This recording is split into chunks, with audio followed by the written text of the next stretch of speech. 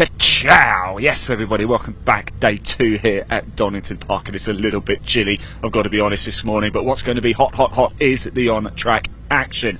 Delighted to say we've got a very special guest joining us as well. Paul O'Neill is here. He's going to be taking the reins on commentary and interviewing the drivers for the Milltec Civic Cup and TCR, 2 TCR races and 2 Civic Cup races coming up. A total of 14 races, wall-to-wall action today is going to be something special. Starting with the Junior Saloon Car Championship. Will Butler taking the win, of course, yesterday. Josh Salvador here was right in the mix. But a penalty unfortunately scuppered things a little bit. I wonder if we can just have a... Sorry guys, you guys through tactics there and I've rudely just jumped in. Josh, we just spoke a little bit off camera actually, didn't we? Yesterday was going well until a penalty sort of put paid to everything really. Yeah, I mean we had a couple of issues, like the first 2 or 3 laps were pulling out quite a nice big gap and it was getting quite comfortable, and then all of a sudden as the track started coming to us, we found a couple of problems with the car. Yeah. We started just understeering completely, like, off the track, and I just fell all the way down to 4th, and then in doing that I also got a 5-second penalty, so it didn't help. Well, you're in a good place now. We're going to make amends for it now in this race, aren't we? But it looks a bit greasy out here. Yeah, I mean hopefully we'll get quite a bit of space on the green flag lap just to try and ease into the conditions and see what the track's like. Top man. Look, Josh, thanks for talking to us. Best of luck out there, really do. Thank you for that. Let's just move around. There's Laura. Morning, Laura. Morning. Let's go around. Let's grab Lewis Stannard here as well. Had a good day yesterday on the podium as well. How you doing? You're right. I'm alright, mate. Lewis, how are you? You feeling good? It was a good day yesterday actually for you, wasn't it? Yeah, it was alright. P2, P2 and P5 in quali yesterday, which we were really happy with. Yeah. And then yesterday, obviously, we got first podium, which we're over the moon with. It's great. It was difficult conditions yesterday. It's got sort of similar as well. I take it kind of suits your style a bit then. Yeah, definitely. I'm always, since karting, I've been good in the wet, so I guess it's transitioned into cars and we're there. Excellent, top man. Look, best of luck for today. I appreciate it. Let's move down. Hey, doing all right. Let's keep going down. I did want to find we've got Jonathan Moore over here. Of course, he was racing in the Junior Saloons last season. Let's just grab a quick word. If I've just walked right in front of Liz Marie J's camera there. Jonathan, it's good to see you again. Welcome back. It's a few memories from your time in the JSCC up here right now. Yeah, it's quite weird to be standing in assembly and not being in one of the cars. Obviously, it's what I've known for the past 2.5 years. So yeah, bit of a half coaching role for today. Charlie Hand has been coaching MRM for the weekend. I'll leave him to it, but I'll still contribute where I can. And yeah, like I said, feels weird to be back here, but a big year for you coming up. Tell everybody what you're doing. So we'll be in the Porsche Sprint Challenge GB in GT4 Cayman, so looking forward to it. Media Day on Tuesday and Silverton on Wednesday, both with Crow Cup, so looking forward to getting the livery out there, getting back out of the track. It's been a while since I've been in a car, but yeah. Take this as a compliment. You don't look old enough to drive a Saxo, let alone a Porsche. Yeah, it's the opportunities I've been given are, the people involved, I can't thank them enough. You know, to be 16 and racing a GT4 car, 150 odd grand Porsche. To even have done this, it was great. Yeah. Let alone, I never would have foreseen myself in a Porsche at such a young age. So really thankful for sponsors, parents, everyone involved. Well, it's really good to see you again, mate. Best of luck. We will be watching. Remember Jonathan Moore. Remember that name. Let's keep her moving down a little bit further, shall we, as well. I can't possibly comment on what I was doing at 16 years old. Right, let's just move down a little bit further towards the back end of the grid, shall we? Who have we got here? We've got Swatton, number 27. We've got Matthew here. Let's jump in with Matthew and have a quick chat. Matthew, do you like the greasy conditions here today? Yeah, I guess so. Yeah, I did some testing in the dry on Friday and then did some wet practice yesterday. So yeah, I'm actually looking forward to it. Fantastic. The whistle's gone. I'm going to have to let you guys go. It is time to go racing for the Junior Saloons. The marshals have blown the whistle. First race of the day. The first race of 14. It's time to go racing. Dave, over to you. Enjoy.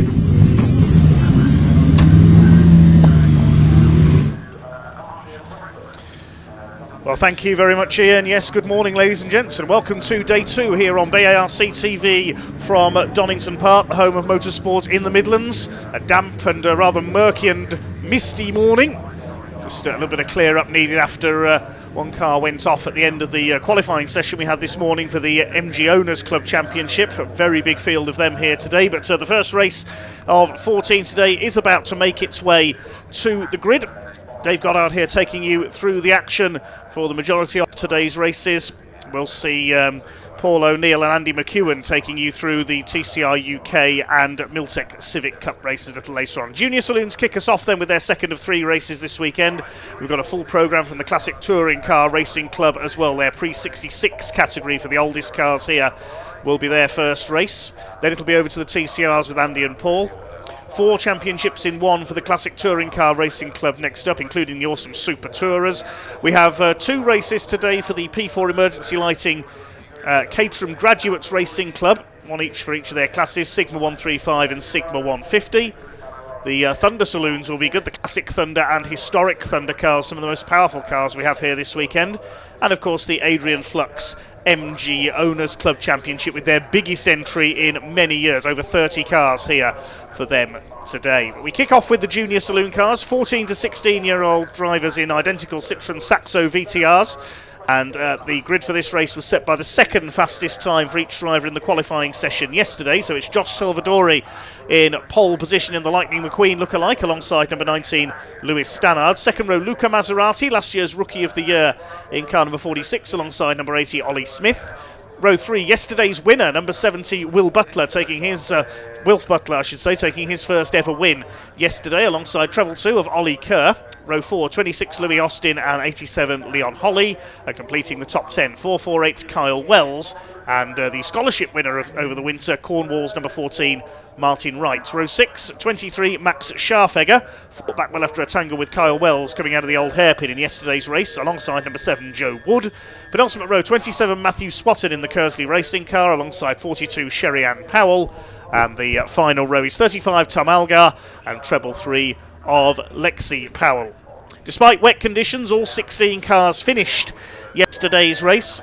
It was Wilf Butler who took the victory.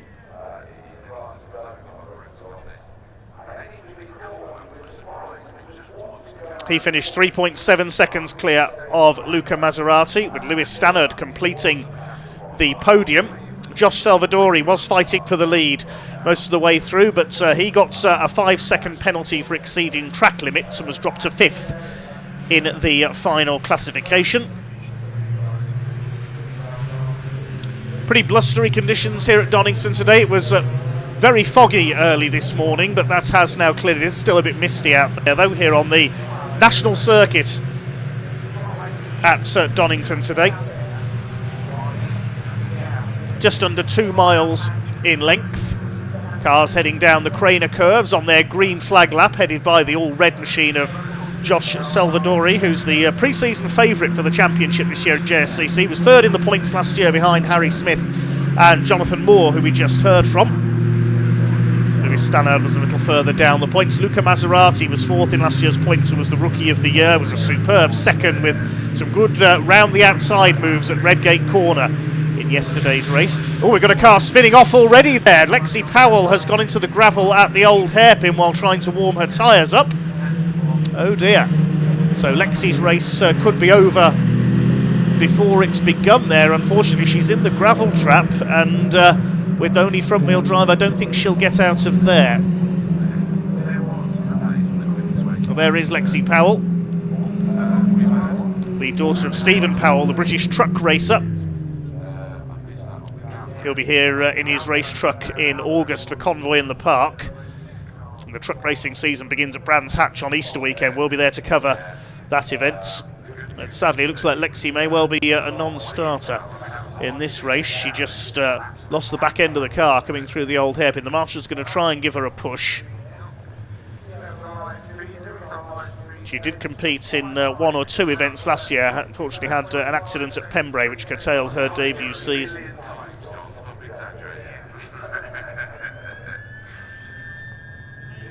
So we'll bring the cars up to the grid. There may be a delay to the start here.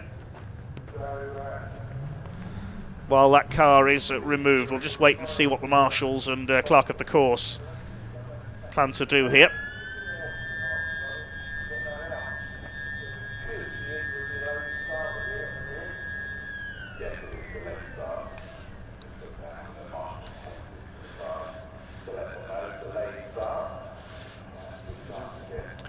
So while we see if there'll be a delay to the start here, quick hello to a few of our commenters early on the stream here. Hello to Back of the Net 07, was here yesterday at the old hairpin. He says can't wait for the Civics. Hi to Mecca Good, to Jonesy, to Carl Brownsell. I'm sure his daughter Holly's watching with him as well. We've seen her for her cycling exploits around the UK circuits in the past. Duncan Coulton watching in Tunisia. But it's a bit warmer there than it is here at Donington today. So Lexi Powell's car is towed away. She'll be a non-starter. She'll get another chance later on. The Junior Saloons have 3 races this weekend. They've got another one at around 4 p.m. today. Was caught out, I think, by the slippery conditions there coming through the old hairpin. It was very, very wet here at Donington in the second half of day 1 yesterday. Quick hello to Ethan Guest, who says, go Matthew Swatton. One of our debutants today, the man from Buckingham in the Kersley Motorsport car. We heard from him very briefly in the assembly area. Done a lot of his karting at Daytona Milton Keynes before moving to cars this year. Now, with this delay, the drivers are being spoken to by the marshals. I wonder if we will get another green flag lap here. We'll wait and see. Because of this delay, the tyres will have gone cold again.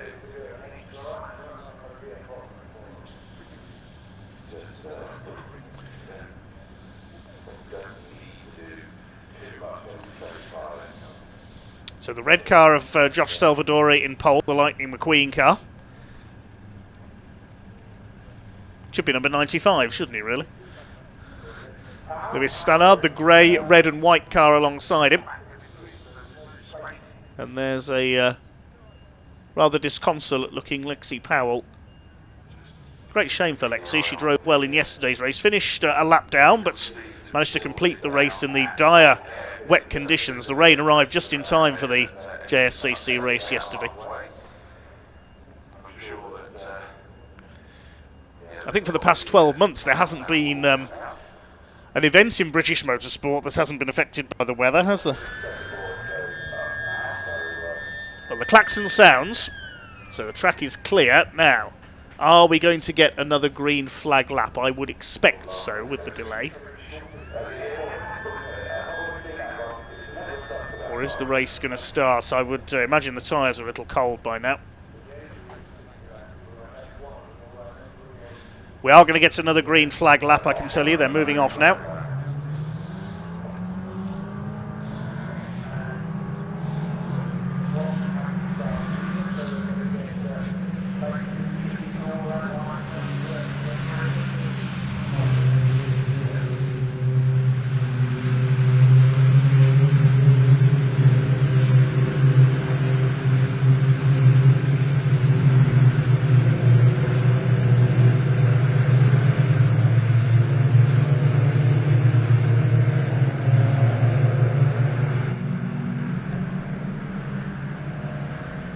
So we're down to 15 cars for the second attempt. That's our second race of the weekend for the Junior Saloon cars. A reminder of the lineup: Josh Salvadori and Lewis Stannard on the front row. Row 2, Luca Maserati and Ollie Smith. Third row is yesterday's winner Wilf Butler alongside Ollie Kerr. Row 4, Louis Austin and Leon Holly. Row 5, Kyle Wells and Martin Wright. Row 6, Max Scharfigger and Joe Wood. Row 7, Matthew Swatton and Sherry-Ann Powell. And Tom Algar will now be on his own on the back row. Fairly rapid green flag lap here. Don't get too enthusiastic, the race hasn't started just yet. We head up through McLean's and Coppice.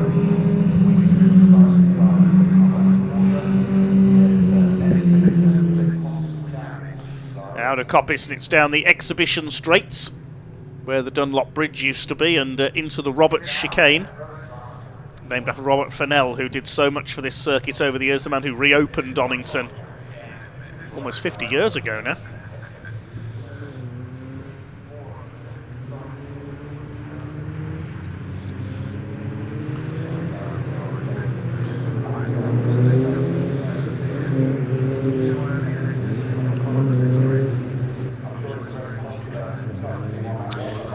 Marshall's bringing the drivers into line on the grid. Then a big thanks to the Orange family, as ever. Couldn't go racing without our volunteer marshals.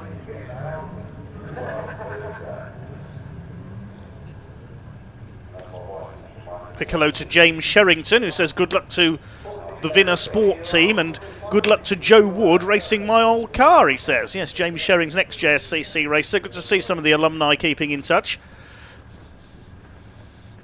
Joe Wood in James's old car, the number 7 car, towards the back of the lineup. Okay, the green flag waves at the back of the grid then. Time to go racing here at Donington Park, the first of a very busy 14 race programme. Red lights are on, they go out now, and the junior saloon cars underway for their second race of the weekend. Great start by Josh Salvadori. Moving across is Lewis Stannard. Through to the middle of the circuit goes Luca Maserati with the black bonnets. 3 wide for second place, but Salvadori already clear as they go into Redgate Corner for the first time. Side by side for second place. Lewis Stannard and Luca Maserati almost lean on each other. Ollie Smith is side by side as well with, I think that's possibly Wilf Butler. Murky conditions, but thankfully drier than yesterday as they head down the Craner curves for the first time, and Salvadori is already several car lengths clear as they go towards the old hairpin for the first time. Luca Maserati up into second place. Wilf Butler going for the inside, up into fourth place ahead of Ollie Smith. Also in there is Louis Austin in the 26 car. They're all round the first half lap okay, and Salvadori already clearing off ahead of Maserati, Stannard, then a gap back to everybody else who is trying to be fourth. It's Wilf Butler who has fourth place at the moment. Up into McLean's they go. Luca Maserati looking for his first win. He had, I think it was 3 second places last year, but yet to take his first victory. Son of Piers Maserati, the former British GT champion. Most famous, despite the surname, for racing Porsches, the Maserati family over the years. Lewis Stannard in there in third position. Then we've got Wilf Butler. He and Stannard both finished outside the top 10 in last year's championship. And behind him it looks like it's Louis Austin. Then we've got Ollie Kerr and Ollie Smith, who's dropped a couple of spots back from his starting position. Through the Robert chicane for the first time onto the Wheatcroft straight, completing the first lap of this Sunday morning. Josh Salvadori it is who leads the way, the man from Chelmsford in Essex. Almost 1.5 seconds clear already of Maserati, then Stannard, Butler, and the car up into fifth place, in fact, is Kyle Wells, the 448, the ex-short oval man. Lewis Stannard to the inside, takes second place away from Maserati. Maserati gets the cut back on the inside out of Redgate and retakes P2. Good scrap developing between those two. Louis Austin, in fact, has dropped to 8th place, similarly coloured car to that of Kyle Wells, the Vinnersport car. Ollie Kerr in 6th, and Ollie Smith down to 7th. He's lost 3 places on that opening lap. Still pretty slippery through the old hairpin. No problem so far for Josh Salvadori. He leads the way by a clear margin up through Schwantz Curve, named after motorcycle legend Kevin Schwantz, and up towards McLean's. 46 of Maserati, little bit sideways there, just slightly crossed up coming out of McLean's. Luca Maserati. Lewis Stannard chasing him down, trying to retake that second place. This is exactly what Josh Salvadori wants, because with everybody else battling behind him and losing time, he's able to pull away. Battle is joined for 4th position as well. Wilf Butler under pressure from Kyle Wells in the 448. Made his racing debut when he was in single digits in the Ninja Karts formula on the short tracks. Then a gap back to Ollie Kerr, the Simpson Race Exhaust sponsored car, the company owned by Matt Simpson, the former British touring car race winner. But these are the touring car stars of the future, battling it out here at Donington. Here comes Wilf Butler, attacking Lewis Stannard around the outside, tries to take P3 down towards Redgate. Looks like he's got the move done, indeed he has. Wilf Butler goes up to 3rd, looking for win number 2 of the weekend. Chasing Luca Maserati now. His right-hand wing mirror is hanging off. And now here comes Kyle Wells. He's got to run on the inside as they head towards the top of the Craner curves. Lewis Stannard being shuffled back. He said he pre-race that he's stronger in the wetter conditions, which showed yesterday. He's down to 5th. These 5 breaking away from the rest of the field. It's Ollie Kerr in 6th, then Ollie Smith. Louis Austin, Max Scharfegger and Leon Holly rounds out the top 10. Kyle Wells has done the fastest lap of the race, 133.991 for the number 448 car, the only car under 134 so far. And he's closing up on Wilf Butler. Up the hill towards Coppice. You can see it's a little bit foggy here at Donington Park this morning. Hopefully that'll clear as the day goes on.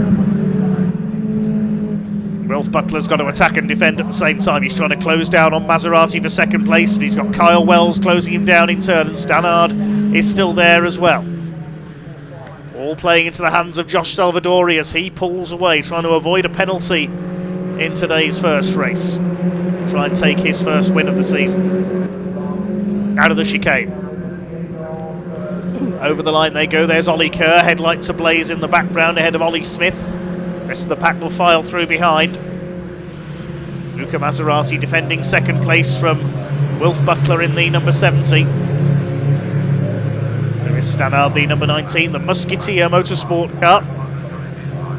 Butler now on the bumper of Luca Maserati for that second place. Kyle Wells closing in, looking to improve on yesterday when he tangled with Max Scharfegger coming out of the old hairpin. They fought back to 7th and 8th places as Wilf Butler goes to the inside on the old hairpin. He goes through, but he's going to go wide on the exits, and Maserati sideways. He missed his chance there, and Kyle Wells could get both of them. Loss of momentum for Butler and Maserati. They both got sideways through the old hairpin, and Kyle Wells is going to say, well, if you're going to get crossed up, thank you very much, I'll go past both of you. Excellent from Kyle Wells. He's up into second place, and Lewis Stannard's having a go at Maserati as well now. Speaking to Piers Maserati, Luca's father, yesterday, he said they were having some handling issues with the 46 car in the lead up to race 1. They ironed them out for the first race in the wet where he finished second, but he seems to be struggling a bit with the handling again.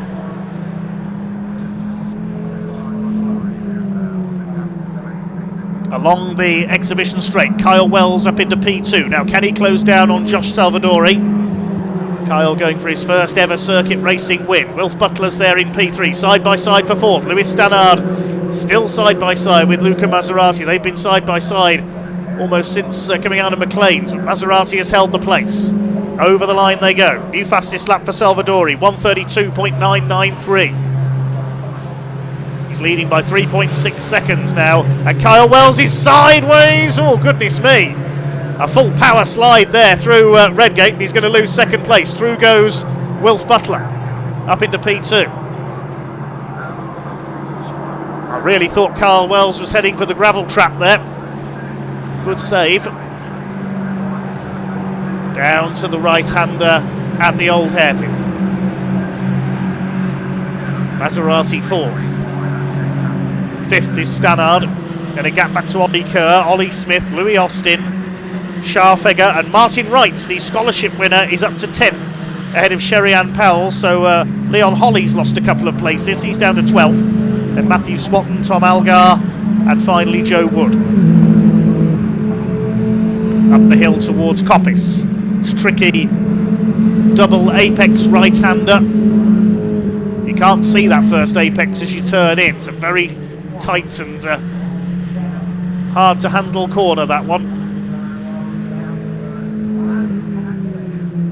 Down the exhibition straight, this is the battle for 6th position, with Ollie Kerr being reeled in by Ollie Smith with the green headlamps, and behind them is Louis Austin. Just over 7 minutes of this race to go, so we're just past half distance. Another new fastest lap for Salvadori. He's got a 132.443 in the book now. Only car to lap under 1 minute 33, and here's the battle for second place. Butler, Wells, Maserati and Stannard absolutely together. Through Redgates. Kyle Wells, again the rear end steps out a little as they head down towards the old hairpin. Is anybody going to be tempted to make a move here this time? Down the hill, Wilf Butler holding second. Well, the winner of the second place would see him leading the championship after 2 races provisionally. Kyle Wells on his tail. Past Starkey's Bridge, up through Schwann's Curve towards McLean's. Through McLean's, and Wilf Butler runs a little bit wide there onto the curb. over onto the painted tarmac. He doesn't want to do that too often. That's how Josh Salvadori got a penalty in yesterday's race for track limits. Stannard having a go at Maserati for 4th position. Out of Coppice. Onto the exhibition straights. Is the pressure telling here for Wilf Butler with Kyle Wells right on his tail. Salvadori leads by over 6 seconds at the end of the previous lap. Through the Roberts chicane. They're starting to string out a little more now, I think, these four. 6.64 seconds down the lead. Not quite another fastest lap that time through for Salvadori. He was 0.3 of a second off his ultimate pace. Just over 5 minutes to go in this second race of 3 this weekend for the Junior Saloon Car Championship. Josh Salvadori has led all the way. There's Louis Austin, number 26. See the novice cross on the back of his Saxo there, the youngster in his first car racing weekend. A lot of these drivers, with it being the start of the season, making the move into car racing from karting for the first time. Some of them complete novices. Up the hill towards Schwantz Curve and McLean's.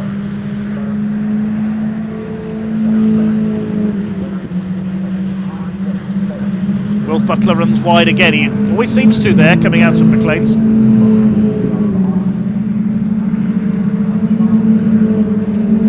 Well, Josh Salvadori's gone out of sight of everybody else. He concentrates on the battles for the minor placings. Now, has Lewis Stannard got a run this time on Luca Maserati? Coming down to the chicane this time. Wilf Butler holding second ahead of Kyle Wells. They pulled away from Ollie Kerr in 6th to the tune of nearly 3.5 seconds.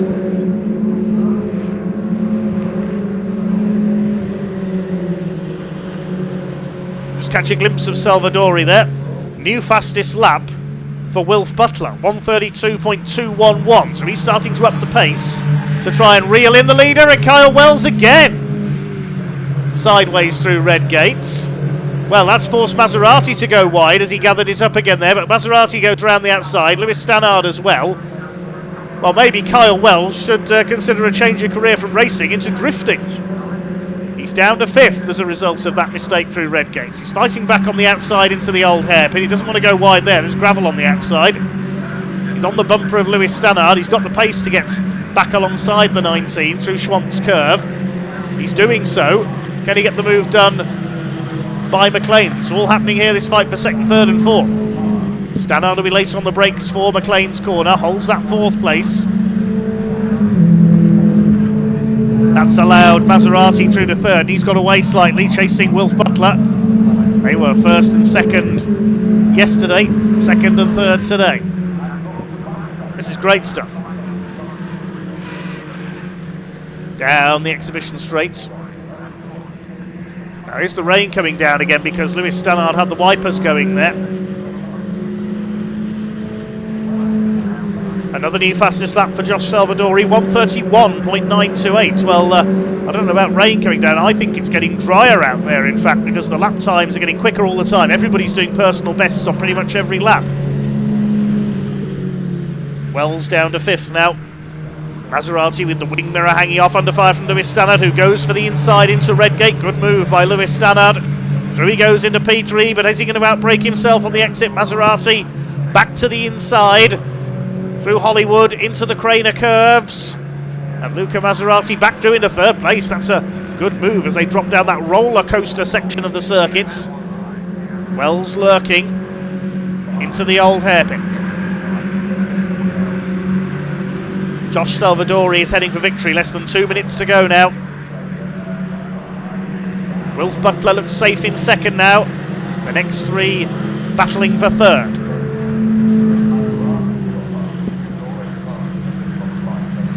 Going for the outside now, Lewis Stannard. Can he get a run here on the curbs on Luca Maserati? Now, you don't very often see moves around the outside into Copy, so I don't think he'll be able to make that stick. And he's got to be mindful that Kyle Wells is there as well. Wells pops the nose onto the inside there, coming through Coppitt's corner. These 3 almost on top of each other. Look at this. This is terrific stuff. Maserati moves across to the inside. Kyle Wells thought about a move there on Stannard, but thinks better of it.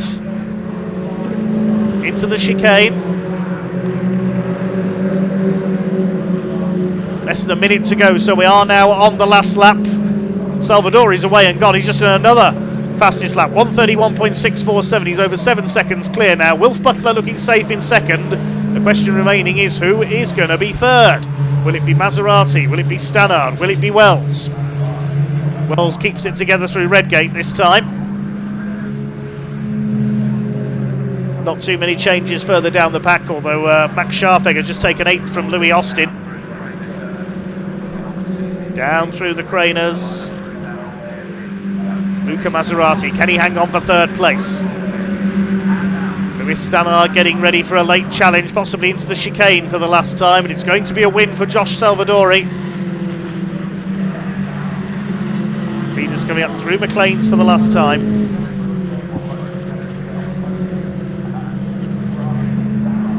Maserati still trying to shake off the efforts of Louis Stannard. He's on his bumper there again, going up towards Coppice. Maserati will cover the inside line though. He's going to make a move, it's going to be into the chicane. But it's going to be a win for Josh Salvadori, the man from Chelmsford in Essex. He comes into the chicane for the last time, started from pole position. He's led every lap, makes up for the slight disappointment of yesterday. He comes in to win the second race of the season for the Junior Saloon Car Championship. Josh Salvadori wins it. Wilf Butler will come home for second place. And who is going to be third? Through the chicane they come out of it. And it's Luca Maserati who completes the podium. Louis Stannard fourth. Kyle Wells fifth. Sixth place goes to Ollie Kerr. Then Ollie Smith. Max Scharfegger. Louis Austin. And looks like Martin Wright will complete the top 10.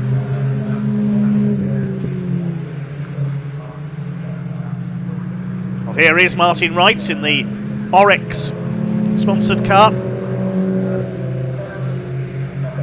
He will complete the top 10, the man from Cornwall.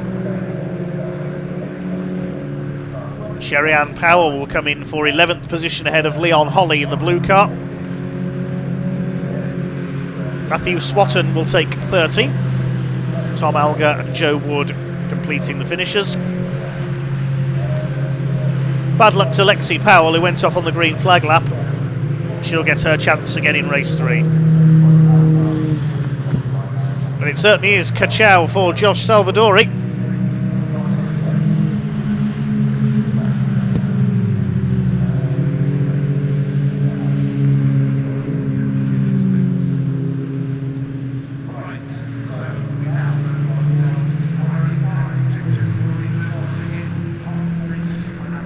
So provisional result then, Josh Salvadori the winner, taking the fastest lap as well of 1:31.647, wins by over 7.5 seconds ahead of Wilf Butler, with Luca Maserati on the podium again in third.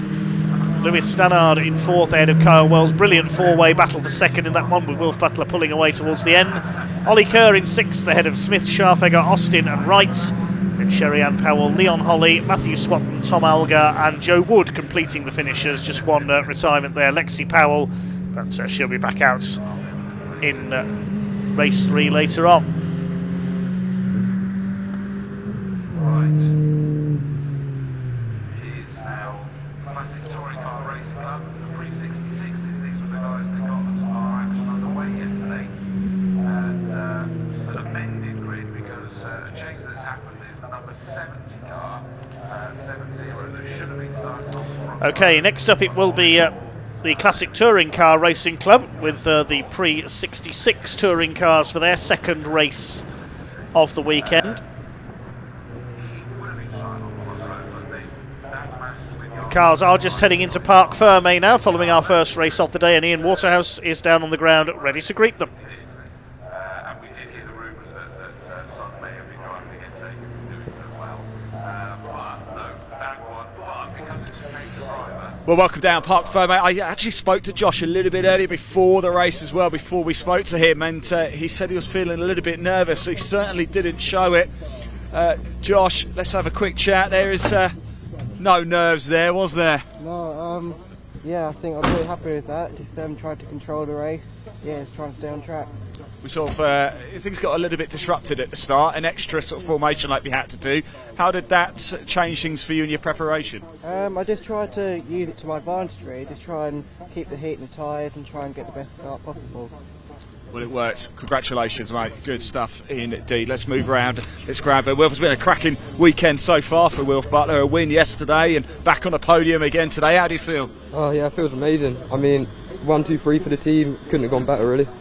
Look, you still got to do it again a little bit later, but we're going for the hat-trick of podiums, right? Yeah, try and get another win would be nice, but a podium, any podium would be amazing. All good for the championship. Well done, Wilf. Great. Thank you. Good stuff indeed. Right, so we've got a number of drivers. Luca Maserati coming home in third place. Another double podium for him as well. Let's just move around and grab a quick word. Let's grab a word of our scholarship winner, Martin Wright. Spoke to him yesterday briefly, but 2 races into your fledgling motorsport career here in cars. How's it been? Yeah, it's been good, except for the first race, didn't have any wipers, but apart from that, that's all right. And it was wet, wasn't it? Yeah, it was very wet, yeah.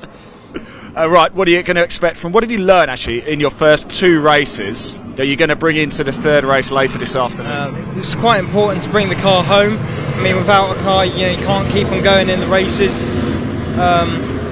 Yeah, I've learned a lot about car control as well, yeah. Top man, well done, mate. Thanks for talking to us. Good stuff indeed. There we go. The first race of the day is over. Junior Saloon Car Champion. There is another one coming up later this afternoon. So far, though, it's been a pretty special weekend for Wilf Butler. Win yesterday, 2nd place today. Josh, wow, fantastic for him after the disappointment of that penalty yesterday. Dropped him down the order. He takes the win in race 2. Plenty more coming up. In fact, it's the pre-66s. Pre-66 classic touring cars in greasy conditions. This is going to be something special. Dave, over to you.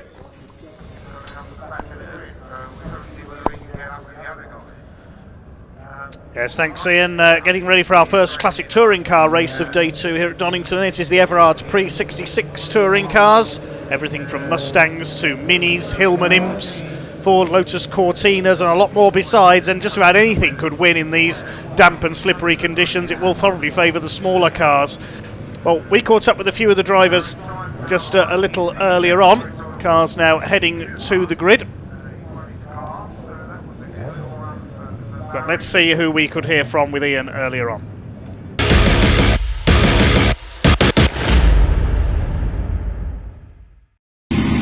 Right, hello everybody, welcome back to the assembly area. It's the pre-66s coming up now, and greasy conditions mean this will be an awful lot of fun. Yesterday, of course, we saw Michael Cullen take the win, Oliver Law in 2nd, Peter Mucklow-Smith coming home in 3rd. We've got Anne Astley here. I wonder if we could just have a very quick chat if we can. You can keep the engine going if you like, don't worry, I like listening to it. A bit greasy today, isn't it? Oh, a little bit greasy, yeah. How are you feeling? Are you confident? No, not really. Well, it is what it's same for everyone, isn't it? It's just this thing moves around a lot, you know. Yeah. So, but give it a go.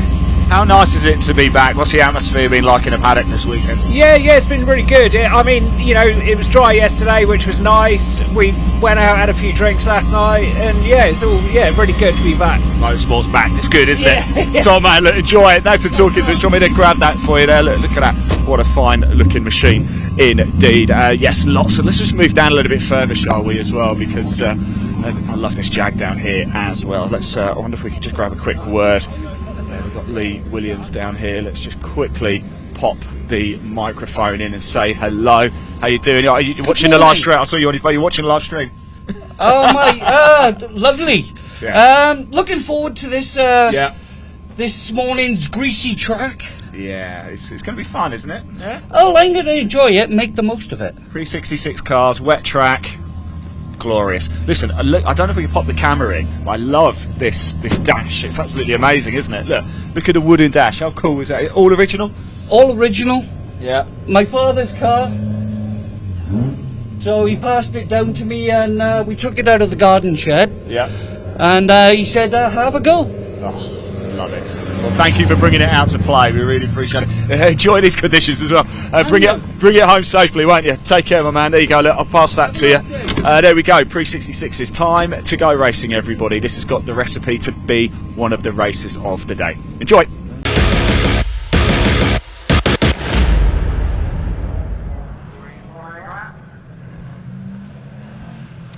Well, Well, we certainly are about to enjoy. The cars are just setting off on their green flag laps, so we'll take you through the grid, which is based on the results of race 1 yesterday.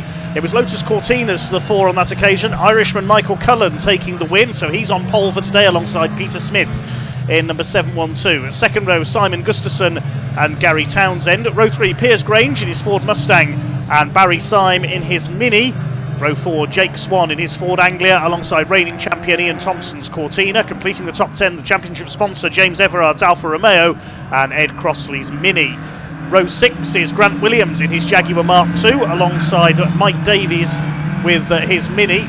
Row 7 will be Kevin Swan in his Anglia alongside similar machine of Ed Gibbs. On row 8 it's Martin Armstrong's Mini and James Ibbotson in the first of 8 Hillman Imps out there. Row 9 will be Stephen Platts and Adrian Oliver, another pair of Imps. Well, Steve Platts is a Singer Chamois. And on the 10th row, Ant Astley's Mustang, Michael Loveland in his Imp. Row 11 we have number 6 Ed Carter and 41 Jeremy Dias. They're both in Hillman Imps. Again, Jeremy Dias, a Singer badged one. 55 Simon Knight's Imp starts alongside Keith Wright's Lotus Cortina on row 12. Row 13 we just heard from Lee Williams, the Welshman in his Jaguar Mark I alongside Brendan Rooney's Imp. Row 14, hopefully we'll have Pat Keneally, failed to finish yesterday's race in his Lotus Cortina, and Charles Norris in his little Austin A35, which was also a retirement yesterday. And on row 15 we have Tim Dodwell. He's back out in his Mini, the car that he drives on the road to events and has done since it was new back in the 60s. And alongside him, watch out for fireworks if the number 70 car is there. That car was second yesterday in the hands of Oliver Law, but as his father Justin has taken over the car for today's event, he's had to move to the back of the grid because of a change of driver. Justin Law, very successful in Jaguars, especially Group C Jaguar race cars. You may have seen him at Goodwood over the years, and watch for him coming through from the back of the grid if he's out there. The number 21 Mini, the red car there, I thought that was going to have a change of driver. Mike and John Davies, the brothers, normally share that car, but it's down as Mike driving in both races for this one on the grid sheets. What a magnificent field, and with these damp conditions the bigger, more powerful cars may struggle. There is Justin Law, he is there, and there is Tim Dodwell, almost certainly the oldest man on the grid. In the Mini he's owned since new back in the mid-60s. He failed to get away in yesterday's race. Let's hope he gets some laps in here. Michael Cullen on pole then, yesterday's winner in that mint green coloured Lotus Cortina, with Peter Smith alongside him. Simon Gustafson, the ex-VW Golf racer, on row 2. And alongside him is Gary Townsend. He's raced just about everything over the years. Watch for Barry Syme, the Scotsman in the Mini. I reckon he could be a favourite here in these conditions. He's had outright wins in the wet in the past in that car. Green flag waves at the back then. The red lights are on and the Everard's Pre-66 touring cars are underway. Fair bit of wheel spin for 1 or 2 cars off the line. It's Michael Cullen gets away well. Syme tucks into the inside. He's got ahead of Piers Grange, who struggled to get the V8 power of the Mustang down off the line. It's Cullen who leads. 3 Lotus Cortinas, 3 wide for second place. Simon Gustafson gets through on the inside into second place. Now, are they all going to make it round? It looks as though they are. Another name to watch in there could well be James Ibbotson in his Imp number 87. Watch for him coming through. What a beautiful sight they make coming down the Craner curves, these 50s and 60s machines. And look at Barry Syme up the inside. He's going for third in the Mini, and also in there is Jake Swan in the Ford Anglia. He's got through into the top 5, so even the Cortinas possibly struggling slightly for grip off the line. Through the old hairpin they come. Good to see Tim Dodwell's got going. He's at the back of the field in his Mini. Up the hill towards McLean's for the first time. It's Cortinas to the fore, but not with the dominance they had yesterday. Barry Syme's up to second. He's got ahead of Simon Gustafson. Peter Smith in fourth, then it's Jake Swan, and then Piers Grange will be out in his Escort later on in the Blue Oval Saloon Series race. And Grant Williams in the dark blue Mark II Jaguars up there as well. Not in the famous BUY1 this weekend that he's run at Goodwood in the past, but he is a Mark II Jaguar specialist, Dr. Grant Williams. And watch for him threatening the leaders fairly shortly. Look at Grange in the Mustang. Now he's got the power down. He breezes past the Cortinas up to third. There is a yellow flag being waved at the chicane. Are we going safety car? I think we are. So I think the safety car is being scrambled. Yes, there it is. That's a shame for Barry Syme. Oh my goodness, we've got a Mini upside down. Where is that? That's the number 20, Edward Crossley. The driver's out, he's okay. What has happened there? I think that's at McLean's. Yes, it's up at McLean's. I just took a quick look out of the commentary box window. So Edward Crossley, man from Claverdon in Warwickshire, on his roof. It doesn't appear there's too much damage to that car.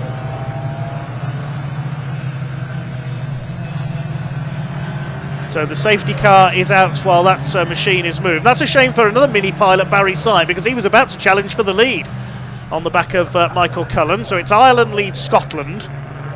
Piers Grange's Mustang, the man from Cheshire, the boss of PRG Trailers, in third place.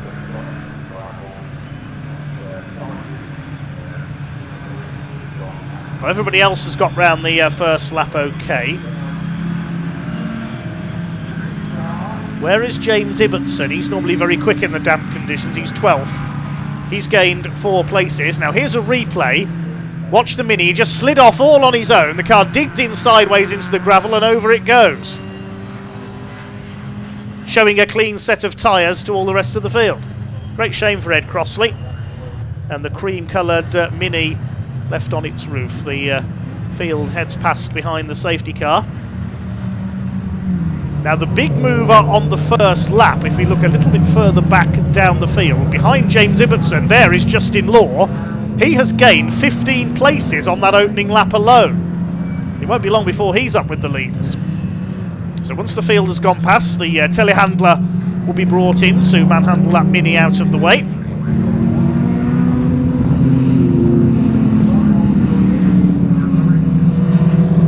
Looks like Ed Crossley just lost it under braking there, going into McLean's, and the car snapped sideways on him. Well, there's our leader, Michael Cullen. He's got 2 cars here this weekend, has come over from Dublin, and was second yesterday in the combined pre-83, pre-93, pre-03 and Super Touring race behind Ian Bauer in his BMW. Not too much damage, thankfully, to Ed Crossley's Mini. It's just a bit of body damage to the front end, I think. The roll cage and the other safety devices perfectly doing their job, and Ed Crossley is unhurt.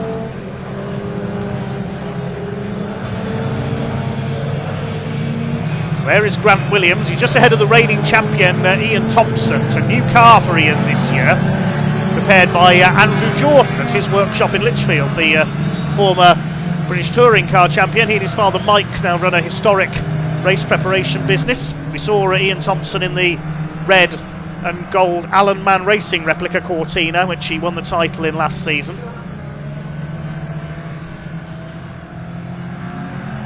There's Ed Crossley walking away, which is the main thing. Looks like the medic's just heading over to give him a checkup as a precaution. Still behind the safety car at the moment. Once the lights go out on top of the Ford Focus, that means it's coming in on that lap and we'll go racing again. They're still on at the moment.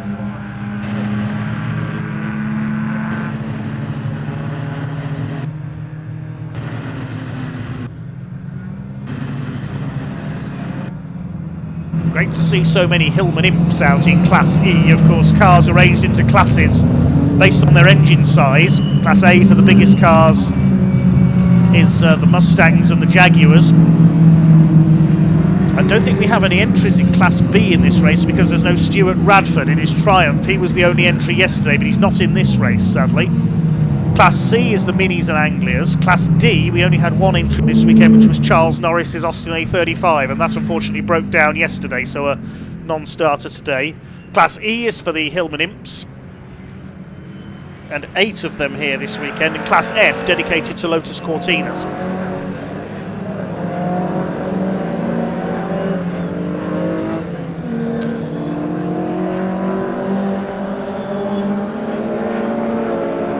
Gary Townsend in the Cortina has been given a penalty for a false start, number 223. 5 seconds it says on the timing screen. So Gary Townsend in Lotus Cortina 223 given a penalty for a false start. He must have jumped the start.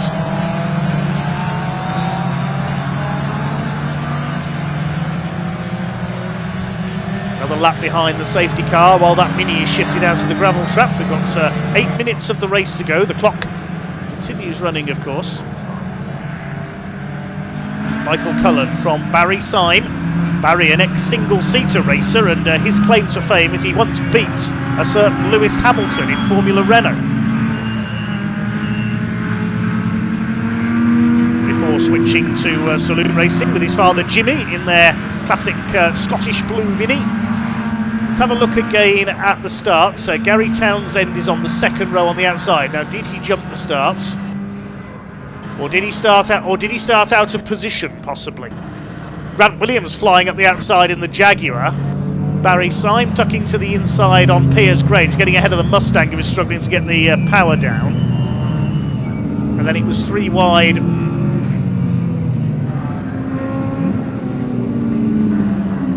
into the first corner with the 3 Cortinas.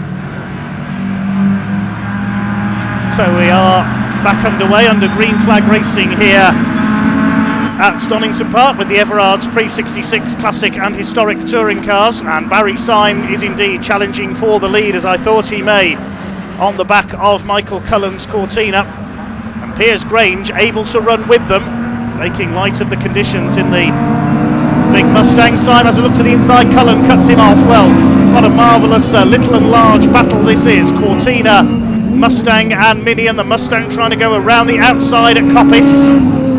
Is he going to use the extra brute force here? But the Mini staying with him. This is a great tenacious drive. We've seen this so many times from Barry Syme, but the Mustang's power tells, and he's up into second. It is slightly drier than expected possibly out there. This is playing into the hands of Piers Grange. Got a bit of a slide there for the Cortina as it completes its 5th lap, just over half a second clear. Fastest lap going to, well, briefly went to the man in 4th place, Jake Swan. But it's changing as we look at it. It goes to James Everard, who's down in 13th place in the Alpha. There he is, the yellow-fronted car at the back of this group. 3 wide between Ian Thompson, Ed Gibbs and Gary Townsend. Ed Gibbs going well in the grey Ford Anglia, going around the outside there. This is frantic stuff. You can see what a great leveller these damp conditions are. Grant Williams flying through in the Jaguar there, going past Peter Smith's Cortina. There is Ian Thompson. Ed Gibbs hanging the tail out in the Anglia. Then we've got Gary Townsend. I think that's Justin Law up behind him in the number 70 Cortina from the very back of the grid. And behind him is Kevin Swan's Anglia, father of Jake, who's up there in 4th place in the black car. It's certainly chop and change among the leading runners here. There is Ian Thompson, the defending champion, with his new car this year. He debuted that at another event at Silverstone 2 weeks ago, sharing with Luke Stevens, the ex-Caterham champion. Chased now by Ed Gibbs in the 102. Gibbs looking very strong in that Ford Anglia. Confirmation is a 10-second penalty for Gary Townsend for a false start, as James Everard moves up onto the back of James Ibbotson in the Hillman Imp, leading his class, as Kevin Swan is making a move up the order as well. He's got the setup right in the Anglia, making a move on Justin Law, and that's no mean feat. Meanwhile, here are the leaders. Piers Grange still on the back of Michael Cullen with just over 3 minutes to go. Barry Syme side by side with Jake Swan in the Anglia. well, cars of all shapes and sizes, and they're all contenders for victory. And look who's coming up behind these four. Grant Williams in the Mark II Jaguar. Lotus Cortina, Mustang, Mini, Anglia and Jaguar. This is just like it used to be in the British Saloon Car Championship at the start of the 60s. You had the likes of Jim Clark in the Lotus Cortina. Roy Pierpoint had the Mustang. He was champion in the mid-60s in one of those. Sir John Whitmore and John Love had the Minis. John Fitzpatrick was king of the Anglias. And of course in the early days it was Mike Hawthorne and Roy Salvadori in Jaguars. This is a real time warp. Look at this, 5 of them together now. Well, the Mini may be the least powerful, but it's certainly the most tenacious, I would say. They're lapping Tim Dodwell. Oh, look out, Tim. He gets out to one side just in time there. Just over 2 minutes to go, a couple of laps left. And somehow, Michael Cullen is holding them all off. Now here comes Grant Williams in the Jag up the inside. Takes 4th place away from Jake Swan. Any one of these 5 could still win this. This is brilliant stuff. Ed Gibbs is up to 6th in the Anglia. Justin Law from the back of the grid is 7th. And side by side for 8th, another couple of Cortinas. Peter Smith and Ian Thompson. James Everard rounds out the top 10. Williams has got the fastest lap now, 1:32.672. Ian Thompson ahead of Peter Smith. There's James Everard, the championship sponsor in the orange Alfa Romeo. Here comes the Jaguar specialist Grant Williams, been racing these Mark II and Mark I Jaguars for many, many years now. And he loves to drive them sideways. Is Michael Cullen going to hang on to make it a double though in the Cortina?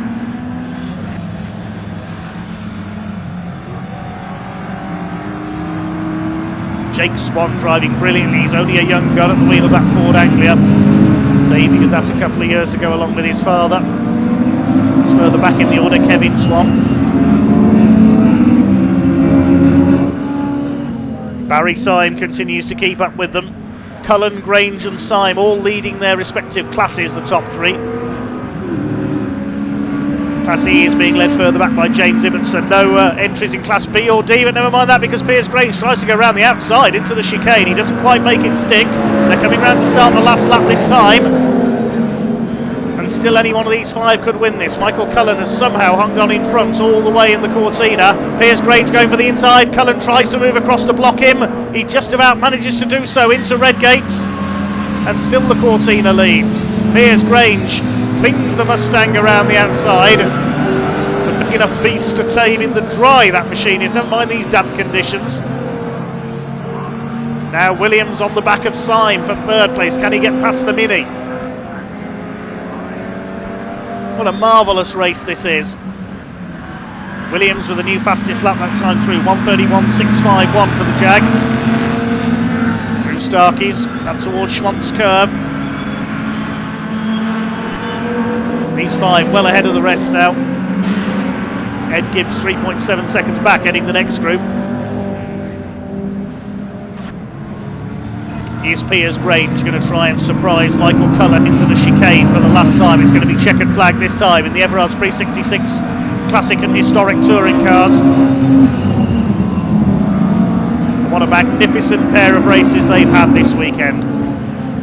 Is Piers Grange going to be able to get close enough to Michael Cullen? Syme covering for 3rd place. I don't think Grange is going to do it. It's going to take a special slipstream run out of the chicane, but it's going to be a double for Ireland by the look of things. Michael Cullen comes out of the chicane for the final time. He's somehow hung on in front all the way from pole position. Cullen takes the win.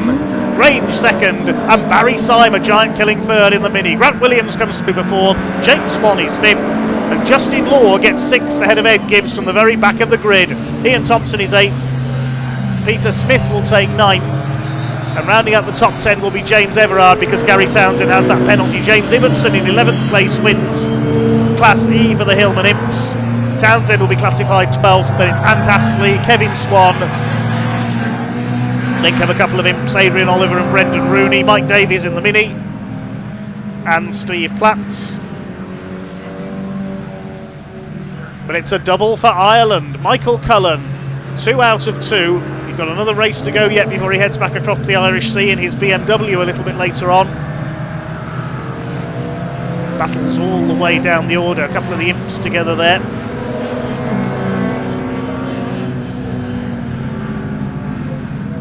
Simon Gustafson over the line. He dropped back rather dramatically. Started at the front of the field. Fell to 22nd place. Rest of the field comes home. There's Keith Wright in his Lotus Cortina, the blue and white machine. And last of all, but by no means least, Tim Dodwell. Possibly the ultimate unsung hero of British motorsport is Tim.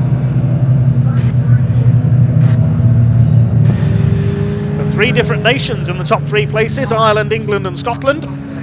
With Michael Cullen taking the win by 0.63 of a second, and Michael Cullen also got the fastest lap on the very last lap, ahead of Piers Grange and Barry Syme in the Mini. They all win their classes as well. Grant Williams coming through to 4th, ahead of great drive by Jake Swan, and Justin Law from the back of the grid through to 6th. The other class winners further back was James Ibbotson in 11th place. And just the one retirement in that race, of course, we lost Ed Crossley into the gravel at McLean's. I loved every second of that. I'm sure all of you did as well. And next up, we're going to move on to the TCR UK Championship. We'll be over to Andy McEwen and Paul O'Neill to take you through those.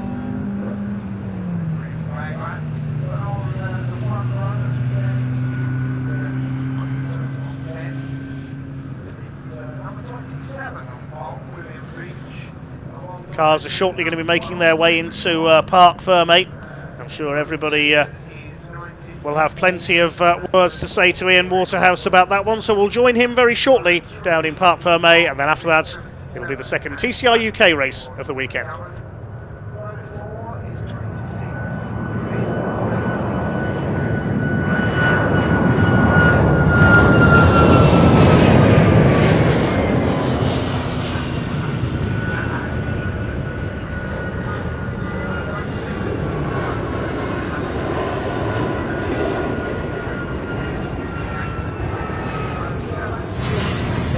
Yeah, welcome to Parc Fermé, everybody. I'm getting it's a bit of deja vu, actually, with Michael Cullen picking up the win yet again. In fact, the top 3 cars here are all 3 different classes as well. Let's let Michael get out, shall we? Just going to shake hands with Piers Grange as well. Fantastic.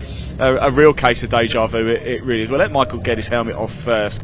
In fact, whilst he does that, let's talk to somebody I really wanted to. We'll come back in a minute, Michael. Let's just grab Barry, because I didn't get a chance. I really wanted to speak to you yesterday, Barry. I didn't get a chance, but here we are now. Good day yesterday, better one today.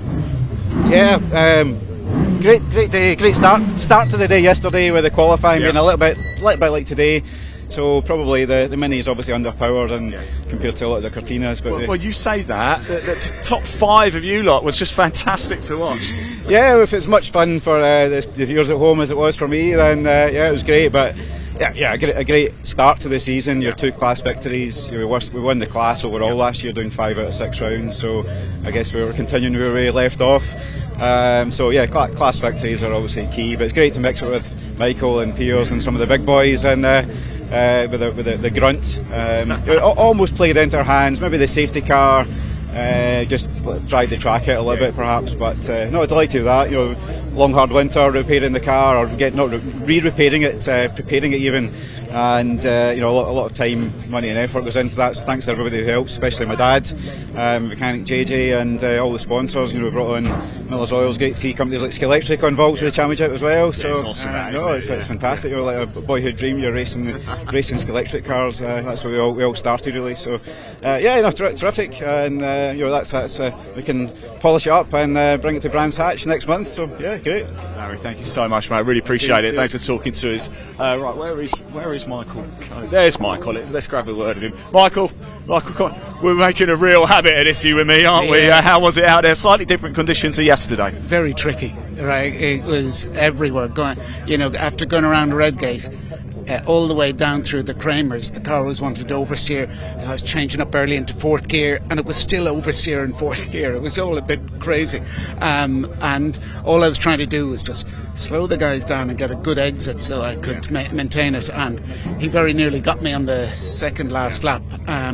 But it was tricky. I thought it was interesting though, isn't it? You know, a Cortina, a Mustang, a Mini and a Jag, all mixing it up. It's I'll tell you what, it looked brilliant on the TV. Yeah, it was good fun to drive as well. So, you know, there's a good mix. Great class. It was my first time racing with the club, and great weekend. I'm out again now in 2 races time. Yeah, so you better go. Yeah, well done.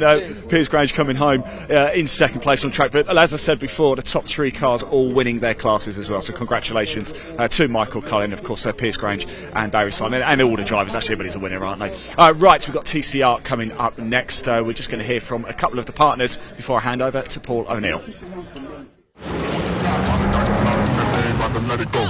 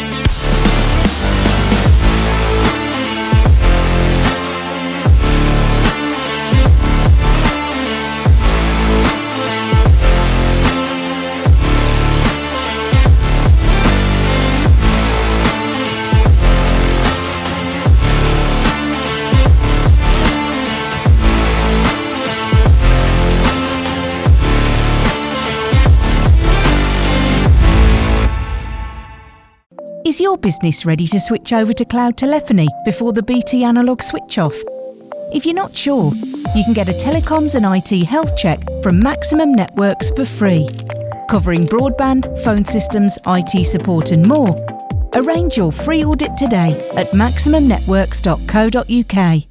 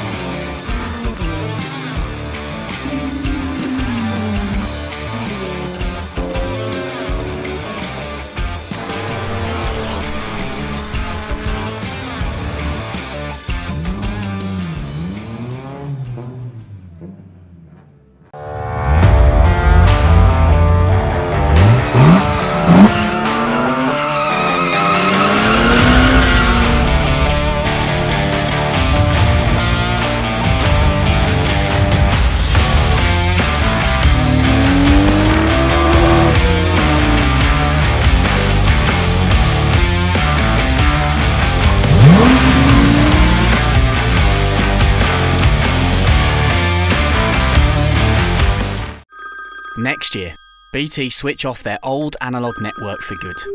Make sure your business is ready to switch over to cloud telephony. Get a telecoms and IT health check from Maximum Networks today, for free. Future-proof your business now. Arrange your free audit today at maximumnetworks.co.uk.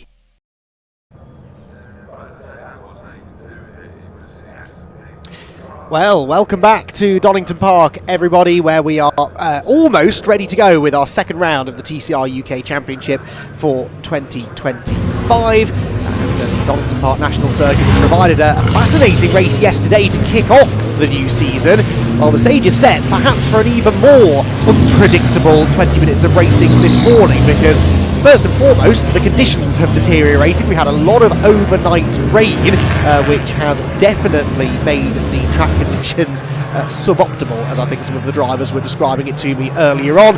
And we also now throw in the partially reversed grid. So we take the top 10 finishers from yesterday's race, we invert them, and that gives us the grid for race number 2. So the drivers who were at the front largely yesterday are now at the back of the field. Andy McEwen here in the commentary box to talk you through the action. I will be joined when the race kicks off today by Paul O'Neill. He'll also be with me to go through all of the Miltech Civic Cup action as well. And we believe can actually hear from Paul O'Neill very shortly, because he, unlike me, is braving the slightly inclement conditions. He's heading down onto the grid to have a chat, hopefully with a few of the drivers who, as we can see, are heading around to him. So let's head down then, shall we, and hear from the most famous Scouser in motor racing. Paul O'Neill is ready and raring to go to chat to some of our TCR drivers.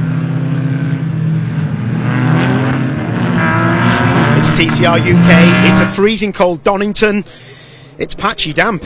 This is going to be a very interesting race. Just been watching the cars going out. Looks like some of them on slicks. Some of the front runners is a reversed top 10 grid race. They're actually on wets. So I hope they got the pressures low, and I hope they're going to be looking for that damp all around the track. If we can just turn you around, have a look down there to turn 1.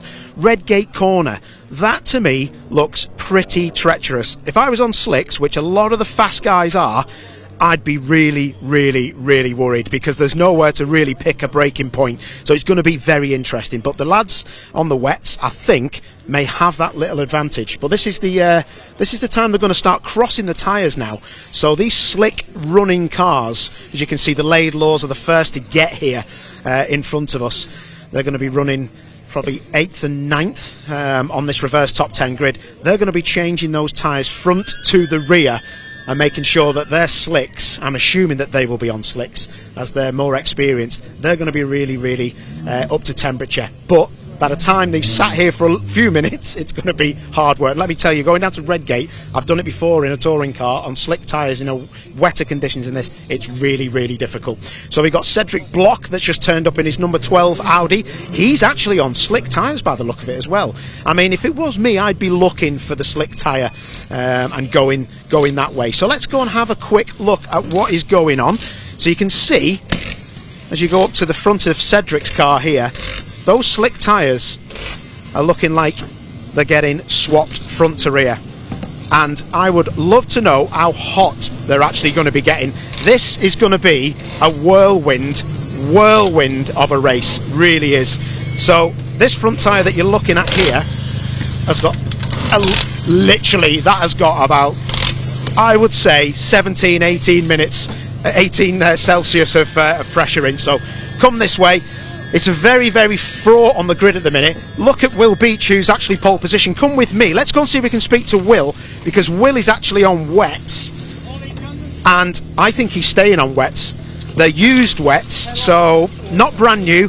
Best option for him is to probably stay on those used wets, because if you go on brand new wets, the tread block is so big that the tyre will move around and it'll generate too much heat and it will start being really horrible to drive on. So it looks like he's definitely staying on wets, which for me, for some of the guys that maybe are not going to be fighting for the championship, that would be the thing to do. You want to stay out of trouble.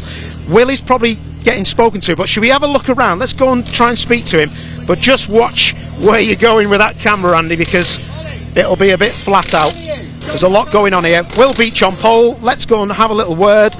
Will, sticking on the wets, mate. A lot of people around you with slicks on, but you should get the jump. It's probably the right decision, but whether it will be halfway through, I don't know. Well, yeah, we're just like trying to get away from the field and make a gap and see if we can manage from there. I think the one thing there will be is probably a safety car with some people on slicks. I think Cedric alongside you's on slicks. Not saying he's going to go off, but there's going to be a safety car, isn't there? Yeah, there will be a safety car, but we've got to hope there isn't. We've got to take the risk, haven't we, sometimes? Yeah. Top man, listen, all the very best, mate. Have a good go at it. I'm sure you'll be fine. We're not getting called yet. I would like to have a little word with Cedric, if I can, who's got a great chance here. He's probably trying to get himself all ready to rock and roll, but here's the front row starter. Cedric, sorry, quick one. Looking forward to this on slicks. This should be amazing, mate. Yeah, it's a bit wetter than expected. So let's see. Let's try and keep it on track. You'll be absolutely fine, mate. Be like a motorbike race, won't it? Yeah, let's see. Let's see if I can keep it on. Top man, you get in the zone, fellow. Catch you in a bit. Excellent. Cedric racing with hand controls as well, so be interested to see how he gets away on his clutch and gets it down to that first corner. This is going to be absolutely epic. No one's asked me who's going to win this, but I'm going to try and figure it out. I'm going to go for Finn Leslie or one of the Laidlaws.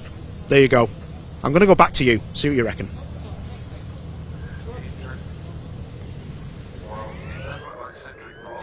Well, thank you, Paul. It almost sounded like he was going to commit to an answer there, didn't it? And then picked 3 drivers who he thought might win the race. Don't know how much you know about motor racing, Paul, but it doesn't work that way. There can only be one winner. And the winner, I suspect, is for this race is going to be the one who survives the conditions the best. Already a fascinating split of strategy then across the front row. Will Beach on pole position on wet tyres. Cedric Block alongside him on slick tyres. I would not want to be out there on slick tyres right now. I can tell you that for nothing. We'll see how Cedric gets on. Jeff Oldham starts third on the grid. He and Cedric Block the top 2 cars in the Gen 1 Cup. Then you've got Greg Saunders alongside Jeff Oldham on row number 2. Jeff was the winner, of course, in the Gen 1 Cup for the older spec cars yesterday. Mark Smith and Rod McGovern together on the 3rd row of the grid. Then one of Paul's picks for the victory, in fact 2 of them together on row 4, Finn Leslie and Steve Laidlaw, who had that terrific battle in yesterday's race.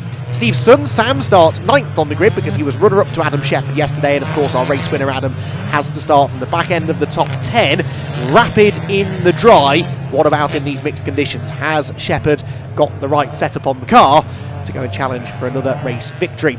Then, outside of the top 10, we have some other really quick drivers, because actually lots of the expected podium finishers and potential race winners from yesterday didn't make the checkered flag, so they're all going to be starting behind Adam Shepherd, so he'll actually be pretty pleased with the way this has worked out. The 6th row, Harry Bloor and George Jackson, the last of the Gen 1 contenders, but then behind them on row 7 is where we start to get into some more really quick drivers. So you've got Brad Hutchison and Alistair Camp on row 7, Callum Newsham, who was chasing down Adam Shepherd early doors in yesterday's race before his car unfortunately broke down, we believe, with a power steering issue. He'll start penultimate position on the grid, and hopefully Stuart Lyons' Lincoln Co, with a new engine fitted overnight, should be there on the back of the grid. We'll be able to pick that up for you hopefully once we get off the grid graphic.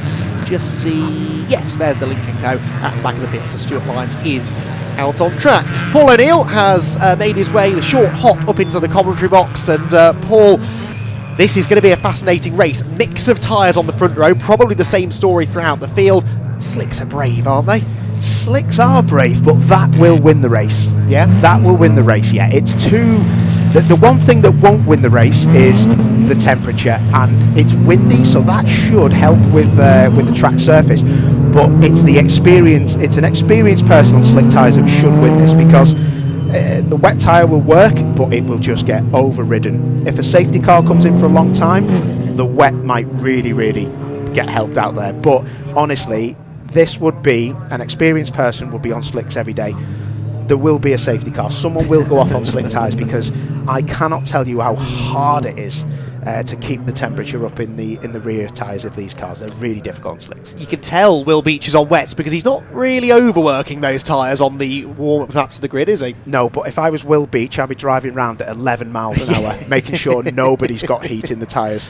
True, actually, yeah, a bit of gamesmanship can work well in your favour. Interestingly, Cedric Block not exactly weaving around much either. You'd think he would want to get a bit more heat into the slick tyres in the Audi. We don't really know what anybody else is on further down the order. Hopefully we'll be able to pick that up once the race gets going, although it should be quite quickly obvious, at least in the first lap or so, Paul, who is on the slicks, because those tyres, what you're saying is they might win the race, but they're not going to come in immediately, are they? No, exactly that. And a safety car will help a wet tyre, but it will also help a slick, because it just gives them, you know, lesser time to have any problems. But honestly, this crane of curves, even Redgate, is going to really worry me. Honestly, I had a little feel of Cedric Block's tyres that had come from the front axle to go on the rear to be warm, and they were literally 17, 18 degrees Celsius. They were really not hot at all. So Will Beach is sitting pretty for the first 8 to 10 minutes of this race, but apart from that, I don't know. Jeff Alden was saying wets, but let's see what happens. I think he is on wets, but I think a lot of cars behind him are on the slick tyres. This could be interesting then. Rev starting to rise. Round 2 of TCR UK, the reversed grid race here at Donington Park, about to burst into life. The red lights go out, away we go, and the rush towards Redgate Corner begins. It's a good start made by the pole sitter. Cedric Block slow away on those slick tyres, and up the middle there goes, I think that was Greg Saunders, wasn't it, in his Cupra, into third position. Keep an eye on some of the cars further back. Adam Shepherd there carving up the inside of Cedric Block already, and Finn Leslie trying to go with him. There's a bit of leaning, but I think they all got through Redgate in one piece. Down the Craner curves they will go.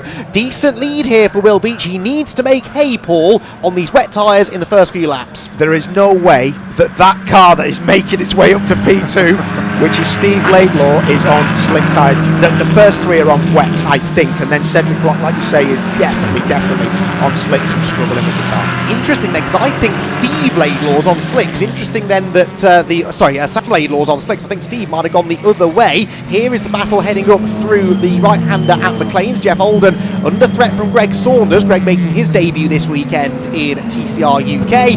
They round the right-hander at Coppice Corner, and yeah, you can really see the difference in grip levels, can't you? These cars storming off in the distance early doors. They've got the grip for now, but is that going to be the case in 18.5 minutes time? They barrel down towards the to the Roberts chicane, because we're on the national circuit this time. We'll be Grand Prix layout the next time we visit Donington. Now here comes Shepherd, Newsham, Camp, Hutchison and everybody else. They're making good progress. Is that because they're confident on slicks, or because they've got wet tyres? No, it's confidence on slicks. It's definitely confidence on slicks, but there is no way that Steve Laidlaw is on slicks. If he's on slicks, they've come straight out of a tyre warmer at 1,000 degrees, because you do not go down the Craner curves that fast and have a slick tyre. There's no way. So I'd be interested. I can't see the yellow. It's yellow sidewalls that you're looking for the slick tyre, and you're looking for blue sidewalls as the lead now changes, and he must be on wet. He's got to be. Yeah, you can see the blue sidewalls on both of these cars. They're side by side. Well, they were side by side into McLean's. The move has been made though, so Steve Laidlaw to the lead. Yeah, I was getting my Laidlaws mixed up, not for the last time, I'm sure. He is on the wets. I think it's Sam I saw with the yellow sidewall, so that's why Sam is down in 10th, and Steve has just stormed through to the race lead, because those two were remarkably evenly matched actually on race pace yesterday. So Steve Laidlaw to the lead then. Will Beach though still running well in second position. We'll keep an eye on sector times and lap times for those on slicks, but Will Beach is going well here. Will Beach is going well, but not only is Will Beach going well, Will Beach is looking for the damp that I was telling him about in the pit lane. I said, stay on the damp, use your worst wet tyres you've got, keep the pressure as low as you're allowed to. Mickey from Goodyear will tell you what it is, and let's see what happens. This is all kicking off. Camp has gained about 4 places on this lap. I think he might be on wet tyres. You can see the cars weaving around. They're the ones on the slicks trying to get the heat into the tyres. This is Adam Shepherd, yesterday's race winner, to the outside of Rod McGovern. This for 6th position. Adam Shepherd, can he find the grip? Yes, he can, but Rod McGovern couldn't. He slithered into the side of him, and that opens the door for Callum Newsham. Newsham picks 2 up in one. Newsham's car all over the place down the hill. So is McGovern's. Wow. This is not a situation Adam Shepherd wants to be in. He really doesn't. Oh no! Harry Blaw's off. Harry Blaw in the gravel at Redgate. It also looked like Shepherd and McGovern were about to lean on each other again at the bottom of the Craners. Hopefully they survived that. Harry Blaw, though, the second driver this weekend to dig himself out of the Redgate gravel trap. It is literally, it's like a WRC gravel tyre they must have on. I've got to take my hat off to Goodyear. They're making a great tyre to get you on the gravel. Wow. But McGovern, this will be right up his street. These conditions. Has he got a little bit of damage on the left-hand side sill of his car as well, on that black car? Well, there's something scraping there, but this will be right up his street, because he's come from doing a lot of racing at Mondello, and he'll be used to slippery conditions and difficult conditions as well. He's on wets though, because he's not weaving, I would think. Yeah, I think you are right. Brad Hutchison behind him, we're pretty sure, is on slick tyres. Here, meanwhile, is Alistair Camp going for third position. Campy, we're pretty sure, has the blue sidewall wet tyres on. Yes, I would tend to agree with that. He goes past Greg Saunders into a podium place. So Alistair Camp bouncing back nicely from various issues that took him out of yesterday's race. He didn't look particularly happy when I saw him this morning. This, though, will be putting a smile on his face. Definitely. This is so fascinating. We've got 5 minutes gone nearly. These tyres are going to drop off a cliff on the wet runners if they don't look after them.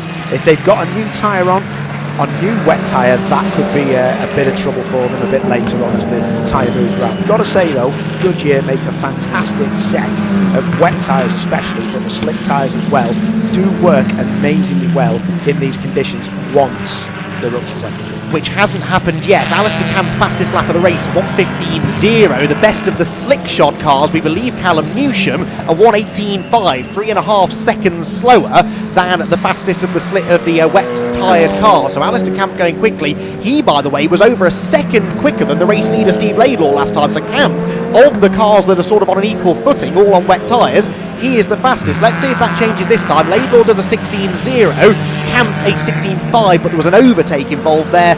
Now he's in clean air. Camp, he could really start to charge. Yeah, definitely. I'm really impressed though with the guys that have gone on the wet tyre. They're not overworking them. You can tell who's on slicks. You do not weave wet tyres down the straight. Look how damp it is. That will, if it catches you out on a slick runner, it'll be the rear tyre just snatching on the braking on turning for a corner like Redgate, which is pretty fast, medium speed corner in third or fourth gear. Yeah, it is indeed. Finn Leslie then coming towards us. Two Hyundais battling here. Rob McGovern and Finn Leslie, 8th position they are scrapping over. And Finn Leslie looks a little bit the quicker of the two. New to TCR Racing, both of these, remember. We've got Stuart Lyons, who's very much not new to TCR Racing, right behind them in the Lincoln Go. Harry Bloor crawling through the chicane. Has he been off again? I think he might have been, because he's not peeling into the pit lane with an issue. So I think Harry's had his second gravelly excursion in relatively quick succession. Comes across the line now, Harry Bloor right at the back of the field, but again, young driver, very inexperienced, probably the most inexperienced driver on the grid, and these are testing conditions for the best of them. Definitely, just finish the race, fella, and you'll be absolutely fine. You got away with one, so we'll see what happens. That's Newsham past Alden, and do you know what? I've got to doff my cap to a lot of these drivers. There's only Bloor who I'll let go. He's the only one that I can think of that's actually been off, because look at that. Newsham nearly loses it on a damp part on his slick tyres. Now Newsham did a 16.8 there. That was a personal best. That was 3/10 quicker than Adam Shepherd. So of the slick tyre cars, Newsham seems to have a bit of an edge. That's interesting, isn't it? Because yesterday, okay, Callum's car only ran for a few laps, but it looked like he had an answer for Shepherd in the dry conditions. That's continuing now in these mixed conditions. They're both on the same tyre, and Callum Newsham, having taken advantage of the little skirmish that Shepherd had with McGovern a few laps ago, is now making good his escape from yesterday's race winner.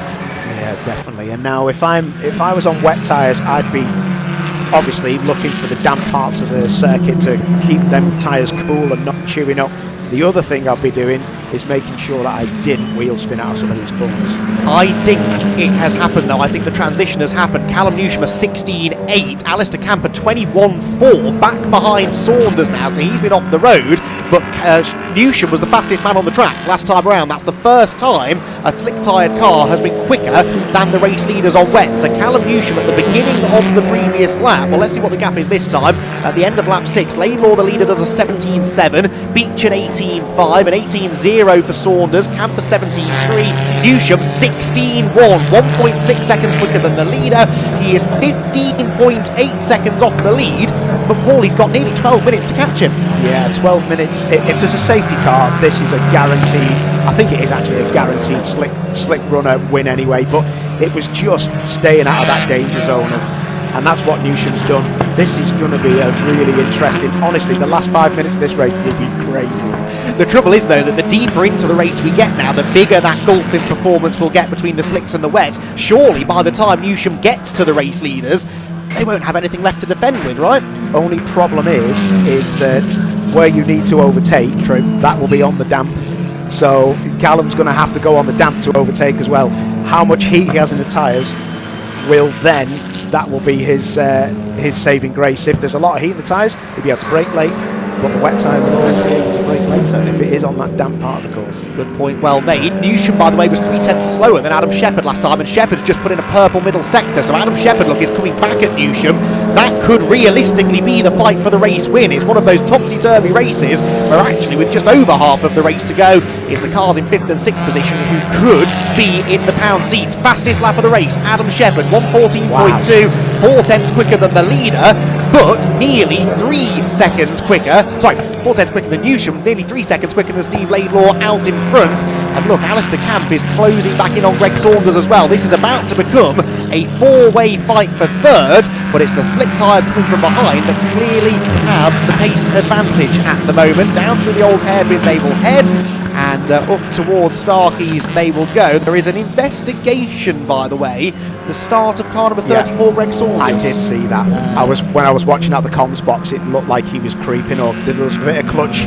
The clutch was engaged. Something was going on. There was a little bit of a creep, to be fair. Okay, that's a shame for Greg. We'll see what happens. It's going to be investigated after the race, I believe. Here, though, is Newsham. He's caught Alistair Camp, who only a few laps ago was the fastest man on the circuit, but the wet tyres are past their best. The slicks are coming into the window, and here comes Shepherd. Newsham's been delayed by Camp. Adam Shepherd gets a run on the pair of them, and just as Newsham did to him earlier, Shepherd takes advantage of a tangle for Callum Newsham and gains the crucial position. That means that Shepherd is now the highest placed car on the slicks. They both dispatched of Camp, who might have even been heading for the pit lane. Yes, he is. Camp is coming into the pit lane, and now Adam Shepherd perhaps in the best position. That move could have just won the race for Shepherd, because I was worried about the two slick runners holding each other up, battling, but that's not the case, and it's just how quick he can expose the people in front of him. Shepherd already done round the outside on slicks, but is there enough dry part of the circuit? Look at the car moving around. Brilliant stuff, leaning on that left rear now as he comes through. Done and dusted. Shepherd on a mission. Newsham needs to get on with this now, doesn't he, and get past Greg Saunders ASAP. He's got to run up the hill, but he will now have to go onto the wet line to make the move stick. They're heading towards McLean's, and still Saunders Cupra is ahead. Newsham's car has looked very twitchy all race long, it must be said. I know he's on slicks on a damp track, but even compared to Shepherd's car, the Hyundai looks the livelier of the two. He's got much more front end grip though through Coppice, and nips past Greg Saunders. So Newsham through, but lost a second or so to Adam Shepherd in the process. Even now he is weaving to get heat in the tyres, as Will Beach puts up no defence against Adam Shepherd, pulls out of the way, and Shepherd, just like that, is through to second. Right, this is it, game on. How far is he off? 13? No, it's not even that. It's 12.2 seconds off the lead. This is going to be interesting, especially with the top two. Well, yes, because Steve Laidlaw was not best pleased after yesterday's race, I think it's fair to say. Worth pointing out, by the way, Brad Hutchison was given a post-race penalty for the collision he had with Steve Laidlaw at the start of yesterday's race. Steve bounced back to a podium. That could well have been a race win, though, had he not been in the gravel at the start of the race. So he'll want this win if possible. Newsham, by the way, has gone past Will Beach and now moves around the outside of the lapped car of Mark Smith. He is into third place, but look at the gap between him and Shepherd. He's going to struggle, I think, to catch Adam here, isn't he? It's one thing Shepherd catching the leader, but whether Newsham will be able to do the same is another matter. Yeah, let's see what happens then. But this is, I'm just looking at the timing screen, and Shepherd is not making massive inroads in the first sector. It's a 21.4 for Shepherd, and it's a 21.9 for Steve Laidlaw, the leader. So 4 tenths, but then there's a second in sector 2, so he's up 1.4 seconds already before we finish the lap. Sector 2 is by far the longest sector, twice as long as the other two, and it takes in the old hairpin, McLean's, Coppice corner, where you really need that front end to be gripping, and that clearly is what's happening for Shepherd. Right, leader does a 16.3, Shepherd a 14.2, so let's call that 2 seconds quicker. He needs another 5 laps to get there, and I reckon that's about what he's got. Oh my word. Sit tight, look at that, just on cue, all the sector times, and you can see what's going on there.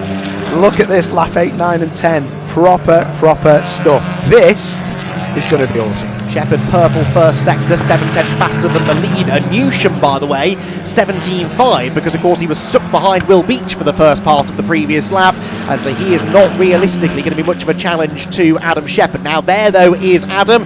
Yesterday's race victory was his 7th career win in TCR UK. If he can win another race, which I'm sure at some point he will, that'll be 8. That will be tied with Dan Lloyd and Carl Wardley for second on the all-times win list. So he really is becoming one of the names in TCR UK. It is criminal that he hasn't won one of these championships yet. He really feels that this could be his year, and he is looking like the dominant force in TCR UK, at least at the start of the season. There, though, is Steve Laidlaw. Steve Laidlaw completes his 11th lap. To be fair, his pace is fairly consistent, a 16.1, but a 13.4 for Shepherd, 2.7 seconds faster. Newsham also pumping in some purple sectors, but this is going to be tough for Steve to hang on to. Listen, he can catch him, I have no doubt. Can he pass him? How easy will Steve Laidlaw on your screen just then make it for him? Will Beach is getting involved again. This is a teammate. Oh no, is Will having a problem? No, I think he just understeered wide, didn't he? He was defending on the way into Redgate from Greg Saunders and then didn't quite meet the apex, so Saunders goes through into 4th. This would be a great result for both of these drivers. These, remember, are the 2 highest placed cars on wet tyres. There are other quicker, potentially more experienced drivers also on the wets, and those 2 are showing them the way. That's proper effort, really good effort. Finn Leslie up into 6th as well, good stuff from him. Mark Smith was on the grass then, down the Craner curves. That is not where I'd like to be in these conditions, but I think gathered it together. But yeah, this is a good battle between, as you said, the teammates. Greg Saunders then managing to find his way through into 4th. Finn Leslie doing his best to latch onto these 2, but hasn't quite had the pace in these mixed conditions. Right, 4.5 minutes to go. Another fastest lap of the race by the looks of it for Adam Shepherd. Yes, a 1:12.8. Wow. He's getting quicker. He's getting closer to 3 seconds a lap faster. There is the gap. They've got George Jackson between them. But I think by the end of this lap, Shepherd could be nearly there. He's gonna win this. He's gonna win this by about 6 seconds, I think. But I mean, it's this first sector which has been the problem. This is the only. So he's a 21.1 in the first sector against Steve Laidlaw in 21.7. So he only gained 0.6 in the first sector, and it's this long sector that you spoke about is where he really pulls it out. Yeah, I suppose through the Craner curves you've got to be careful on the slicks. Those rear tyres won't be generating the grip that you need, will they? So he's just taking it easy. A measured drive this from Adam Shepherd. If you're Steve Laidlaw then, what are you doing? Are you trying to go as hard as you can to keep him back for as long as you can? Or is it worth just trying to keep a little bit left in those tyres so that when he inevitably gets there, Steve's got something to fight with? I just think you can't even think that now. It's just going to be a dogfight. At the very end, it'll be a dogfight. But what I would do if I was Laidlaw is make sure that if he is going to pass me, he has to do it around the outside of somewhere fast, and it's got to be damp for Adam Shepherd as well. That's Rob McGovern lapping Mark Smith, I believe. Yes, McGovern is in 9th position. Then you've got Jeff Olden and Stuart Lyons. That is a battle for position, is it not? Yes, I think it is. In fact, Olden's dropped behind McGovern and Stuart Lyons closing in on both of them. Yeah, and just to let you know, the leader on that last lap has gone quicker. Like, that's his fastest lap, 15.2 for Laidlaw. So he's kind of he's lost a second in the first sector. Sorry, we're not looking at the right thing. That's our fault. But Will Beach, as I say, he's doing a great job. Fair play, and his teammate Gregor. I'm well impressed because Saunders has not done that much at all. And they're not easy cars to drive, the Gen 2 cars. This is proper. They have been reeled in quite quickly here by Finn Leslie, though. Finn was 2.5 seconds nearly quicker than them on the previous lap. These 3 cars all on wets, we believe, and they're battling for 4th position out of the old hairpin. The lead gap, by the way, continues to come down. We'll check in with those, I'm sure, fairly shortly. This, though, is a pretty interesting battle. There is the change for the lead, and Shepherd's gone through already, so that gap was 2.3 seconds at the start of the lap. By the time they reach the chicane, though, it is the Gen 2 Cupra ahead of the Gen 3 Cupra, and Adam Shepherd, just like that, hits the front with 2 laps still to go. The question now, Paul, is can Laidlaw hang on to second? That is a very good question, because look how fast Callum Newsham is coming into Redgate. Fastest lap. I would say no. I would say Laidlaw will finish 3rd, and the best thing to do is just finish 3rd. But Shepherd, look at the speed he's got now. He needs to just manage that speed. I don't think he should be worried about Newsham in P3 for the win. But this is great stuff. I don't expect anything less, if I'm honest with Shepherd. Newsham was about 3/10 quicker than him on the previous lap, but that was because Shepherd was busy overtaking Laidlaw, of course. So yeah, I think Adam should be reasonably comfortable now. Callum Newsham with the fastest lap of the race, though, interestingly, so pipping Adam Shepherd's time from earlier in the race by about 3, and both actually on the same lap. They both did a PB, but Newsham quite a bit faster. Finn Leslie, meanwhile, well, this has all changed. Wow. They're in completely the opposite order they were last time we saw them, I believe. We've got Leslie up into 4th, Saunders still in the middle in 5th, and Will Beach now down into 6th position. Sam Laidlaw, by the way. Now, remember, Sam, I thought, was on slick tyres when I saw him on the grid, the yellow sidewall Goodyear tyre. He has not got those tyres working as he should have done, really. Certainly not in the same way that Shepherd and Newsham have, but he is slowly now starting to close in on that group as Newsham has a go at Steve Laidlaw. Yeah, here we go then. That's P2 done and dusted. Even on the damp stuff, it looks like he's got. He's not laying down Steve, to be fair to him. But that's job done now. And Callum was belting out fastest laps. He was probably not worried about Shepherd, but he just wanted to get the job done on Laidlaw, which he's done now. Newsham has been faster than Shepherd for most of this race, apart from through the traffic. Shepherd was overtaking those cars on wet tyres a little bit more efficiently than Callum Newsham, but in clean air, almost always it's been the Hyundai quicker than the Cupra, so that's interesting. If it's drive for race 3 later, remember they're both going to be starting towards the sharp end of the grid, and these I think are two drivers, aren't they, Shepherd and Newsham, who most people are looking to be at the centre of this championship battle. Yeah, definitely. That's the thing you've got to think of. Even though this is the first round, you've got to be looking out for your championship. Perfect start, wasn't it, for this man? It is indeed. And the checkered flag awaits for Adam Shepherd then. Win number 2 of the weekend, win number 8 of his TCR UK career. Can anybody stop Adam Shepherd? He wins race 2 at Donington Park. Callum Newsham, though, a charging drive to second, and Steve Laidlaw third place again, but a very different race to the one that he had yesterday. He is the highest placed car by a long way on the wet tyres, and another podium finish for the Area Motorsport Cupra. Who is going to be 4th is the next question. Will it be Finn Leslie? I believe it will. This is all kicking off though. Will Beach now under pressure from Rod McGovern, so it's all fallen apart really for Will Beach. Maybe didn't quite look after those wet tyres as well as some others were able to. Will he fend off Rod McGovern to the line? Let's see. Leslie comes home 4th, Sam Laidlaw 5th, 6th place will be Greg Saunders, and Will Beach just pips Rod McGovern. The margin between the two of them was 0.2 of a second at the line.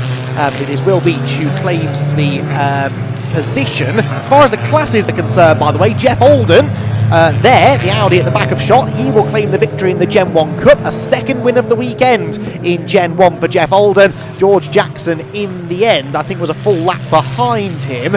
George Jackson didn't have a trip to the pit lane, but I wonder whether he maybe had a drama midway through that race. And in the Goodyear Diamond Award, I reckon it's going to be Rod McGovern, isn't it? Rod McGovern in 8th place, I think. Of course, Steve Laidlaw. Steve Laidlaw will get the victory in the Goodyear Diamond Award, as he did yesterday.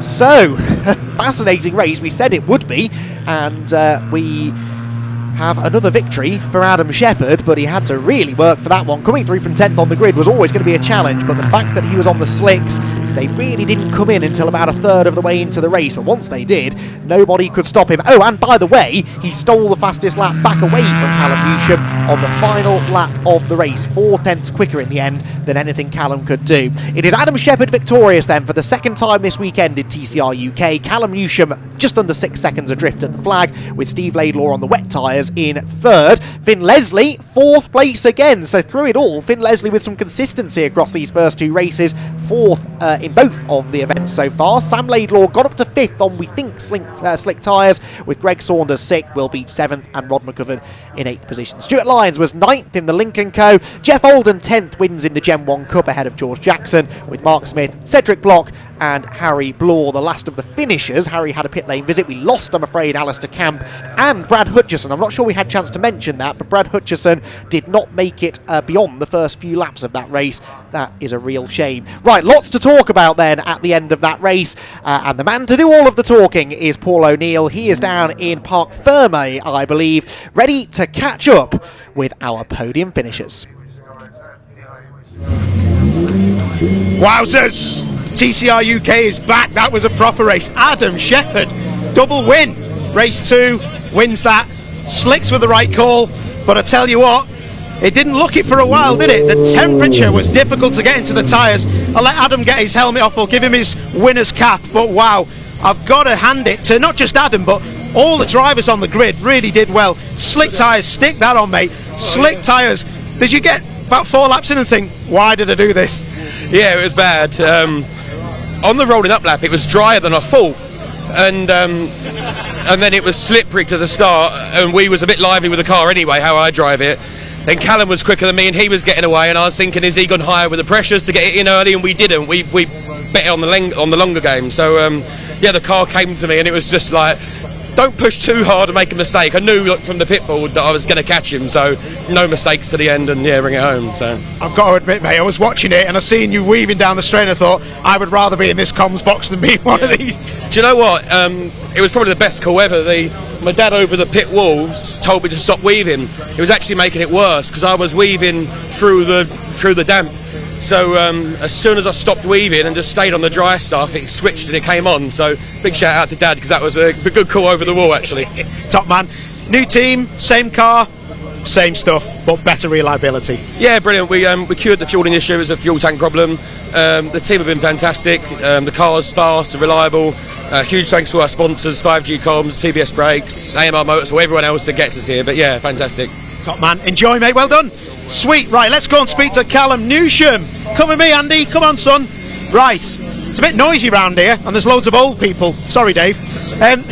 Callum, mate, I was just saying to Adam, that looked like the worst decision in the first 3 laps, and then I was like, oh no, this is going to work. Yeah, honestly, I didn't think it was gonna come true like that. But no, that was horrible. That was really sketchy to drive. But yeah, no, it was the right decision though. Proper purple sectors, mate. You were so fast. And how difficult was it to overtake on the damp parts? You were weaving to get the temp in. You nearly went off down the straight, mate. That was crazy. Yeah, no, it's just all over the place. Just trying to get as much temperature as I could. But now I was touching it now, and it's still so cold, that left rear. But yeah, passing on the damp wasn't tricky, but it was tricky. Sorry. But yeah, no, it was good fun. Top man, well done. Right, let's go and speak. Well done, mate. Let's go and speak to our third place man. Sorry to turn my back on you, Andy. Right, where is he? Where's Steve Laidlaw? Right, let's have a look. He's just catching up with the race winner. Steve, you won't actually recognise Steve. He's lost about 15 stone. Did that help you? You needed the extra weight to get well, not the temperatures in the wet tyres, but it was a great call, mate. I said, I think he's made a blinding call here. Yeah, like there was no right call or wrong call in that one. The 2 guys that passed me are like world-class drivers. So, we made the call for. I was on wet, Sam was on slicks. It felt great. I had a massive gap. But after lap 4 or 5, even not pushing, the rear of the car had just started to go. You know, like when they go like chewing gum. So I was just trying to maintain the tyres. And when I saw Adam, I'm like, it's just a lap countdown. And even with Callum at the end, if I'd have been any more defensive, I'd have been hitting him, and that's just not racing, is it? So, but great to be on the podium a second time, and I'd probably make the same decision again, to be honest. And it was Goodyear Diamond as well, which is fantastic for you. But that's not what it's about. It's a championship tilt, isn't it, for you? Yeah, 100%. I think we kind of joked about it end of last season. We've spent a lot of time and effort, the whole team, really working hard to come here with intent, and our intention is the championship. So this is a great points haul. We haven't binned it, no damage on the car, it's great. But yeah, third step is not the one that we're aiming for. And a little apology to you, mate, because you were that quick down the crane as I assumed you had slicks on. I said, if he's on slicks, then he's got them in 1,000-degree temperature. But obviously you're on wet. We could see the blue sidewalls. Well done, mate. Thanks so much, Paul. Cheers. Top man. Right, last person, if we can. Quickly, let's find Jeff Alden. Here he is. Jeff, quickly. Gen 1 Cup. You had a great race. It was super, wasn't it? It was brilliant. Start was great. I was third for a lap. Result, I'm well chuffed, mate. Thank you. And the wets were a good idea. Exactly. I wasn't telling many people in the pit lane. Well done, mate. Thank you for sharing your time with us. And I think we're going to hand back up to you guys.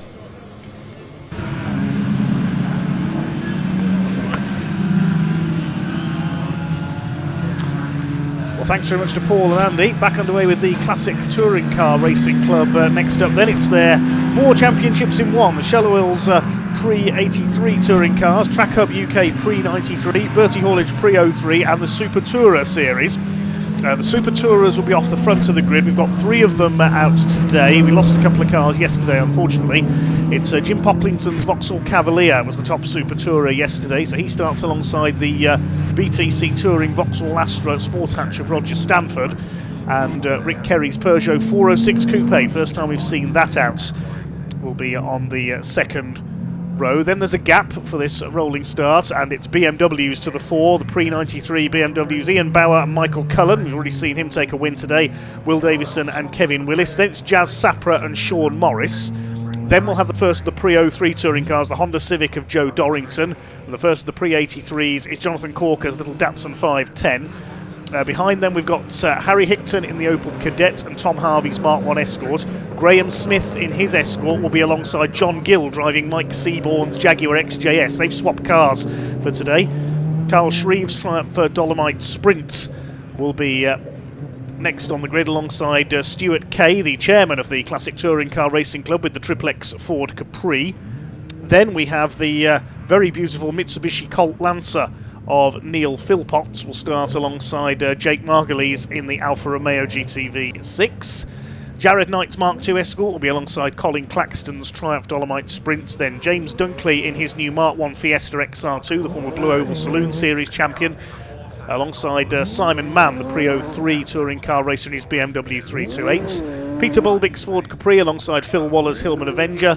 Williamson in his Rover SD1 should be towards the back. And then we've got Daniel Gandisha alongside him, who failed to start yesterday's race in his BMW M3. And at the back, hopefully, we've got the very smart Mark I Golf GTI of Malcolm Jeffs, another car that failed to start in yesterday's race. It will be a rolling start to this race. There might be one more car at the back. I'm wondering if we've got Oliver Owen's BMW out there, the number 91. He failed to race yesterday and was out in qualifying with the MGs this morning, qualifying out of session to get his requisite 3 laps in. But on pole position, no, it's not John Cleland. It's Jim Pocklington in the 1990 Vauxhall Cavalier, one of the very first Super Touring spec cars ever to be built. Raced in period by the likes of John Cleland in the British Touring Car Championship. 1990, of course, the first year we saw Super Touring cars. And they ran as a class alongside the Group A Ford Sierra Cosworths before Super Touring became the standalone class of the British Touring Car Championship in 1991. We did have a couple more Super Tourers here, but we lost a couple of cars yesterday. Matty Evans in his Cavalier, the Ian Heward car, among others, that had some clutch cylinder problems and he's been unable to race. AJ Owens' Ford Mondeo, the Paul Radicic lookalike, was fighting for the lead yesterday until unfortunately suffered a component failure and he's out for the weekend, sadly. And we also had Jason Hughes here with his MG ZS, the BTC Touring era car, the car that Jason raced himself in the British Touring Car Championship in the mid-2000s, but that sadly suffered trouble in qualifying yesterday.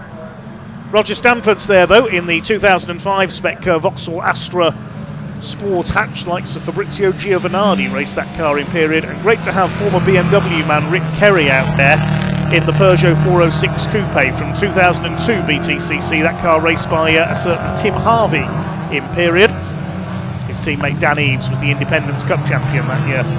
The Pre-93 Touring Car Championship is made up almost exclusively of BMWs, with the exception of the Jaguar XJS, which is being shared by Mike Seaborn and Jonathan Gill this weekend. John Gill racing it today. And Mike Seaborn has swapped cars with John. He'll be out in the Classic Thunder race later on in the Peugeot 205 Hot Rod. Pre-83, meanwhile, we don't have the 12 times champion and reigning champion Stephen Primet with his Mark I Escort this weekend. So pre-83, a little bit more open between the older cars. Jonathan Corker won yesterday, the little Datsun 510, ahead of Harry Hickton, the young gun in the Opel Cadets, the orange car you can see in centre screen there. Harry, of course, the reigning Mini Challenge Trophy champion, won that right at the end of the season at Brands Hatch last year. Third in Pre-83 yesterday was number 3, Tom Harvey, in the half-speed Mark I Escort. There is Tom Harvey, the blue and white Escort, just ahead of Graham Smith's yellow machine.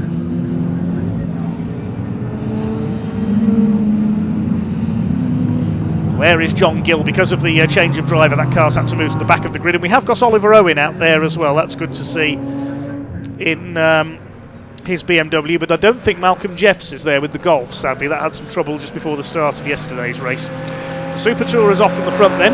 This is going to be a rolling start. And off we go. Pocklington, Stanford and Rick Kerry lead them away. The red lights go out. And it is Jim Pocklington in the colours of John Cleland who leads them into the first corner. Chased by veteran touring car racer Roger Stanford. Used to race a BMW E30 M3 among other things, and he takes the lead coming into the Craner curves for the first time. Rick Kerry in third place. Now here's the cavalry charge behind. It's BMWs to the fore. Ian Bauer, who won overall in this combined race yesterday, leads them away in the Castrol liveried BMW. There's Stuart Kay in the Ford Capri, the triplex liveried car. Bauer who leads this group ahead of Michael Cullen. We saw him out in his Lotus Cortina earlier, now in that beautiful E30 M3 in second place. And the battle for third between Jazz Sapra and Will Davison, the two yellow cars, with Sean Morris in the Bastos liveried car behind them. There goes Rick Kerry, car got stuck in gear during yesterday's race, which is why he dropped back. Rick Kerry briefly raced in BTCC in the BTC Touring era in a diesel-powered BMW 1 Series. Here come your leaders, Roger Stanford. Good to have him back to racing. Came back midway through last year with the Astra. Had a big accident a couple of years ago at Alton Park in a Lotus Cortina, which kept him out of racing for a while. He leads Jim Pocklington as they complete the opening lap of the race. Now, we should see the leading pre-93 touring car championship cars catch up with the Super Tourers here. New sponsor for pre-93 this year, trackhub.uk. It's the two Vauxhalls of differing eras up front. 2005 leads 1990. The Peugeot dropping back slightly into third. Now here's some of the midfielders. We've got all manner of cars. Variety really is the spice of life. We've got Triumph Dolomites. That's the Mitsubishi. The black car is going through in the foreground. Nick Williamson in the big Rover SD1, and coming through the middle, that gorgeous Mark 1 Fiesta XR2. His first race weekend. James Dunkley, Mr. Bacon, as we can see he's nicknamed, runs a food business based in Worcestershire, James Dunkley. Willersey Provisions is the name of his business. And debuting the Mark 1 Fiesta. He used to race a Mark 2 XR2, won the Blue Oval Saloon Championship a couple of years ago in that car. Two Vauxhalls have pulled away. Roger Stanford and Jim Pocklington. 15 years of touring car evolution, racing together.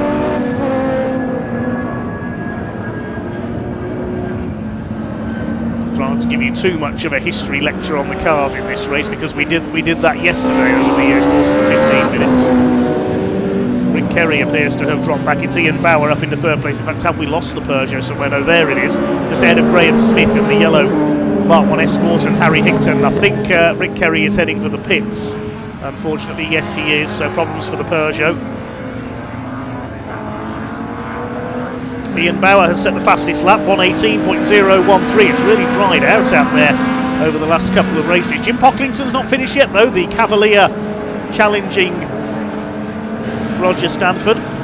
Jim Pocklington has raced Vauxhall Cavaliers for many years now. He first raced his Cavalier in a blue livery in the old Formula Saloon Championship in the late 1990s, which was an open series, which was the successor to Thunder Saloons in club racing. You had a variety of machinery in that. So this is the battle of the BMWs further back, and going really outside there, Kevin Willis. He's going well in the number 95 machine, up on the outside of Michael Cullen in that beautiful E30 M3. Willis goes ahead in the newer E36 version, but there's Ian Bauer. He's off to play with the Super Tourers if he can catch them up. He beat them yesterday to win overall, the former pre-93 touring car champion, and could be one of the favourites to win that title this year if Stuart Waite doesn't appear, who's been his main rival over the years. Stuart Waite's not here this weekend. Here's the battle of the Beamers for second in pre-93. Willis, Cullen, Will Davison in the number 17. He used to race an E30 BMW, now chasing one. Behind them, Sean Morris. There's a gap back to number 91, which is Oliver Owen, and he's come through from the back of the grid. He's already up into 8th place. Failed to race yesterday. Did his qualifying laps, as we said this morning. Jonathan Corker still leading the pre-83s. He's in 9th. And Tom Harvey rounding out the top 10.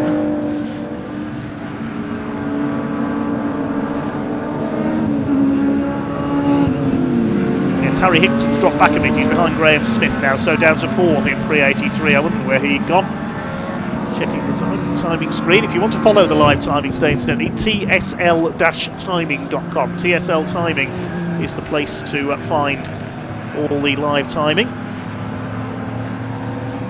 Ian Bauer's caught the Super Tourers. He's in between them now. Through the chicane. There's a spinner in the background. I think that's Kevin Willis that's gone spinning off. We see in the background there on the inside of Coppice Corner. That's an unusual place to go off. What happened there? It was a yellow BMW. I think it was Willis. The other car he was battling with was Jazz Sapper. Yeah, Kevin Willis falling down the timing screen, so he's gone off, exiting Coppice onto the inside of the circuit. Here comes Ian Bower. He's caught our race leader Jim Pocklington. Now, has Roger Stanford got a problem? He's dropped back quite suddenly there in the Astra Sport Hatch. These Super Tourer and BTC cars, they may be prestigious and quick, but they are fragile. Well, this is the lead battle in Pre-83, the Shell Oils Pre-83 Group 1 touring cars, and young Tom Harvey in the Mark 1 Escort is having a go at Jonathan Corker in the Datsun 510, the only one of its kind racing in the UK. Tom Harvey's number 3, prepared by his father Adrian, or Age Harvey as he's known, team known as Half Speed. The Shell Sport car having a good go here at Jonathan Corker for 8th overall. There'll be yellow flags more than likely at Coppice though, so no passing there because that's where Kevin Willis has gone off.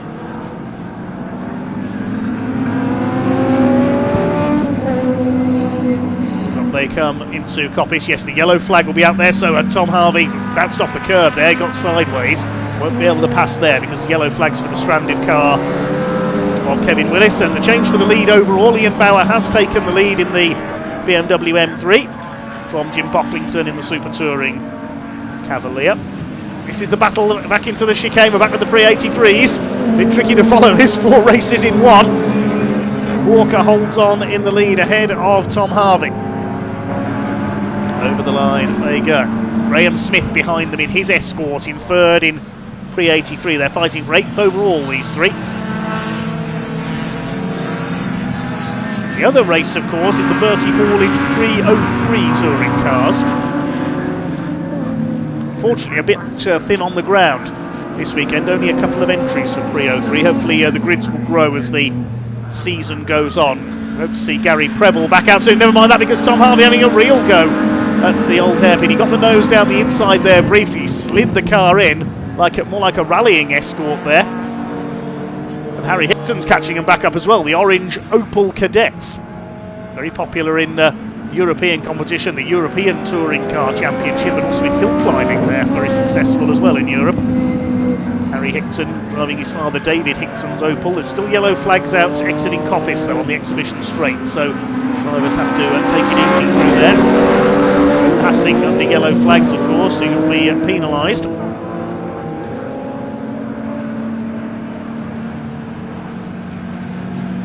Down into the chicane, 6.5 minutes of this race to go. Jonathan Corker still holds the Pre-83 lead. It's Bower who leads overall from Pocklington. Roger Stanford has dropped back, but he's still in 3rd place in the Astra. Then Will Davison is in 4th. He's got ahead of Michael Cullen. Sean Morris in the Bastos BMW is in P6, and then Oliver Owen from the back of the grid is up to 7th. Here's our leader. He's got back markers ahead of him. Simon Mann's BMW, which is the 2nd of the 2 Pre-03 championship cars ahead of him. The Cadbury's liveried car. There's certainly a food theme to this race, isn't there? We've got James Dunkley with his food provisions company. We've got the Cadbury's car, and if Malcolm Jeffs had been in the race, he's sponsored by Juicy Fruit Chewing Gum, his car. Puff of smoke from the Cavalier there. I hope that's just tyre smoke. Jim Pocklington is leading the Super Tourer splits. Leader has lapped James Dunkley's Fiesta there. Next to be lapped will be Colin Claxton, who's got a couple of cars here today. He's out in this Triumph Dolomite Sprint in this race. He'll be out later on in his Mark 1 Escort as well. Main battle is in the Pre-83s.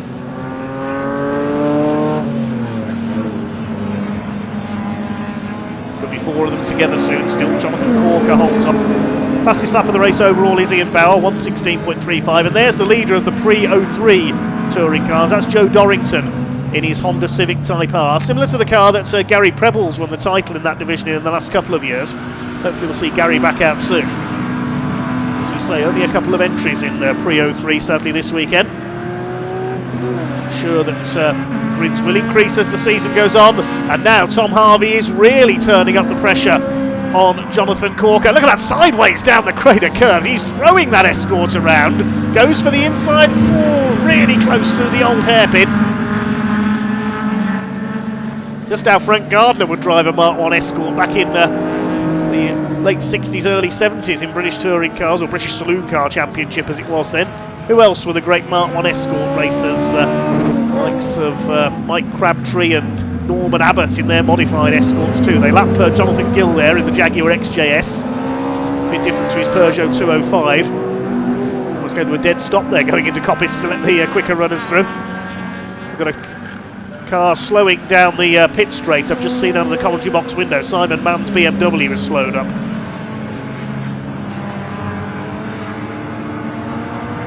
.383 leaders coming up to lap Phil Waller in the Hillman Avenger, the Bernard Unex replica. 70s was British saloon car champion. Yes, Simon Mann has pulled over at the exit of the pits. The Cadbury's car out of the race. Maybe off for a couple of hot chocolate to warm up, I would think. Ian Bauer continues to lead overall, 3.5 minutes just under of this race to go for the Classic Touring Car Racing Club's 4 championships. I think Roger Stanford has got a problem because he's dropped back to 7th place now in the Astra. Can Tom Harvey get past? He's got a wheel on the grass there, Tom Harvey. Oh, he's going to be entered into the gravel. How did he not spin there, Tom Harvey? What a save. I thought that car was going spinning into the gravel, but he's managed to control it. That's a brilliant piece of car control from young Tom Harvey. But he's down to 4th of the pre-83s, and that's left Jonathan Corker in the clear, or has it? Because Graham Smith is going after him now in the number 197. The Burton-on-Trent based driver, so fairly local to Donington. They're coming up on Peter Bulbing to lap the Ford Capri now. King of the Capris in the late 70s was, of course, the legendary Gordon Spice. Went on to build Group C cars afterwards for sports car racing. Nick Whiting was a top Capri racer as well, oft controversial figure, shall we say. And Colin van der Velde as well, raced the Triplex Capri in period. Stuart Kay racing the Triplex car this weekend. Walker up the inside, goes through past the Martin sponsored Capri, it says on the side. And Harry Hickton up the inside trying to take Graham Smith there. There is Roger Stanford. He's dropping back down the order. In fact, he might be caught by the pre-83s soon. Ian Bauer, though, is out on his own. New fastest lap, 1:16.211. He's heading for a second overall victory and a victory in the pre-93s, sponsored by trackhub.uk. There's the Cavalier, and he's under threat now from Will Davison for second place overall now. So Davison has got ahead of Michael Cullen, that means. We've been concentrating on the pre-83 lead battle, but now Will Davison in the yellow E36 M3 having a go at the John Cleland lookalike Vauxhall of Jim Pocklington.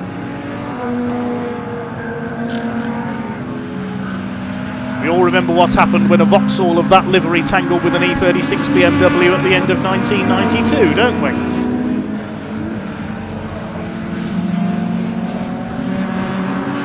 That's Harry Hickton, and he's having a go at Jonathan Corker. Graham Smith must have had him out. Well, Harry Hickton's just taken the lead of the pre-83s. He's got past Jonathan Corker. So Graham Smith's had a moment somewhere. He's dropped right back. He lost about at least 10 seconds on that last lap. So Smith's had a moment somewhere. So you can't take your eye off this battle for a second. So Harry Hickton, who was down in 4th, has come through to lead the pre-83s in the Opel Kadett. Can he take his first pre-83 win?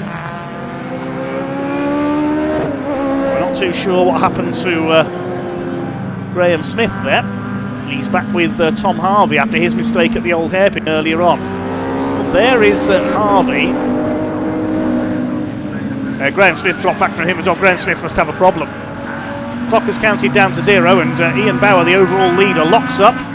He's heading for victory in the Castrol liveried BMW M3, the lookalike of the cars that raced in the Italian Touring Car Championship in the 90s. Emanuele Naspetti, Formula 3000 racer who made it briefly to F1, mostly a car looking like this in period. Up the hill to Coppice for the last time.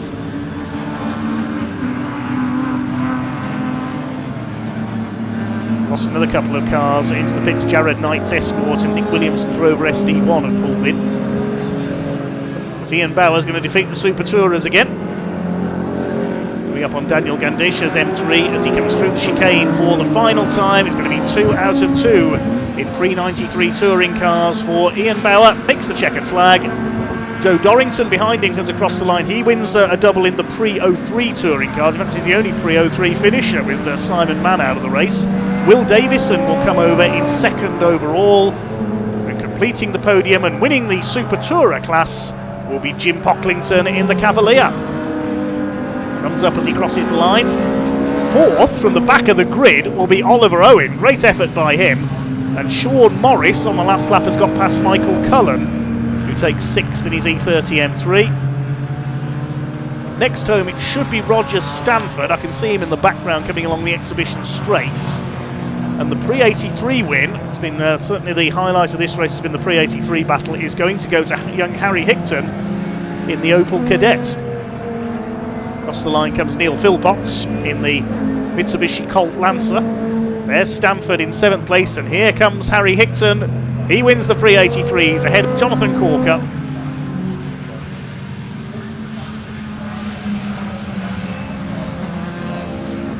Just waiting for Tom Harvey to come home. He gets the save of the weekend and 3rd place. Flashes the lights as he crosses the line. Just a couple more cars to come in now. Well, there's Graham Smith. Not too sure what happened to his escort there, but he slowed dramatically in the last couple of laps. We seem to have lost Stuart Kay on the last lap as well, the club chairman in his Capri. He hasn't come in. There is Ian Bauer, race winner in car number 441, the man from Southampton, former pre-93 champion.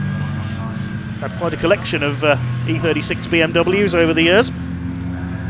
And he takes the win by nearly 15 seconds over Will Davison, with Jim Pocklington 3rd and winning the Super Tourer splits.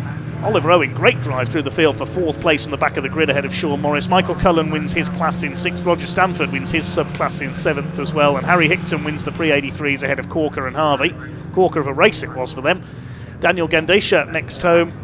Graham Smith the last man on the lead lap. Joe Dorrington wins the pre-03, excuse me.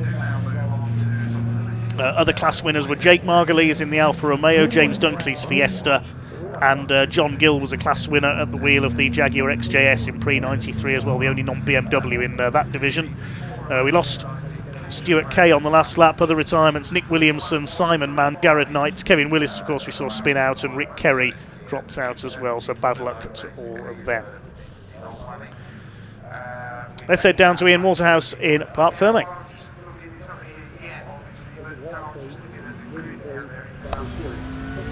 Oh, welcome back to Parc Ferme, everybody. It's 3 from 3 for Ian Bowyer so far this weekend. Quite something in special. I did ask him for the lottery numbers yesterday. Didn't give them to me, hence the reason I'm back today. It's 3 from 3. This is sensational. Yeah, it's a great weekend. Yeah, really great start to the season. Yeah, really happy with the race as well today. What did you make of the conditions out there? Was it dry line okay? It was dry when you're online, but if you go offline, it's a bit squiggly. So I was trying hard to stay on the line, but sometimes it's just difficult. You don't want to use the curbs that much, but yeah, it was good fun. Loads and loads of fun. You got the biggest smile on your face. I love it. Well done, mate. Really mean that. Congratulations. Great stuff indeed. William Davison, of course, coming home in 2nd place, I believe, there as well. Let's just move around. See, I did really wanted to find Roger in the Super Tourers, but he's not there. Joe Dorrington, he's over there. Let's go speak to him because he picked up the win in the 03s. We did speak to him a little bit earlier. I don't think we were able to quite play it, but let's have a quick chat with him. Joe, is everything all right? No, fuel everywhere. You can see it dripping. I don't know if you can see it. Yeah, so not really sure, mate. Yeah, come off the track quite badly, but yeah, it's fuel everywhere. So finish a race, main thing. Car's intact. Hopefully the engine's all right. Yeah, get it home and get it sorted, mate. Yeah. Great to see you again. There we go. Good stuff indeed. Let's just keep moving around. Come on, Ian. Come on. Love it indeed. How we do it. Let's move around. Let's go grab Tom for a quick chat again as well. Tom, I know we spoke yesterday, but how was it today? Yeah, it was a brilliant race. Great race, Ian. I was battling for the lead with John for 3/4 of the race, and then made a total mess of the old hairpin on one of choice the of laps. words. Lost all the positions I made up, but we got back to third, so I'm bloody over the moon. Well done, mate. Congratulations. Good stuff indeed. Right, so we are going straight into the racing action. I believe Sigma 135 coming up. But just a few moments ago, I caught up with a couple of drivers at the assembly area. So let's hear from them now.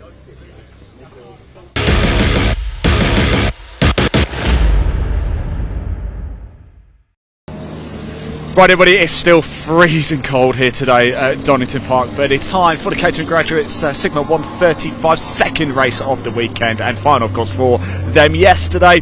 Adam Keane taking a 15-second win. That's almost unheard of. We've come a little bit further back. We've got David Poulter. Let's have a quick chat with David. David, did I hear you saying to Paul there, good start's critical? Yes, yeah, I mean, I think especially with the conditions having changed from yesterday, it's going to be good. I had a pretty poor start in the dry yesterday, so it'll be good to try and rectify that today. Are you still surprised at how greasy it looks?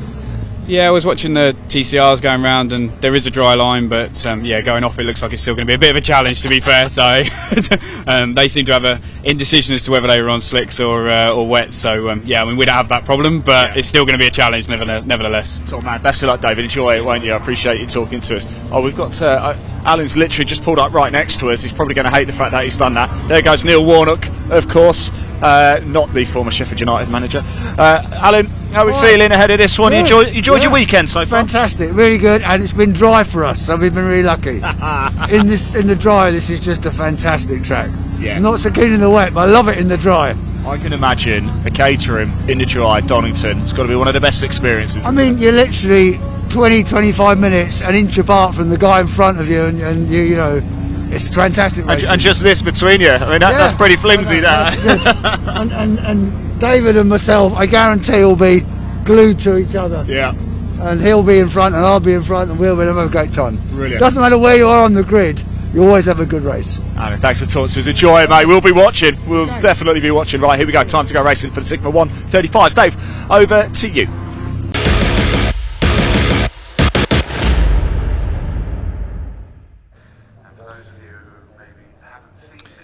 Yeah, thanks very much, Ian. Now time for our first Caterham race of the day, the P4 Emergency Lighting Caterham Graduates Championship, the Sigma 135 category, the slightly less powerful of the cars, 135 brake horsepower. Let's have a look at the grid then. Second fastest time in the qualifying session yesterday set the grid. Yesterday's winner, Adam Keane, one of our guest drivers, on pole position in number 188 alongside Luke Waitman in car 96. Now the cars with a yellow number next to them, they're racing for the Caterham Graduates Trophy. And the cars in with blue numbers on our graphics are there contesting the full championship. We'll explain in full after we've been through the grid. Luke Waitman on the front row with Adam Keane. Adam Waitman and Tom McEwing on row 2. Tom, the first of the full championship drivers. Stephen Merritt and Simon Arnold on row 3. Steve Merritt was well in the lead battle. Well, the battle for second place, I should say, yesterday, because Adam Keane just disappeared into the distance. Fourth row, Paul Armitage in the Silk Cut lookalike car alongside Giles Derry. Then Tom Gunter and Simon Martin completing the top 10. Row 6 is Michael Munns. Alongside him is Guy Crossman.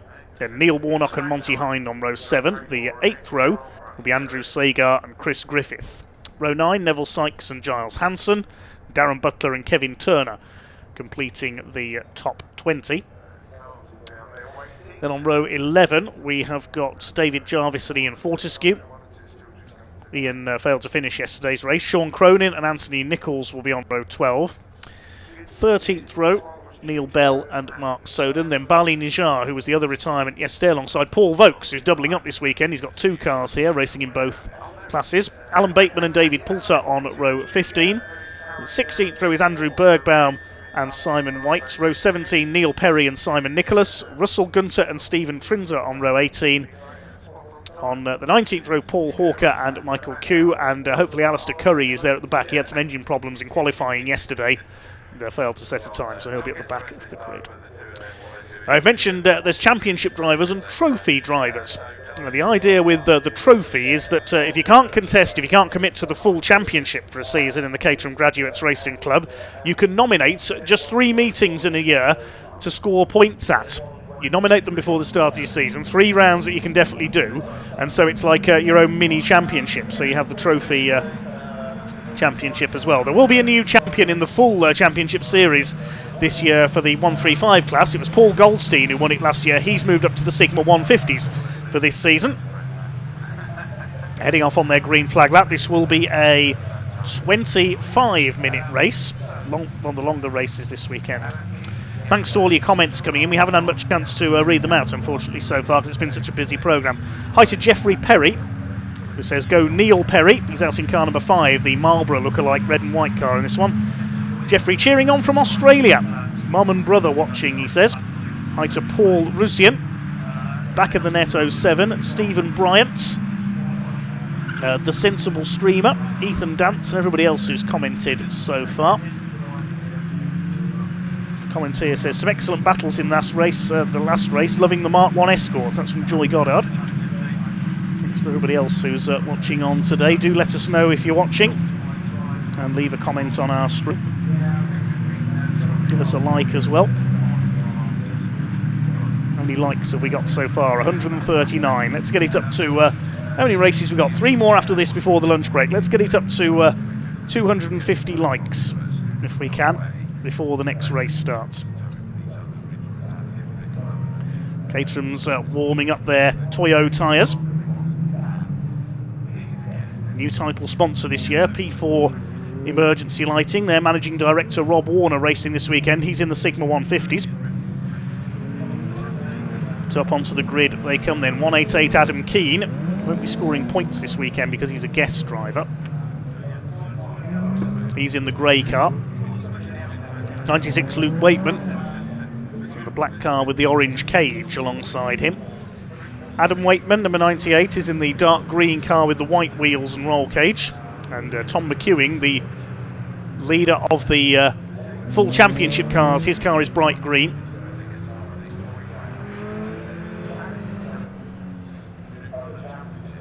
One car into the pit lane. Oh, that's number 51, Simon Arnold. And he was among the lead battlers yesterday, the yellow and black car. Is he pulling into the paddock, or is he going to retire? I'm not sure. Is he going to start from the pit lane? No, he's pulling into the paddock, so a non-start for Simon Arnold, unfortunately. He should have been on row 3 alongside Stephen Merritt. That's one of the contenders gone. Back of the field, there's Alistair Curry. Good to see him out there after his engine problems yesterday.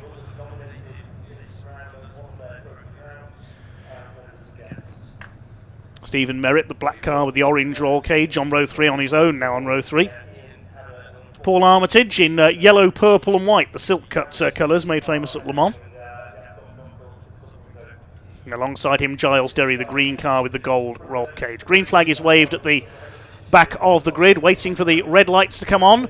Second race of the weekend for the Sigma 135 class of the P4 Emergency Lighting Caterham Graduates Racing Championship. Lights are out and they're away. Front row instantly dart across to the left. They're side by side, Luke Waitman and Adam Keane, down towards the first corner at Redgate. Neil Warnock trying to dart through on the inside further back. It's Keane who leads from Waitman. Adam Waitman side by side with Tom McEwing for third position. Now, will they all make it round Redgate for the first time? One car running a little bit wide at the back there. But they've all made it round down the Craner curves for the first time. Caterham's always very close, whether it's the graduates or the factory-supported Caterham Motorsport Championships, where our guest drivers are coming from this weekend.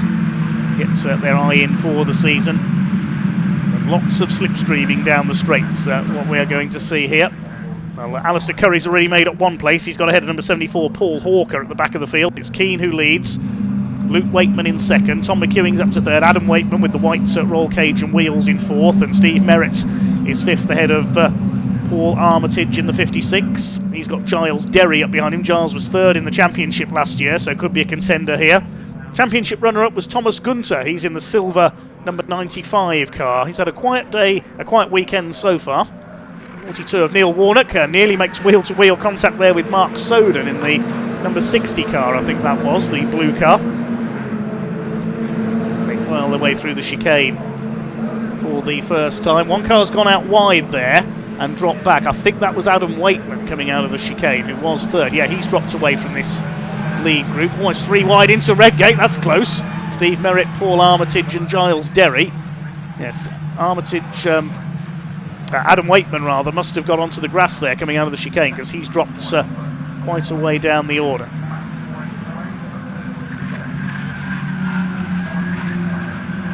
Flinging these cars around, very spectacular indeed, powered by Ford Sigma engines, as their name suggests. As Adam Wakeman's dropped to 13th, he's dropped 10 places there with that error at the chicane. Here come your leaders, Adam Keane from Luke Wakeman, McEwing in third. Then the battle for fourth is Merritt, Armitage and Derry. Up towards Coppice Corner. So the leading championship runner for the full championship is McEwing, ahead of Armitage and Derry. Luke Wakeman is a trophy driver, only contesting 3-point scoring meetings this year, ahead of Steve Merritt, and 155 Simon Martin is the third of the trophy drivers. Over the line they come, starting to do the snake down the pit straight to break the toe and stop the driver behind from slipstreaming past them.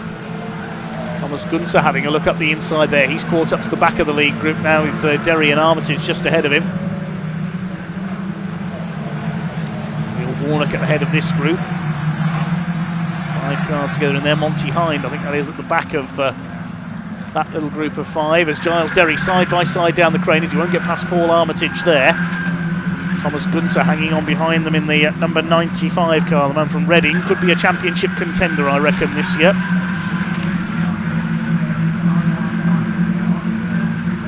They disappear up towards Schwantz Curve. Giles Derry, I think, has dropped a little bit of ground as a result of that. Thomas Gunter getting through. His next target is Paul Armitage in the number 56, the Buckinghamshire driver. Adam Keane leads the way, but he's not getting away to the extent he did yesterday, and Tom McEwing now come through past Luke Wakeman into second place. Now Tom McEwing, a very rapid driver indeed, the man from Yorkshire, as Armitage side by side with Gunter into the chicane. I reckon we're going to see Tom McEwing on the next lap around attack for the lead overall here.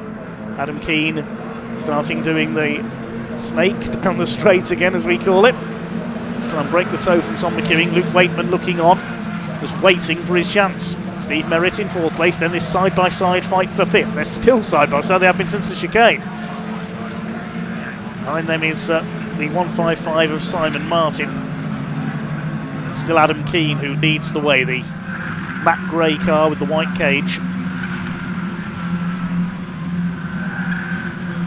It's more of an army green colour if you look at it closely, rather than matte grey. Livery a bit like a tank, but certainly not handling like one. First 3 beginning to break away. McEwing ahead of Wakeman.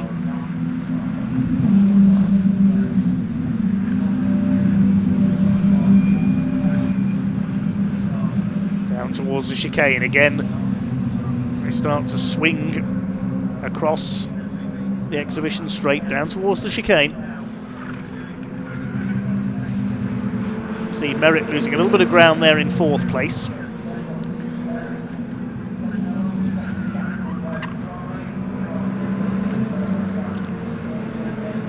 Somebody off on the outside of the chicane. Who's that? Is that Tom Gunter that's gone off? It is. A rare mistake for Tom Gunter. He's gone into the recticel barriers on the outside of the chicane.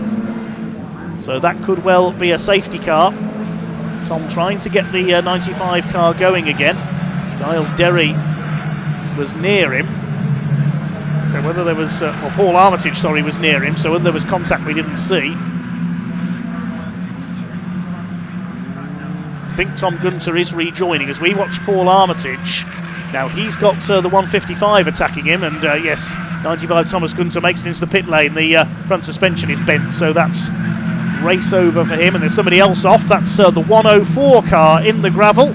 Neville Sykes struggling out of the gravel, just keeping the car surfing along there. That's at the old hairpin, I think. And he gets it going again. Nice recovery by Neville Sykes, the man from Kent. Meantime, there are the leaders. There's a bit of debris there in the middle of the exhibition straight. I don't know who's dropped that. But meantime, Adam Keane is coming under pressure from Tom McEwing. There will be yellow flags out at the chicane, I think, because of that bit of damage to the barriers, possibly.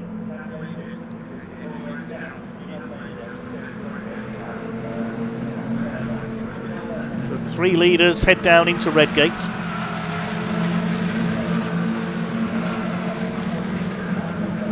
Deep PR Motorsport car of Adam Keane leads the way. Now, he was disappearing up the road in the more damp conditions yesterday,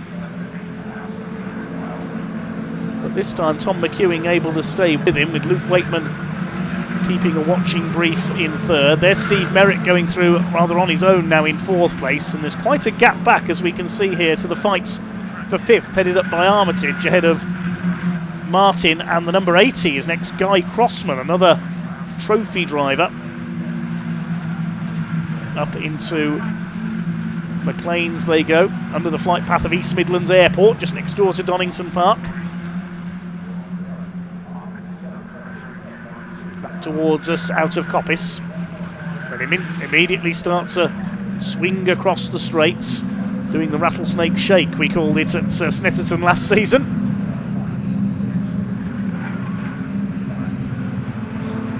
Still no change in the order, they're able to just about keep out of the slipstream there. Here we go again down the straights, one way then the other.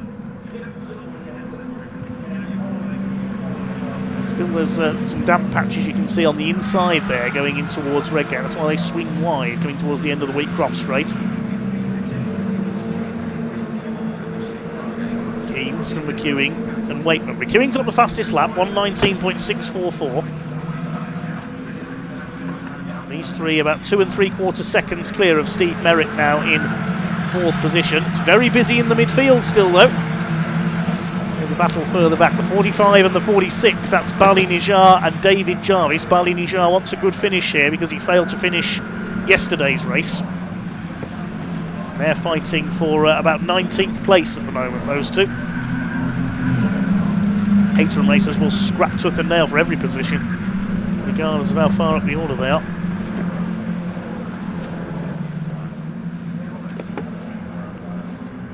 Down the straight they go again, trying to break that toe is Adam Keane. He wants a second win of the weekend. Slightly longer race this time at 25 minutes. Into the chicane once again. Coming through to complete lap 7.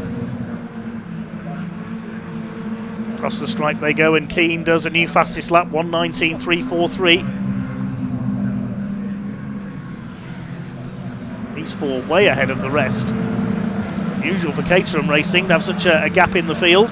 Yeah, they're 10 seconds up on this frantic fight. Now there's four of them together. Paul Armitage under fire from Simon Martin, 4 wide almost, and look who's coming up on the inside. That's Neil Warnock in the number 42 car.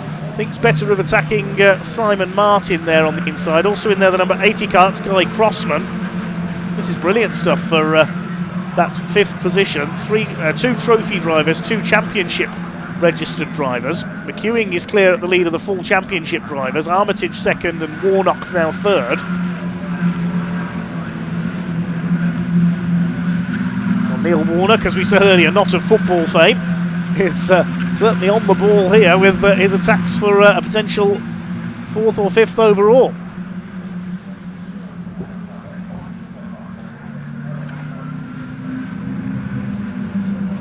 Adam Keane weaves his way down the exhibition straight. Looks like he's warming his tyres almost, doesn't it? McEwing in second place. The gap pair is consistent at about half a second. Across the stripe they go once again. Still 14 minutes just over of this race to go. Warnock up the inside. He's taken Simon Martin into the chicane. Guy Crossman will try and get through as well, but Martin blocks coming off the chicane, still allowing Paul Armitage to escape just a little bit into 5th position in the number 56. Warnock up into 6th place. A little further back in the order, there's the 68 of Darren Butler, the Alpha 7 run car, and Paul Vokes up the inside, Neil Perry on the outside. That's the car we mentioned at the start of the race with the Marlborough red and white livery. The McLaren look-alike of old. Car in the Caterham Academy in those colours last season as well. I think it was Megan Bruce races in those colours.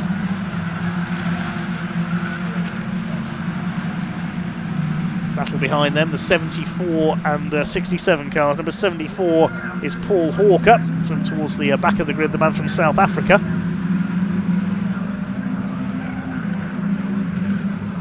Scrapping with the 57 of Simon White. Leaders go over the line, and Tom McEwing has now dropped Luke Waitman. It's just between these two for the lead now, and McEwing is now ready to attack. He's shaken off the threat from behind him. Now he can concentrate on attacking. He's going for the outside into Redgate. Look at this from Tom McEwing. Can he make that stick around the outside on the exit of Redgate into Hollywood? I think he's done it.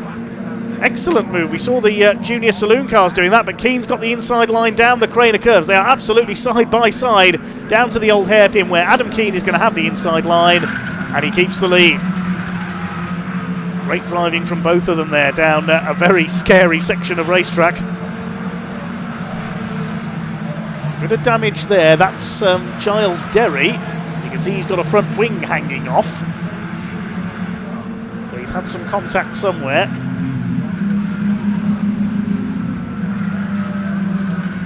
Giles Derry, he was in the top 10, he's now 25th, so it must have been him who tangled with Thomas Gunter, I would think.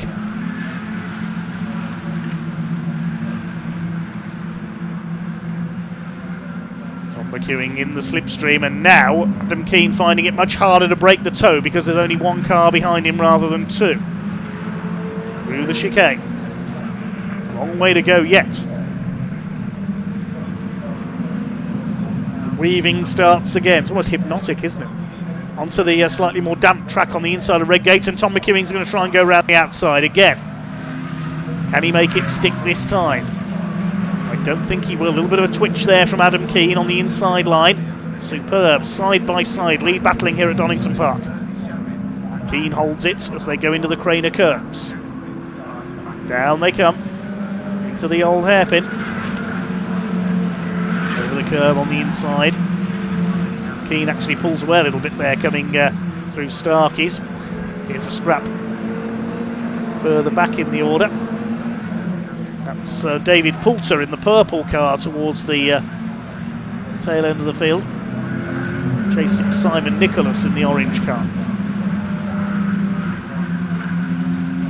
The only retirements so far being well, two potential major players. Simon Arnold failed to take the stars, and of course we lost Thomas Gunter after that spin into the barrier at the chicane. I thought that might bring out the safety car, but he was able to drag the car into the pit lane. There's Paul Armitage, we haven't forgotten him, still in 5th place with Neil Warnock on his tail. The battle for 2nd in the championship split. Trophy is led by Luke Waitman ahead of Steve Merritt. 3rd of the trophy runners is Simon Martin. Train starting to build up behind Paul Armitage now. You can see Guy Crossman towing them along behind the blue car into the chicane. To be careful not to hit the tyre stacks there. And once again, McEwing forced to go round the outside, the long way round into the Craner curves. Side by side for 5th position, Armitage and Warnock. This is going to allow Guy Crossman to have a look up the inside in the number 80. Behind Crossman is now Martin, Giles Hansen in there as well. I think the safety car is going to come out. It's just come up on the timing screen. I think we're going to have a safety car. They've got to file into single line if that is the case. Not too clear why at the moment.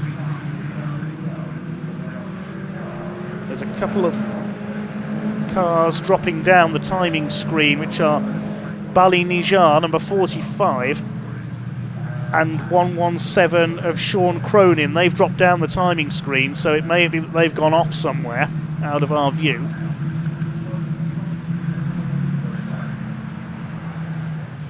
And the red flags are coming out, in fact, so the race has been stopped.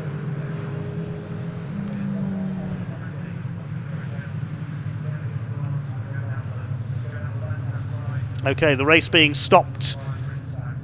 We've lost a couple of cars, we think, down on the exit of the old hairpin. The safety car was about to come out, but instead the clerk of the course opting to throw the red flag. There are 9 minutes just under left on the clock, so I suspect we will see a restart.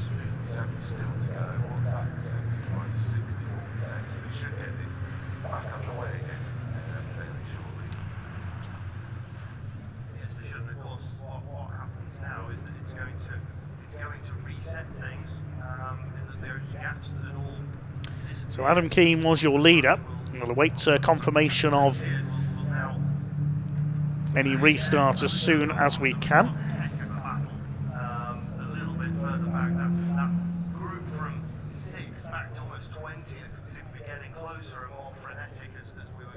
So the red flag out for an incident coming out of the old hairpin towards Starkey's Bridge. That's all we know at the moment. A couple of cars that drop down the timing screen. Bali Nijar and Sean Cronin. We don't know if any other cars are involved at the moment.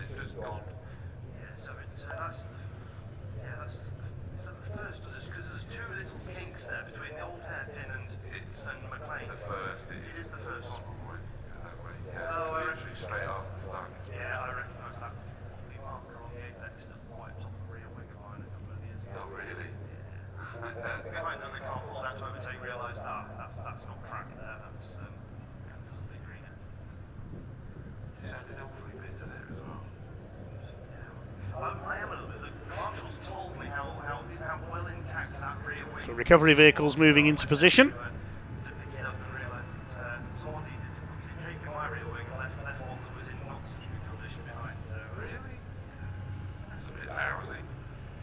And we'll get an update on a restart if there is going to be one.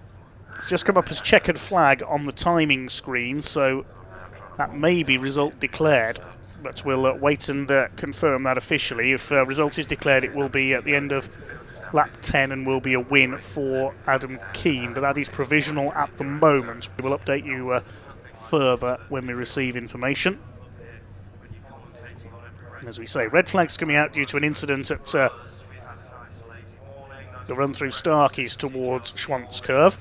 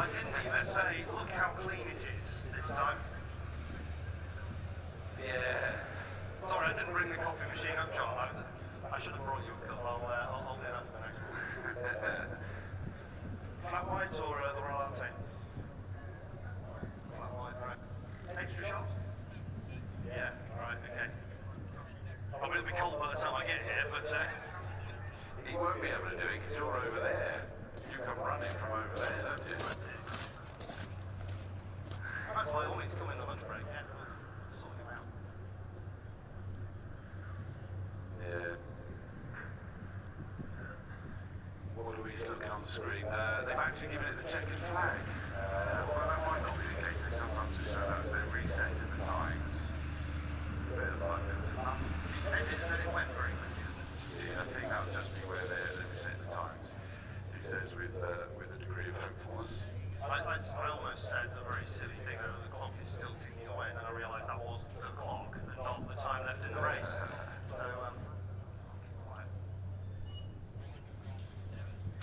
So there's two cars down there, there's one being lifted onto the flatbed. All drivers are out of the car now, by the way. One is in, in fact, they're probably both in a medical vehicle, but don't forget that happens if you're new to racing. Do not panic.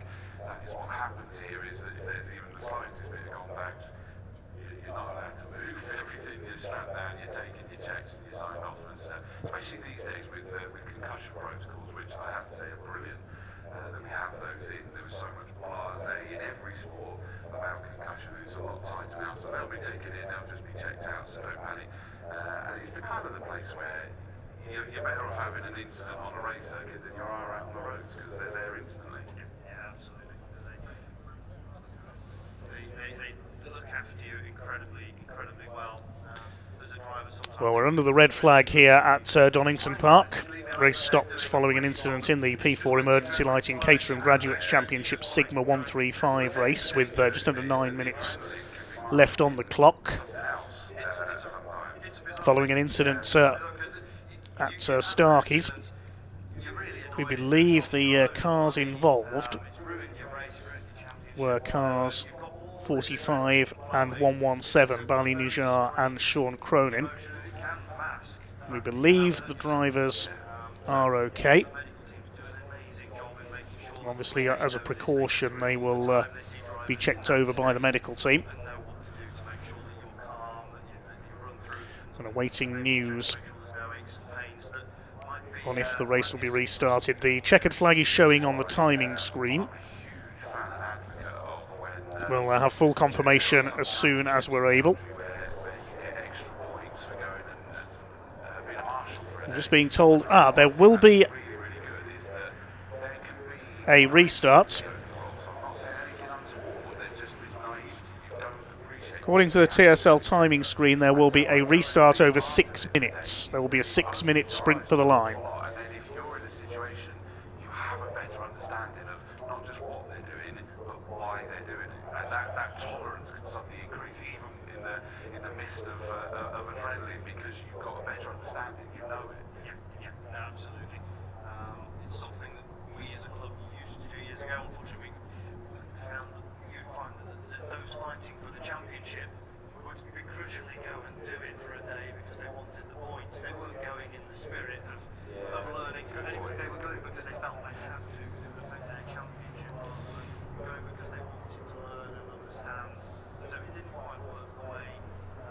Well, we see the incident there on the just before Schwantz curve.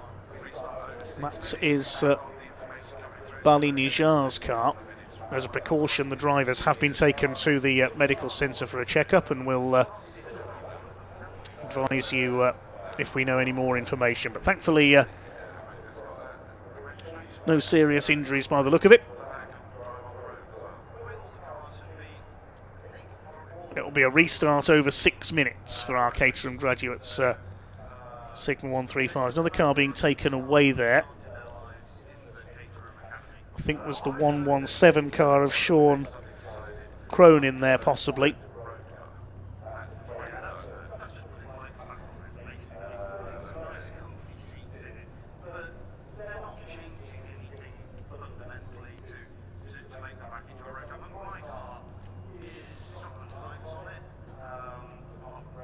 So as soon as Bali Nijar's car is cleared there, we'll get back underway.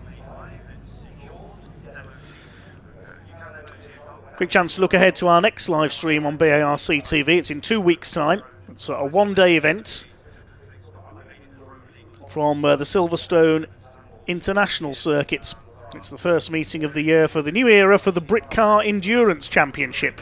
Basically, their old series of endurance and trophy have been combined into one championship. 2 45-minute races with a whole variety of cars available in there. They've also got the British Superkart Racing Club at Silverstone in 2 weeks' time. If you've not seen Superkart racing before, you've got a treat coming up. They can do over 140 miles an hour in a straight line. The Monoposto Racing Club will be there with their variety of single-seaters, everything from Formula 3 downwards, basically. And we've also got the Classic 2CV Racing Club. And if you've not seen Citroën 2CV racing before, you've got an enormous treat coming up. That's April the 5th at the Silverstone International Circuit. I'll be back on comms for you at that one. That should be an event to look forward to. 5th of April at Silverstone, our next live stream here on BARC TV. Thank you everyone for your patience at the moment while we're under this red flag, and a 6-minute restart coming up as soon as we're able. Obviously, we know we're going to have a couple of gaps there, so it's the 117 car. It's 117 and 45, so that is Sean Cronin, 117. He's lost the front corner there by the look of things. Yeah. So that car was looking, and the radiator's looking for all this. Yeah, he'd had it tarted up and it was looking lovely, this new delivery tarted up. Is that not a commentator's term? I normally get accused of being one of those, but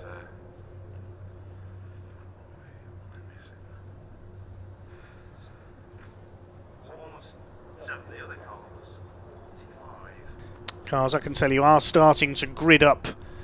Looking out of my commentary box, and they're in the gridding up in the order that they were in when the race was stopped.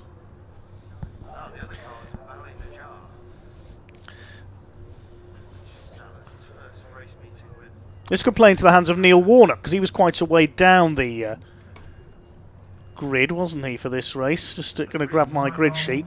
Yeah, he was back in 13th on the grid. He's now up to 6th for the restart.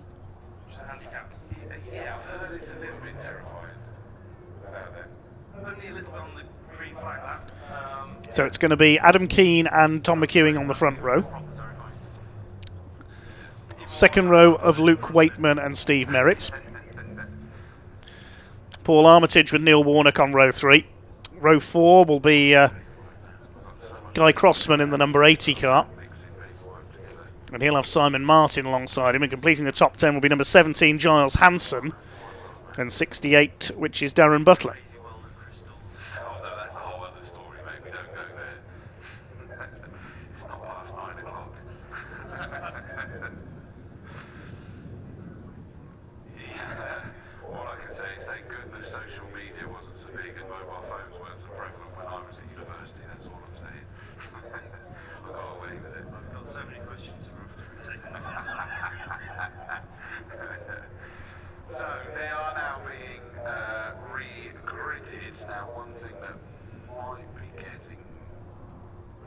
certainly down to the marshals, is another grid.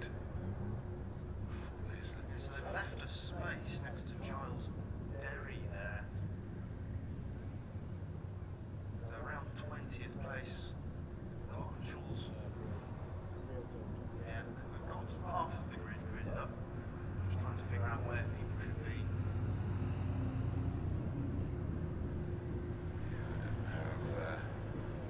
Visibility of a grid for this restart, but there will be one. The Orange Army will have already had one run down to them.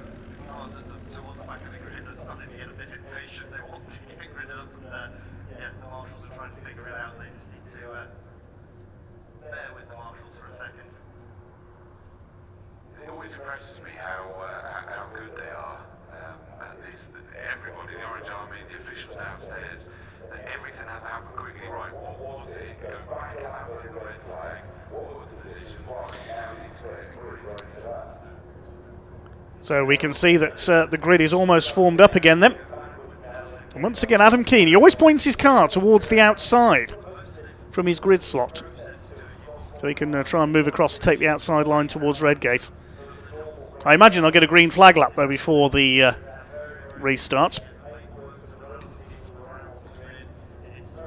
Last couple of cars just being brought into line.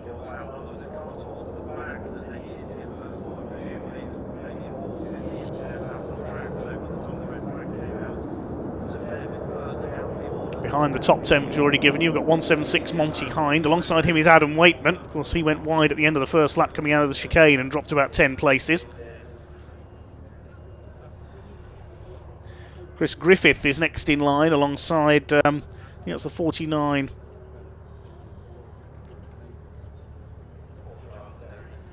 119 is next, I should say, which is Andrew Sagar. Then we've got the 61, which is Kevin Turner.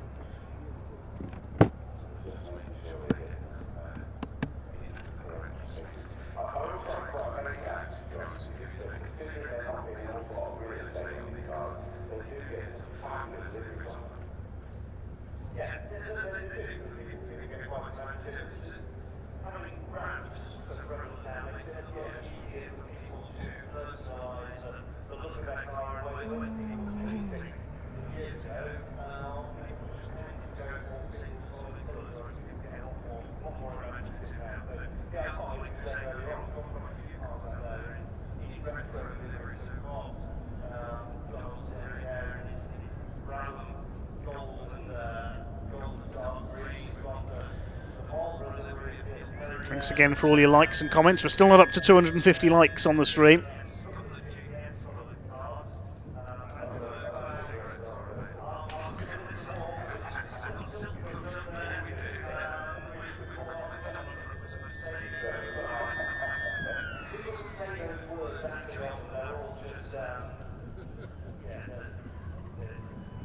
Okay, the green flag is in the air, so thank you again for your patience there while the circuit was cleared up. Well done to the marshals and the recovery crews there.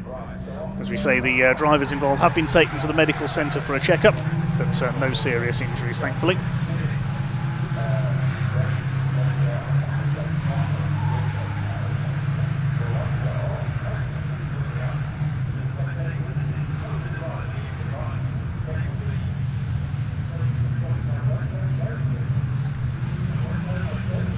Oh, somebody's pulled over there at Redgate. That's Monty Hind, 176. He's out of it. Another casualty. Bit of a race of attrition, this one.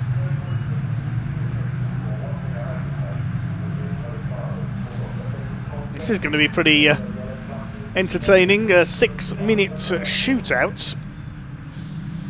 So it should be about a 5-lap sprint for the line.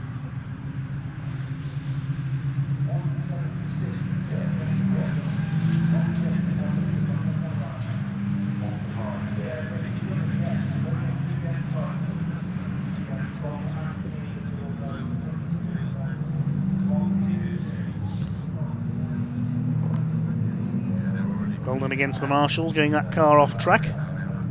Thanks again to all your comments. A few too many to go through at the moment. Big hello to Dan Proctor, who's got in touch. Avid motor racing fan is Dan. Hi to Dan Bartlett as well, and quick hello to Django Jones as well, who we saw racing in the Caterham Academy last season. He's done a bit of volunteer marshalling as well. He's in Caterham Academy and Road Sports as well.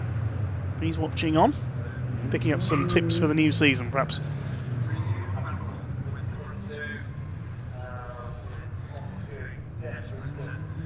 Okay, cars back into line then. 188 Adam Keane on pole, looking for his double.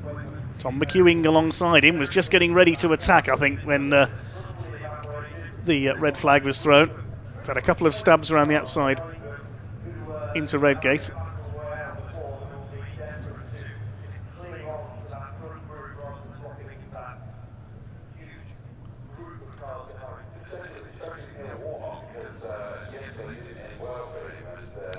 Neil Warnock, I reckon, is going to be one to watch here from row 3.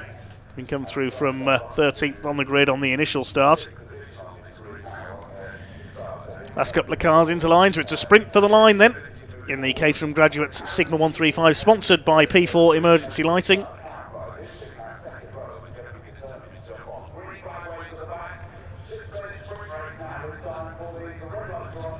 Red lights are on, revs are up, and away they go.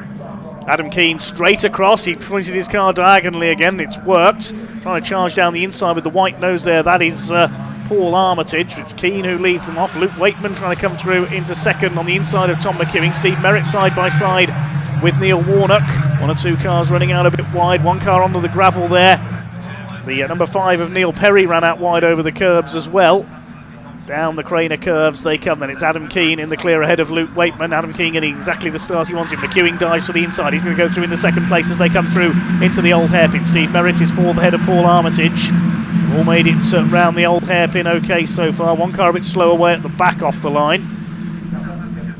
Up towards McLean's they go for the first time on this sprint for the line. Keane from McEwing. Going for the inside is Luke Wakeman, trying to take second place. Tom McEwing did not get the start he wanted there. He wanted to get away into the lead. And Adam Keane doing what he did yesterday here, charging away at the front. It won't matter in terms of points because he's a guest driver this weekend. Tom McEwing is the first of the championship drivers, side by side between Luke Wakeman and Steve Merritt. They're battling for trophy points, and Warnock is a championship driver coming up on the outside in the 42 car. He's got ahead of Paul Armitage. Behind them, Simon Martin. Across the stripe they go. Well, Adam Keane's got away in front. Everybody else is in the snake for second place behind. Diving to the outside is Neil Warnock. Is that going to work? Wakeman on the inside. Steve Merritt makes it 4 square for second place. Then Paul Armitage and Simon Martin. Tyres squealing as they go through Redgate Corner. Down the Craner curves. Next group is headed up by Guy Crossman. Somehow Luke Wakeman has kept his nose in front for second place. Tom McEwing's trying to go around the outside of the old hairpin. Up on the curb is Luke Wakeman on the inside. Somehow they've all made it round. This is absolutely frantic. But it's all for second place because Adam Keane's checked out in front. He's away and gone.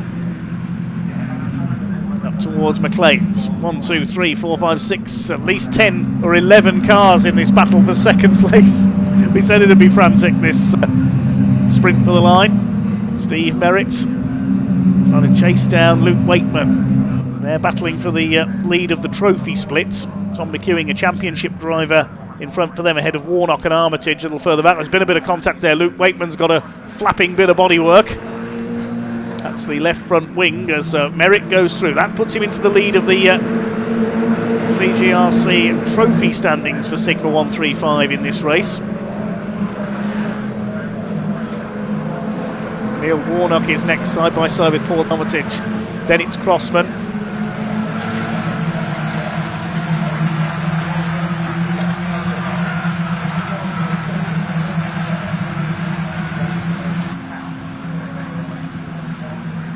Steve Merritt with Luke Wakeman right on his rear axle there, and on his rear axle in turn is Neil Warnock. Steve Merritt in third place. Tom McEwing's got away slightly now from this long single file draft of cars. 2.5 minutes just over to go. A couple more laps to run after this one. There's McEwing. He's broken away by about 5 car lengths. It's Merritt, Luke Wakeman, Warnock, Armitage. Paul Armitage trying to make a move as they go into Coppis. He's not close enough. Guy Crossman is next a few lengths further back. But Adam Keane has checked out. He's nearly 4.5 seconds clear at the end of the previous lap as they start to dance the snake again down the exhibition straights.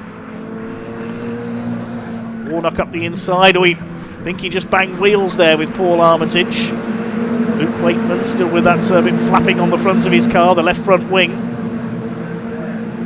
Just wanting to bounce up, and I saw one of those come off and get lodged in the driver's roll cage once. He doesn't want that to happen.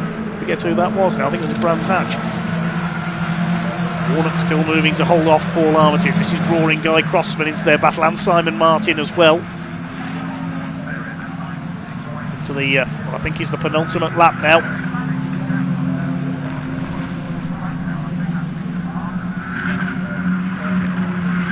Down into the old hairpin once again. The absolute edge of adhesion. You can hear the tyres squealing. There is the number 6 of Anthony Nichols. Lovely flame livery on that car, hot rod style. Anthony Nichols, a trophy driver. He's down in 19th place at the moment.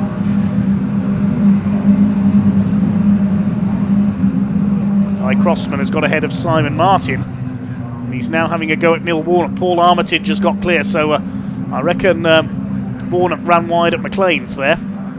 The battle for third place, Steve Merritt and Luke Wakeman. Wakeman moves ahead. Merritt back to the outside. Luke Wakeman cut across there to take that third place away. And Wakeman now leads the trophy standings. We're into the last lap. Adam Keane's away and gone in front. It's all about the battles for the minor placings. Tom McEwing looks safe in second, and he's going to take maximum championship points. Look at this, 3, 4, 5 abreast. Further back in the pack, Giles Hansen, the number 17, getting involved in the light blue car. Adam Wakeman's making his way back up as well. Steve Merritt leads the trophy registered drivers. for those on a limited programme this year. Then Paul Armitage, then there's a gap back to the next group, which is Warnock, Crossman, Hanson, Adam Waitman. Simon Martin's dropped back a bit in the 155. And behind him is Darren Butler.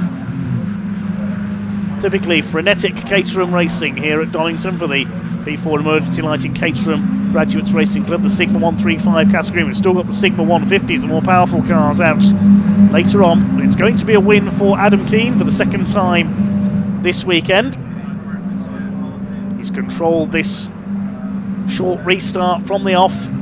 Comes into the chicane for the final time in the clear. It was close in the early stages before the red flag, but on the restart Adam Keane has run away from the field and he comes in to take the checkered flag. Keane wins its second win of the weekend. Tom McEwing will come over in second in the top scoring championship driver, and these two still side by side, Merritt and Luke Waitman. I'm going to have to go to the timing screen to find out who got third there. It was a photo finish as they crossed the line. Merritt got it and the trophy win by 0.045 of a second. Everybody else comes home. It was Paul Armitage in 50, did get back ahead of Neil Warnock. Then Crossman, Adam Waitman, Hanson and Martin round out the top 10. My goodness. On the last lap, Adam Keane set the fastest lap as well, 1:18.973.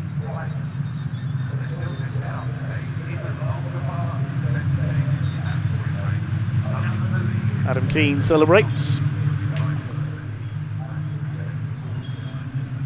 The provisional result reads as follows. Adam Keane taking the win and the fastest lap. 6.5 seconds clear of Tom McEwing, the top championship driver. Then Steve Merritt and Luke Waitman. Paul Armitage and Neil Warnock second and third in the championship classification. Merritt just beats Waitman for the trophy classification win, with Guy Crossman in third.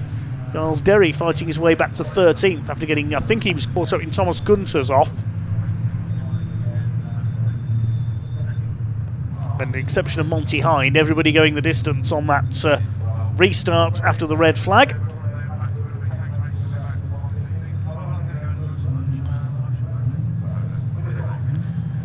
Next up, it's going to be over to Andy and Paul to take you through the Miltech Civic Cup, the first of their two races today, their season opener.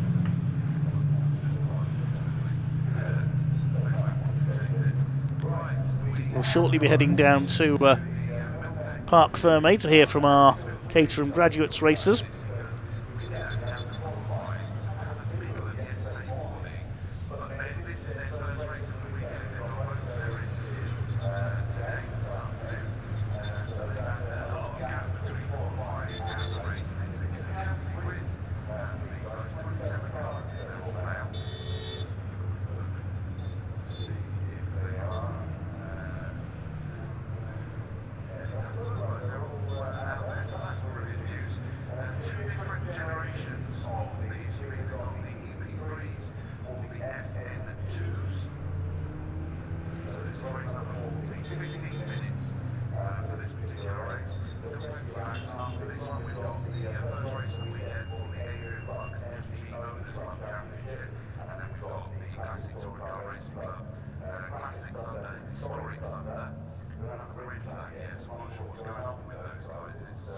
Well, the cars are now heading down into Parc Fermé following the slowdown lap, and we can hand down to Ian to talk to our race winner.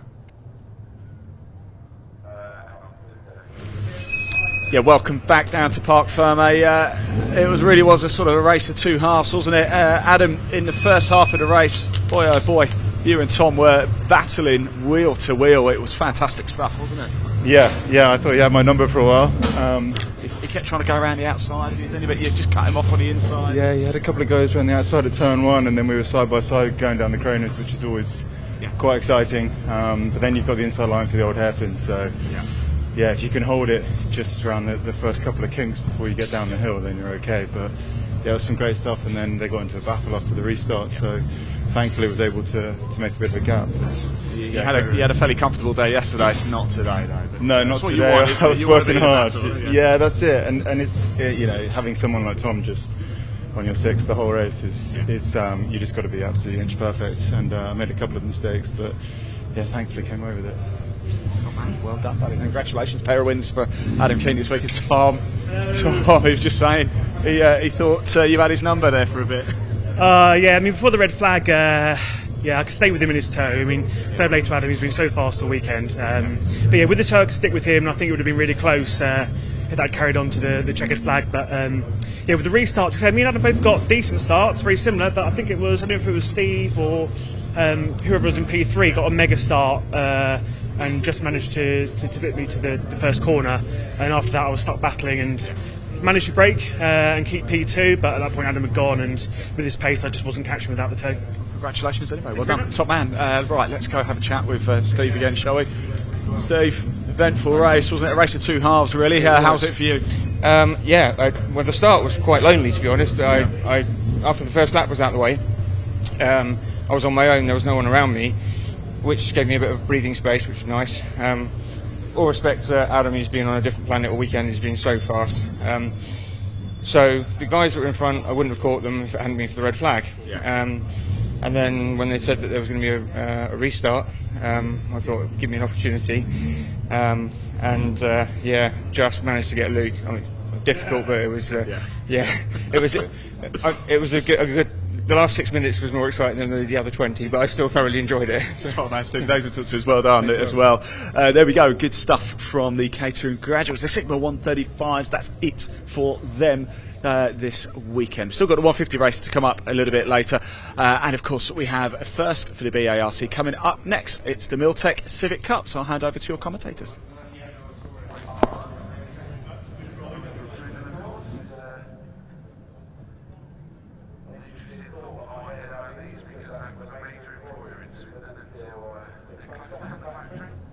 I can't go on air.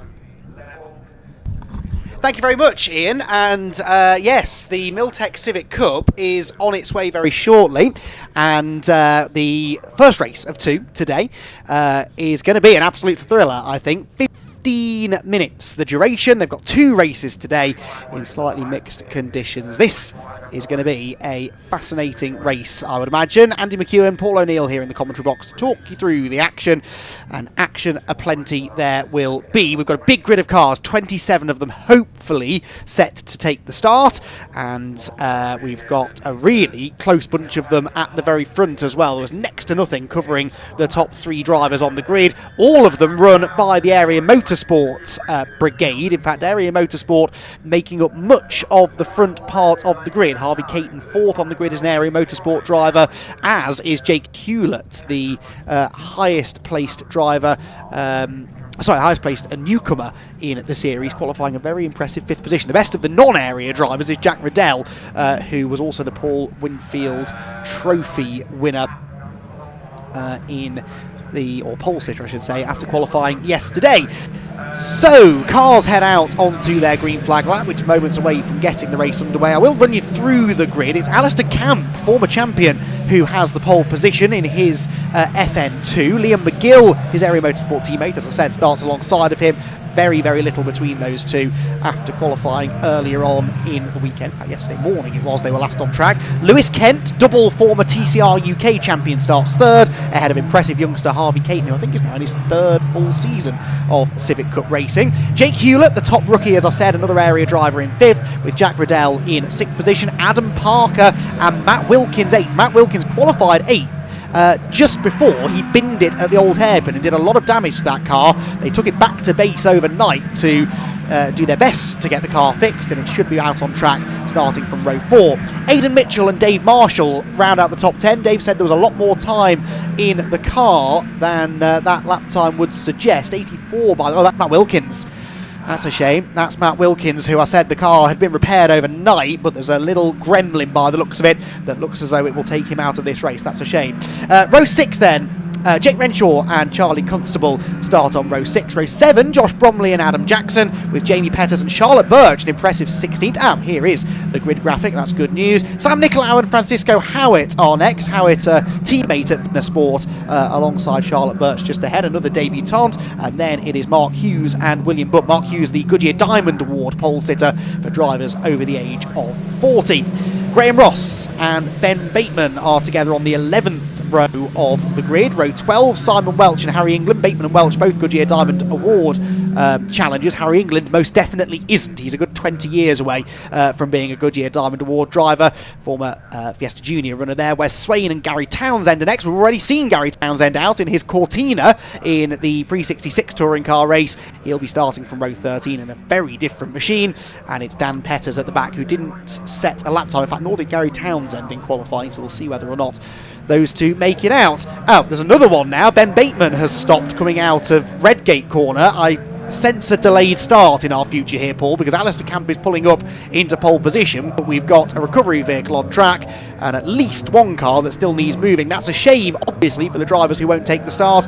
Does, though, give us a bit more time, presumably, to build up what should be a very competitive race. Yeah, I think it is going to be very competitive, and I always look forward to this Civic Cup racing. Is absolutely spot on, but like you say, I think they're going to get told that they are getting a delayed start as this car and, like you say, the other one needs to be moved. But they're pretty quick here and get it done pretty fast, so hopefully they can get us very soon. Yeah, fingers crossed. It shouldn't take too long to get that car out the way. Wilkins' car, I think, has been pushed into pit lane already, but yeah, a little bit of a delay here. So, in previous years, we've heard a lot about Area Motorsport versus the other big teams, Pro Alloys Racing, for example, who've raced with us in the past. This year, it looks as though really they are the big team to beat again, aren't they? Top 5 positions locked out in qualifying, but a lot of other drivers behind them are saying that's really because the Area Motorsport drivers are taking a few more liberties over the curbs, taking a few more risks. Over the course of a race distance, they will have to be mindful of that. Yeah, definitely. You know, you can overtake round here, that's not a problem, but you cannot keep smashing those curbs, especially the brass looking things in the last chicane. That is a difficult, you go over that wrong and you will rip you'll rip something off underneath the suspension as you go from the right to the left. And if you get it wrong, I've done a lot of one make racing round here, and if you drive a road based car like that flat out, you're going to knock a top mount off, or you're going to do some damage. So yeah, can they do it? We'll see. Can you tell them not to do it? No, because they'll all want to beat each other. Will the FN2 be stronger than the EP3 doing it? Well, it's got a rear beam instead of independent suspension against the EP3 with the FN2. So we'll see. Anyway, we're gonna find out, aren't we? Well, it's an FN2 on pole. Alistair Camp. Good to see him. I won't say returning to form. He was pretty strong last year, wasn't he? But he will definitely be looking to take advantage of the fact that a reigning champion is not on the grid. He is here this weekend. Actually, we were chatting to Max Edmondson before, weren't we? Can't stay away from the Civic Cup. But he's not on the grid, nor is Josh Files, the runner-up last year. Campy, of all people, will really want to capitalise on that, because we know he's a champion. He's a proven quantity in this series. He's got that car, I think, where it needs to be. Championship favourite? I'd say yes, but I still think that the jury is out on the FN2. Yeah. I just think the EP3 is such an amazing car that I just think that over a race distance, that's where it may just have a little bit of a struggle. Comparing it against last year, but let's see, because it's horses for courses, isn't it? But McGill is super quick. I'd love to see him really take the fight. But Lewis Kent as well had a terrible look last year. Yes. So he wants to be winning some races as well. Yeah, McGill was only half a tenth slower than Camp in qualifying, and then there was another 2 tenths back to Lewis Kent, who's looking very relaxed, I have to say. Ever since he stepped away from TCR and into the Civic Cup, he's been a different person. He's really loving his racing again now. Like you said, didn't have the best of luck last year, but 2025 is a clean slate for him, and we know that he, again, has more than what it takes to go and win races. Then you've got Harvey Caton. Could this be the year for Harvey Caton, do you think, to really establish himself as a title contender? He's blown a bit hot and cold in the past, found some consistency, though, towards the end of last year, and he's qualified on the second row for round 1. Yeah, I'm going to judge him. I shouldn't really do this, but I know how fast he is. I know he's one of the quickest out, but I'm going to judge him after this race. If he goes gung-ho, makes mistakes, and is off and out of the way, then I'm going to be like, you're on the back foot now. But if he can have a good, strong first race, I think we should be counting this guy as someone who can take it to the ones at the front. And what do you make of some of the newbies coming in as well? Because this, I would imagine, you'll probably have a better idea of this than me, this must be one of the more difficult one-make series to come into as an outsider, and many of them fresh out of karting or 1 year in a junior saloon championship or something. To come into a championship like this, someone like Jake Hewlett, for example, top 5 on his debut in qualifying, that isn't easy to do. That is unreal. What some of them kids have done is unreal, because these cars usually the fast people are the experienced drivers, because they're such a bizarre car to drive. They really are, with the differential, with the tyres. You've got to know what you're doing when you drive these cars. These kids have come in from karting and they're literally driving the things on field. And like you say, coming in from the junior saloons as well, that's a completely different car. It's, you know, it's on a tyre that's not as, in my opinion, as rippy as this and as good. But these are high-powered one-make series cars, and it's very impressive. I want to see these young kids do well in this race, because this is going to be a real test for them. The ones that have qualified just behind them with the more experience, they're going to put the pressure on early doors. Definitely the case, and I think a lot of drivers were saying in qualifying yesterday that they were caught out by the tricky track conditions. There was a lot of oil down and the track just didn't have the grip that it had in testing on Friday, so it's a bit of a jumble grid in some ways. Yes, the expected names are right at the front, but further back there are a few people a little bit out of position. That's Dave Marshall, certainly one of those from 10th. Josh Bromley you'd expect to move forward as well. William Butt we spoke to earlier on today as well, and he was I think looking forward to the fight from 20th on the grid. Should be a fascinating race, this, definitely. 15 minutes still the distance, as you will see whilst we've been chatting away. The cars have been released onto another green flag lap, so the track cleared. Excellent work by the marshals up at Redgate Corner to get that car of Ben Bateman out of the way. So Bateman is going to be a non-starter, as I'm afraid is Matt Wilkins. That's a real shame. I was looking forward to seeing what Matt could do. A very understated guy, Matt Wilkins. I chatted to him yesterday, and I'll confess, I'm not super familiar with Matt. Our paths haven't crossed all that much in recent years. Spoke to him and I kind of got the impression, okay, yeah, he's going to be here for a bit of fun, just put the feelers out. Didn't strike me as someone who was going to be in the top 10. Immediately put it 8th, and that was with only half a session under his belt. So he, if he gets out for race 2, is going to be a factor, I think. Right, cars lined up then. Campy on pole. Alistair Camp, former champion, lining up alongside Liam McGill. Alistair Camp, the only former champion on the grid as well, so another reason perhaps to have eyes trained on car 45 as a championship favourite. But there are a whole host of other drivers who are keen to knock him off his perch. Camp's got the early advantage with pole position, but in 15 minutes of Miltech Civic Cup racing, anything, and I do mean anything, can happen. And the race about to get underway. The red lights are on. Round number 1 of the Miltech Civic Cup gets underway at Donington Park. It's a good start from Alistair Camp from pole position. McGill, in fairness, away pretty well in second as well, whilst Lewis Kent has got an early challenge from Harvey Caton on the outside line. They tip it into Redgate Corner. Caton trying to go right round the outside of Kent for third, as everybody behind feels out the grip and tries to make sure they've got enough rear tyre temperature. Down the hill they will go, still side by side for third. Caton with the blue bonnet on our right has the inside for the left-hand part of the Craners. That's the outside for the old hairpin. He almost drifts into Lewis Kent, loses some momentum, and Lewis will hang on to third. Dave Marshall's made some ground up as well from the back end of the top 10, but so far so good for Alistair Camp. Yeah, so far so good for everyone. Impressive stuff this, because it's not easy. Windy, cold, track's still a little bit damp here and there, but yeah, good stuff. Lewis Kent locks a rear. Harvey Caton's going to sense that. This is going to be a real fight. Campy has got a really, really difficult lap ahead of him as well in the lead. Yeah, Liam McGill almost pushing Camp up towards Coppice Corner, so nose to tail for the lead. And then Lewis Kent doesn't look super comfortable on cold tyres, does he? He's got Harvey Caton breathing down his neck, and they barrel toward the chicane at the end of the opening lap. I think it is still that area Motorsport 1, 2, 3, 4, 5. Jake Hewlett in 5th position.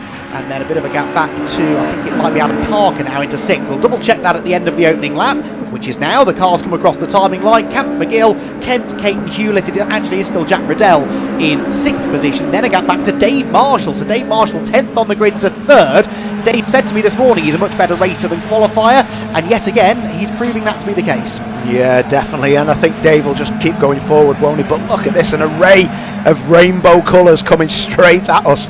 And same again, because look at Campy, he's not getting an inch of a rest here, is he? Look at the car, fighting the car into the old hairpin. Locks her rear up again. McGill is in his toe. McGill in the 62 is looking to take this lead off him. This is going to be a lunge, because Kent's coming as well in 3rd. Oh, side by side then for the lead. McGill not quite late enough on the race, but still has the overlap, I think. So Camp hangs on, momentum on the outside line. Alistair, though, probably wasn't expecting this, but Liam McGill was. When I spoke to him yesterday, he really felt like he would be up on the pace of Campy. He's a bit slow out of Coppice, though. Lewis Kent now closing in, and this is the other thing the drivers said. They said if you go side by side around this particular track, you'd better get the move made, because otherwise there's a whole queue of cars waiting to take advantage. Yeah, definitely. This is interesting. This is going to go two ways, this. I think Camp, it looks like he's struggling with a bit of, the car has got too much turn in, but then it starts to understeer. So the car is really good at turning in, but then all of a sudden it just seems to push away from mid-corner to the exit, and it does look like McGill has actually got an understeering car himself now, as I've said that. So understeer has meant that the rear of the car's got too much grip and the front wheels just can't get the nose in. But Campy will be breathing a sigh of relief here, because Kent is now making his job a lot easier. Yeah, sometimes understeer is setup induced, sometimes it's right foot induced, and I think that's a little bit of what that was with Liam McGill. Just carried a bit too much speed through the middle of Redgate, just needs to try and build that momentum back up again and see whether or not he can close in on Camp. They head towards McLean's corner, where the challenge came a lap ago. Brilliant battles going on up and down the order, as is always the case in the Miltech Civic Cup. We don't always have the chance to give the drivers further back the recognition they deserve, but they're always in the thick of it. At the front, though, this is the battle heading down the exhibition straight, and as Lewis Kent got an overlap on Liam McGill, I think he might have, no, not quite, just poking his nose to the inside to try and distract his teammate, and it sort of works. McGill defends on the way into the chicane. That will slow him on the exit and could lead to a challenge from Lewis Kent when they reach Redgate. Harvey Caton is looking a bit tasty here as well, isn't he? This top four have just gapped. Who's going to lunge? Lewis Kent could have a lunge here, because that's on. That is on, and Caton needs to be nearby, because these two are going to run wide, and now Caton comes through with about 6k more. Look at this, down the craners then. This is where Kent's going to be alongside. Caton needs to back off, and Caton can get one of these at least. He might be able to get two. He's going to get it done. Lewis can't. Oh, that's a proper tidy move. Look at Caton, though. Caton's going to come from nowhere. Oh, bump draft, headbutt, outside a nightclub in Glasgow. Wow. Fantastic stuff, and Lewis Kent will be thanking Harvey Caton for that, because Kent has, with that extra momentum that he picked up, moved into second position. Did McGill manage to keep Caton behind? We'll find out in a moment. There is Camp up through Coppice Corner. We wait to see what happens in second position then. It should be Lewis Kent. Yes, it is. And it is Caton third. So that, you absolutely read that to perfection. It's almost like you've done this before, Paul, because Caton read that situation. He worked out a way that he could benefit from the battle ahead. And that so often is how you'll get your overtaking done around Donington. That is a different Harvey Caton. That is brilliant. I can see this now developing into a real hard battle for second place. Caton is absolutely on it, but McGill cannot be counted out in that 62 car. Really, really can't. It'll be a lunge that'll change position. Here comes the lunge. Harvey hasn't seen it. Oh, and McGill's been very kind to him there. Very kind. Yeah, if that hadn't been his teammate, that could have ended slightly differently. They come out of the corner in the same position, but it was interesting. That whole thing was triggered by a kind of half move by Lewis Kent. Exactly the kind of thing that normally would lose you positions in a race like this, but because he had Harvey Caton, his teammate, behind, it actually worked out pretty well for the pair of them. Jack Riddell, meanwhile, is doing his best to break apart this area Motorsport 1, 2, 3, 4, 5. He's closing in on the newbie Jake Hewlett, who, okay, has dropped away from the leading group, but he's comfortably quicker than people like proven race winners Dave Marshall. Hewlett continuing to impress. Yeah, Hewlett's doing a great job. This is fantastic stuff, and as we speak about Dave Marshall, there he is in the red FN2, red and white. He's, yeah, we're used to him being a little bit further up, but as you say, Campy, who you can only really judge him against, the leader of this race, he is the home favourite, really, isn't he? But here we go. Caton now has got Lewis Kent in his sights. Interesting that these two have dropped McGill pretty much instantly, haven't they? So McGill, who was all over Camp at the start, was only half a tenth slower than the pole sitter in qualifying. In race conditions, just can't quite live with the leading three. Personal best lap, no, wasn't actually set by Alistair Camp last time. It was by Lewis Kent, though, who was 3.5 tenths quicker than the race leader. So Lewis Kent, having broken through into second position, he's only 1.3 seconds back, and we've still got over half the race to go. Camp's victory is not yet certain. It isn't, and the victory for Campy will come because Kent and Caton have either got into each other and slowed each other down, or he loses the win because Caton's got past Kent and then he's caught Camp up. So it's all happening. So Dave Marshall, the 66, good kid is Dave. I've loved covering him in this championship. Really good guy. Always got a smile on his face, even if he's had a terrible day. So yeah, good to see him out there in the front. said he wasn't really feeling Donington Park this morning, which is a bit of a shame, but maybe he's got a slightly better opinion of it now that he's moved up into 7th position, 2nd of the FN2s as well in the sort of unofficial FN2 category. Down the exhibition straight come the leading group, Camp, Kent and Kate. Now I would say Kent is continuing to close here on the leader. In Sector 1 a 10th quicker, Sector 2 a 10th and a half quicker, so Lewis Kent bridging the gap to Alistair Camp. That gap's going to be down to about a second perhaps at the end of the lap. It is 1.2 and it's a fastest lap for Lewis Kent. Lewis Kent in the end only half a tenth or so quicker though. Camp had a purple final sector, perhaps responding to the pressure incoming from behind. Yeah, definitely. So, just to let you know, black and white flag for car 54, Harvey Caton. That is his final warning for track limits, and that's probably why we've seen him drop off a little bit from the back of Lewis Kent. So, we'll keep an eye on that, and he won't want to run too wide. It's probably the first corner, to be fair, Redgate. Yeah, they're monitoring it definitely the old hairpin. I think up at McLean's as well, and possibly Redgate. Ooh. Harry England's car, sorry, West Swain that is, isn't it? Getting very out of shape into, no, it was Harry England, I was right the first time. Very out of shape into Redgate. Will Butts is behind him, and Gary Townsend. So this is a three-way fight going on for 19th place, but you wouldn't know it. You'd think it was for the lead, given how intensely they're fighting. Up at the front though, what's happening with this gap? Well, Sector 1, again, 10th quicker for Kent. Sector 2, they're almost identical. Caton being dropped slightly, as you said, maybe a bit mindful of track limits, but Lewis Kent has got the bit between his teeth here to try and apply some pressure to Alistair Camp. Is McGill coming back into this? Possibly. Looks a little bit closer. Let's have a look. McGill, well, fractionally slower actually than Caton, but he gained 2 tenths in the final sector. So yes, at the end of the lap he gained. Dave Marshall, meanwhile, has got a bit of defending to do. We've seen how good a defensive driver he is. Oh, contact down the straight! My word, Charlie Constable onto the grass on the left-hand side of screen, and that will now allow Adam Parker to get alongside as well. That was nearly an enormous accident, Paul. Dave Marshall thought that he had that line covered, but Constable kept on coming. Wow, yeah, that will wake him up, because now the car will be Larry down this section of the racetrack. That was Larry stuff. He kept his foot in, and the attitude of the car tells me that Constable is trying to get back up with Dave Marshall to have a word with him about that, maybe. Yeah, I think Constable had a much better run off the chicane. That is the bit of the track that Dave said he was worried about, because he's not carrying the momentum through there that maybe some of the other drivers are, and he was conscious that that would leave him under attack down the main straight. Well, anyway, it's not Constable behind him now. That is Adam Parker. Started 7th. He runs 7th again now, but wants to try and convert that into 6th position. He is closing in on Dave Marshall, but he's just had a graphic illustration there from what he saw in front of him that Dave Marshall won't be an easy man to overtake. Meanwhile, Lewis Kent also now being warned about exceeding track limits, which perhaps is why he's back down. Oh my word, Adam Parker out of nowhere to the inside of Dave Marshall, who has to cut across the gravel. This time Constable will go through.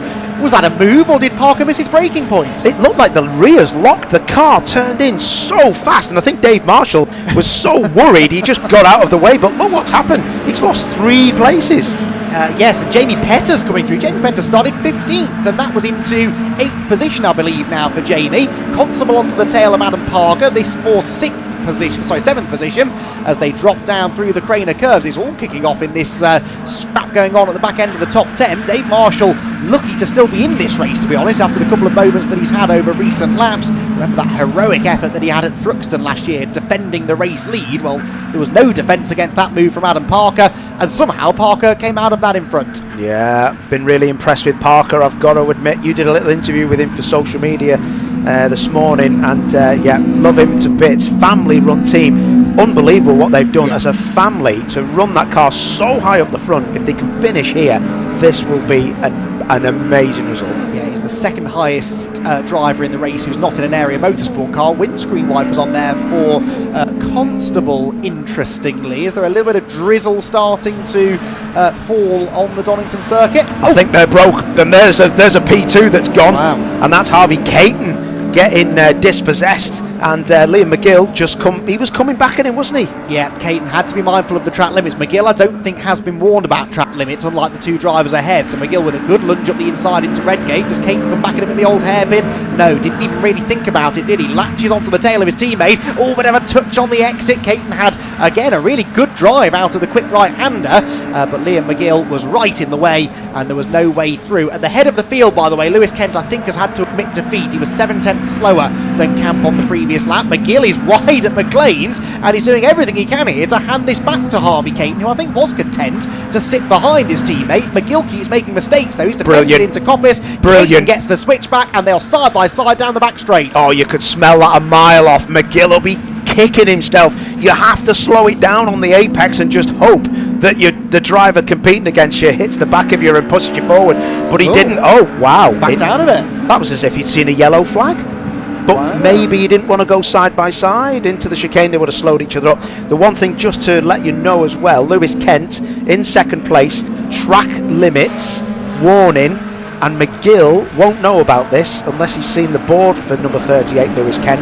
That's, if I was a driver, I'd be like, we need to crack on and catch him because he ain't going to be pushing hard anymore. And maybe that's what Harvey Caton's thinking as well. The pace McGill's got, maybe he could drag them both up to Lewis Kent, although they're 3 seconds behind the former TCR UK champion now, with only 2 laps to go. It's been as frenetic as we expected, this opening round of the Miltech Civic Cup. It's not quite over yet. Caton is so good at the old hairpin, carrying speed up the hill once again, as we check in on one of the battles going on a little bit further down the order here.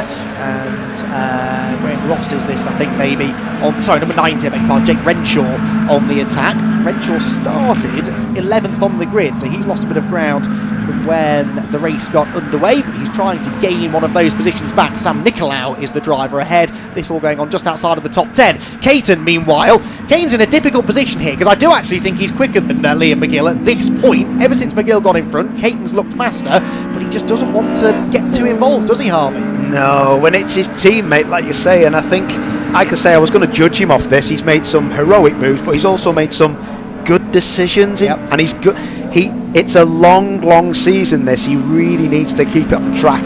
He's fast enough to win this title, but he just needs to pick off the points, and I do rate McGill as one of the championship contenders. Absolutely no doubt. Yeah, definitely. Liam McGill, I think, will be a bit disappointed with third here, given he was challenging for the lead at the start, but it's good points. Consistency is key. We had this conversation regarding Max Edmondson a lot, didn't we, in the last couple of years, and how he learned that it's not all about going for the wins. You've got to try and bag the points where you can, and that will not be lost on Liam McGill or Harvey Caton. Hewlett still in 5th, Riddell in 6th, and Adam Parker is now 2 seconds clear of Charlie Constable in the fight going on for 6th position. We are on the final lap of the race, and enthralling opening round of the Miltech Civic Cup. It looks as though it's going to be Camp from Kent at the front, and an Area Motorsport 1, 2, 3, 4, 5 is in the offing. Now I will stand corrected if probably Rob Baker proves me wrong, but I don't believe they've had a 1, 2, 3, 4, 5 before. I think they might have had a 1, 2, 3, 4. I'm not convinced Area have locked out the top 5 positions before, but it looks as though that's what they're about to do. Well, he's going to do it. Alistair Camp, absolutely amazing across the line, and I was just about to say, you'll know if Rob Baker wants to speak to you. He will definitely let me know. Camp wins, Kent second, and Liam McGill in 3rd position. Harvey Caton with a sensible drive to 4th, and the top debutant, the top rookie, Jake Hewlett, in a very impressive, albeit slightly lonely by the end, 5th position. Jack Riddell was 6th ahead of Adam Parker, and Charlie Constable surviving that scary moment with Dave Marshall. Had a couple of scary moments actually, did Dave Marshall, in that race, but Constable ends up in 8th. 9th for Jamie Petters, brilliant drive that. 6th place is gained in that very competitive midfield scrum. Then Dave Marshall and Wesley Swain behind. Wesley Swain completing, it was actually in 11th position, but the 3rd of the FN2s, and actually next in line, albeit 3.5 seconds back, with the number 79 car. That was Adam Jackson, also in an FN2. So 3 FN2s there towards the back of the top half dozen, and Alistair Camp is going to be very pleased with that result, obviously. Race 2, by the way, a bit like TCR, a top 10 grid reversal, and so the front row of the grid will look a little bit different for race 2 than it did for race 1, but it's Alistair Camp who converts pole position into a race win. 2.3 seconds the margin back to Lewis Kent in second. Liam McGill, Harvey Caton and Jake Hewlett complete the top 5, and they, as I said, were all run by Area Motorsport. Fantastic performance that for Rob Baker's team. Jack Riddell in 6th ahead of Adam Parker, Charlie Constable and Jamie Petters. Dave Marshall does manage to come home in the end where he started, but he had gained a few places. He was as high as 7th at one point, but Dave Marshall ends up 10th, and that will be pole for race 2, where Swain and Adam Jackson are next. Also in FN2s ahead of another rookie, Francisco Howitt. Good drive. We didn't see a lot of Francisco in that race, but he came through to 13th, having started 18th on the grid. Really good drive from him, and Sam Nicolau came home just behind him in 14th place. 15th was Jake Renshaw, and Jake Renshaw doesn't quite make the top page of our timing screen, but he'll be pretty happy still with the result, I suspect. And Rob Baker already is correcting me. He did have a 1, 2, 3, 4, 5. It was the final round at Silverstone, of course it was. How could I have forgotten? Thank you, Rob. Had a feeling you'd be listening. Yes, Jake. Oh, hang on. Penalties. Hang on. So Harvey Caton has been given a 5-second track limits penalty. He's still in the top 5, so Rob, don't worry. The top 5 lockout is still safe, but Harvey Caton drops a position behind Jake Hewlett, so the rookie actually finishes 4th on corrected times. Harvey Caton 5th. Adam Parker was also given a 5-second penalty. That drops him down to 11th, so he falls in the end behind Wesley Swain. This amended result, by the way, has been matched on the screen now. So the result you're seeing on the screen is the amended one. And also Francisco Howard, unfortunately, 15th position. I think he only lost 2 places as a result of that penalty, but that does drop him off the first page of the results screen. So few amendments there at the end due to track limits infringements. We sort of saw those coming, didn't we? But they're applied after the fact because they were all obviously being monitored during the race, but only some of them picked up on. So right, lots to talk about. Paul O'Neill has left the commentary box to get some fresh air and to have a chat with our podium finishers, and I'm sure a very, very happy race winner. Having started on pole position, it's the race victory for Alistair Camp. The trophy will come his way. The big prize, though, is the opportunity to have a chat to Paul O'Neill. What a Miltech Civic Cup race that was. Absolutely awesome. Loved it. Campy, what an absolute legend. Lewis did a good job as well, but we will speak to Campy first. He's done more racing than, I don't know what, it's like a Le Mans 24 hour for him. He's been racing all weekend, flat out. You got the laps in though, didn't you, lad? Pretty good. Was you thinking this was going to be an interesting one? Because obviously the car's quick over 1 lap, but race runs, not too sure about. Yeah, we worked a bit on it in the winter and it seems to come stronger and stronger, so I was keep putting fast laps in right towards the end, but first 3, it's just trying to get that heat in the rear still, it's just a nightmare. We need a crossover in Civic Cup, that's what we need. Is that because the EP3's independent suspension and you've got the beam at the rear on the FN2? What's the score? Yeah, and I think there's just literally 0 weight on the rear end of these, so it's like you can't get any heat without going for a fast lap. That's why that second green flag, I thought, well, we're going for this now to try to get a bit of heat onto the rears, because I knew that Liam and Lewis would be nipping at my ankles, and obviously down Craners, if you go sideways you lose momentum, which I did, and Liam nearly got up the inside. I was like, yeah, just trying our best. But yeah, once we got in that rhythm and Lewis came into contention with Liam and Harvey, I knew I had that little bit of a gap, and I just managed to get a bit of a gap and maintained it. Well, they did their best to let you win that one, to be fair. They were all battling with it, but you knew the score. You knew you had to get away. Yeah, definitely, mate. Like I say, while they're battling, it's got to make it while you can in these. But no, it's really good, mate.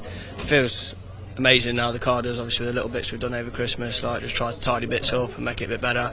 But yeah, so much better. Championship? We finished the race. Championship? Yeah, definitely, 100%. The full season, and then full season the other one as well. Hasn't even broken a sweat, ladies and gentlemen, and everyone watching at home. Right, let's find Lewis. Lewis Kent was here. Lewis, you look fuming. Come here. Get over here. Look at this lad. This is not this is not the professionalism I expect from you. One, are you okay? Yes, yeah, no, I'm all good. I'm all good. You're a bit annoyed. No, I'm happy. I'm happy with that.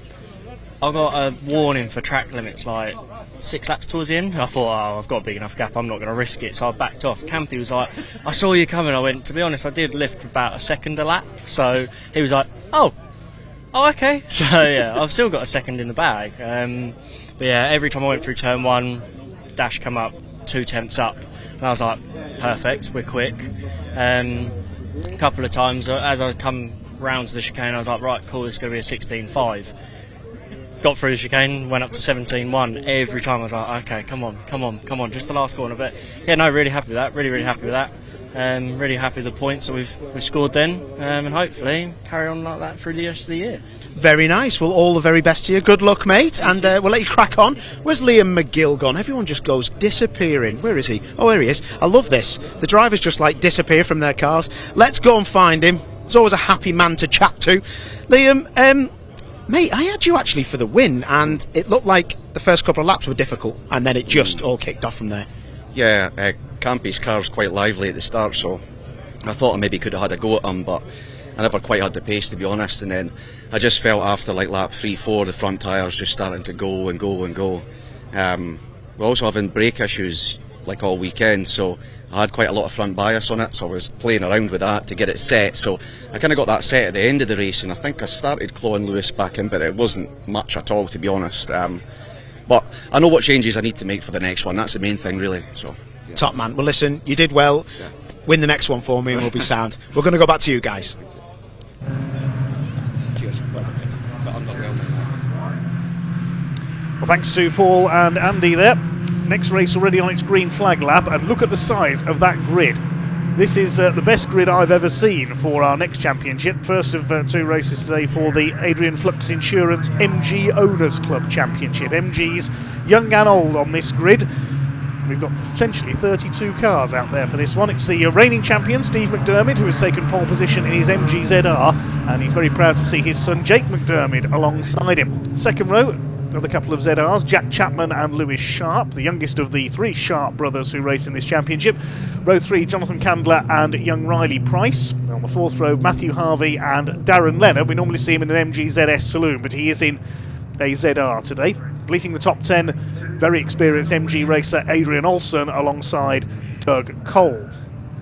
Row 6 will be Jack Meager, number 95, alongside number 68, Lee Sullivan. A few years since we've seen him out in his ZR. Row 7 is Nick Reynolds alongside Simon Kendrick. He's in an MGF, first of the Class F cars. Row 8 is Jimmy Work and Chris Lawson, 3 members of the Lawson family here this weekend. 9th row, Rob Addison alongside Tony Wigley. First of the Classic MGs, former champion Will Sharp in his MG Midgets on row 10 alongside James Blake. The 11th row is Reese and Connor Lawson in their ZRs, the Lawson family making the move up from grass track racing this season. 12th row, Riaz Kesvani and Eddie Sharp in 23 and 185. Carl Bate in his MGB alongside the only Class B car, the MG Maestro. Yes, there's still some about. Anthony Bates at the wheel of that one. Then it's the man who runs this championship, Jim Bainham, in his famous MGB Roadster alongside Alex Forster making his debut with his MGF. And then David Amflett's MGB Roadster, former class champion, alongside Gary Puxty on row 15. The final row, Chris Millard and Rob Fisher in their MGBs. An incredible grid of 32 cars. It's certainly a record for the most ZRs on a grid for this championship. This is going to be something very special indeed. The Adrian Flux Insurance MG Owners Club Championship, certainly one of the friendliest championships in UK club racing. Steve McDermott on pole position, number 1, looking for his 5th championship this year. He's won the title 4 times in his ZR in 2019, 21, 22 and 24. Alongside him, number 77, his son Jake. It's an all McDermott front row. Number 18, Jack Chapman, has raced only once with the club in to a 2024 season. The red lights go out and the season gets underway for the MG Owners Club Championship. This huge grid surges down towards Redgates for the first time. The McDermotts together into the first corner. Jack Chapman in the white car in 3rd place, and Riley Price, youngest man on the grid, in the pink and blue car. Got 1 car into the gravel there. That's number 431. And that's Chris Lawson. Now he's got experience, as we say, of grass track racing, so he should be able to get out of there okay. Look at the size of this field. I can't believe the numbers that the MG Owners Club has got for this season. It's absolutely fantastic for them as they surge through the old hairpin for the first time. There's the Maestro, the white car in the midfield. We used to get full grids of Maestros and even Montegos back in the 90s in this championship. Anthony Bate, the only one out there this weekend. So it is the McDermid's 1 and 2 then. We saw Jake McDermid in Class B in a less powerful ZR160 over the last couple of years, I think it was, but ZR170s in this championship. 170 brake horsepower, 1800cc K-Series engines. It's Steve McDermid, the multiple champion, who leads the way ahead of Jake. Steve McDermid, a car preparer as well. He looks after about 5 or 6 cars in this championship. Jack Chapman in there in third. Then it is Riley Price, made his debut as a 16-year-old in 2023. And in behind him, the green car there, it looks like Doug Cole, the number 99 machine, drawing up alongside Riley Price. Now, Doug Cole has won races in the MG Trophy Championship organised by the MG Car Club. 3 wide there with Price and Chapman in the middle. Cole around the outside, he's going to run wide into the gravel, goes out sideways, he cuts back in, and a couple of cars have to take avoiding action. Goodness me, that could have been a bit of a disaster. That's shaken up the order in the battle for third place. Riley Price now ahead of a group of about 6 cars. Now who's this barrelling down the inside? Looks like it could be Lee Sullivan, the 68. I remember seeing him win a race here about nearly 10 years ago in this championship at Donington Park. He's a former MG Maestro racer back in 2005, won the championship way back in 2008. Great to see Lee Sullivan back on the pace. That's the sort of peacock blue coloured car there, ahead of Riley Price in that very lurid pink and blue car. And up behind him now is number 84, which is Jonathan Candler, who I think is a running mate of Steve McDermid. He's raced Peugeots as well as MGs in the past. Jonathan Candler representing the British Army here this weekend. It's the McDermid's 1 and 2 into the chicane for the second time. Everybody else trying to be third. Who's this diving up the inside? That looks like Jimmy Work, the number 19 car. No, it's not, it's the 20 car, sorry. That's Matt Harvey. Races ZRs elsewhere for several years. New to this championship, the man from Wellington. This is absolutely frantic. There's so many ZRs. I still can't believe how many of them there are here this weekend. Doug Cole recovering after his off earlier on. He's got Jack Chapman in behind him. There's the MGF. We just caught a glimpse of the orange car there. Simon Kendrick in the Tiger livery. Side by side, Matt Harvey under fire. There's contact, and these 2 cars are going to go off. The 33 car flies across the gravel. Let's hope he's not going to T-bone anybody as he comes back on. Doug Cole just misses him. That's the number 33 of Lewis Sharp, youngest of the 3 brothers who race with this championship. We've got Will Sharp out there, of course, in his MG Midget further back, and Eddie Sharp in the number 185 ZR. Not to be confused with the Ed Sharp who used to race Aston Martins very successfully. That's a bit of a modification, isn't it, for Lewis Sharp? He's got an air brake on the 33 car after that off. Trying to hold off Matt Harvey, who went off with him, and Jimmy Work making his way up the inside in the number 19, the black and purple car. I wonder if 33 is going to get the black and orange flag because of that boot being open and have to stop in the pits to secure it. Adrian Olsen moving up the inside there in the number 3, the former MG Maestro racer. He first raced in this championship back in 1990. Oh, and somebody to wheel on the grass. That's the 185. That's Ed Sharp. That's sent cars scattering. One car going through the gravel there. So Eddie Sharp got a wheel onto the grass there and spun out at the chicane. Is the 33 heading for the pits? Yes, he is. There's some damage on the front of Simon Kendrick's MGF there. That's got the front end stoved in. So did he hit somebody in that melee at the chicane? Simon Kendrick, the favourite for the MG. And there's contact again there. He's been taken out by a ZR. Another one goes off. You can tell it's first day back at school, can't you? There's the Maestro going through. He gets through all of that, makes up a few places. They're still at it down at the old hairpin. The number 3 of Adrian Olsen on the back of the 95 of Jack Meagher, the Oxfordshire driver in the blue ZR there. Right, chance to draw breath then. Here are our leaders, McDermid and Son out in front. It's Jake who's done the fastest lap as well, 124.304. Class Z is for the ZRs and ZSs, obviously. Class B is the Maestro. Class F for MGFs. Class A, incidentally, is A for Abingdon, where the older MGs, the MGBs and the midgets were built.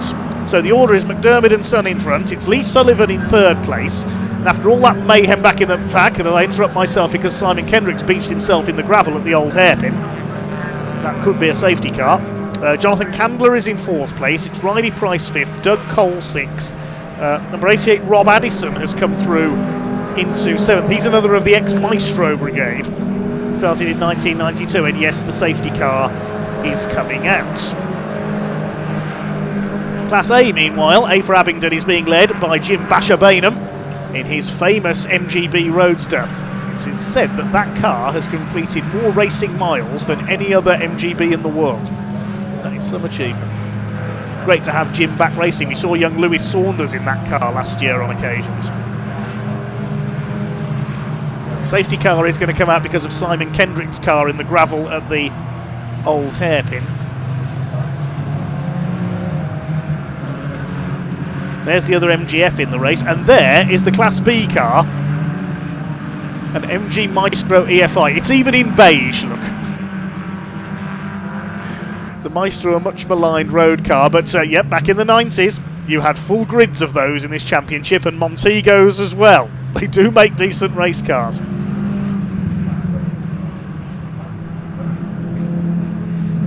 We love it for being different. Fair play, Anthony Bate, for bringing that car out. We still see the Golhar family bring their Maestro out on occasion as well, and I think Nick Arden's still got his. Well, there's the cause of the stoppage, the Tiger liveried MGF of Simon Kendrick, which means there's only one other MGF out there. That's Alex Forster, the local lad from Burton-on-Trent. Alex is only 17, and his father Alan used to race in this championship as well in an MG Montego estate. Yes, really. He even liveried it like the Volvo 850 estate in British touring cars. Admittedly, there wasn't much Montego underneath the estate body shell. It was on ZR running gear, Alan's car. So Alex making his debut in the ex-John Copeland MGF today. It's his first ever race, Alex Forster, and now if he finishes this race, he's guaranteed a class win in the MGF class. So Jim Bainham leads Class A ahead of Gary Bates, Carl Bates, sorry, number 71 in the MGB GT. And third in Class A is David Amphlett, the former class champion, number 14. We've lost Jack Chapman into the pits. He's pulled off the white ZR.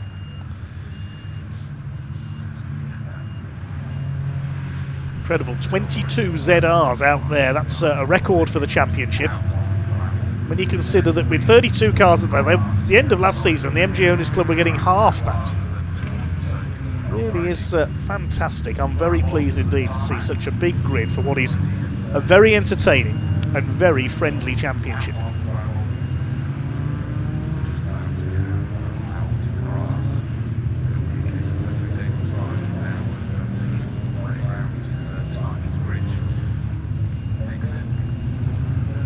Well, it was just no time to draw breath. There was so much action and incident in the early laps of our Adrian Flux Insurance MG Owners Club Championship Race 1 of the year. Big thanks to the marshals once again, just sweeping up some gravel and grass that's been swept onto the circuit there at Redgates with so many cars running wide.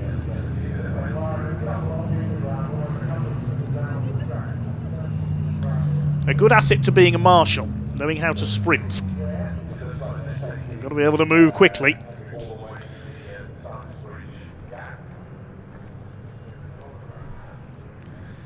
So there, the McDermott's big advantage has been wiped out by this safety car period. Looks like we're going to do another lap behind it. Lee Sullivan in third in the blue.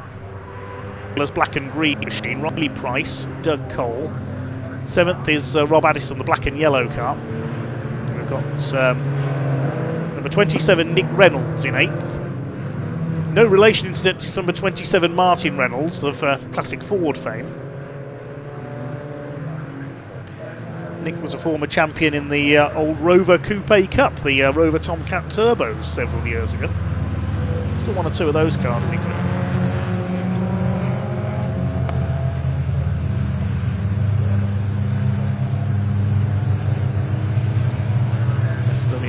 behind the safety car. Bit of damage on the front of, I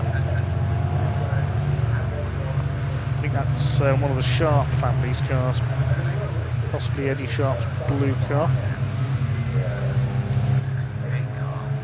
Could be Connor Lawson there with the front stoved in fact.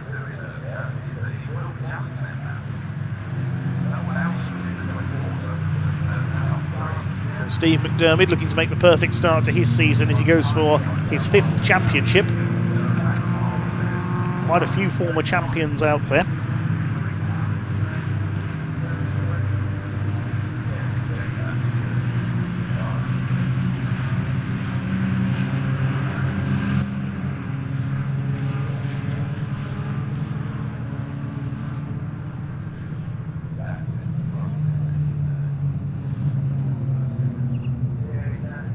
Steady behind the safety car, trying to keep their tyres warm. There's Jim Bainham, the MGB leading Class A. The safety car's roof light has gone out, so it'll be about 7.5 minutes, the restart of this race.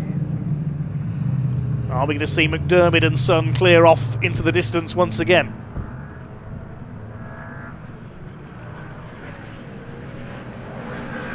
Safety car heads them through the chicane.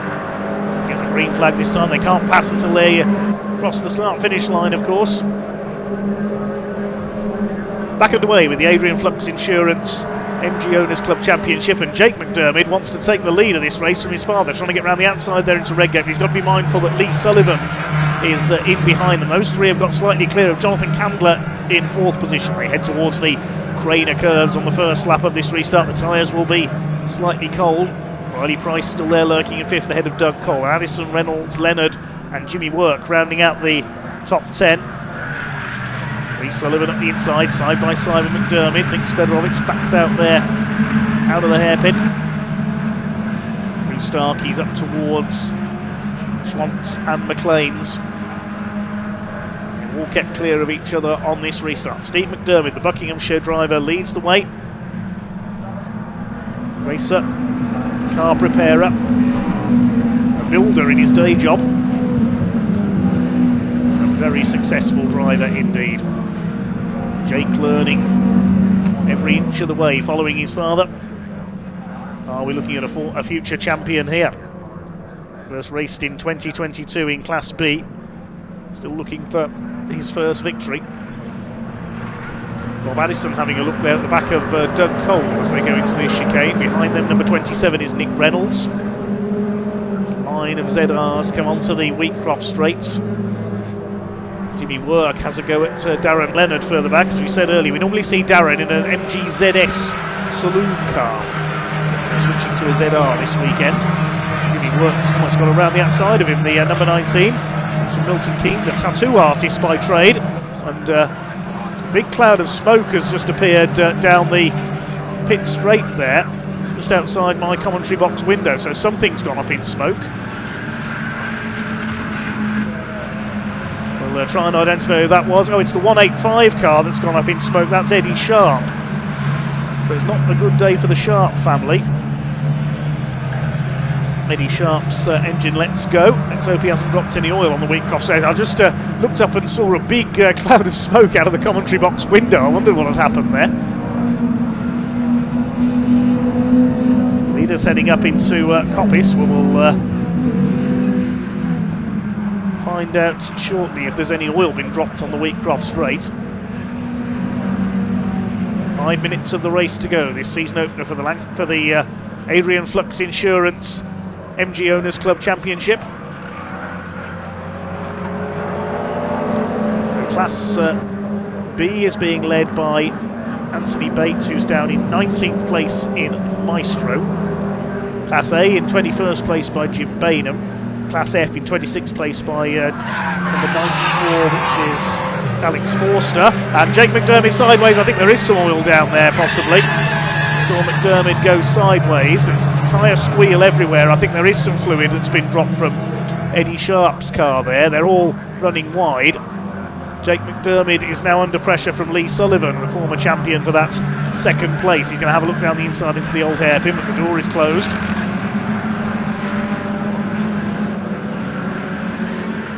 Jake McDermott, a prodigious talent here up there in second place. His father Steve has now got the fastest lap, 1:23.927. Through McLean's they come.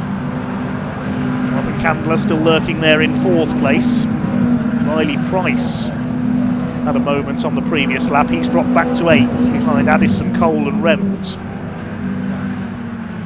Oh, we've lost number 66, Will Sharp. We said it wasn't a great day for the Sharp family. Another one has dropped out. Former overall champion William Sharp in the Wayside Adhesives MG Midget is out of the race. Now, that's on the inside of Hollywood, I think, at the top of the Craner Curbs. He joins the spectators. Good to see quite a few spectators here today at Donington. And here's a busy battle. Adrian Olsen at the front of this group. Number 33 behind him is Lewis Sharp. Upholding family honour now with the other two gone. They swing their way out of the chicane.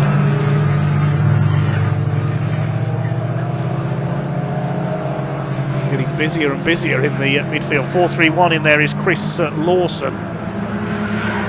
Ahead of him is number 58, which is Tony Wigley. Noting the cut back there through Redgate. He leans on the 33 and off into the gravel goes 101 Connor Lawson. Now, will that be another safety car with Connor Lawson stuck there in the first for Drains car? He's got the novice cross on the back of his car, thumps the steering wheel in frustration. That's him out of the race as Doug Cole makes a move up the inside. He's passed two cars there in a single move. I can't keep up with this. Doug Cole must have had an off somewhere because he was in the top 6 and is down to about 17th place on that previous lap. I missed that. And the red flag is coming out. With that car stranded in the gravel at Redgate, the red flag is out. And that will be end of race with just over 2 minutes on the clock. So it will be a win for Steve McDermott, with Jake in second place, a family 1-2, I think, and Lee Sullivan in third. Well, fair to say, that was absolute madness. A very incident-packed race for the Adrian Flux Insurance MG Owners Club Championship.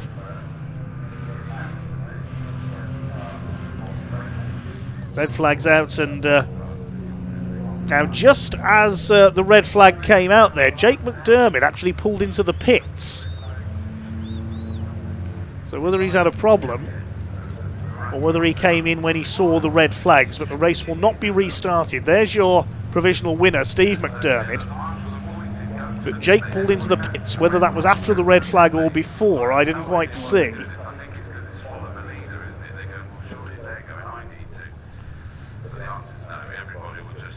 So Jake provisionally will be second on countback and Lee Sullivan third, but we'll await confirmation officially of that later on.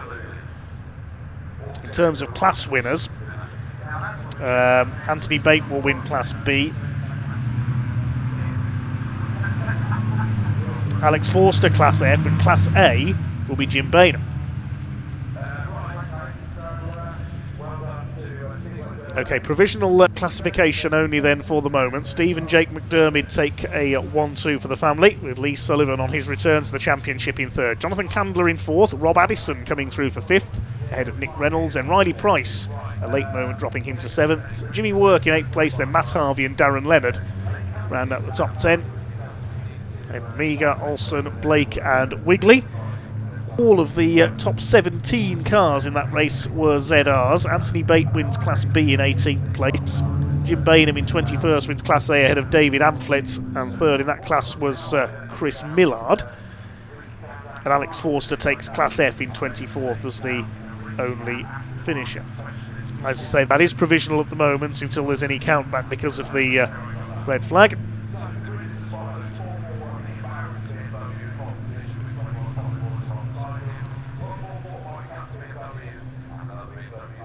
Then we can head down to Ian Waterhouse in Park Fermac.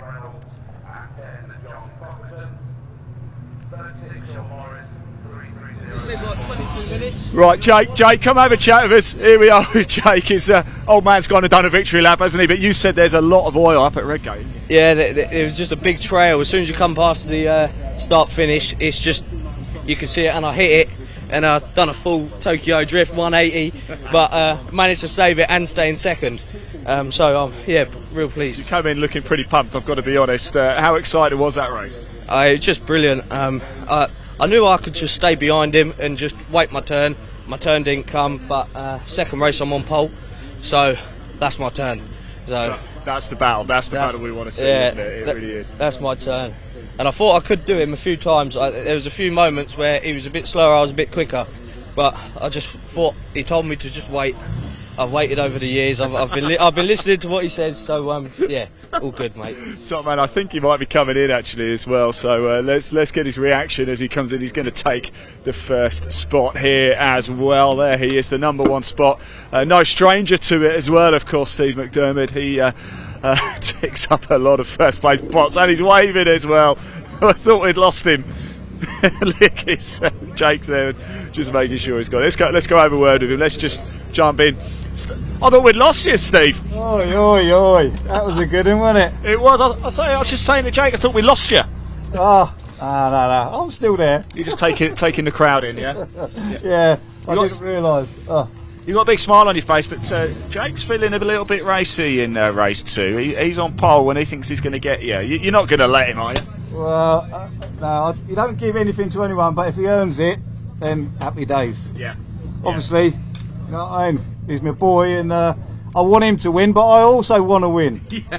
So it's a bit of a double-edged flipping sword, really. Double podium. Well done, Stephen. I'll let you get out. Anyway, congratulations. Let's just jump in here as well, P3. An eventful race, eh? Yeah, it's good, yeah. I'll let you get your helmet. You get your helmet off. In fact, no, I'll let you crack on anyway, because I can see a lot of people. We've got Riley Price here, kind of actually had a solid race, didn't he? We spoke to Sharpie a little bit earlier too. I think he went a little bit back with Lewis Sharp in his first race. Riley, how was that?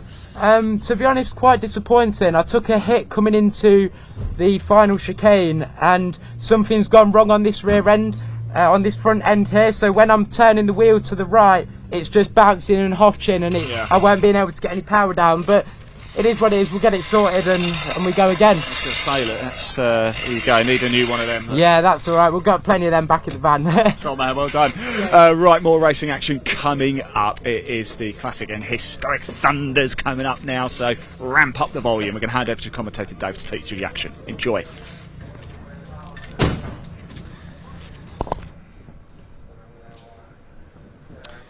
Thanks, Ian. And well, before we get this next race underway, there is a bit of a clean-up needed, as you can see, with the oil that was down the pit straight and into Redgates needing to be treated by the marshals. They're just putting some powder down on it now, as we can see. Full credit to the Orange family once again. But yes, we are going to be thunderstruck next, with the PRG Trailers Classic Thunder Saloons and the Ricky Cal Aston Martin Specialist Historic Thunder Saloons on a combined grid coming up next. And while we have this pause, Ian caught up with some of the drivers a little earlier.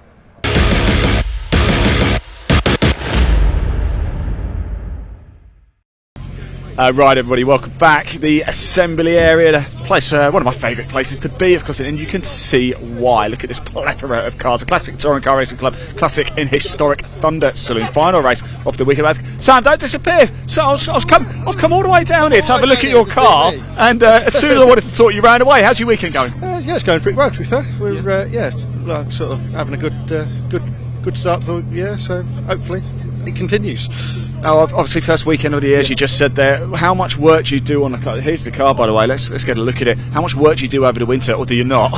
To be fair, it's always a labour of love with that. It's there's a lot of work goes into it to make it work and do what we want it to do. What can you do in this race? I think we're going to go backwards. Being honest, I appreciate the honesty. There's a lot of faster cars that actually suffered in the wet yesterday that will be coming forward, I'm sure. Yeah, so it's different conditions today, isn't it? Yeah, totally different. Anyway, Sam, I'll let you go and talk to whoever you wanted to go talk to. Ian Bowyer is right up there as well. He's looking to make it 4 wins from 4 this weekend. Quite unbelievable stuff alongside him. Colin Voice up there as well. It's going to be an absolute cracker race. It's going to be loud. Turn the volume up. Here we go. Time to go racing for the Classic Touring Car Racing Club. It's the Historic and Thunder Saloons. Let's go racing!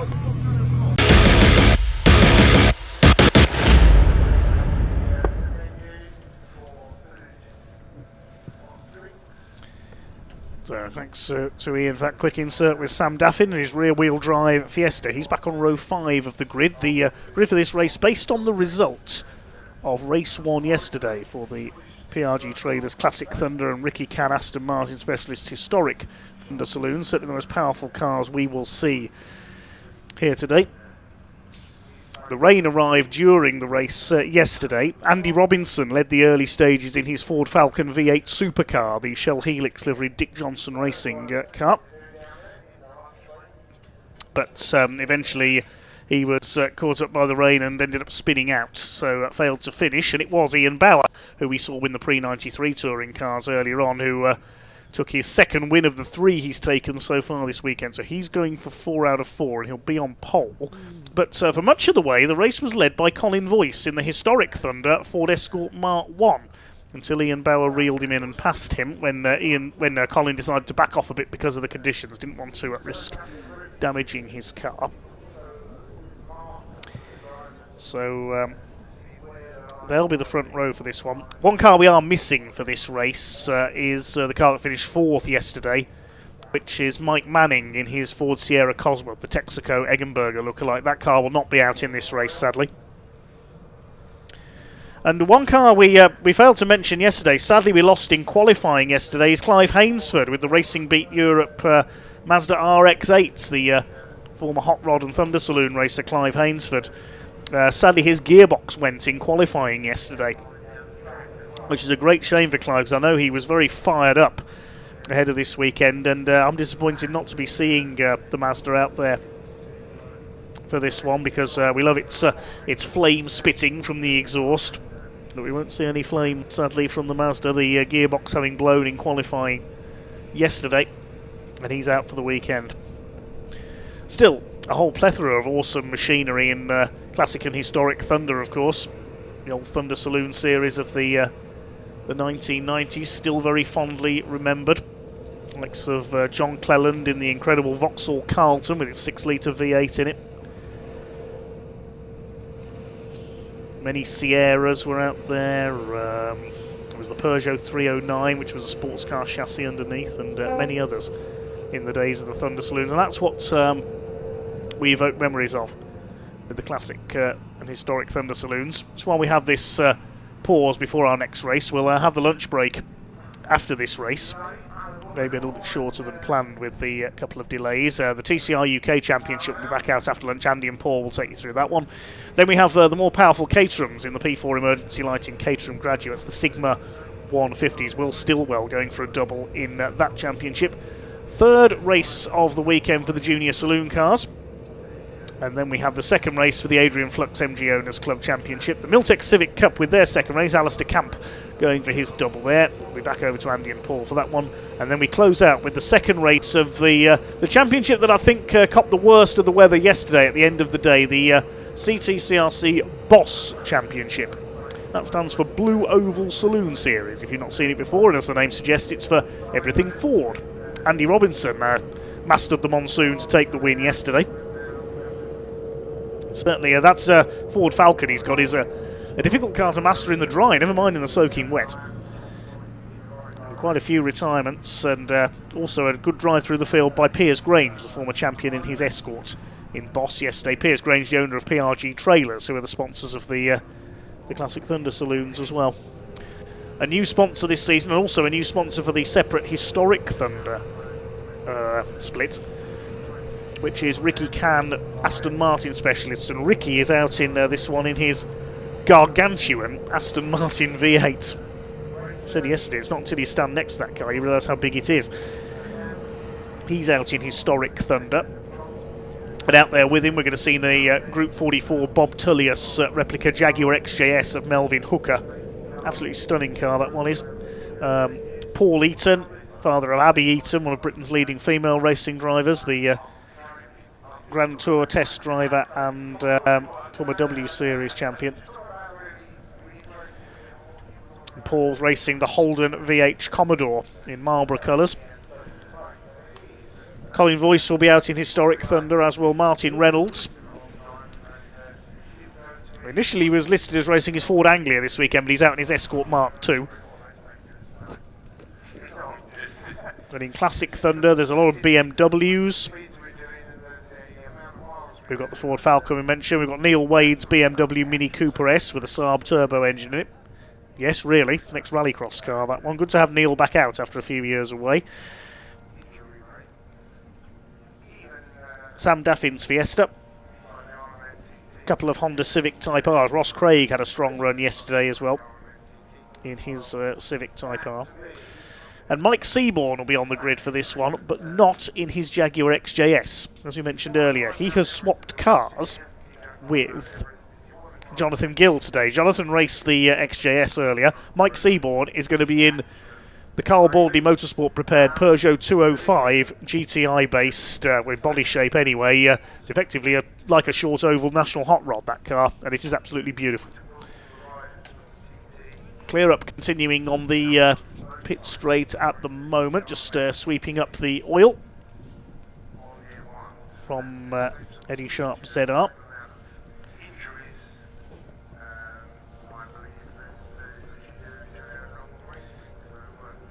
If you've ever considered becoming a marshal, joining the Orange family, then look on the BARC website, barc.net, or you can look online for the British Motorsport Marshals Club, marshals.co.uk. You can attend a taster day at your local circuits around the UK if you want to look into becoming a marshal, or maybe finding another role as a motorsport official around the UK.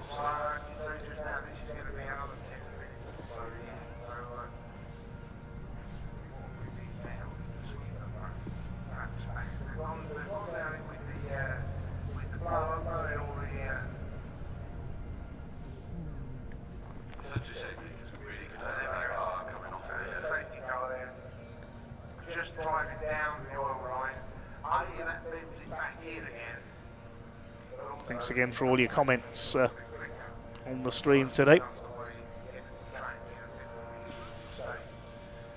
It's a Mark Waller to Talon, Kelvin Fagan.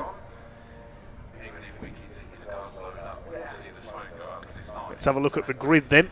Just about to come through to us for the Classic and Historic Thunder Saloons. Front row is Ian Bauer in the BMW M3 and Colin Voice in the Mark 1 Escorts. This grid based on the results of yesterday. So the second row, another pair of M3s, Mike Cutt and Ian Craig. Martin Reynolds, not as listed in his Ford Anglia, he's in his Escort, I think, for this race. Starts alongside John Cockerton's BMW. In the fourth row, another pair of BMWs, Sean Morris and Anton Martin. Completing the top 10, Sam Daffin in the rear-wheel drive Fiesta we just saw in the assembly area a few minutes ago, alongside Philip Wright. Good to have Phil back out in the Castrol-liveried Honda Civic, all the way from Torquay in Devon. The sixth row of the grid will be 129 Tommy Grout in his Vorsteiner Beer-liveried BMW. And alongside him will be Ricky Cann in the big Aston Martin V8 Vantage. Row 7 is Paul Eaton's Holden Commodore, alongside Ross Craig, son of Ian, in his Honda Civic Type R. The eighth row will see Joe Collier, failed to make much progress in yesterday's race. Will start alongside Daniel Gandesha's BMW M3. The ninth row will be Adrian Bradley in number 1612. I've never seen 4-digit car numbers before. We've got two here this weekend. Stuart Kay's running that this weekend as well. With so many combined championships, it's the only way around it. Adrian Bradley is joined by Neil Wade. Then on row 10, it's Melvin Hooker's XJS and Kevin Denwood's BMW Compact. Row 11 will be Andy Robinson. Watch for him coming through in the Ford Falcon V8 Supercar after failing to finish yesterday alongside David Jefferson's BMW. Then on row 12, Alan Breck's BMW. He's got two cars here this weekend. Will be out later on in his V8 engine Ford Capri. Mike Seaborn in the Peugeot 205 Hot Rod. And at the back of the field is Jazz Sapra, the man who races BMWs anywhere they're eligible. He races in something every weekend. Jazz does in his collection of M3s, and he will join the back of the grid for an extra race for this one. Cars, I think, are on their way out from the assembly area. This will be a 15-minute race.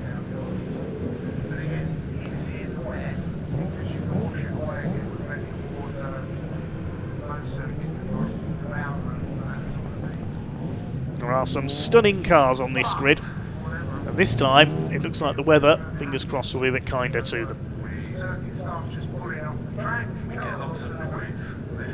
It's confirmation of Martin Reynolds just appearing outside my commentary box in his Mark II Escort.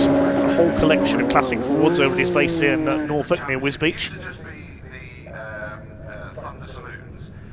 They've split this year as well, of course, into classic and historic Thunder Saloons, a new historic championship for the older cars this year, which Colin Voice was the top man in yesterday in the Mark 1 Escort.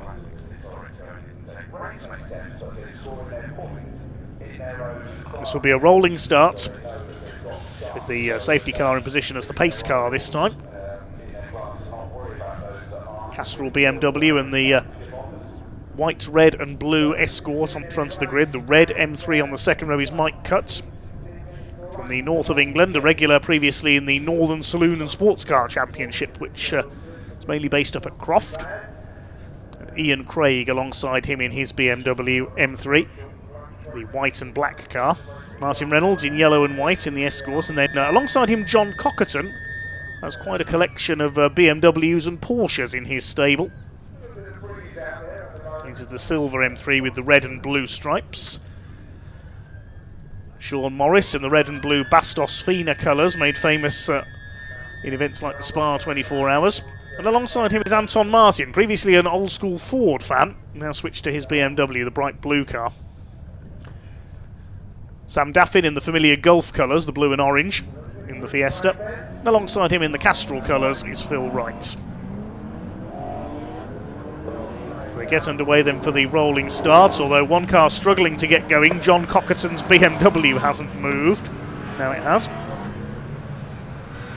I reckon Andy Robinson's going to be one to watch here from the back of the field. There is an extra car on the back of the grid, which is number 91, the red BMW you can see at the top of the shot there. That's Oliver Owen. Failed to run yesterday, so has been added to the back of the grid. A couple of cars, yeah. John Cockerton's definitely got problems with the BMW there. You can see him dropping back down the order. So is John not going to take the start? Or is he going to start from the back? There is the number 10.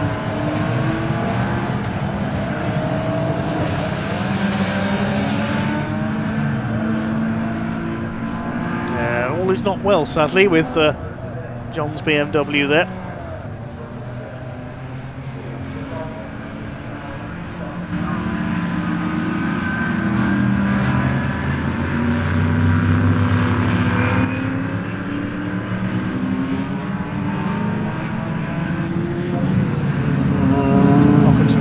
JMC Racing, the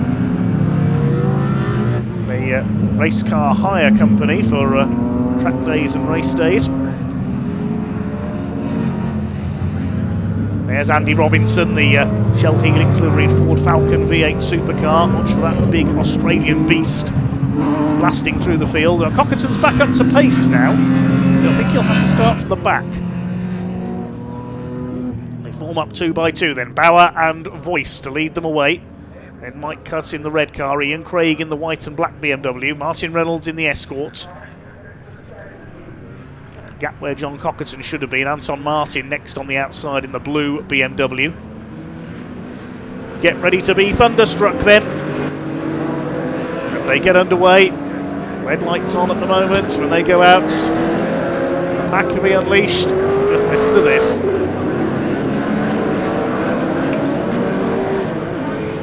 Stunning sound of this mixture of different engines, and a flying start by Colin Voice in the Escort. He'll lead the way into that first corner at Redgates. Taking a few seconds pause just to listen to them as they come out of Redgate. Their Voice has already taken off into the lead.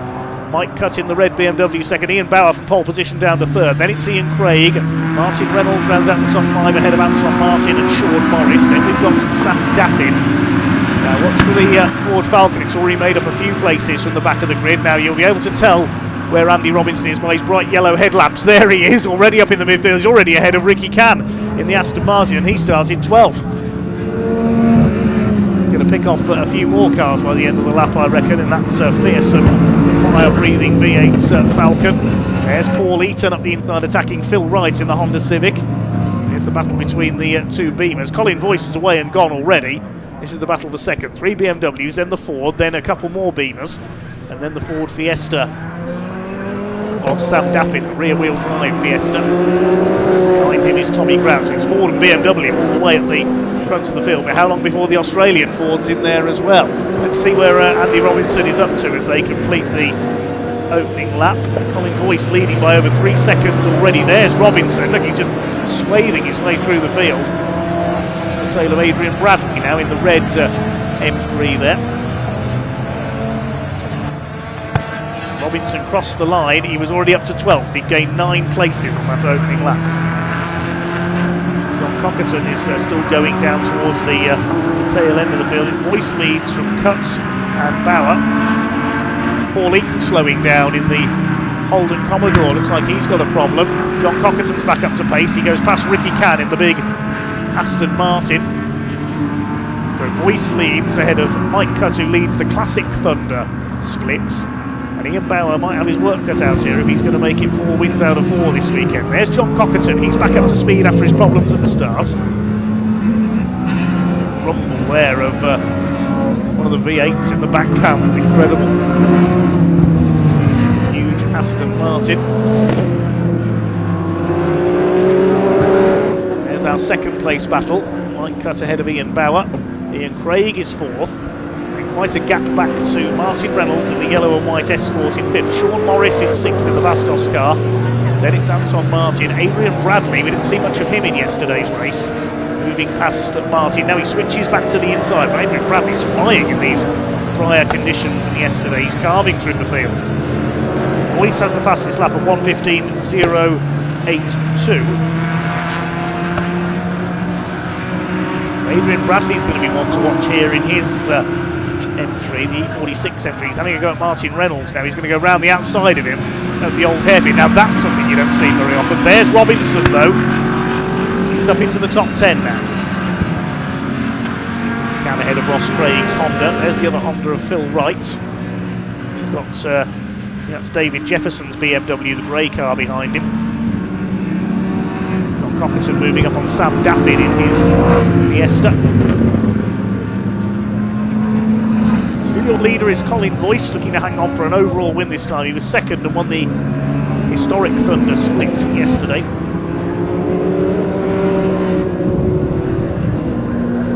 John Cockerton attacks Sam Daffin. Picks up the place, that's up into 11th place. Adrian Bradley pulling away from Sean Morris now, and here comes Robinson, those yellow headlights menacing up behind Anton Martin and Tommy Grant's BMWs. Past Martin, ZF Racing BMW. It flew off there. Where did that come off? That came off Anton Martin's car, whatever that bit of debris was. Somebody's pulled over on the right-hand side of the course there, at the top of the Crater Curve. I think that's it's Oliver Owen. So problems returning in his BMW, and John Cockerton has been given a 10-second penalty for an out-of-position start. Here's a replay, and this might be what happened to Oliver Owen, and that's where the debris came from. Oliver Owen apparently smashed into the back of Neil Wade's BMW Mini. So that's why Oliver Owen was out of the race and why there was debris on the road. A collision with Neil Wade. As you were just saying there, John Cockerton, because he didn't start at the back after his problems on the rolling lap, he's been given a 10-second penalty for starting out of position. He's 11th at the moment. It's a battle between Tommy Grant and Sean Morris. Andy Robinson monstering up behind them. How far up the order is the Falcon going to get? Can he threaten the leaders? It's past Morris. Next target is Tommy Grant's Vorsteiner livery car, the gold car.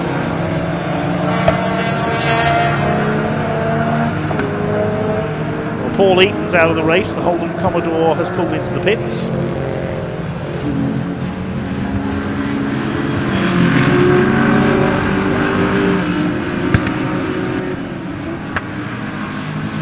Another car going slowly is 223. That's BMW of Joe Collier from Derbyshire. Looks like he could be heading pitwards.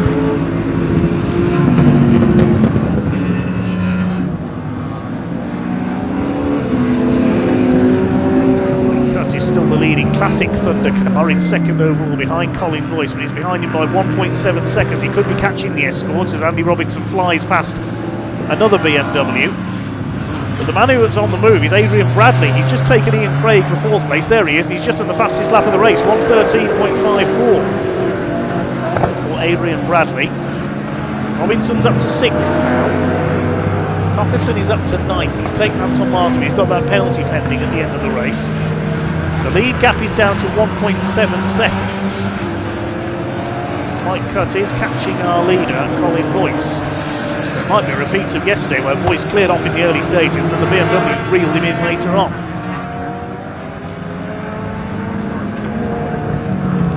It's Morris, he's 8th. Cockerton 9th. Martin behind him in 10th. There behind them is Mike Seaborn at the wheel of the Peugeot 205. He's normally used to the big Jaguar, but Mike Seaborn is loving this at the wheel of the National Hot Rod style machine. Takes me back to my youth at Hensford Raceway, that 205. I was watching cars like that in the National Hot Rods along with Toyota Starlets and Fiestas. There's Ian Bauer. We haven't seen much of him. He's in 3rd place, leading his class. Chasing him is now Adrian Bradley. There he is, the red and black M3. The gap is 1.4 seconds now, so Mike Cutt is slowly reeling Colin Boyce's Escort in.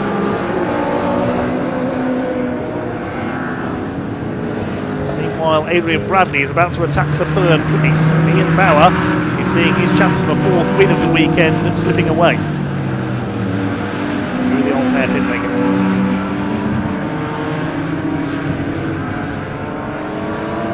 There's our leader. We've not seen much of Colin Boyce since the opening lap. As he cleared off in front. Flash of flame from the exhaust. That's what we like to see. We like flames. And now he's being reeled in. There is Mike Cutt. He certainly cut down the lead held by Colin Boyce, hasn't he? Colin Boyce from Billericay in Essex. Mike Cutt in the BMW comes from York. The gap is going to be less than a second this time through. It's 1.01 seconds actually, so just over. Here's the 3rd place battle. So Adrian Bradley has now taken Bauer for 3rd position. Ian Craig still 5th. And further back behind Craig is Andy Robinson in 6th place. Now, has he reached the ceiling here? Will he catch the BMWs ahead? Colin Boyce continues to lead. This Escort for many, many years in various championships. Mike Cutt, the ex-Northern Saloon and Sports Car man, in 2nd.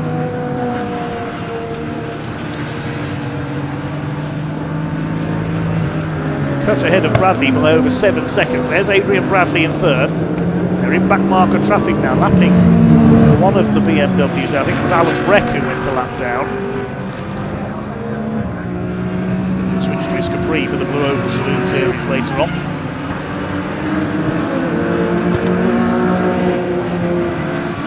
Will be less than a second this time through, and look, Mike Cutt's got his headlights on to try and intimidate Colin Boyce.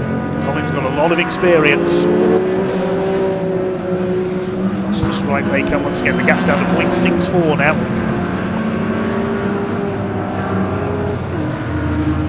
Adrian Bradley still with the fastest lap of the race. It's under 5 minutes of this race to go for the PRG Traders Classic Thunder Saloons and the Ricky Can Aston Martin Specialist Historic Thunder Saloons. Where is Ricky Can? He's in 12th overall. He's been told that Joe Collier has pulled off into the pits in his BMW, so he's out of the race. There he is. Leaders come up to lap Melvin Hooker's XJS, and now Cutt is almost right with Colin Boyce for the lead. Drew McLean's BMW up alongside the Escort. He could make a move here with a bit of luck. No, you don't, says Colin Boyce. Moves across to take the line for Coppice. Maybe he'll be able to slipstream him into the chicane with a bit of luck. Here they come down to the Roberts chicane. Can Mike Cutt take the lead away in his more modern BMW M3? One Escort holds it at the moment. Right, the left to the Wheatcroft Street. less than 4 minutes to go from Mike Cutt for everything he's got at Colin Voice for the lead.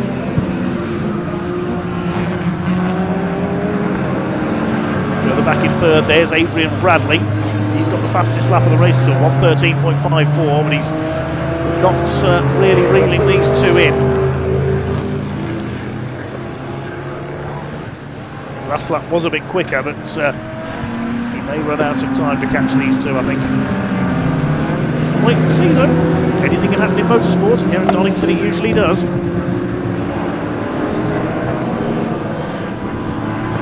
There's Mike Seaborn at the wheel of John Gills. Stunning 2:05. He's moving up to take John Cockerton now. Seaborn moves up into 7th place.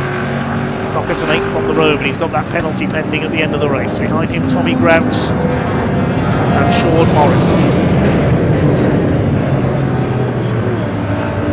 Here come your leaders, lapping one of the BMW. That's Kevin Denwood. Goes to the outside. He knows there's a back marker there. Neil Wade's BMW Mini. 2.5 minutes to go. Neil Wade moves to the left, out of the way, and Voice actually pulls away a little bit there down the straight. The back marker in between the two of them now. Mike Cutt's dropped away by quite a few car lengths there. Did he miss a gear coming out of the chicane? I wonder. He was right up with him at the end of the lap. Colin Voice has pulled away again, or has Mike Cutt got a problem? Mike Cutt's very suddenly dropped away there, so whether he's got an issue with the BMW, I'm not sure. Pick that up in a moment. There's Ricky Camp's Aston Martin ahead of David Jefferson's BMW. Great sounding cars, they're menacing looking, aren't they, some of these Thunder saloons?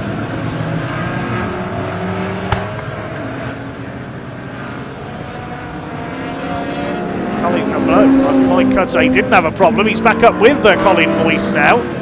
Must have been just a momentary miss of gear or something for Mike Cutt, because he's back up with Colin Voice as they come towards the chicane this time. And now he's ready to attack again, so I don't know why he dropped back slightly.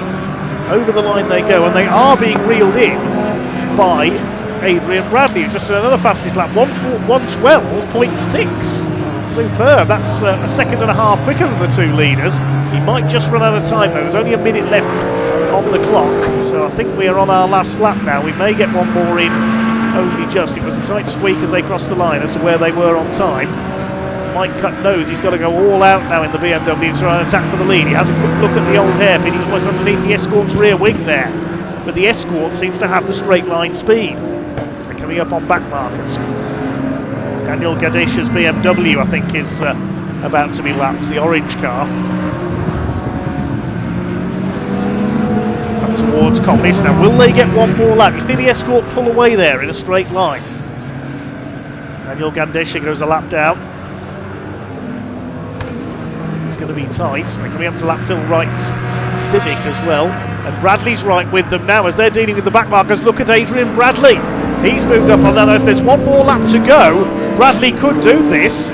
Is it going to be checkered flag as they come over the line? It's going to be very close. The clock counts to 0 just as they come up towards it, and the checkered flag does go out, and that saves Colin Voice's bacon. He takes the win. The two BMWs cross the line together.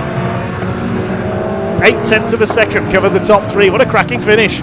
Well, if there'd been one more lap there, I think Adrian Bradley would have got through and won that. As it was, Colin Voice just hangs on to win. Mike Cutt wins the Classic Thunder split with a 0.6 of a second apart, and Bradley was just less than 0.2 of a second back in third place with the fastest lap. Ian Bauer was fourth. Andy Robinson made it through to fifth, and there's a spinner on the last corner. Look out! Goodness me. That was Alan Breck who spun, and Melvin Hooker and John Cockerton just missed him. He's lost the front bumper there, Alan Breck. That was a scary moment because you can't fully see the outside there as you come out of the chicane. Alan Breck crosses the line minus a bit of bodywork only. Well, with the penalty applied, John Cockerton drops to 13th place. We'll confirm the result in a moment. Andy Robinson through to 5th from towards the back, and full credit to Mike Seaborn. Started at the back in the Peugeot that he'd not raced before this weekend, and he made it through to 7th. Won his class as well. A breathless race there for the PRG Trailers Classic Thunder and Ricky Can Aston Martin Historic Thunder Saloons. And well done, Colin Voice, hanging on ahead of those pair of menacing BMWs to take the win. He was relieved to see the checkered flag go out that time through, because if there'd been one more lap, I think Adrian Bradley would have been through to take the win there. But as it is, Voice wins it.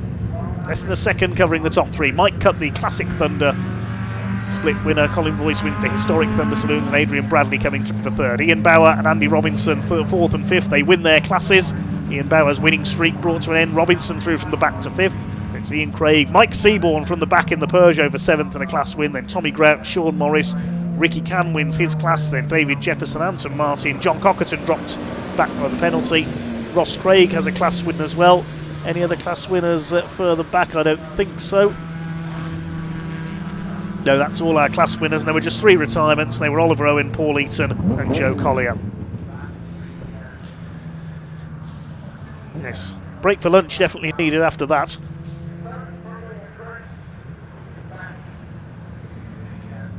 The cars will be on their way into Parc Ferme, and it will be over to Ian shortly to talk to some of the drivers. I need to get my breath back.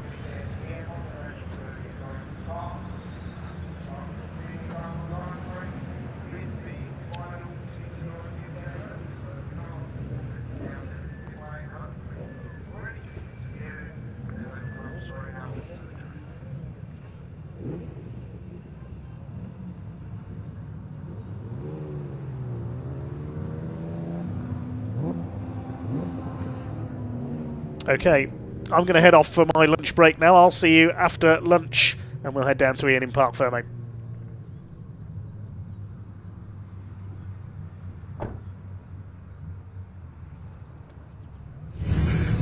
I'm down in a very happy Parc Ferme. Colin Voice, absolutely delighted. Mike Cut as well. He has been revving that Beamer. He is so happy. Colin, yesterday you backed off a bit to protect the car, but you didn't need to in these dry conditions, although Mike did run you close, didn't he? Oh God, yeah, my left rear, you know, they're second-hand tyres, but my left rear was just, I was fighting with it in the end. Yeah. But I was just so determined after yesterday to get that #1 spot. Well, you know what? You got it. How does it feel? Yeah, yes. You know, I know the car so well. Yeah. And you can get your helmet off if you want, Colin. It's just great to drive. Yeah. I'll let you crack on. Well done, mate. Congratulations. I'm desperate to go speak to Mike over here as well. He came in revving that engine. Let's grab a word of him. We didn't get the chance to speak to him yesterday. Sorry, guys, can I just jump in? Oh my. You are a very happy man. You came in revving the engine here. You almost had him at the end as well. I'll take that. Only just. Adrian nearly had me. I was expecting to come because I knew when I caught up Colin, and I knew we were going to catch him eventually, that he'd hold me up because we're fast in different periods. I've got so much more corner speed, he's got a bit more straight line speed, and he was just hampering my lap time a little bit, maybe a couple of seconds, and I knew Adrian was coming. I knew he was coming. I could see him. I was trying to judge it. Only just judged it right. But what a race. Colin, take me off to him. What a blooming race, excuse my language. What an absolute corking race. It was so good to watch. I can't even imagine what it was like behind the wheel. There was plenty of grip. The circuit felt great. There was no really sketchy places. We could really have a good ding dong, and I was happy with that. I'll take that all day. Great way to end the weekend. Yeah. Thank you very much to BRC and to the Classic Touring Car Club for a great weekend. Always putting a good show. Thank you very much. And thank to you for turning up, Mike. Thank you. Brilliant stuff. Well done indeed. Let's grab Mr. Bradley over here as well. It was. How was it for you? That was quite the exciting race, wasn't it? I just had to start 17th and then work my way through. Bad day yesterday. You make it sound like it's just casual, start 17th, just come through. Came out the trailer yesterday with a broken windscreen, yeah. So missed qualifying and had to start at the back. Then first race got stuck in 4th gear for the whole race. Yeah. So bad day yesterday, but got better today. How nice is it to be back racing? Yeah, great. It is great. Yeah, I've done a bit already, but yeah, one more lap's all I wanted. Next round, maybe next round. Yeah. Well done. Anyway, good stuff indeed. We are going into the lunch break now, so you can probably stick around with us for a little bit longer. Let's go find. Let's go grab. Oh, Jas and Anton are here as well. I thought Jas was trying to avoid me the whole weekend, Jas, but I've managed to catch up with you. Yeah. You got a big year ahead, haven't you? Yeah, we're going Brit car, I think. Yeah. In a couple of weeks' time. Fantastic. How's today's race? A bit of a power steering failure. That's why I didn't go out for the other one. I've just put a bigger steering wheel on there and just carried on. So, let me on the back of the grid. So, yeah. It was alright, enjoyed it. Yeah. Yeah, thanks, man. Tommy. It's good to see you again, mate. You take care, yeah? Nice one. There we go. We've got, we're missing the front bumper here as well.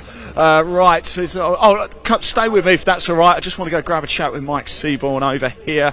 He's running away from it. Mike, where are you going? Where's he going? Let's talk to Martin. Oh no, he's right there.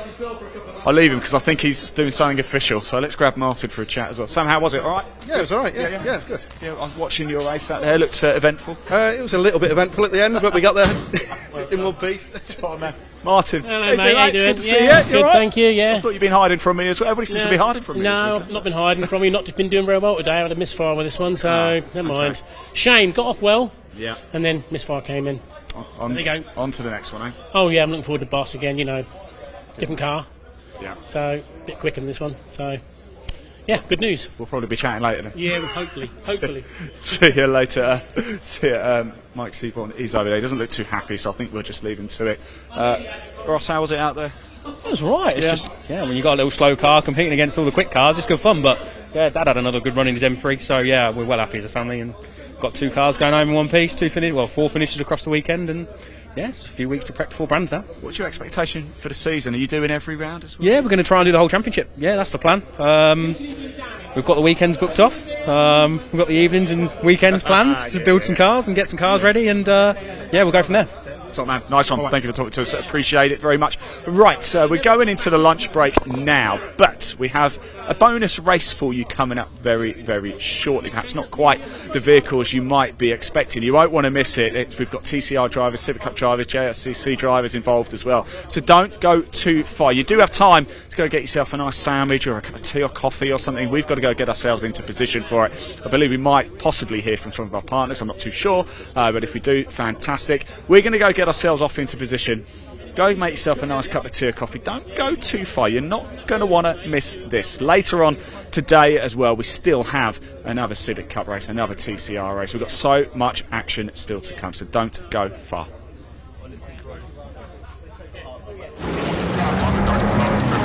Let it go.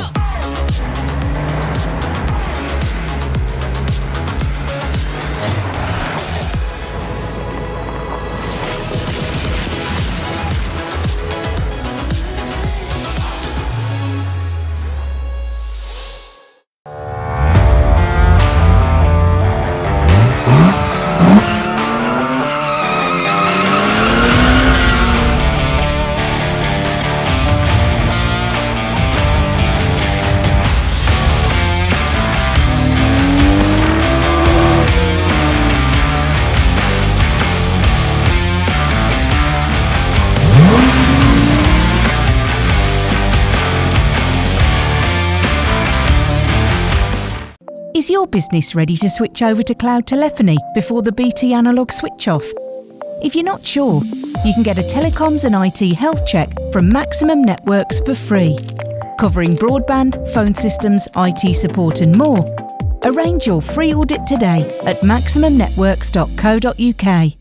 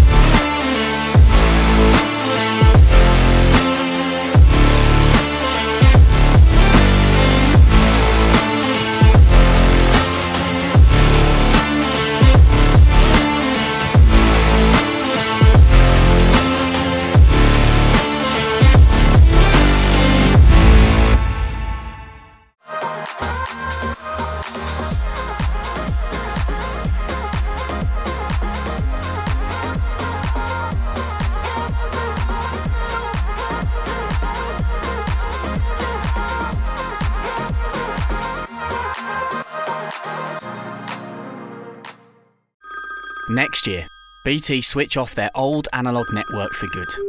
Make sure your business is ready to switch over to cloud telephony. Get a telecoms and IT health check from Maximum Networks today, for free. Future-proof your business now. Arrange your free audit today at maximumnetworks.co.uk.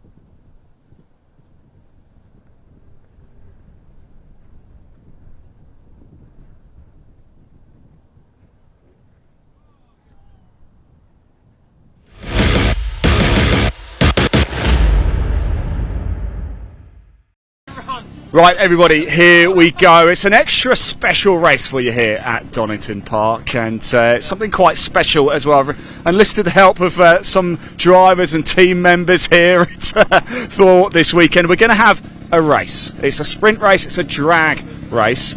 Josh here on, what do you think your chances are on this? Not great, to be honest with you. We might have to handicap this. This is pretty nippy, this, isn't it? Yeah, it's not bad. It's a bit restricted, but yeah, it'll be quick. Maybe we should give you like a 5-second time penalty or something. You boys could be in trouble here, couldn't you? I think so. If we can get going, that'll be a start. But contact, great. I might not come last. We've got Josh over here as well. You're on a electric bike. Yeah, Cannondale Matera. Yeah. Okay. I'm going to take part in this race as well. I'm going to go on my feet. The race is quite simple. It's a drag race. You see the 21 marker up there. That's the final grid position here at the assembly area on the Melbourne Loop. It's a sprint race. It's a drag race. That is it. First there is the winner. It's that simple. We could have done with one of those people down here actually to wave us off. Maybe if I very kindly ask. In fact, I'll just shout it. I'll just shout it in. I'll hold this mic and race with this mic as well. So we are going to get underway very, very shortly. Andy's going to go up to the finish line now. So we'll be lining up in a second. Don't go anywhere. Okay, everybody. Hopefully you can hear me up there as well. I'm racing as well. I'm on my feet. These boys are having an issue, which is great for us. Comment in this section who is going to win this race. I'm a little bit worried over here. We'll just give them a second, see if they can figure out. But get your comment in as well. Hit that like button, hit that subscribe button. Who is going to win? Guys, are you? They're out. They've retired already. They've accepted their fate. So it's just us four. Okay, on my call. Okay, 3, 2, 1, go!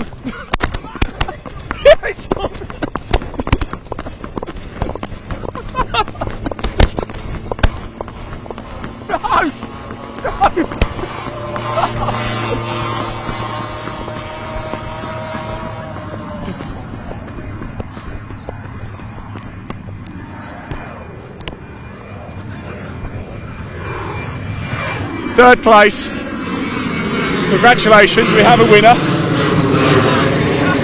Did you stall it at the start? No, someone decided to turn the key off, but we had the aerial waft, so we come back through. We're fine. How does it feel knowing you are the first ever Donington Derby winner? Brilliant. Very good. Congratulations. Josh, you were pretty slow there, mate. Yeah, I even turned the quad off for him and he still beat me. Is this how you? I got it at the start. But that's as good as it gets for this, I think. Well, 4th place out of 5. Oh, look, they're coming. They're finally coming, look. Here they come. Better late than never. Josh, you were pretty quick on that. Yeah, it was like launch control for start, to be honest. But yeah, just got done on the end. Here they come, look, finally. Here they are. Let's watch them come over the line. 5th place. Well done. Top 5 finish for the boys. Guys, thank you so much for taking part. Congratulations, our Donington Derby winner. Josh, thank you very much. Good luck this afternoon in your JSCC race. I'm absolutely exhausted. Plenty more action coming up throughout the rest of the day. Just going to have a little bit of a lie down. Great stuff. Don't go far. We'll be back for the next TCR race soon. Good night.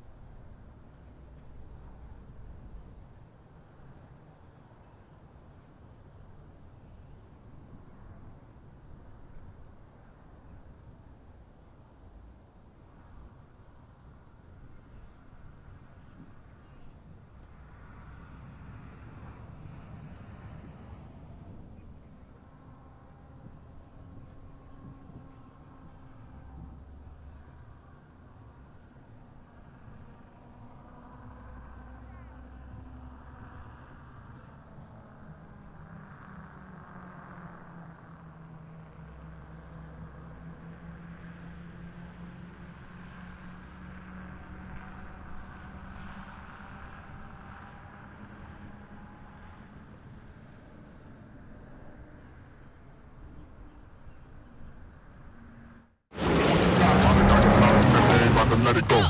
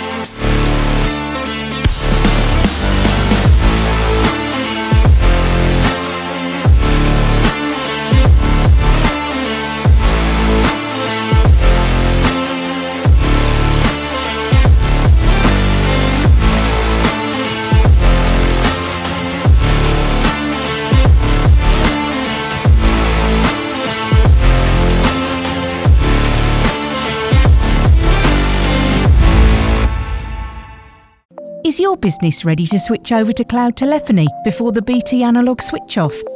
If you're not sure, you can get a telecoms and IT health check from Maximum Networks for free, covering broadband, phone systems, IT support and more. Arrange your free audit today at maximumnetworks.co.uk.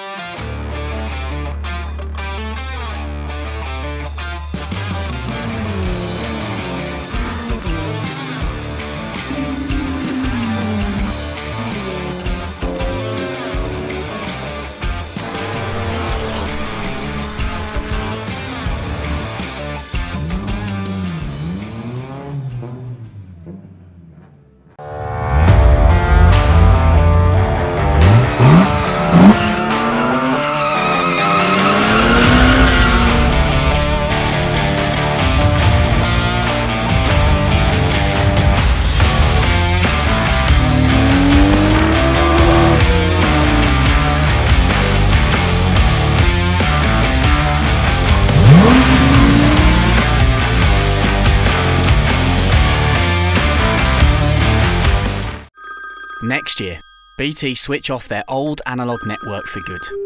Make sure your business is ready to switch over to cloud telephony. Get a telecoms and IT health check from Maximum Networks today, for free. Future-proof your business now. Arrange your free audit today at maximumnetworks.co.uk.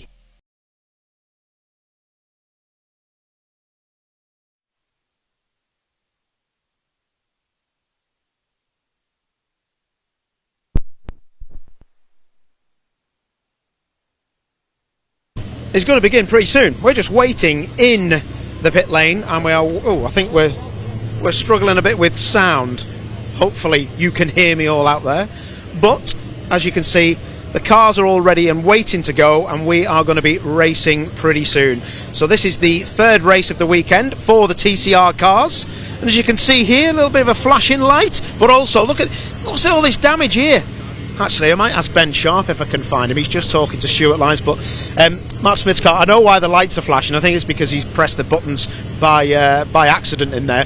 But a lot of these cars now, Generation 2 cars, fantastic. The Lincoln Co of Stuart Lyons is also the promoter of the championship, doing an okay job. He's had a bit of a problem. I think he might have knocked the sump on this car earlier on yesterday, so having a few issues there. Hopefully he can get out for this race. It was a bit of a problem for him in the first race of today in the TCR UK Championship. He was on the slick tyre and just struggled a little bit. I'm sure he's going to get a lot better than this. Also, we've got George Jackson here. He's one of the Gen 1 Cup drivers. Lovely car, the Golf. I've done a lot with the Golf myself. Fantastic car and goes very, very well. Next on to the championship leader, Adam Shepherd in the 5G Communications backed car. This is a fantastic car, and Williams Motor Company and Capture Motorsport running this car for them. They're running 3 cars as it is now, and we've also got the third car here is Will Beach, and he's the team owner He's got a bit of a damage as well, hasn't he? I'm just going to point at that as well. So that's nice, and we'll be, if we give him a bang on here. What have you done to this? Terrible. Yeah, he knows he's done badly. So Will Beach will be looking for a result. These two cars, actually, Will Beach and Greg Saunders, they are going to be starting at the back with a 10-second penalty, and that was a technical infringement during qualifying.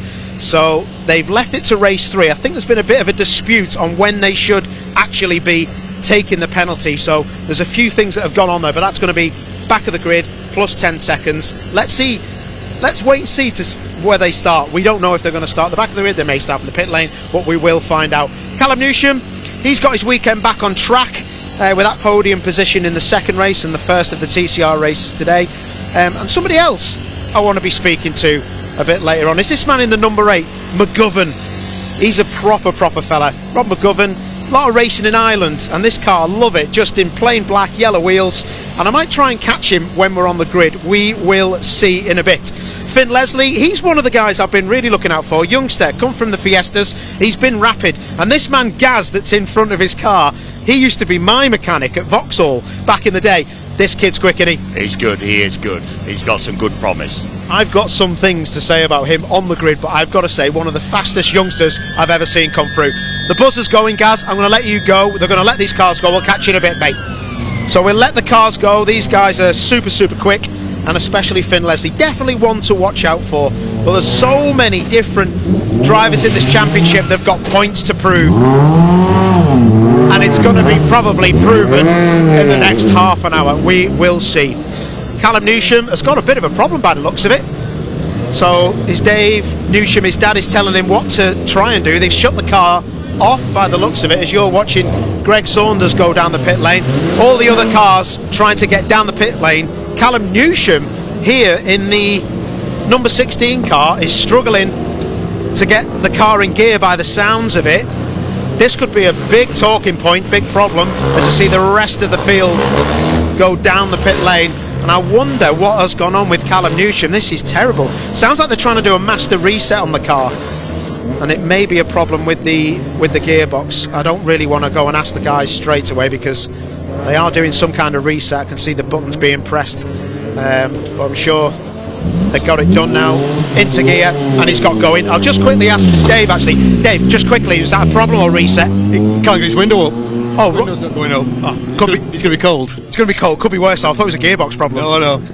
I should always ask first, shouldn't I? Amazing. Right, let's go and head on the grid then. Follow me, Andy. As I say, these cars will go for their warm-up, and get those tyres all warm at the front, and then the front tyres will be put onto the rear, and I'm sure we're going to have a cracking race. We'll get on the grid. We'll go and speak to a few people. Speak to some drivers, but I want to talk actually to some team members as well, because the team members always let on a bit too much, and it always makes me laugh because they don't ever think you're going to speak to them. So we'll go and have a little chat, we'll go and have a little look and see what's going on. Actually, we'll just quickly, while nobody's here, let's just speak to Jack Finland 1 sec. Mate, you've been on camera more times than I care to admit. Championship's going good. We needed a good race this morning. That's what we got. Mixed conditions, no safety car. Drivers did well. No, yeah, 100%, and it's just exciting when you've got that tyre choice and it's a bit of mixed conditions, isn't it? And I thought it was a great drive from Adam and Callum on slicks to get there in the end, so yeah, well driven. Also, mate, it's not wet, but some of the spaces on the grid have got little bits of damp on them, so there is going to be a bit of there's a bit of an oil patch right down the middle as well, so it's going to be interesting seeing how everybody gets off the grid. But this is how we would see the grid normally, isn't it, with the drivers up the front where they usually are? Yeah, I think everyone's there or thereabouts, and the sharp end is how it's going to look, I think, for the season. So I think we've got a good championship fight on our hands, even coming out of only the first round. I think it's going to shape up well, so looking forward to it. And let's not talk about the damp grid boxes, let's just get them down to Redgate and away. Send them down to Redgate and away, eh? No problem. Right then, let's go and have a look and see who we can go and chat to. Josh Faz, all he ever does is have to talk to me. What's going on? How's it looking?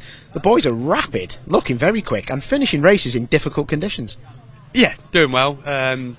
The nice thing is they're about the same speed, Sam and Steve, so obviously we get to split strategy in conditions like this morning, so did that. Obviously Steve's was the right way, but didn't quite get that win. But no, they're doing really well. I mean, you've got to remember they started racing last June, and it's March, so 9 months, and they've gone from sort of wanting to get a trophy in like a gentleman's cup to trying to win races and winning races. So they're doing a mega job. Yeah. And I can see they're coming up now, mate. I'll leave you to do your thing, no problem. Looks like a pirate, that one. Old Sam's car with one headlight missing. Lovely. Very nice, mate. Anyway, I think we can get away with saying stuff like that. So the rest of the cars are coming up and down the grid. Just be careful, and you don't get run over, mate. You'll be sound. Campy's just getting a quick change with his tyres. I wouldn't mind grabbing a quick word with him. A lot of the cars, as I say, they're all just trying to get their stuff together. Rob Baker's just doing a little thing here. Right, we're gonna leave Campy to it. Campy's just putting his grid markings on. If you come this way, and you can have a quick look. So that is Campy saying, I want my marker to be just there so I can line my wing mirror up when I actually get here so he doesn't jump the box. So I know what it's like as a driver. We're going to leave them to it there. Let's go and see if we can get a quick word with Finn Leslie, because honestly I do think this kid is somebody we've got to look out for in the future. So he'll definitely be one to talk to. Just be careful of this tyre cross because there's a lot going on. I'll just open the door quickly here. Finn, how are you, mate? I'm good, thank you. You, my friend, are one of the quickest kids I've ever seen, and to pick this car up and drive it round, because they're not easy to drive, these Hyundais. They're pretty special, aren't they?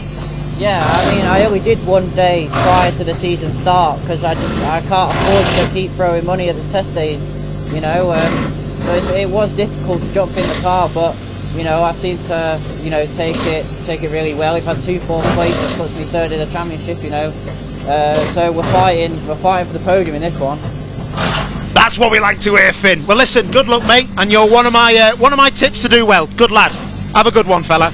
What a top kid. It's so good to see kids who are just actually not arrogant, just saying what they want, know what they want, and they know that they can get the job done if they've got the right car underneath them. Talking about the right car underneath them, quick word with Brad.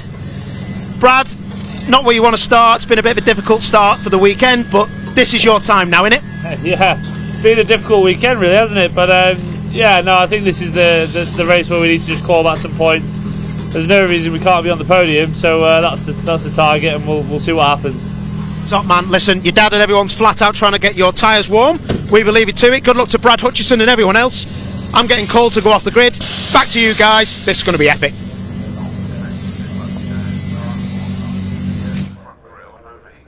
Thanks, Paul. I agree with that. I think it is going to be epic. This should be a really fascinating race. I had a quick chat with Adam Shepherd, actually, during the pit walk a little bit earlier on.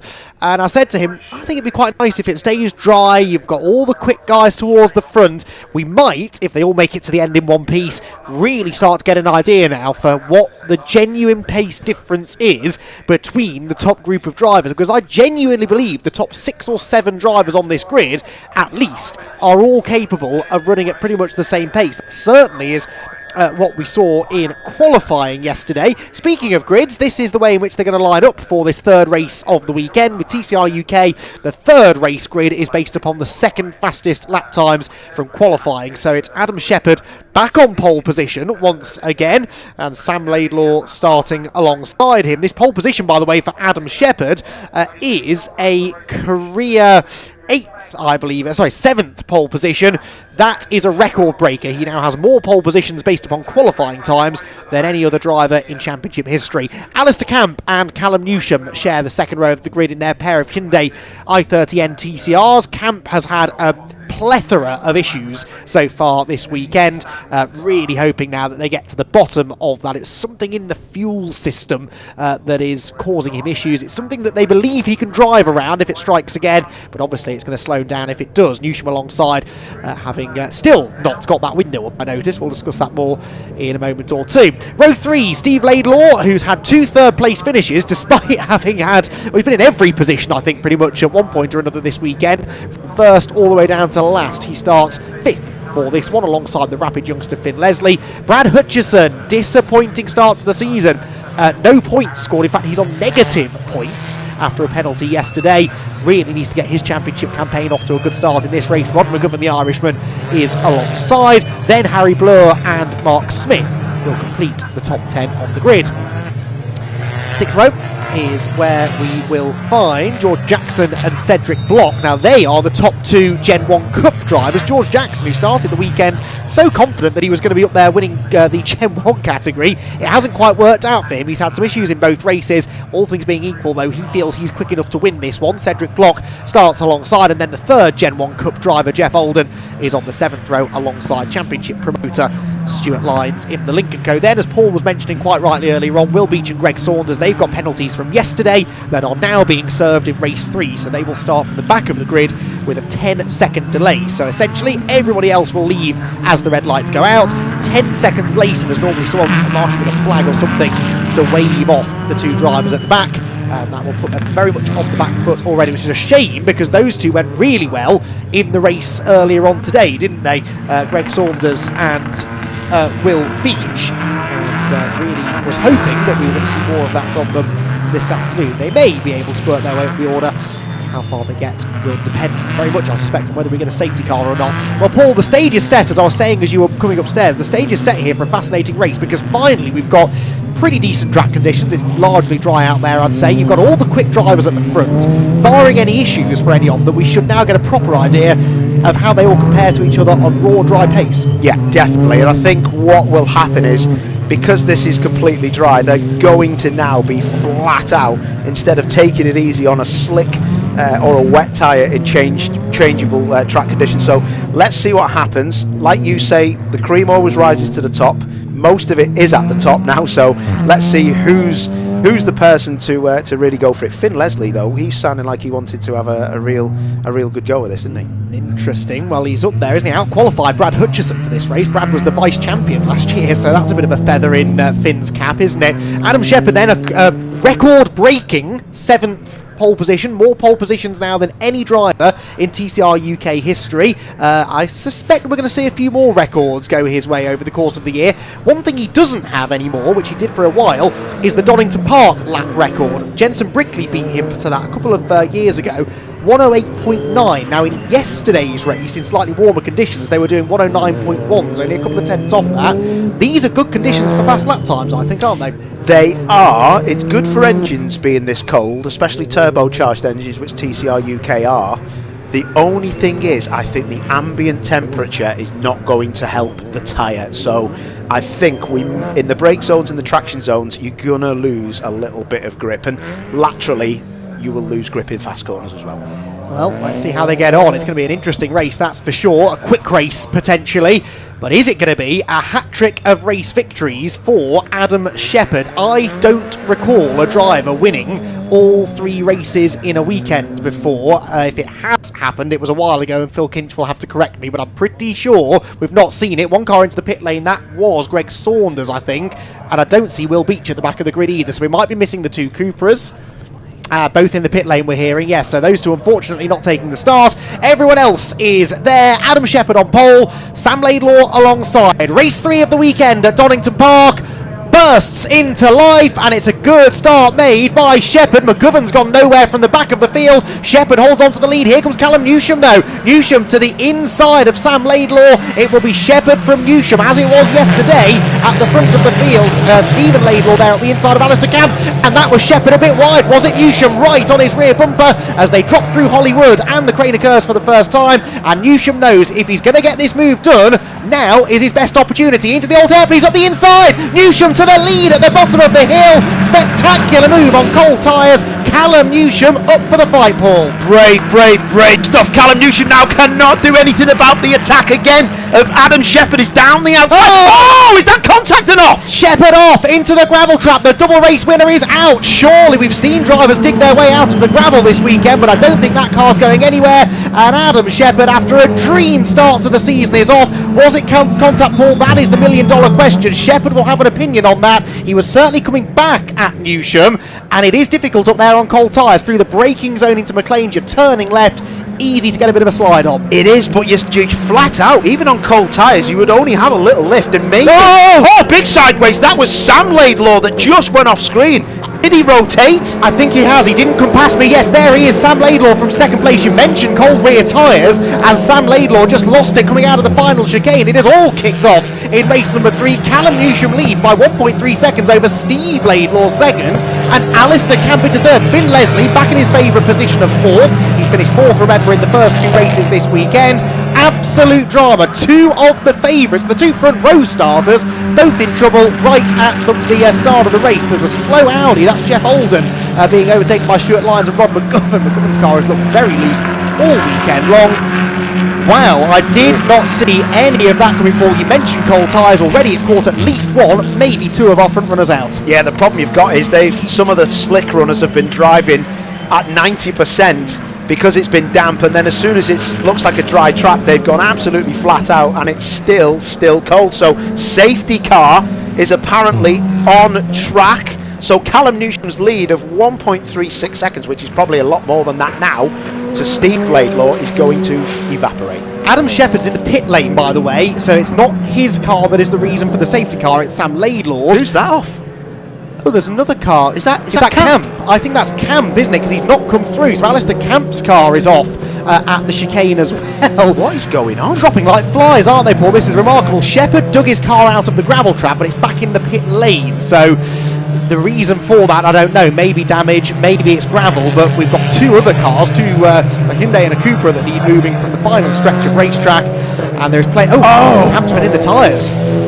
That'll be on turning, I would assume, unless someone's tagged him. That's big damage, that, to move a tyre stack that big. Camp will have a look at that, and he will be like, that's expensive.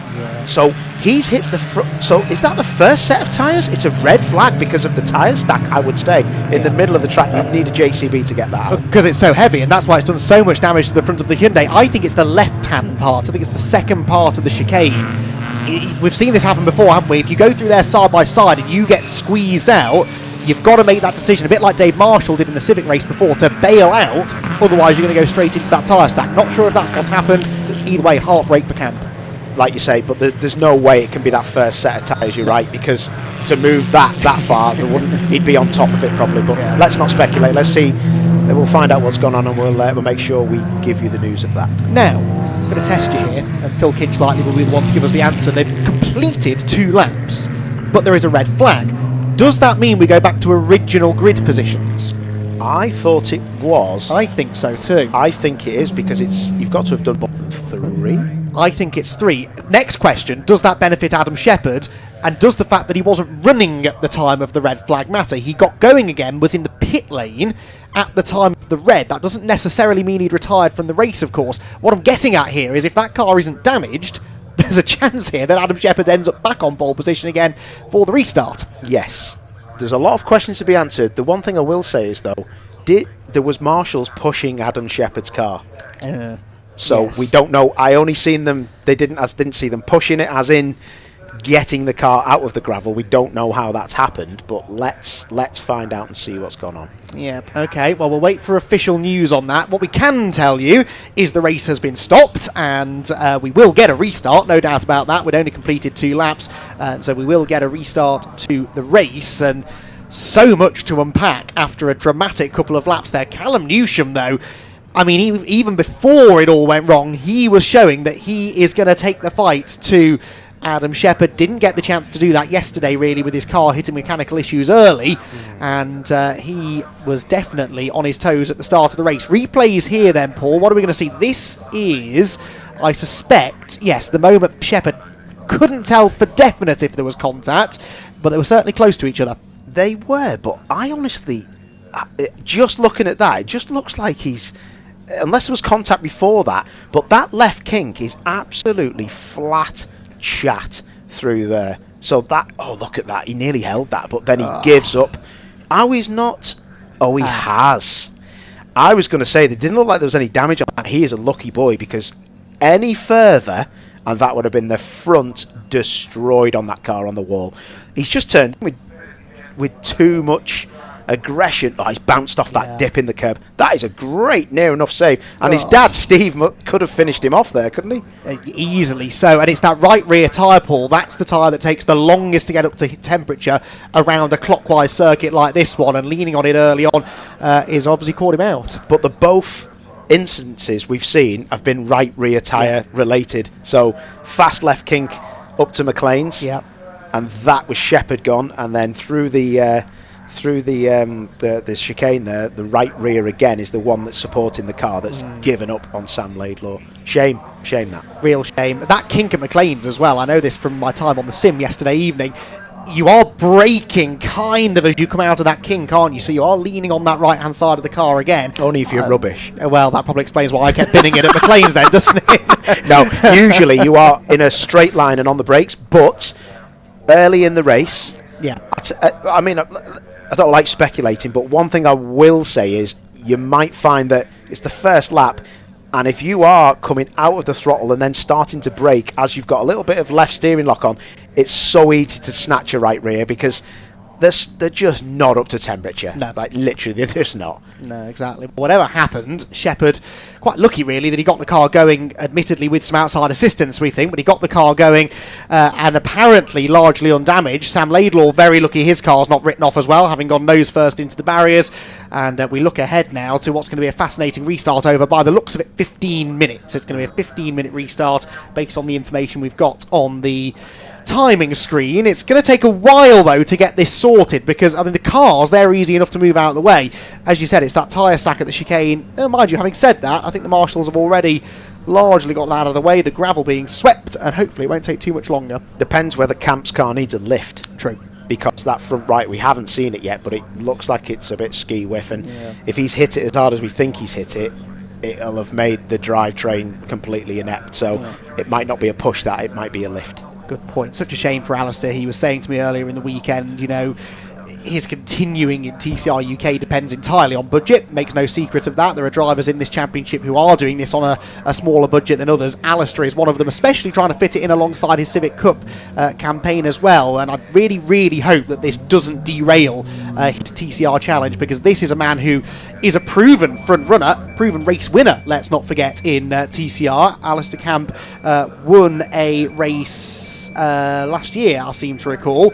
And so we know that he's quick. We know that he's got the potential to do really well. 2023, here at Donington in this equivalent race, and so it'd be a real shame if he wasn't able to carry on. Drama here for the other Laidlaw. That's Steve Laidlaw's front right being looked at. So what are they doing there? Something has he had contact earlier on, or what are they changing?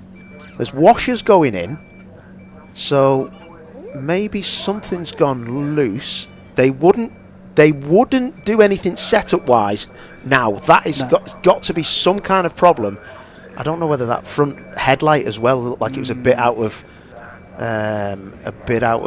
joint there. So interesting that is, but there you go. It's had damage. Yeah, he's maybe hit tyres maybe, but like that's caused a bit of damage. Maybe he's caught the wishbone or something on there has been caught, hasn't it? So now he's going to struggle, isn't he, to get to where he needs to be as well. Well, exactly. Now he has bailed for the pit lane after the red flag flew, so I guess if he does take the restart, we'll have to wait and see where it is. But the team at least have some time to work on this. Weekend of what could have been, I think, for Steve Laidlaw, really. He's had race-winning pace, I think, across all three races. For one reason or another, it hasn't quite panned out. The contact with Brad Hutchison yesterday, the tyre choice in race 2, and now this in the third race. He's going to be a factor this year, though, isn't he? I think both Laidlaws will be. Yeah, definitely. I mean, you don't run up that far up the front and not be a factor. It was just a shame for Sam as well when we've seen his incident. I mean, that was another 1 mile an hour less into the chicane, and it just would have been a sideways and a straighten up, and away we go. So we'll see. But I think there's going to be a few people who are going to be maybe starting from the pit lane if they can get that car out, especially.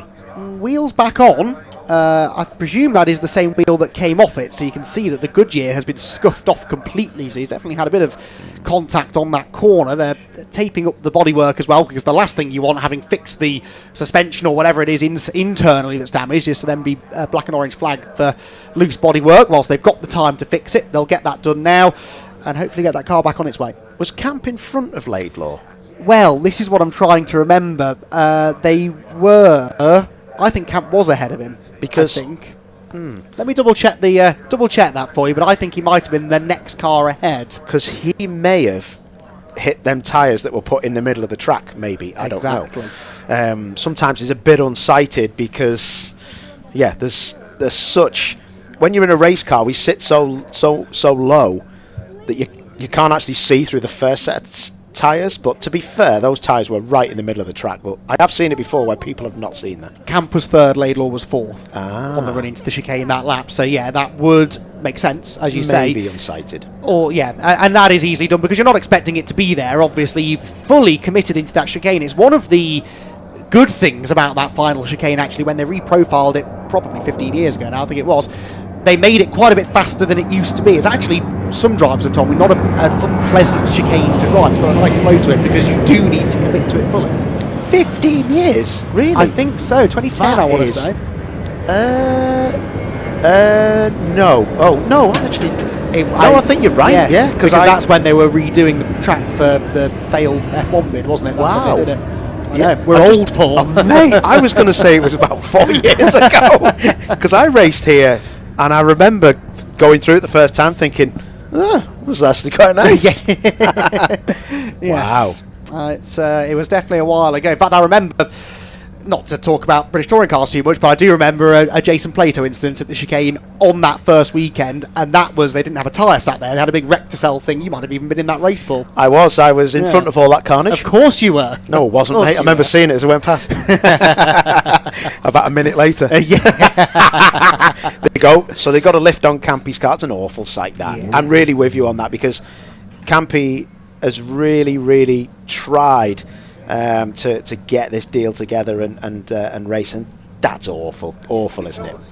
Awful. But anyway, I think we're going to see the first part of the race, aren't we? Yes, because it was an interesting start anyway, wasn't it? A good start made by Callum Newsham, and interestingly, Sam Laidlaw, I've been saying all weekend how quickly those Gen 3 Cupras get off the line. Sam Laidlaw didn't get a great jump from the outside of row 1. Hard to tell from this angle exactly why that was, but you can definitely see, Paul, that Callum Newsham got a jump on the second place man. Yeah, he did. He got a proper jump, didn't he? And his stall was set out early doors. That car is so nervous. This Hyundai's are so nervous. Look, and the other thing I was going to tell you about, Callum Newsham couldn't get his winder up, and he's still got it down there, which it causes a bit of an aero defect. But this was absolutely proper stuff. I mean, to do this against Adam Shepherd, big late lunge on the brakes. Shepherd didn't even really see it coming, and then thought, go on then, mate. He probably knew that he's got a little bit more straight line speed and he might be able to do something about it. Gets the overlap, there's a squeeze, then the side by side completely. There could have been contact earlier than what we've just seen, but I tell you what, there's no marks on the car. If it was any contact, it would have been minimal. So be interesting to see what happens about that, or what is said about that, because up to there it looked like it was a nice little race. The other thing I was going to say is the two cars that started in the pit lane, that was Gregory Saunders, wasn't it? And Will Beach.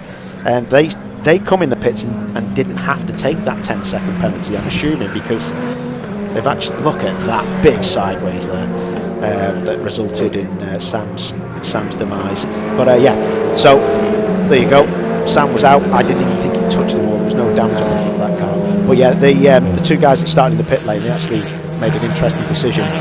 By not starting at the back of the grid, they would have had to wait 10 seconds until the lights had gone green. But as it was, they ended up just starting from the pit lane and not having to take that 10-second penalty. But you just have to wait for the last car to go, which was a very slow one actually. But this was quite good, wasn't it? Oh, Rob McGovern doesn't care, does he? He's absolutely flat out in that Hyundai. And Stuart Lyons was telling me he was pretty scared of him in that earlier race. He said he'd just seen him coming. They're on different tyres, but he was like, this guy's never right in the head, which is always makes a great racer in these tin top race cars. Yeah, Stuart's been having fun, I think, hasn't he, out there in this Lincoln Co. He's raving about the Lincoln Co. Says it's a great car to drive. One of the few TCR cars I think you haven't actually been behind the wheel of yet, but it looks cool. Yeah, I was nearly drove Ryan Bensley's Lincoln Co., which we will see later on in the year. Next round, I believe. Next round here, actually, yeah, the GP. So, yeah, it's the... Do you know what? I haven't driven it, but I know who's built them, obviously, and I know what they're built from, so they're very much an older... well, not an older, but a touring car that I used to race, a Chevrolet Cruze. It's very much made up of those parts, which is a very good race car. Well, yes, that was a very successful touring car, wasn't it? Paul's just demolishing the commentary box around us. One of us, either that or we're haunted in here, which is possible, I suppose. I think it was your new Puma Sambas. You've got on. Do you like them? Mate, not really. Very grippy. They're my wet weather shoes. These. Why don't you tell everyone while we're on this stream what happened to you with your brand new trainers on when you slid tackled that 80-year-old woman in the airport on purpose? Much as I'd love to, Paul, the cars are regridding, and I think we should probably. No, we got plenty of time. Come on, mate. What happened? They have had a little bit of an incident at Manchester Airport a few weeks ago. I've been limping around with a bad back, which is just my excuse to get out doing any work. I mean, you know what I'm like, Paul. Never stood up working for a second longer than I have to be. Anyway, cars gridding up, which means the track's more or less clear. We are not a million miles away from a restart. Now, cars are gridding up not in original grid order, interestingly. We've got two Hyundais on the front row. Callum Newsham, not unexpected. Finn Leslie must be absolutely licking his lips at the prospect of starting on the front row of the grid. This is a really good chance for him to finally break into those podium places. This is a very good opportunity. He needs to get his head down and not be too perturbed about the people who are around him, because this is it's not a great opportunity to win a race, it's a great opportunity to finish on the podium, and as long as he has that framed in his mind, he will be fine. He is, honestly, that kid has been so impressive, and he's just a nice lad as well, and that helps in this job. Another driver who will see this as a good opportunity to get his weekend back on track is Brad Hutchison. He's starting third now on this restarted race. Brad hasn't scored a point. He's actually on negative points because he was docked points in race one, a race he didn't even finish. So he is, in fact, I'm pretty sure he said this is the second year in a row where he started on negative points. Still bounced back to nearly be the champion last year, so he won't be too concerned about that. And he's got Mark Smith alongside in the number 77 car. It's like another reverse grid, this, Paul. This is. I've got to admit, it just shows you the difference between Generation 1 cars and the newer generation cars. Mark Smith, no disrespect, he has been a different driver in the newer car. He's looked like he is having it. Yeah. Fair play to him. Experienced tin top racer Mark had a stint in the British Touring Car Championship a while ago, didn't he? That was probably more than 15 years ago as well. But he is starting fourth alongside George Jackson. George, another driver with a point to prove, as I was touching on earlier on, hasn't actually won the Gen 1 Cup yet. Jeff Alden's been stealing his glory. Jeff will start right behind him in the number 19 Audi. So the top two Gen 1 Cup cars close together. Cedric Block, I think, is a few rows further back, but the real battle is going to be the one at the front, isn't it? Callum Newsham versus Finn Leslie. That's the ex-Bruce Winfield Hyundai, so we know that's a quick car.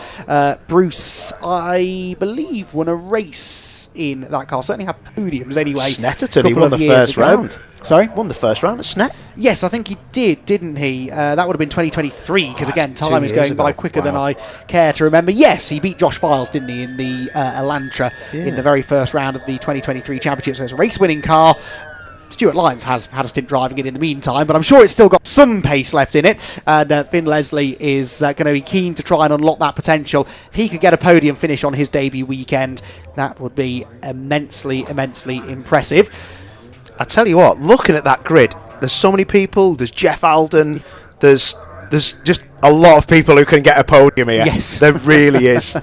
Yes, and crucially, no Adam Shepherd, so it looks as though he's either not able to or not allowed to take the restart here. So Adam Shepherd is not going to be on track anyway. He might be able to do a pit lane start. We'll wait and see. If he can, I still wouldn't count him out of a good result, the pace that he's had up to this point. So, green flag lap begins. 15 minutes the restart distance. Harry Blaw's gone nowhere, has he, Paul? No, he's not gone anywhere. He's going to get going. There we go. There we go. Adam Shepherd and Steve Laidlaw and somebody else. That's Steve and Sam. Well, that must be Sam, yeah. It has to be. So those three are going to take the restart from the pit lane. As I just said earlier, Paul, I would not bet against those three being in podium contention by the end of the race. We know they're quick. The cars are undamaged. This could be tasty. 15 minutes for them three to come through the field. Are they going to battle against each other? Well, that's a good point. Yes, there they are. Look, they're not going to get a green flag lap, so they'll have ice-cold tyres. That's not going to help their cause. Yes and no. I mean, to be fair, out of those guys, Adam Shepherd can warm a set of tyres up in about 5 metres. The other thing as well, the lights will go green when the last car passes. The last car passes the pit lane exit.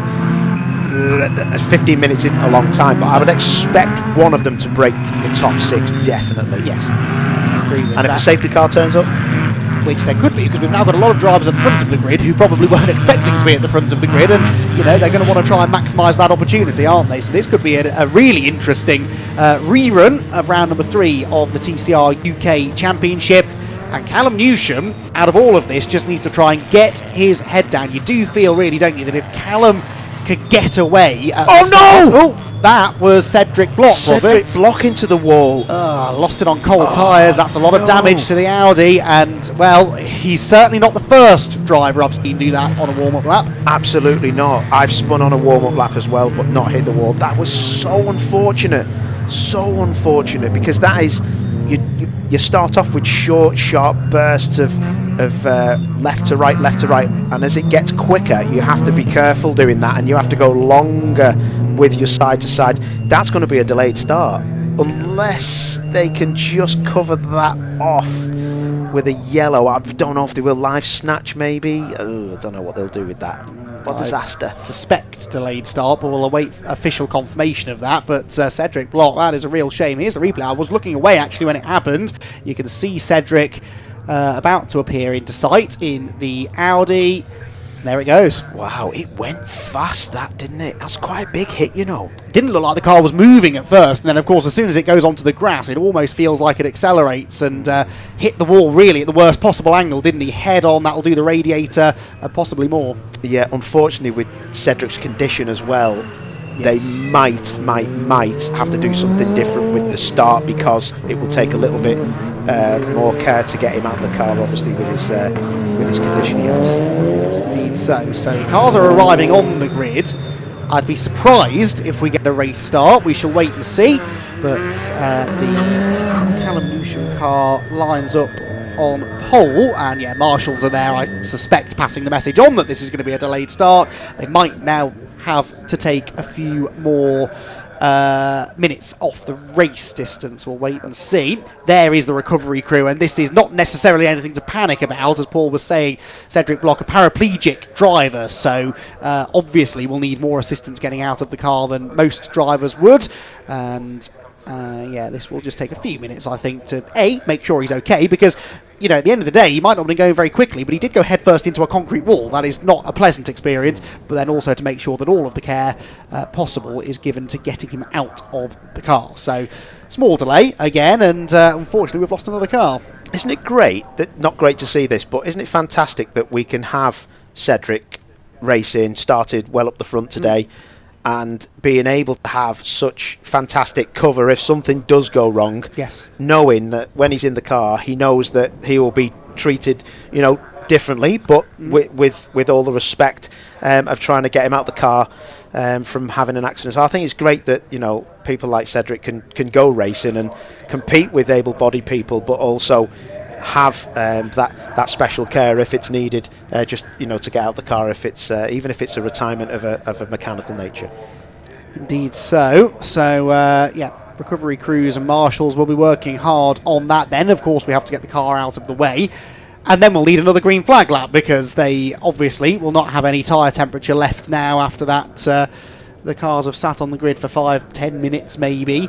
So we'll wait and see, but there you can see, the recovery truck is there to tow the car away. There is an opening behind the barrier just where the truck is now, that tractor heading up towards him. So once they've got him out of the car, they should be able to pull the car behind the barrier and then to go. In the meantime, whilst this is going on, we'll step aside for a few minutes. We're going to hear from a few of our sponsors. We'll be back, hopefully with a restart of TCR UK Round 3 in just a few minutes. Let it go.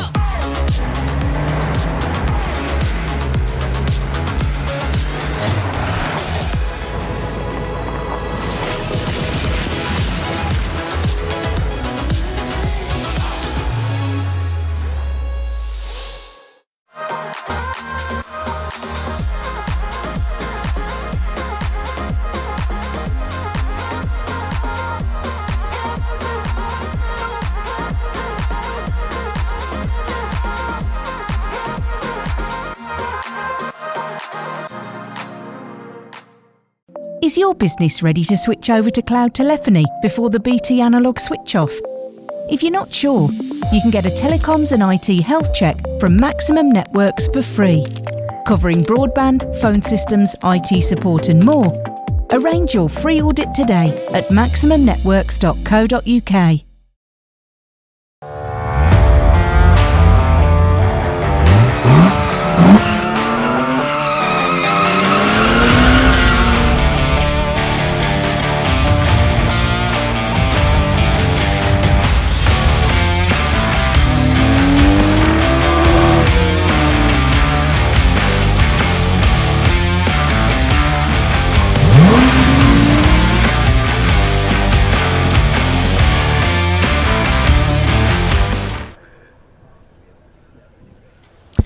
Welcome back to Donington Park. Recovery operation ongoing up at the sort of between Starkeys and Schwantz Curve here at Donington after Cedric Bloxout. Needed recovery from a spin on the green flag lap, but as we said, many a driver across all disciplines, right up to the very top. We've seen Formula 1 drivers do this on green flag laps.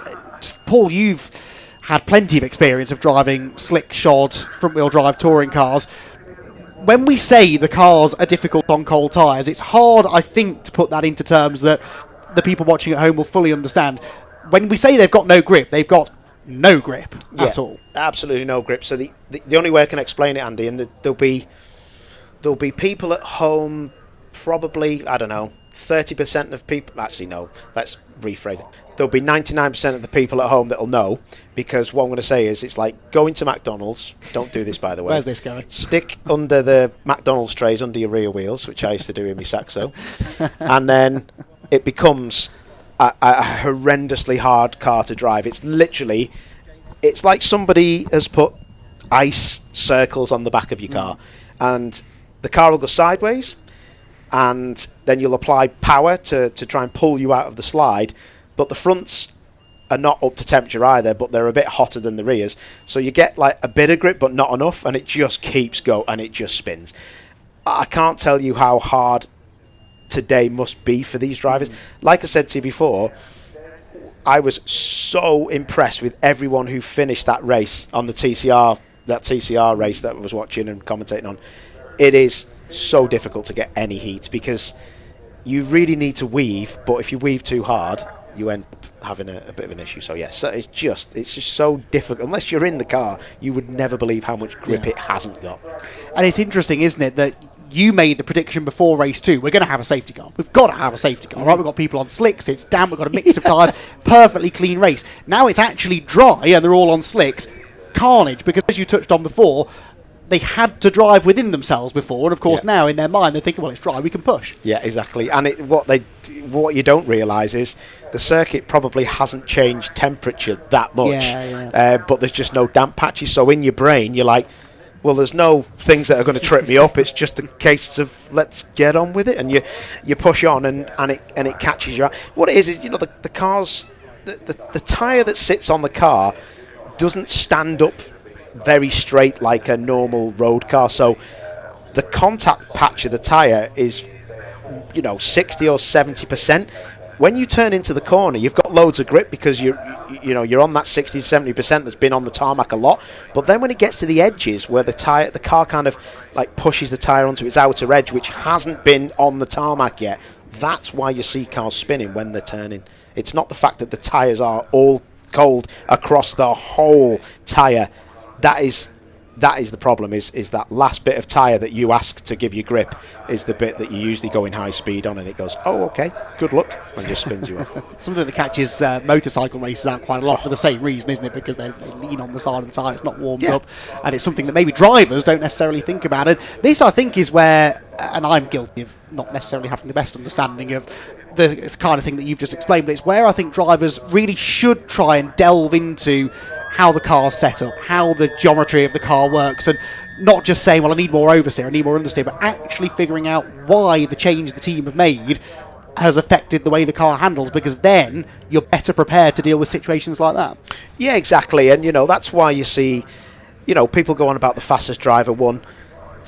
Most of the time, in conditions like this, it's the most experienced driver knowing what the tyre underneath the car is actually doing and what it will do better if you do A, B or C. So, people like Finn Leslie on your right of your screen, he will probably drive on the seat of his pants and drive to all his natural talent, whereas maybe someone like Callum Newsham, who used to drive like that but has loads more experience, will be more calculated and maybe do this or do that differently, because he knows from experience this will warm the tyre better, or this won't work if I do that. So it's experience at the end of the day, but like you say, geometry and damping and everything like that is such a big thing, and you just pick that up with experience.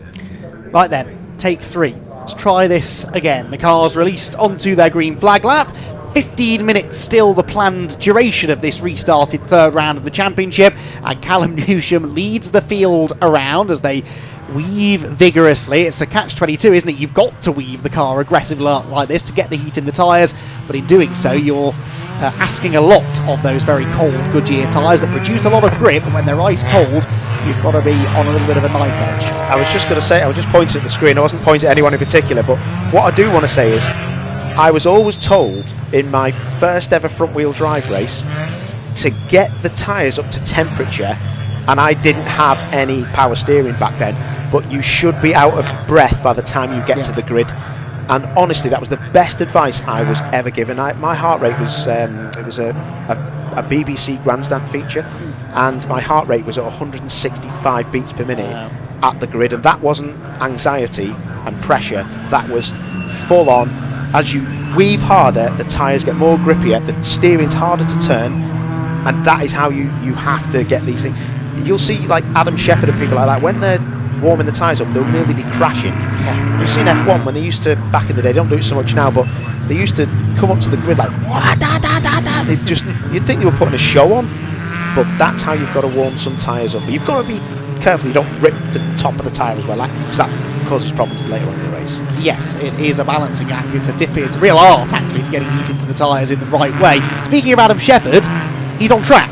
So are the Laidlaws. They've released them from the pit lane this time. Now, I think that's sensible. We've had so many issues with cold tyres. They've been sat at the end of the pit lane there for 20 minutes or so. No temp in the tyres whatsoever. So they've been released onto the track for the green flag lap. Now, whether they're allowed to take the start from the pit lane or the grid, we'll wait and see, but at least they'll have some heat in the tyres. Yeah, that is a good shout. We'll see. If they go straight back in the pits, well, they'll have been told by the pit marshals at the bottom what they're supposed to be doing. So unless the last green flag lap has counted as a green flag lap, which means they would be able to go to the back of the grid, I think. But let's see. They may go into the pit lane, but that would be a good call if someone has made that, because we just need a clean start. Yeah, exactly. Callum Newsham then almost crawling along. Look at that full compression of the suspension as he puts the weight into the left front and then the right front tyre to make sure that those tyres are gripping up, and it's not just weaving but braking hard. That generates temperature, immense temperature through the brakes, and that then dissipates out into the rubber as well. Really warms the core of the tyre, that, which is something else you need to do. And Callum Newsham now brings, I'm very happy to say, a full quota of TCR UK cars around to the grid, minus Cedric Block, and hopefully set to get this race underway. Bit of pressure on Callum here, and Brad Hutchison, you've got to say as well. Those are the two at the front of the grid who really want to try and get the most points-wise out of this race, while Shepherd and the Laidlaws are at the back.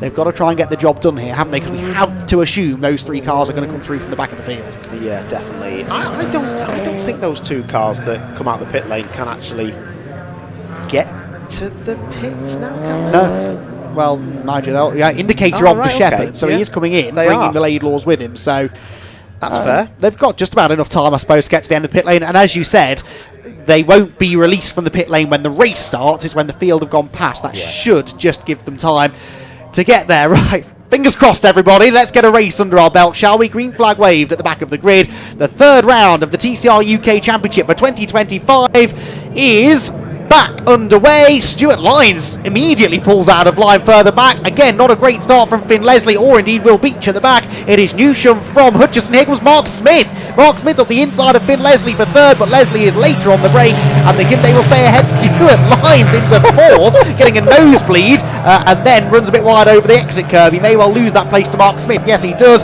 It is Newsham, though, who got the job done off the start, and if we look in the background, we might see, yes, there, Adam Shepherd leading the train of cars out of the pit lane. It's single file down through the old hairpin until you get to Harry Bloor, who's putting a move on Jeff Oldham. Nicely done from the youngster, but keep an eye on those three cars from the back. That is where the action will be. Yeah, definitely. This is going to be getting spiced up by the cars that are starting at the back, but it's going to take them a while to eat into that 10-second, well, not 10-second penalty, but the time they've lost. And talking of time lost, Rob McGovern right in the action, as per usual. George Jackson trying to get round the outside of him. It's got all the ingredients, this one. This will be interesting. But look at that, the lead is already getting built up, isn't it? Yeah, Newsham looking strong, although Hutchison trying to go with him, and we don't really know what pace Brad Hutchison's got, because he was in the wars from the very start of yesterday's race. We never really saw him in race 2. He may well have an answer for Newsham here as the race goes on. It is Callum who leads, Hutchison second, third place Finn Leslie, fourth Mark Smith, and Stuart Lyons in fifth. Then Rob McGovern. McGovern looks pretty racy at the moment, doesn't he? And look at the top of shot, Shepherd is already nearly with Will Beach, so it took them a lap to catch the back of the train. They've got 13.5 minutes now, those three, to start gaining positions. Here we go then. This is going to be foot down and flying. Stuart Lyons is really showing the pace of that Lincoln Co as well, isn't he? But Rob McGovern, I bet Stuart was funny before. He said, "I've never been so scared in my life." That Rob McGovern. All I could see was his eyes coming at me flat out. He's got an open face helmet on. Well, that's a sight he'll be seeing again now in his mirrors, isn't it, as those two get themselves together. Notice that Adam Shepherd's gone past Will Beach, by the way. Steve Laidlaw, I think, was about to do the same, as McGovern pulls up alongside Stuart Lyons. Harry Bloor is there as well. Harry looking more competitive now than we've seen so far. McGovern goes through, and Stuart Lyons drops down into 6th position. Harry Bloor not yet able to follow his fellow Hyundai driver through, but will look surely now to make a move as they head towards the final chicane. Stuart sort of jinks to the middle of the road to defend, but then moves back over onto the racing line and pinches the Lincoln Co, which was a winner, remember, in the hands of Victor Anderson last year at Brands Hatch. Not this exact car, but a Lincoln Co. And Stuart Lyons now looking to try and fend off one of the youngest drivers on the grid. In the background, another place being gained by Adam Shepherd, and also just ahead of them, the Gen 1 Cup lead battle. Jeff Oldham around the outside of George Jackson. Jeff Oldham, I don't know what he's been doing this weekend for pre-race prep, but it's clearly working. That was a great move, and he takes the class lead away from George Jackson. Are you okay, Jeff? Wow. Love Jeff. Jeff flying, to be fair, isn't he? Stuart Lyons, though, I think Rob McGovern just scared him and into submission, didn't he? As Shepherd now is starting to pick up the pace. Adam Shepherd neat and tidy through the old hairpin, nips to the inside of Jackson. He should get past Jeff Oldham pretty quickly. In fact, Jeff, I think, pretty much moved out of his way, and so Adam Shepherd then is up now into 8th position, I reckon. He's cleared the Gen 1 drivers, he's cleared the bulk of the sort of Goodyear Diamond Award drivers as well. Now things will start getting a little bit tougher. Look at the gap he's put over the Laidlaws, though. Shepherd is in a league of his own. That's cold tyres, that's Shepherd for you, isn't it? But still, we talk about cold tyres, he's still not happy with the temperature of those tyres. No, not at all. Weaving vigorously down the back straight. He's got that Stuart Lyons and Harry Bloor battle to try and negotiate next. I suppose you can't blame Sam Laidlaw for taking it easy on cold tyres after what happened to him, but he's tailing his father, actually, as they both move up now to attack Greg Saunders. Steve Laidlaw to the outside into Redgate corner. This is for 9th position. Steve was fractionally ahead of the line. He'll clear the Gen 2 Cooper into Redgate and brings his son Sam with him, so both of them move through, but Shepherd is about 5 seconds further up the road from those two, and about to latch onto the back of this battle. Harry Bloor to the inside of Stuart Lyons into the old hairpin. Good move. Stuart thought about turning in, but Harry was there. That was a great move by Harry, that. A really good move, especially in a car like that that's very nervous and wants to turn at any occasion possible and bring the rear with it. So that's a fantastic move by the youngster. I said that Stuart Lyons looked like he had a good start. It was too good. He's been given a penalty for jumping it, so I'm afraid as Mark Smith. So both of them being given a penalty for jumping the start, and that's a real shame. It's a 10-second penalty, 10 seconds to be added on to their time at the end of the race. So Lyonsy and Mark Smith, who up to this point had been really putting in some giant killing performances, well, they are sadly now going to be given a 10-second penalty apiece. Shepherd then, already past Lyons, now moves up behind Harry Blore. This is for 6th position from the pit lane, and we've only done 5 minutes of racing, Paul. He is 17.2 seconds off the lead. He's about 12 seconds behind Brad Hutchison for second, although Harry Blore is not letting him go, actually. He hung Shepherd out to dry. He's now back to the inside of the Hyundai, should make the move, stick down through the old hairpin, but Shepherd 10 seconds or so off the podium. That's doable. Yeah, it's doable, and he didn't need that though, did he? But to be fair, I'd have done the same. You can't just be letting people pass for the sake of it. You've got to battle for your position and give it at least one battle, and then you can just follow the faster car through. So we'll see with Harry. He's doing a great job though in that Hyundai, because they're really not easy cars to drive there. No, they are pretty edgy, aren't they? Adam Shepherd knows that well, of course. Used to drive one of those i30Ns in TCR UK. Picked up a few race wins at the wheel of one. Right, his next target is Rod McGovern and then Mark Smith. But Mark Smith has this time penalty, remember, so in a way Shepherd's already ahead of him on corrected times, but realistically needs to try and find a way through on track to be able to then go on and challenge for a podium. Across the line he goes. The leader Newsham in clean air, remember, does a 1 minute 9.7, couple of tenths off his previous best, and the fastest lap of the race. Shepherd does a 1 minute 10.3 in traffic though for Shepherd, so we know he's got more pace available to him than that. Steve Laidlaw, interestingly, did the outright fastest first sector on the previous match. The Laidlaws are quick, they're just not getting through the traffic quite as efficiently. Yeah, it looks it, doesn't it? So I wonder how Rod McGovern will go against Adam Shepherd, because it's going to happen pretty much now for Adam Shepherd, because as they get up to McLean, they'll expect him to have an overlap at least. So I think Shepherd's going to have a place extra, or he's going to have a bit of a squeeze somewhere, I reckon. Let's see. He's got him already, I think. Yes, he has. They were side by side through Schwantz, and Adam Shepherd goes through, so that was good. That didn't really lose him too much time. Did most of that work up the hill under acceleration. Needs to try and clear Mark Smith equally as quickly. Mark, penalty aside, putting in a really good drive here actually, but I think Adam Shepherd's going to size him up for a move, maybe even under braking into the chicane. He is desperately late on the brakes, but Shepherd makes the corner, gets the place, and again that'll lose him a few tenths of a second, but now he's released into clean air. Now he can really start to push. The tyres, I was about to say, should be back in the window. He's still weaving around, but Adam Shepherd is now unleashed into clean air, and he's already into 4th place. Wow, so he's got 11.5 seconds until he gets onto the back of Leslie. So it's nice to see Finn get a podium, but I think he's going to have to work hard for it, because the boy's quick, isn't he? But I think Leslie should have the speed to fend it off, I think. Well, certainly we know that if Shepherd can get there, Finn Leslie isn't going to make it easy for him. We saw that from his battle with Steve Laidlaw yesterday. Steve and Sam, by the way, both ahead of Stuart Lyons now. And that is Mark Smith under threat from Rod McGovern and Harry Blore. So a good three-way fight here developing. I seem to recall these three being close yesterday. On the inside goes McGovern. Brilliant move. Harry Blore following him through. And Mark Smith already behind them with the penalty applied, but still enjoying a good wheel-to-wheel battle. Both Hyundais, though, able to move by in the end. Yeah. And you see the Laidlaws are catching up to the back of this train as well. So this is going to be this is where it gets a bit tricky. Mark Smith having a look down the inside of Blore, try and get it back. He's done it. Good racing by these two. You don't need to just turn into people and smash all the side of the car in. So really good to see that they're giving each other respect. Talking about respect, here's the Laidlaws, and this is going to be two of them round the outside of Blore, maybe. Steve tries it. Sam also follows him by. Careful of track limits, Sam. Well, sort of. And he will have good momentum off the corner and manages to clear Harry Blore. Outright fastest first sector, Adam Shepherd, by the way. His last lap was 109.7. The leader at 109.6, but Shepherd is quite comfortably quicker than Brad Hutchison and Finn Leslie. Finn, actually, on the previous couple of laps has been slightly quicker than Hutchison. Laidlaw clears Mark Smith brings, that's Stephen Laidlaw, brings Sam Laidlaw with him as well, and through will go Sam into McLean's. But yeah, the front of the field is tightening up anyway for second place, and of course Shepherd is gaining on the pair of them as Callum Newsham sets a new fastest lap, a 1 minute 9.2. That is rapid, almost as quick I think as anything we've seen so far this weekend. Yeah, I'll tell you what, shout out to Rob and the area crew for getting those two cars that were both damaged.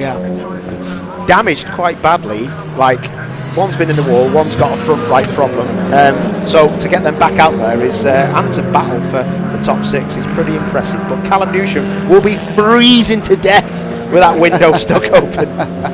Does that have any aero effect in something like a touring car, slowing him down maybe a tiny bit? Oh, it will do, yeah. I mean, they're not the quickest of cars down the straight anyway, the Hyundais, but I do think that it honestly, the noise it creates, and then sometimes you can try and fire the back window out, because you're doing 130 mile an hour around here in some places. If you've ever been down the motorway and put your hand out the window at 70 mile an hour as a kid and annoyed your dad or your mum or whoever's driving, it's that forceful. So imagine that, but double speed. Well, yeah, they're going quite a bit quicker than that. Brad Hutchison slow. Brad Hutchison slow. The Laidlaw's going through. Hutchison, something's broken again, I think. This time left rear, maybe. Yeah. He had damage in the race earlier on today, a damper that broke over the curbs at the chicane. And now Brad Hutchison surely is destined for another non-finish, his third of the weekend. That is heartbreaking. Absolutely, it is. It must be a toe link on the left rear or something from that earlier fix that you were saying about. We'll find out about that, but that car looks like it's crabbing, doesn't it? It was right front, I think, in race 2 that he damaged over the curbs at the chicane. This looks like the other corner, doesn't it? But anyway, he'll be heading for the pit lane, that's for sure. Now, this could be a good battle. Rod McGovern, 4th position now, Rod McGovern. He's got both the Laidlaws ganging up on him, but he's not going to move out of their way. Steve Laidlaw weaving around, trying to find an opening, but an opening is not going to be provided by Rod McGovern. They are going to have to work for this. This guy is ace. I love Rod McGovern. I don't even know him, but I love him. Look at him, he's just giving it the big, and that car is not quick in a straight line, so be careful, don't squeeze. Can they get 2 round the outside? I think he's going to get proper done here, isn't he, into McLean's? Looks like it. Stephen Laidlaw likely has gone through already. Yes, he has. He brings Sam with him too. And Rob McGovern, by defending into the old hairpin, was then slow on the exit. And through went the 2 Gen 3 Cupras. Fastest lap potentially incoming here for Adam Shepherd. 2 purple sectors. He's within 9 seconds already of Finn Leslie. Let's see what the lap time is at the end of it. Shepherd should be the next car across the line. And he goes through, yes, a 109.111. That is the fastest race lap of the weekend. And Adam Shepherd, on that particular lap alone, 1.4 seconds quicker than Finn Leslie. We are watching Mark Smith and Harry Bloor, who are still doing battle on track at the moment, over 7th position. But remember, Smith has those 10 seconds to be added because of the false start. Is Harry going to launch to the inside at Redgate? No, because Smith defends. And so Harry takes the wide line in, looks for the switchback on the exit. And may well be absolutely together when they reach the old hairpin. Yeah, they've come through the field well, haven't they, to be fair to them. Shepherd is in another class, to be fair. I think his prowess on cold tyres has just got him that edge. And talking about the edge, oh my word, Harry Blake, he doesn't really care, does he? He gets down the inside and he doesn't just show a nose, he gets the whole car down the inside, and that's what you got to do, because if you only go down with 50% commitment, you'll get 50% written off. And this is exactly the kind of performance really that he needed after a disappointing race 2 in those mixed conditions, very challenging conditions as we discussed at the time, but now he's showing everyone what he can do. That is 7th place on merit and making some good moves as he goes. There is Brad Hutchison back underway. Now, if something had broken in the rear suspension, Paul, that car wouldn't be back out on track this short. Was it a puncture then? Could have been. Could have been. Maybe it was as simple as a puncture. Bit of debris, bit of gravel out on the road, maybe a curb strike, but well, at least he's going. He'll score some points potentially. Well, 13, so not many points up for grabs for Brad Hutchison, but might just get him out of the negative points maybe. How has Shepherd been in the gravel trap, been fired back out the gravel trap, and is now in 3rd place? That does not make any sense. Well, that's twice now we've seen that this weekend. Steve Laidlaw did it yesterday, didn't he? So really impressive stuff. I'm not actually convinced he's going to catch Finn Leslie, though. The gap was 5.7 seconds with only 2 laps to go. They are now beginning the final lap of the race. Callum Newsham looks as though he's being harassed by Brad Hutchison. Brad would wish that were the case, but there's a lap between them now. In fact, 2 laps between them after Brad's visit to the pit lane. Callum Newsham, though, disappointment earlier in the weekend. He's bounced back nicely. Drop scores will save him a little bit, and this is going to put him right up there with Adam Shepherd on the points. There's also this little Laidlaw family battle to be resolved. I'm not convinced Sam will be too happy to follow his father home. No, but you know, I mean, he had a great qualifying yesterday. I mean, that was pretty special from Sam. But they do seem to be battling hard. There's not much in between them. But this kid has been a superstar. This is a proper. You would think there was a very experienced mid to late 30s driver that had been on the podium before. This is proper stuff from Finn Leslie. Do you know who he's reminding me of? Alex Lee. Alex Lee came into the championship, a relative unknown youngster, fresh out of junior racing, and after a couple of rounds he was winning races, and I can totally see that happening with Finn Leslie. 2 4th places already this weekend, and now on course, it would seem, for 2nd position. Callum Newsham, though, is on course for the win. He stops the Shepherd steamroller, and he will claim victory in race number 3 at Donington Park. Finn Leslie, on his debut weekend in TCR UK, will come home to claim a magnificent, and I'd imagine fairly popular, 2nd place, and Adam Shepherd charges through from the gravel trap to finish in 3rd position. What a recovery drive that was. Stephen Laidlaw will be in 4th, Sam Laidlaw in 5th, so Steve keeps his son Sam behind him, but both of them, again, that was a bit of a Lazarus drive. They both had damage at the start, they came back from that, and they managed to finish inside the top 5. Harry Bloor 6th, that'll be his best finish I think of the weekend as well, ahead of Rod McGovern and then Mark Smith. And this, the battle actually for 9th, Greg Saunders and Will Beach, almost side by side, sorry, for 8th actually, almost side by side at the line, because of course Mark Smith, who was just ahead of them on the road, picked up a 10-second penalty for a jump start, and so finishes behind them on corrected tyres. That, meanwhile, was the battle for the Gen 1 Cup. Now, we didn't see a lot of it, apart from the crucial move, I suppose, that Jeff Oldham made against George Jackson, but he managed to fend off George until the flag and claims a hat-trick of Gen 1 Cup victories. That is very impressive for Jeff Oldham. Have to consult with the TCR Oracle himself, Phil Kinch, to figure out whether anyone's ever done the hat-trick in the Gen 1 Cup before. I suspect maybe that's happened, but Callum Newsham prevented Adam Shepherd from doing that in the overall running order. Adam with 2 victories, hoping to become the first driver in history to win all 3 races in the weekend. And sadly, that opportunity passed him by, and he won't now have a chance to do that again for a little while, because the next round of the TCR UK Championship here at Donington Park is a double header only. It's not a triple header next time, when they will join the British GT package once again. Callum Newsham then, by 14 seconds, claims the race victory. That is a very sizable margin. In fact, I can tell you, for those of you interested in nerdy stats, it is, I believe, the 7th biggest winning margin in championship history. Finn Leslie is the man who comes home in 2nd position, though. A podium finish in only his 3rd race in the championship. Adam Shepherd in 3rd from the gravel trap on lap 1 to 3rd position by the flag. Then Steve and Sam Laidlaw complete the top 5 ahead of the impressive youngster Harry Bloor. Rod McGovern, very much in the thick of the battles there, came home 7th ahead of Greg Saunders and Will Beach, who were separated by only a couple of tenths at the flag. Mark Smith was 10th, he was 8th on the road, but a 10-second jump start penalty put him down to 10th, whilst Jeff Oldham's margin of victory in the Gen 1 Cup was only 7/10 of a second over George Jackson. Those two will have really enjoyed that battle, I'm sure. Stuart Lyons, I believe, had a trip into the pit lane. He also had a 10-second jump start penalty, so he comes home 13th, with Brad Hutchison 14th after a mystery trip to the pit lane, and Cedric Block, as we saw, not able to take the restart well. A fantastic opening weekend for TCR UK. Lots of talking points once again after that 3rd race of the weekend, and we will now be able to catch up with our podium finishers alongside Paul O'Neill.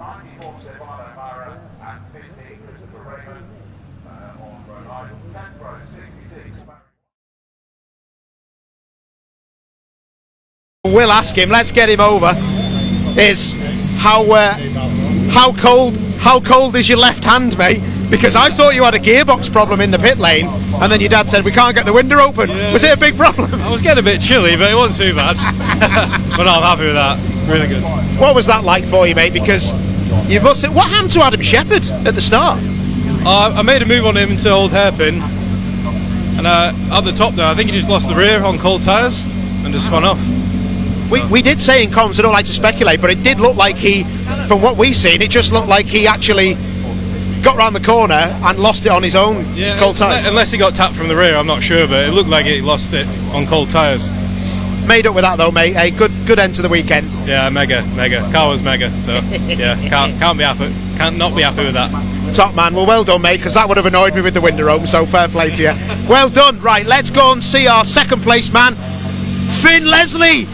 This guy is my new hero. Come here, mate. That is an awesome result. You said you wanted it on the grid. I've got to say, I did speak to the BARC press earlier in the week, and I said you'd be one to look out for. I honestly didn't think you'd do this well early on, mate. Talk me through. Was it good? Yeah, it was good. You know, I just managed to avoid the carnage around me. Yeah, just hold a position. You know, I was catching Brad. He pulled a gap at the start on the restart. You know, I was catching him, and he might have pushed too hard, and that's what caused the puncture. But yeah, just kept it steady from there, and yeah, just P2.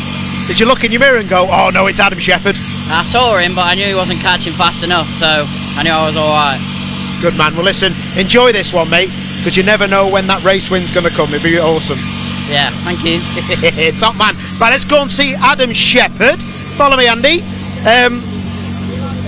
Adam, sorry to interrupt you guys. Firstly, you're like Houdini. I can't believe you got back out the gravel trap. Yeah. But what actually happened? Was that cold tyres or a bump from the rear or what? I think there was fluid down. I didn't realise it at the time. On the green flag lap, I see a damp patch, and I kind of forgot about it. And then in the race, I went up there, and it just snatched really, really bad on the rear. I thought something had broke, which is why I pulled in, and nothing has broken. So I don't think it was a cold rear. It was too much of a snatch. So I think it was maybe fluid, but we'll have to look at the video and see, really. It did look like it went round pretty fast, mate. We only seen the last bit of it, but we didn't want to speculate and say it might have been Callum Newsham, but it obviously wasn't. No contact as far as I'm aware. It was just a real weird snap, so we'll have to have a look. But cool. All right, mate. Well, at least you finished anyway, so well done. Let's quickly go and see Jeff Alden, because he's come home in the Gen 1 Cup. Jeff, quick one. Mega, mate. Pleased with that? Yeah. George kept me honest today. That was hard work.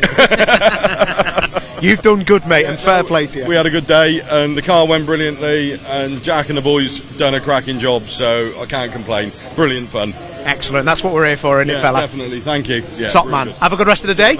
Right. Thank you, mate. Last one. Actually, no, we're not. We've got cars on track, so unfortunately we can't talk to the next person, but here we go. Let's have another race.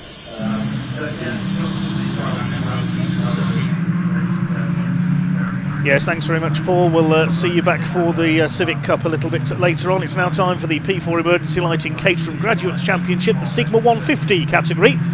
These are the more powerful cars. Again, it's championship and trophy categories in this one. On the front row is reigning Sigma 135 champion Paul Goldstein. This grid based on the second fastest times from yesterday's qualifying session. Harry Kramer will start alongside him. Second row, Max Haynes and Stuart Bell, one of our guest drivers this weekend. Stephen Clark and Will Stillwell, yesterday's winner and runner-up on row 3. Stillwell taking the spoils yesterday in very wet conditions. And James McCall and Stephen Lancaster, who had a couple of offs in yesterday's race, on row 4. Row 5 is Ben Lopez Appleton and Andrew Whitten. And on the 6th row, it's Ben Winrow and Peter Hughes. James Sibbett and David Reed on row 7. Row 8 is Rob Warner, the championship sponsor, and Bren Maud. Stefan O'Mara and Christopher Kim Raymond on row 9. Row 10, Barry White, the former champion, and Charles Elliott. 11th row, Miles Clarkson and Paul Vokes. Row 12 is David Hewitt and Edward Benton. Row 13, Jonathan Alpine and John Evans, and Graham Ewings and Rob Appleton will start at the back of this 28-car grid. Well, it was very wet for yesterday's Sigma 150 race indeed. It was Will Stillwell who took the victory. He's the black car with the yellow roll cage starting on row 3, but it's the all-gold car of Paul Goldstein, who is really the hot property in Caterham racing at the moment. He was the Caterham 270R champion last year, as well as the Sigma 135 champion in the graduates, going for the Sigma 150 title this year. Starts alongside Harry Kramer, who dropped back down the order in the wet yesterday, but he's usually strong in the dry here at Donington. Second row, Max Haynes, an accomplished sim racer as well as a Caterham racer. He's in the black car, and alongside him is the number 30 of Stuart Bell, the black and white car with the red cage. Row 3, the red and blue car, ex-superkart racer number 3, Stephen Clark. And there's Will Stillwell with the yellow roll cage alongside him. Row 4 is James McCall in the turquoise car alongside the turquoise and white car, the Dutch Barn Vodka liveried car of Stephen Lancaster.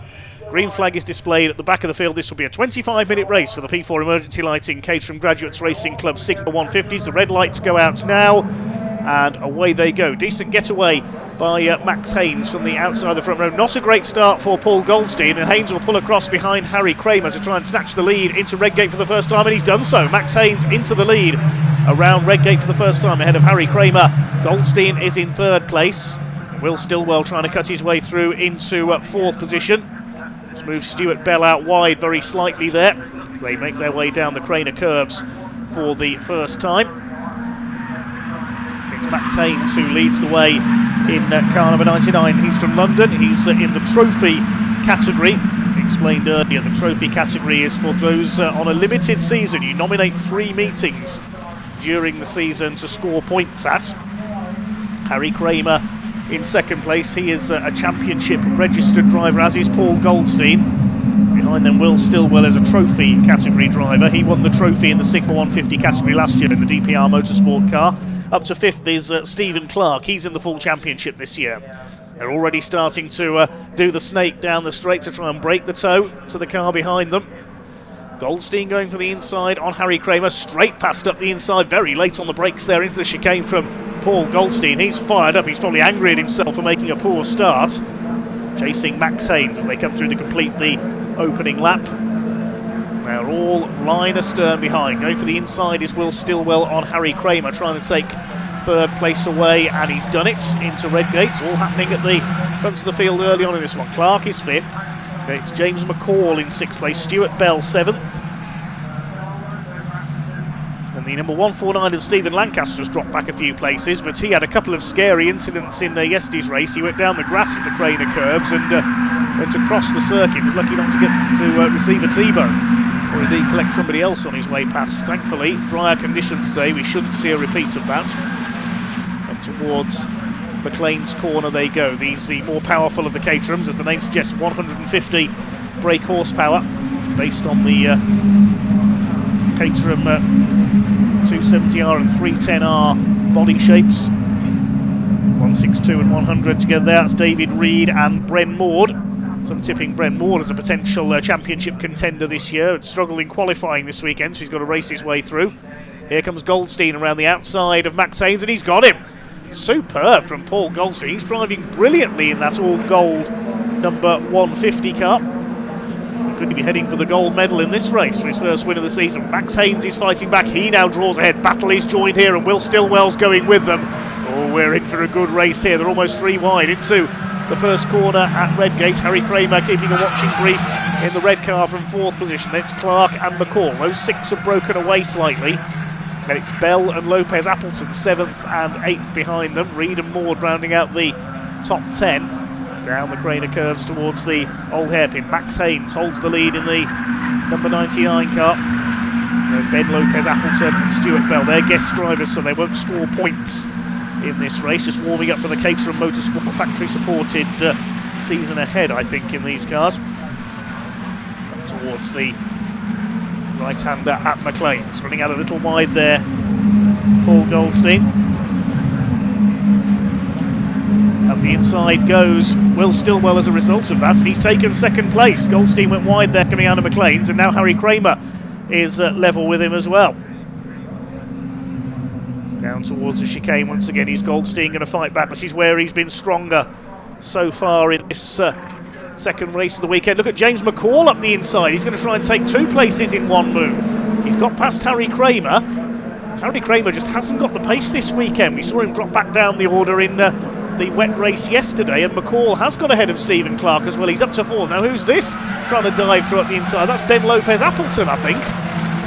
Harry Kramer's dropping like a stone. With Stuart Bell on his tail next. Also coming through the purple and green car of James Sibbett, number 175. He had a strong showing yesterday as well. Down the Craner curves they come once again. Tyres squealing, these Toyo tyres, as they make their way along the bottom of the circuit.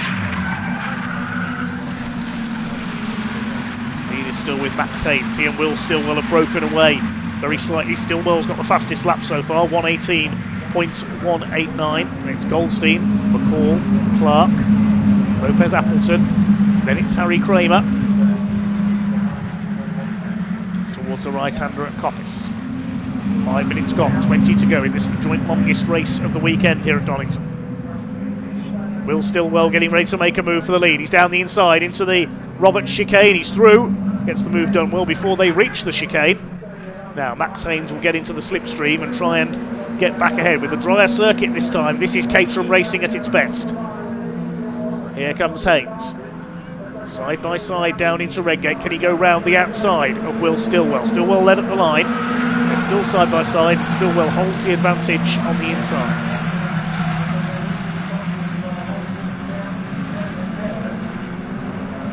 Here's the second group coming through. There's Rob Warner, the championship sponsor in the orange and blue number 7. Battling with the likes of Steve Lancaster. The Strawberries in there as well. Andrew Whitton, the number 112 car.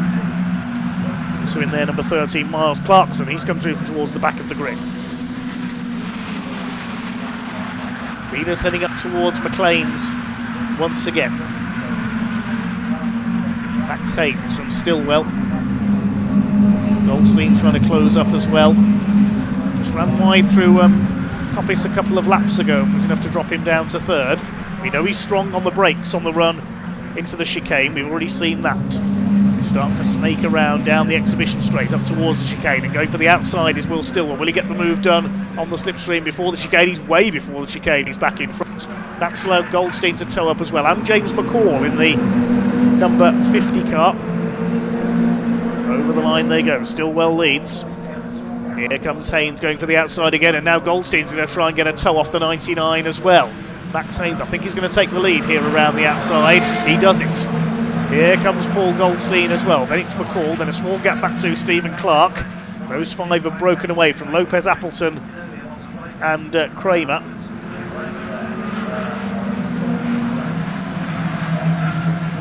More battles going on further back in the pack. Rob Warner's lost out to Miles Clarkson, who's coming through strongly from towards the back of the grid.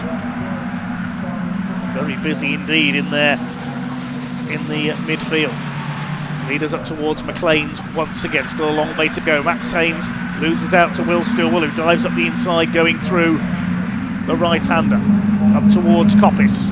Stillwell moving to defend in the 118 car, looking for his double this weekend. Paul Goldstein takes a tighter line that time through. Now Haynes is going to try and go to the outside here, I would think, on the rundown and get the move done before the chicane. We've seen this on the last couple of laps. He's going to do it again. Or is he? Or is he? No. Late on the brakes is Stillwell. Late on the brakes is Goldstein. He's side by side with McCall, who's up there. They touch. Something flew off. That was Paul Goldstein's rear wing that went flying, and Stephen Clark says, thank you very much. I'll go through into third place. Battle is joined at the front of the field in this final race of the weekend for the P4 Emergency Lighting Caterham Graduates Racing Club. Stillwell retakes the lead into Redgate. McCall side by side with Clark. Now, let's hope that Goldstein's car isn't damaged beyond losing that wing in that bit of contact as they fight for third place, these 3. Down towards the old hairpin. Steve Clark's going to have a go for the inside here. No, he's not. And the next 3, Ben Lopez Appleton, Harry Kramer, and who's this coming through? That's James Sibbett, number 175. He's past Kramer. I think Kramer's having some handling issues. He's starting to drop back. He's got Stuart Bell on his tail now as well. Behind them in the order is Bren Maud in 10th place.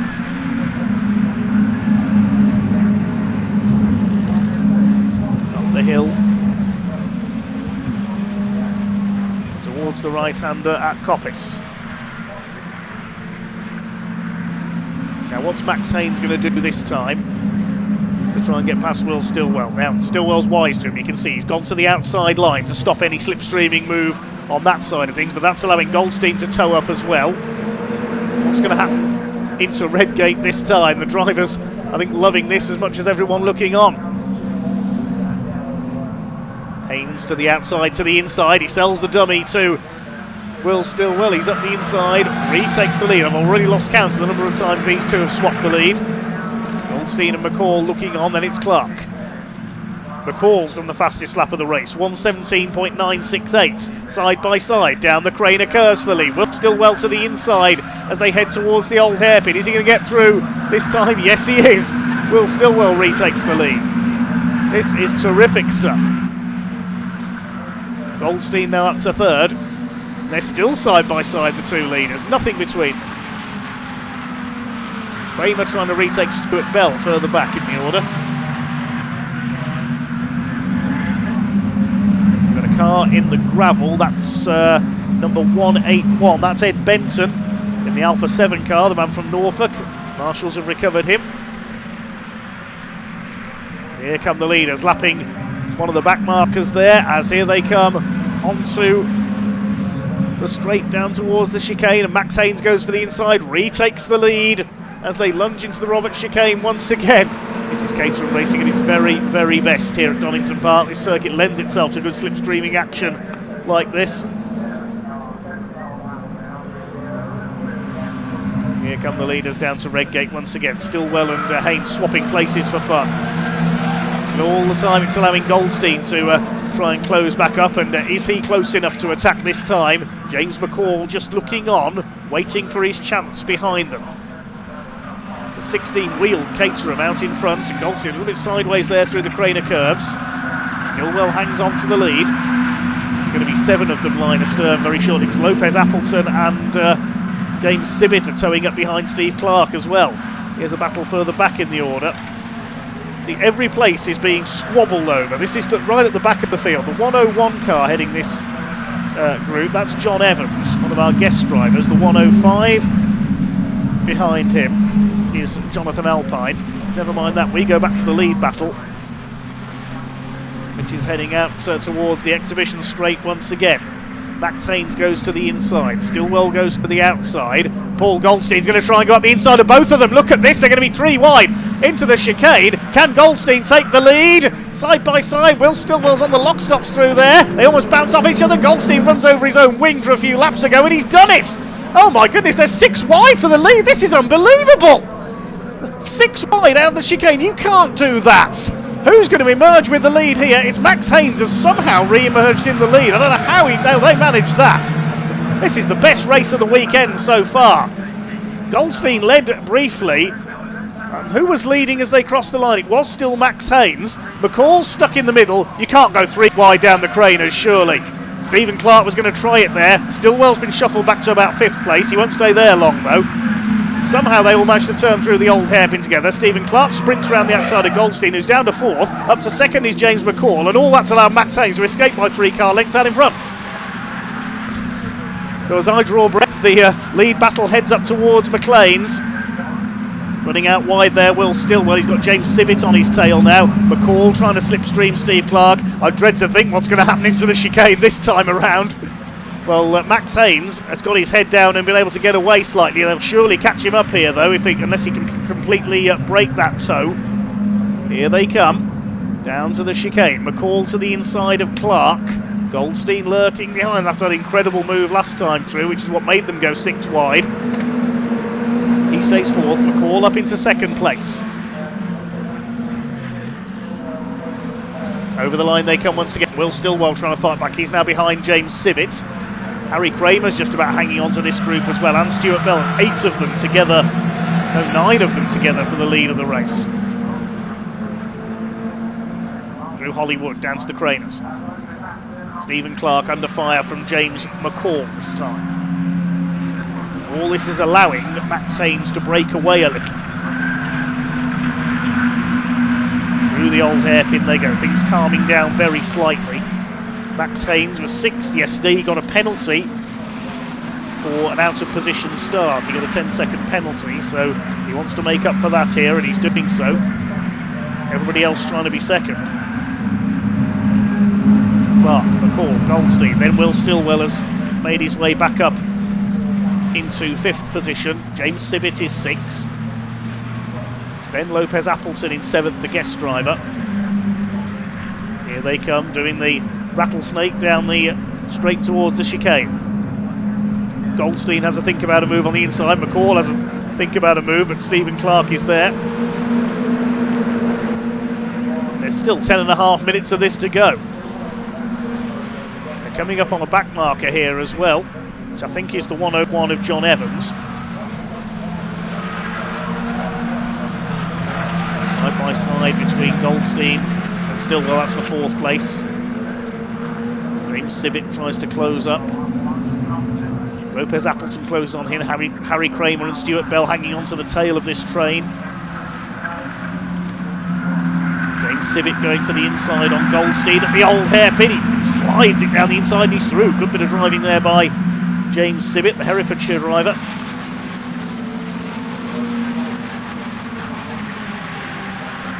Up the hill towards McLean's. Max Haynes is being reeled in now by Stephen Clark. He's decided to try and have a go for the lead. There's a back marker ahead of them. Is Stephen Clark going to get the slipstream here, the former supercar champion? Side by side for 3rd between Stillwell and McCall. Hard to know where to look as they come into the chicane this time. Stillwell up the inside has taken McCall. He's up to 3rd.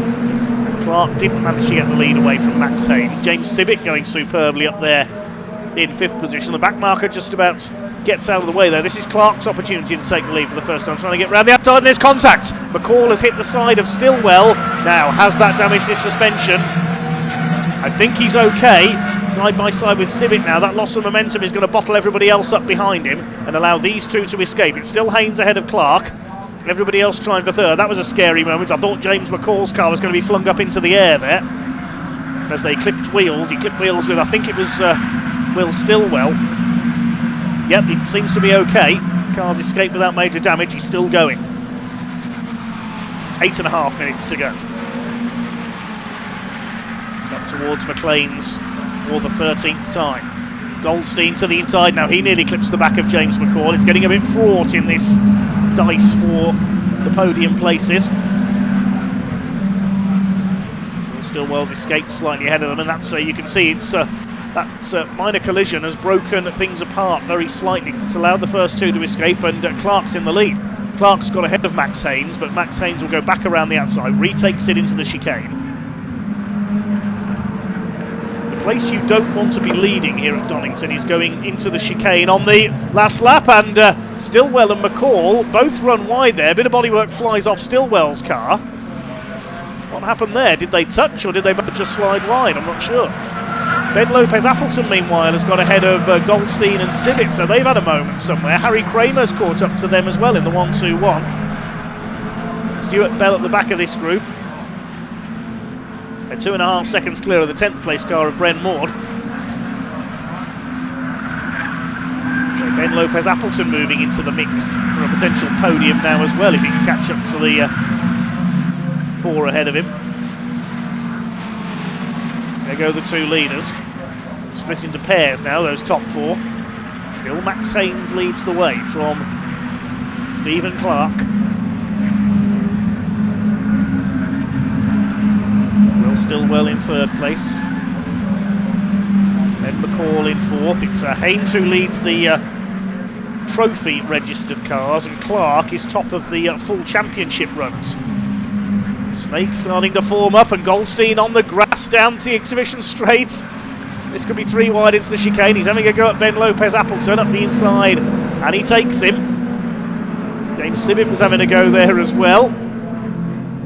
This is a fantastic race, certainly the best we've had this weekend. Clark had a go as they came. Clark actually led over the line that time through, but Haynes has got him back into Redgate. Stillwell 3rd and McCall 4th. They're closing back up. Then the second group is headed by Goldstein, ahead of Lopez Appleton. A sideways Sibbett being pushed there by Harry Kramer. Stuart Bell behind him. So they've split into 2 groups now, the leaders. And everybody else is in the peloton, if you like, further behind. Whatever the car racing equivalent of a peloton is. James Sibbett again sideways down the inside. Takes Ben Lopez Appleton. There go the leaders. There's the second group. Still Max Haynes sets the pace. He's led the majority of this race. Will Stillwell, meanwhile, has got through into 2nd place. I said that Stillwell and McCall were getting back onto the tail of Stephen Clark, while Stillwell has split the 2 leaders. It's now 4 for the lead again. Will Stillwell wants his double win. held up on Max Haynes. Both rivals, these two as well. Clark and McCall are both full championship runners. There's a lot at stake here.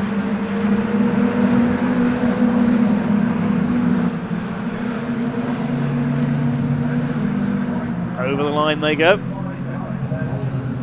a back marker in the way there as well as Stillwell swings to the inside, nearly at the back of Max Haynes. But he takes the lead going into Redgates. As he outbraked himself there as he runs too wide. Haynes back up the inside. They're going to be side by side into the Craner curves. James McCall's got through into third. Clark goes down to fourth. It's the number 37 car that'll be lapping Graham Ewings in just a moment. Goldstein's hanging on to their tail as well. It's going to be 5 again for the lead shortly.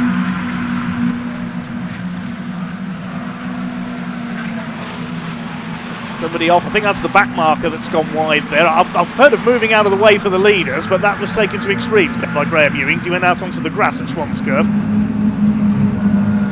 Here comes Steve Clark, trying to retake third place from James McCall as they go into Coppice. It's Stillwell versus Haynes for the lead.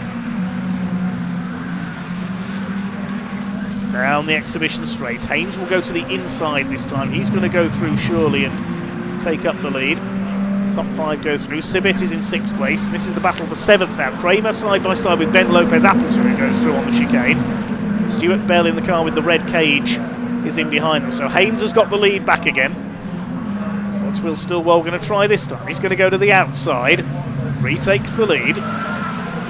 Stephen Clark briefly lost out to Goldstein there, but he's back up the inside through Redgates. They both got sideways there. I think they may have bounced off each other. I can't keep up with this. This is brilliant. There's only 3.5 minutes to go now. One of the wings coming loose on Will Stillwell's car. Will that affect his handling? I shouldn't think so. But he has gone a little bit wide there out of the old hairpin. Max Haynes in the all black car moves up alongside him. Who's going to come out here with the lead? Another back marker ahead of them. Up to McLean's they come. Number 2 of Rob Appleton, I think, will be the next man to be lapped. Haynes just has the lead on the inside. And here comes James McCall. It's all about timing your finishing move right. Getting in the right position to attack for the lead into the last corner and slipstreaming your way through. Is James McCall going to be the man to time it right? Look out, Rob Appleton. They're coming up to lap you. Stillwell to the inside on the chicane. He's going to go through and retake the lead. And here comes McCall up the inside, side by side through the chicane with Haynes, who will force him to go wide. He has to lift off there, James McCall. He's got to keep the momentum up and keep in the slipstream. They've got to move out wide to lap Rob Appleton, who I don't think has seen them all there behind him. He does now.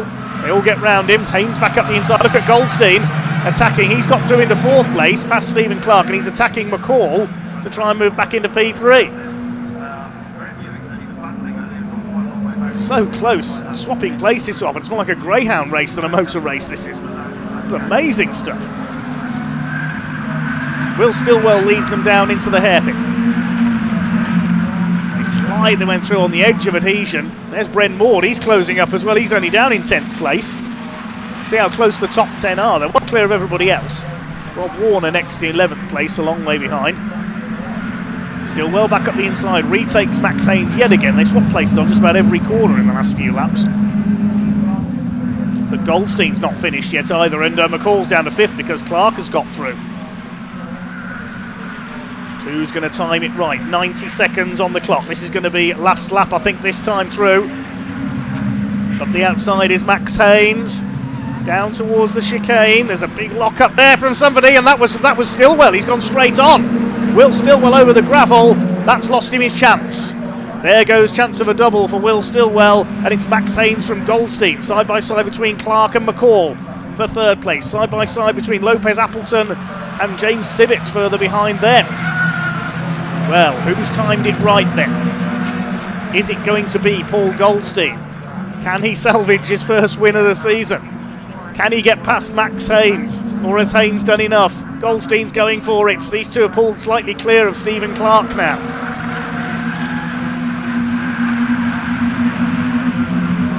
But the real winner here is going to be motorsport itself. This has been one of the best races I've seen in a long time.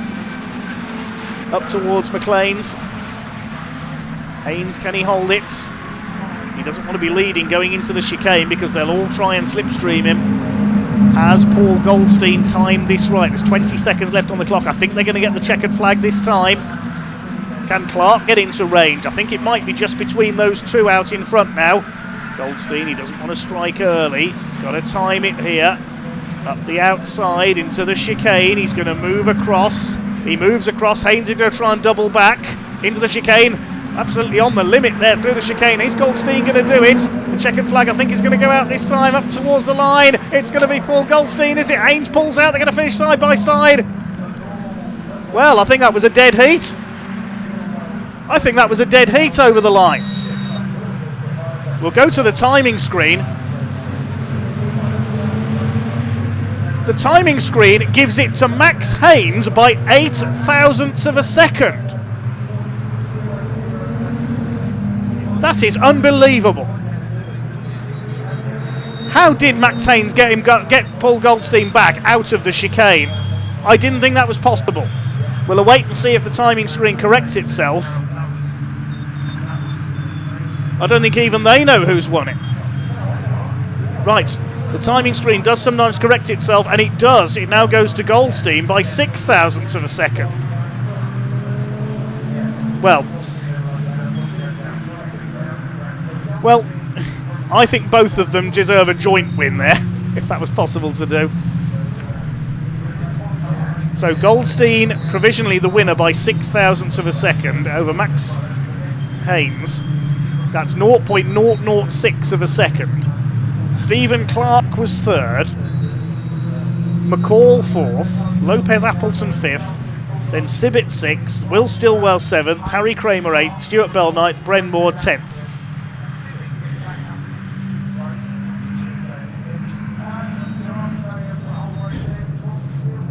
Well, there it is confirmed. To 2 decimal places, they're equal. 6 thousandths of a second.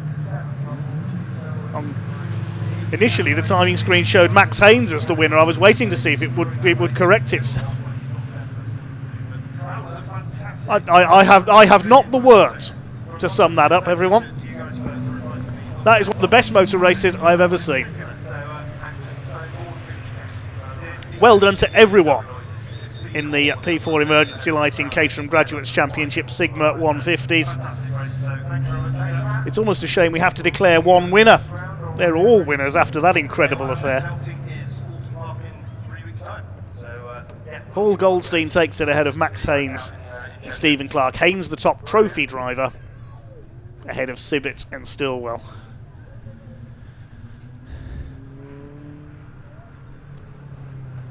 I'm off to get my voice back for the next race, and we'll head down to Parc Ferme.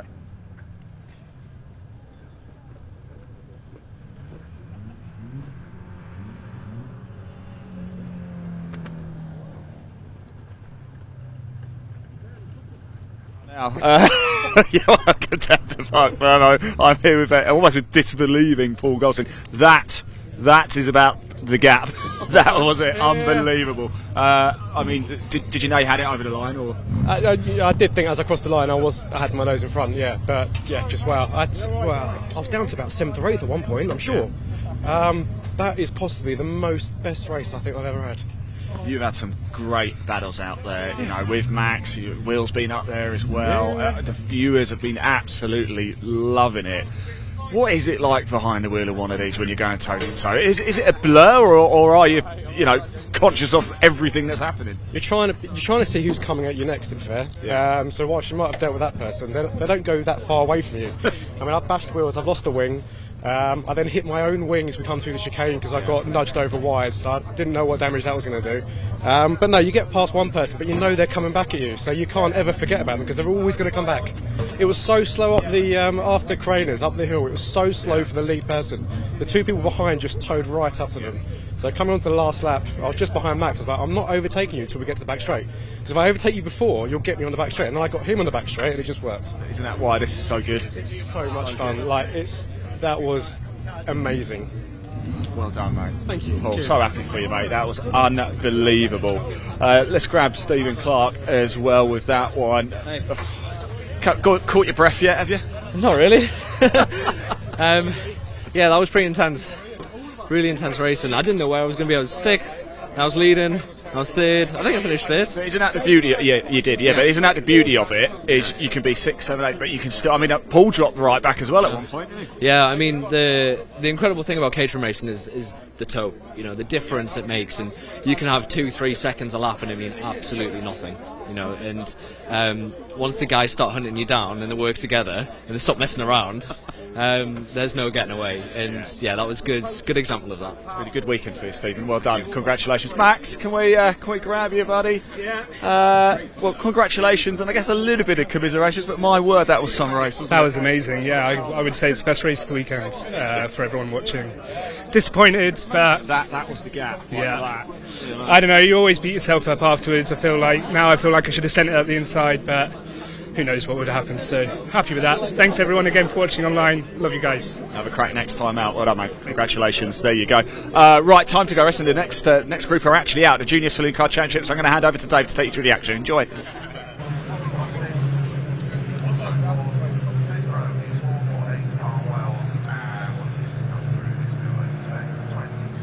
Well, thanks, Ian. I'm still getting my breath back up here in the box. Time for race 3 of the weekend for the Junior Saloon Car Championship. They're already on their green flag lap. And the grid will be formed according to the 3rd fastest times in the qualifying session for each driver yesterday. It will be Josh Salvadori on pole in car number 110, looking for his 2nd win of the weekend, and Ollie Smith on the front row for the first time in car number 80. 2nd row treble to Ollie Kerr and 46 Luca Maserati. 3rd row Lewis Stannard, number 19, and number 70 Wilf Butler, winner of race 1 yesterday. Row 4 is Leon Holly, number 87, and 26 Louis Austin. 5th row Kyle Wells and Max Scharfegger, they tangled in yesterday's race in the rain. Row 6 Martin Wright, number 14, and 27 Matthew Swatton. 7th row Sherry-Ann Powell, number 42, and number 7 Joe Wood. And 35 Tom Algar and treble 3 Lexi Powell complete the grid.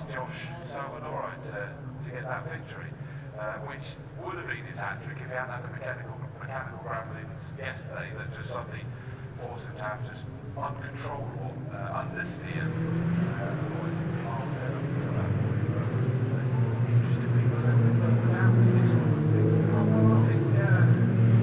This will be another 15-minute race. Josh Salvadori led all the way in this morning's race. Yesterday was on for a podium, but picked up a penalty for track limits, and it was Wilf Butler who went on to win in the number 70. Ollie Kerr looking for his first win on the 2nd row. Ollie Smith, one of our newcomers, the green and blue car on the right, on the outside of the front row. Also looking for his first win is Luca Maserati, going from the outside of row 2.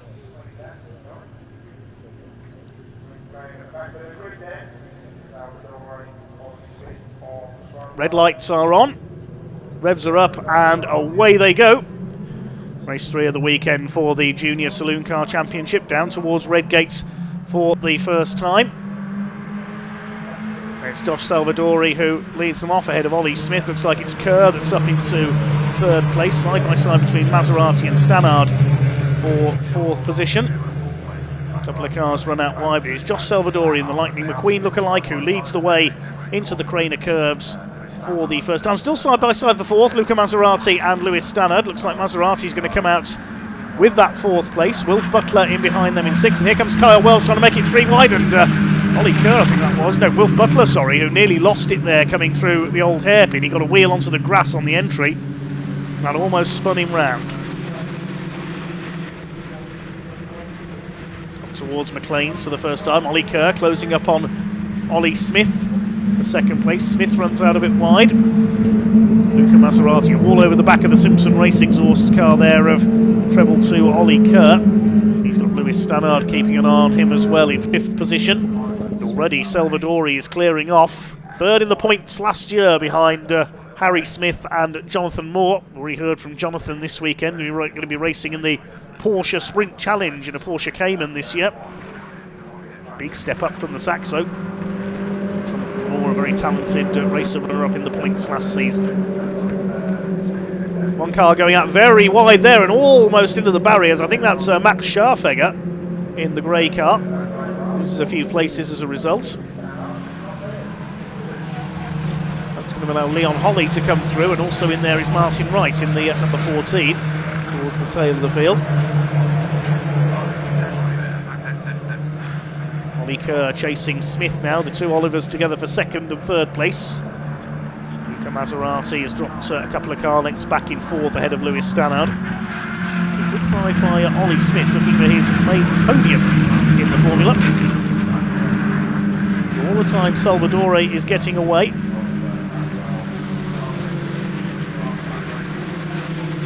Lewis Stannard still on the tail of Luca Maserati for fourth position. Tries to go for the outside. Next in the order is Kyle Wells, and then it's Wilf Butler, winner of race 1 yesterday in the wet, has gone down to 7th. Lewis Stannard to the inside. Something went flying there. Whether that was a bit of Stannard's car or one of the markers, I'm not sure. So he's going to try and take 4th place into the chicane.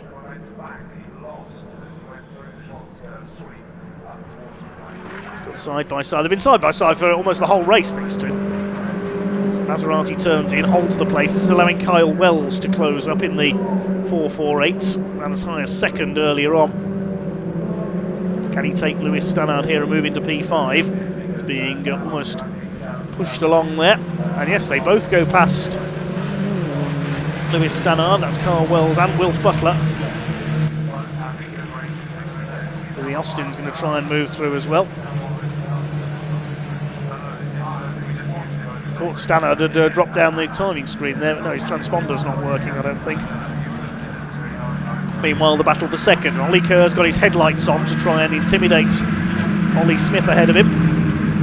This is the fight for 5th, the Vinnersport car of Kyle Wells, ahead of the number 70 of Wilf Butler.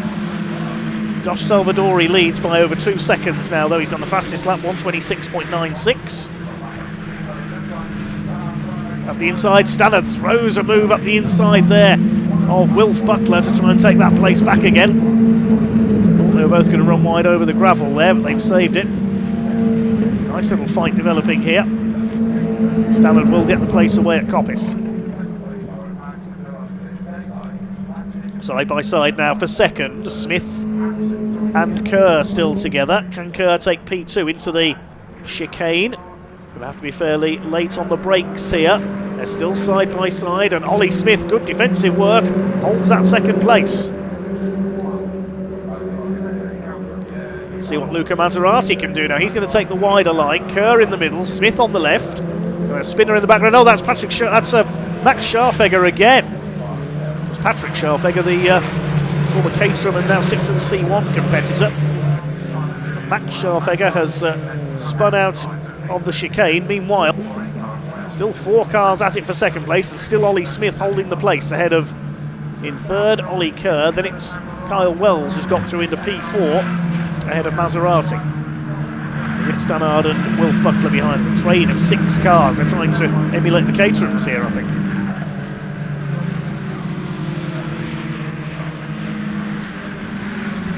Josh Salvadore is missing all the fun out in front.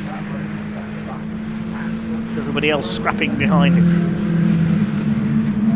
Wondering if once one of them gets past Ollie Smith, they'll start to trail up to the back of Josh Salvadore. Maybe he's the cork in the bottle here, as through goes Lewis Stannard past Luca Maserati into Coppice. He's got that tight line into Coppice nailed down, hasn't he? Ollie Smith holding that second position down into the chicane. Is Ollie Kerr thinking about a move this time? I don't think he is. Through the Robert chicane for the 4th time. And the fastest lap for Salvadore, 1:26.907. He leads now by just under 4 seconds.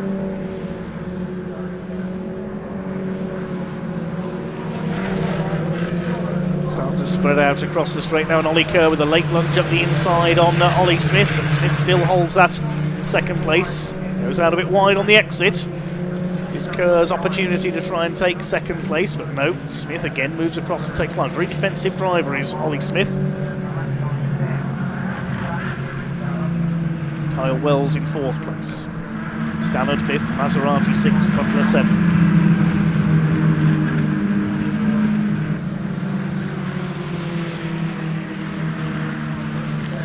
Climb up towards McLean's once again.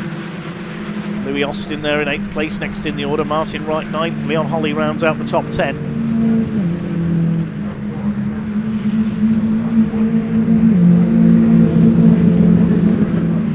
Climb up to Coppice. Still no change in position at the moment. Will they all close up together again as they come down towards the chicane? Ollie Smith defending.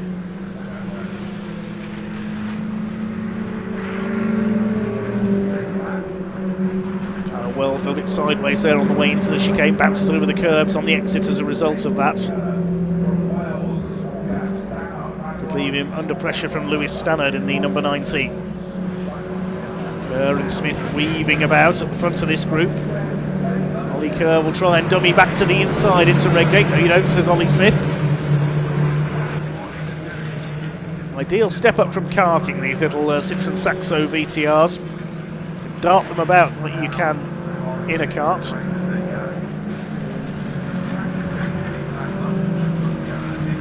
Still your leader is Ollie Smith. Leader of this battle in 2nd place in the race because Josh Salvadori is in a race of his own up front.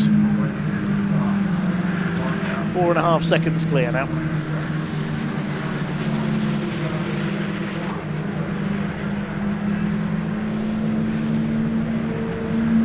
Way through the right-hander at McLean's. Lewis Stannard maybe gearing up for an attack on Kyle Wells, the ex-Ninja Kart racer here. Yes, he's got a run on the inside coming out of Coppice. He said he got that line nailed down.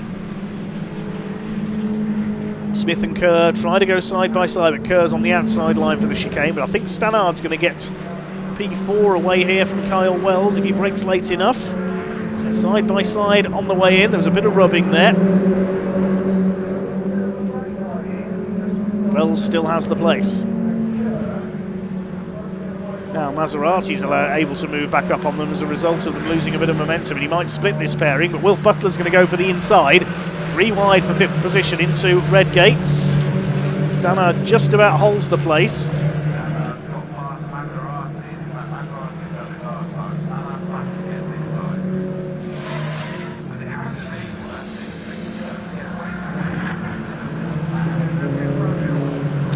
Hill towards the old hairpin, and that is Leon Holly. He's in the gravel at, I think that's on the outside of Redgate, possibly.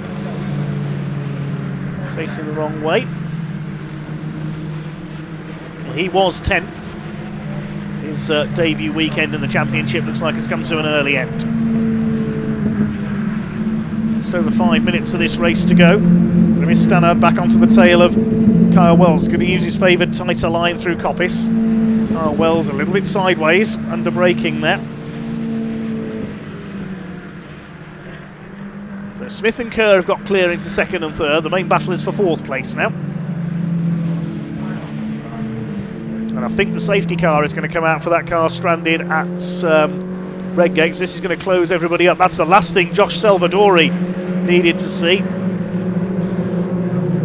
So he was a long way ahead. About 5 seconds ahead of the pack, but there's the safety car. And his lead is going to be wiped out.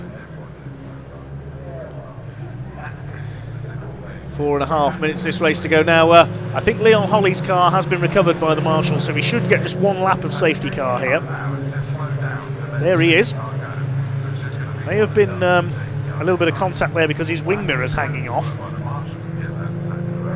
The 4th wing mirror we've lost from these Saxos through the course of this weekend. Leon Holly all the way from Cullompton in Devon. Make his way round to the back of the pack. Looks like his rear windscreen may be broken there as well.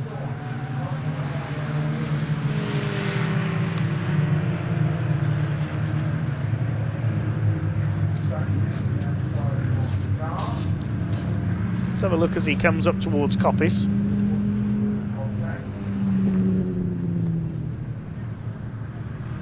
Yes, we can see there the rear windscreen has been smashed in that incident as well by the look of things. So I'm not sure what's happened there. Doesn't look as if the car's rolled over, thankfully.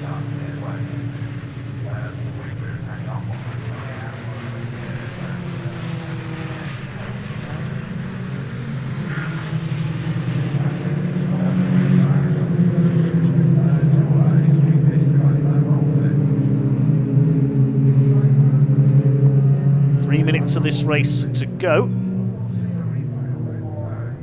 Leon Holly, I think, has come into the pits. Yeah, lights out atop the safety car, so it's just a single lap. Josh Salvadori hoping to pull away again on the restart. We should get a couple more laps on the restarts. Or can Ollie Smith pounce for a win on his debut weekend?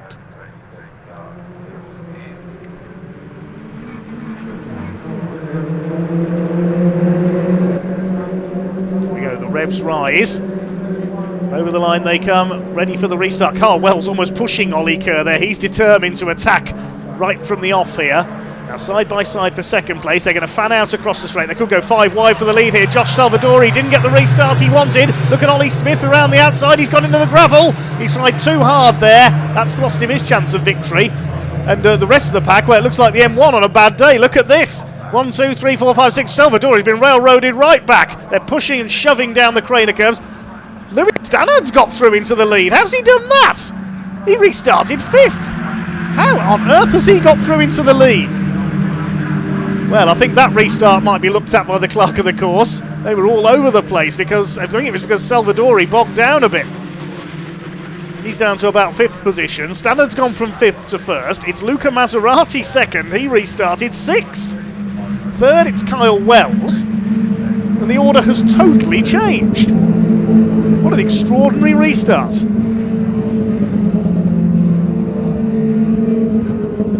So Josh Salvadori, I think is in 4th place, but he's got the weight of another pack of cars on his tail. They're still at it further back, look. Ollie Kerr's in there, and Wilf Butler as well. I think that's Louis Austin up behind them, quite possibly. These 3 have broken away slightly. We've got 1 more lap to go after this one. So Lewis Stannard leads it from Luca Maserati and Kyle Wells. I've not seen a restart like that before. Yeah. And nobody is in the position that they were in on the restart. They've all changed. Dodging to the inside, Kyle Wells. That's brave. Nearly hits the back of Luca Maserati. Salvadori's back up there as well. I've no idea who's going to win this. Here comes Salvadori back into it. Forces his way past Kyle Wells back up into P3. He could yet win this. They're trying to better the Caterhams for entertainment, I think, this lot. So Lewis Stannard in car number 19 from Banstead leads the way. Kyle Wells shuffled back into 4th place. Luca Maserati in 2nd place. Both of them from Banstead in Surrey, our two leaders. Josh Salvadori from Chelmsford in 3rd place. Up the inside, Salvadori forces his way up the inside. There's a load of black and white flags for track limits gone out. As Salvadori, you can see he's angry after that restart. He throws it up the inside of Luca Maserati, up into P2, but that's just let Lewis Stannard escape into the lead. And here comes Kyle Wells now. Also in there is Ollie Kerr. What on earth is going to happen for 2nd place into this chicane? Stannard's got clear, so it looks like he's going to win it. Salvadori into 2nd. What's going to happen here? They barrel their way into the chicane. Wells side by side with Maserati. They lean on each other. Wells goes out wide into the gravel. He's off into the barrier. He's not going to finish. And Lewis Stannard's going to win it. What an incredible finish. Salvadori 2nd. I think Maserati was 3rd. Yes, he comes over in 3rd place. Then Kerr, Butler, Austin, Wright, Wood, Powell, Scharfegger and Swap. And poor old Carl Wells ends his race in the barrier. Topi's all right. Thumbs up from the marshal. You're not going to push that out of there. What an extraordinary finish. I don't know what happened on that restart. They all just seem to throw their cars at Redgate simultaneously.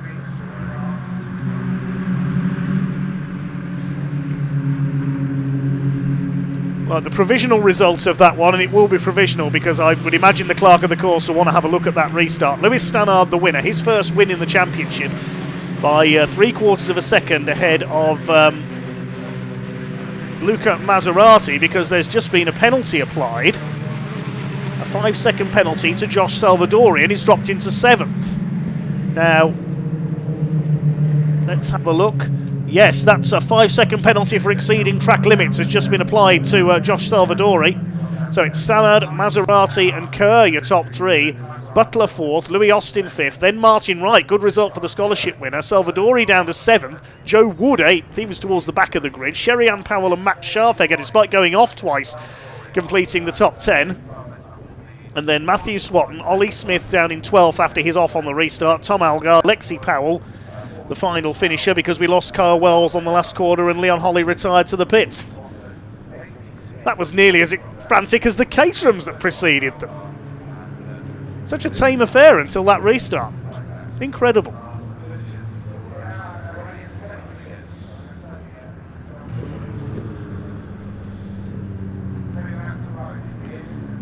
You have to feel for Kyle Wells as well. Just threw everything at it going into the chicane for the last time, but overcooked it and into the gravel he went.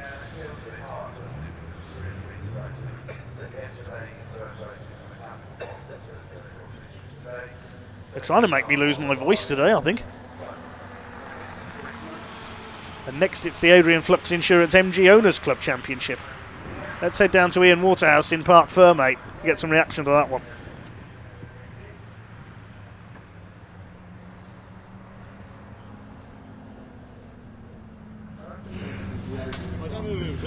Now, you wouldn't have just heard that, but Lewis Stannard has just given the biggest scream of his life. Let's put the camera on the man right here. Lewis, that was a scream and a half, wasn't it? That meant something to you, right? Yeah. Jesus Christ, what just happened? Well, you've won. That's what's happened. You've won. How does it feel? I genuinely can't describe it. It's unreal. Like, it couldn't have happened without the team, without my sponsors, Agentive. I genuinely don't know what to say. Oh, mate, congratulations. Look, I know this is emotional. Well done. Look, go enjoy it, celebrate it. You deserve it. Luca Maserati over here as well, the only man who's made the podium in every single race this weekend. Luca, it's good for the championship, these constant podiums that you get in. How was it out there? It was a bit of a mess, wasn't it, really? It was a difficult race. I think we really struggled in the dry. I think the dryer got drier all day compared to yesterday, and we really struggled in that. But you know, 3 podiums off the back of that, with how we've been struggling, is amazing. To take that, you know, you've got to make the most of these weekends when you want to win the championship, and that's what we've done. So. Points make prizes, mate. Well done, congratulations. I really wanted to find Oliver Kerr as well. He's in the 2-2. I actually don't know him. I've never interviewed him before, so this is his car here. He came home in 3rd place. We've got Lexi over there as well. Let's Joe, before you disappear very quickly, that's it. That's your first weekend done. How does it feel? Yeah, amazing, honestly, and buzzing. Yeah, really excited for the next one now. Fantastic, good, well done. Anyway, thank you so much for talking to us. We really do appreciate it. We've got Lexi over there. It's great to see her get to the finish. Algar's here as well. I really did want Oliver Kerr coming home in 3rd place. A note on Josh Salvadori as well. What a shame that was for him, that penalty right at the end, dropping him down the order. It's been a little bit of rotten luck, isn't it? Although, of course, he did win race 2, so it hasn't been all bad news for him. Right, we are going to have to get on to things, actually, because we've got more racing action coming up, and it's time for the second race of the weekend for the MG Owners. A massive grid of cars. It's going to be another corker. So I'm going to hand over to Dave to take you through the action. Enjoy.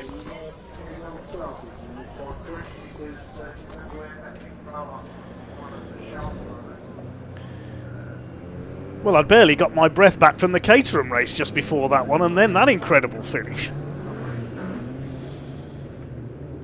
Right, let's see what the Adrian Flux Insurance MG Owners Club Championship can do then. They're just making their way up to the grid now.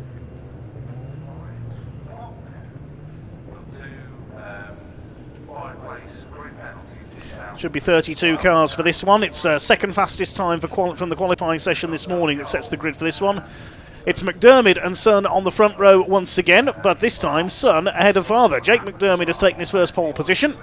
Second row, Jonathan Candler in the 84 alongside Riley Price. Row 3, Matt Harvey and Lewis Sharp, who's secured his boot lid after the bit of contact in the first race.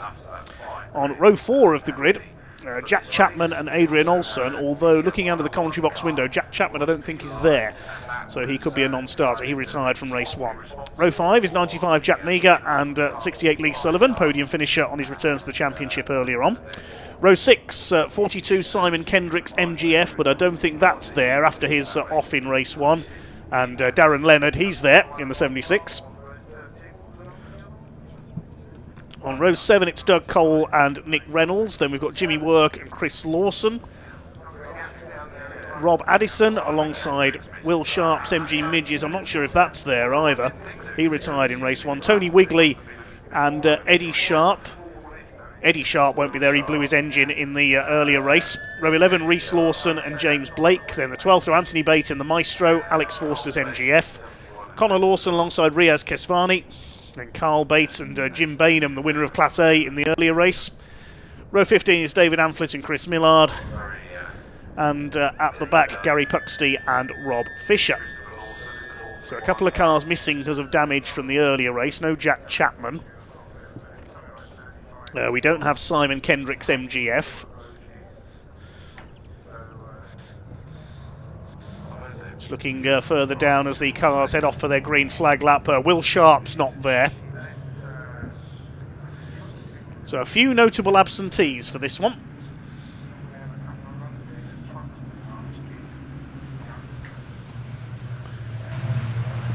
3 races to go this weekend. I'll take you through this one. It'll be back over to Andy and Paul for the Miltech Civic Cup second race, and then I'll rejoin you for the Blue Oval Saloon Series, which close out this weekend's action. What a weekend it's been here at Donington Park. We hope you can join us in 2 weeks' time for the one-day event at Silverstone on the international circuit as well.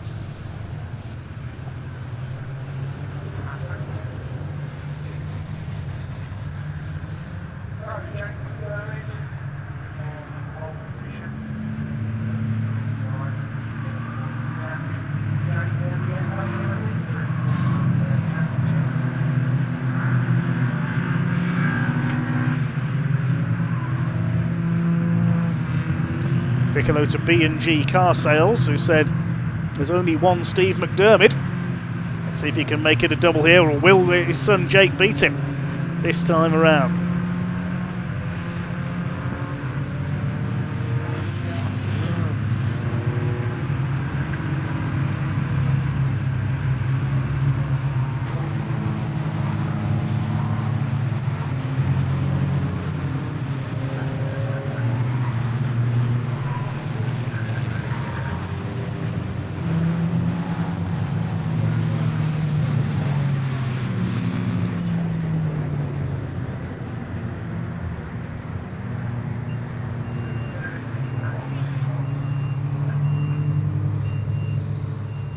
This will be a 20-minute race.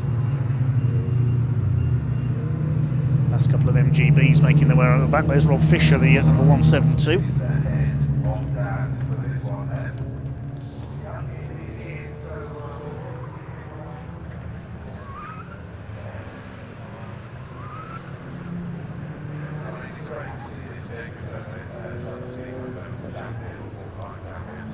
So McDermott's up to the grid first then, followed by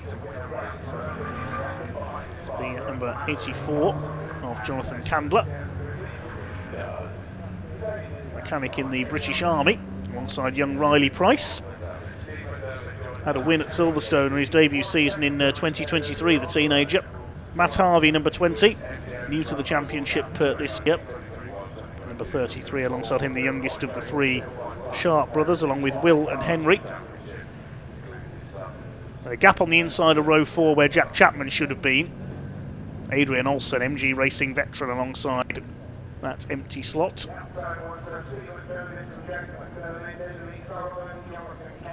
'95 Jack Meagher, another newcomer to the championship, alongside Lee Sullivan, the returning former champion. Was champion in 2008 in a Maestro. Class Z champion on 2 occasions in a ZR since then. Green flag is waved at the back of the grid. For this 20-minute race, the Adrian Flux Insurance MG Owners Club Championship. It was an incident-packed race earlier on. The red lights are on and race 2 gets underway. Down towards that first corner, the McDermott's lead them off. Good stop, Adrian Olsen there, the Dayglow yellow fronted car on the outside. Matt Harvey's black car trying to sneak through for third on the inside, but it's Candler who holds that P3. Decent getaway from Lee Sullivan as well in the blue car. It's the McDermotts who lead away. Steve has outpaced Jake into the first corner. It's Dad who leads Son down the Craner curves for the first time. Jonathan Candler up there in third position. Everybody's away cleanly. Matt Harvey is in fourth, then it's Sullivan, Price, number 33 next, that's young Lewis Sharp. First half lap completed without incidents, and I think family ties are going to be ditched here because Jake McDermott is attacking Steve as they head up towards McLean's for the first time. Candler holding third place towards Coppice for the first time. Steve McDermott looking for championship number 5 at the wheel of his ZR.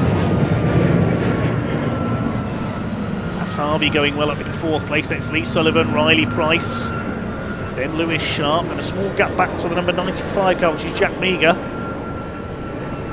They swing their way into the chicane for the first. I'll pick up the other classes a little later on, although I think there's only one car in Class F and one in Class B, so the one we'll concentrate on is Class A for the older cars further back, and one of their favourites not starting this race, Will Sharp.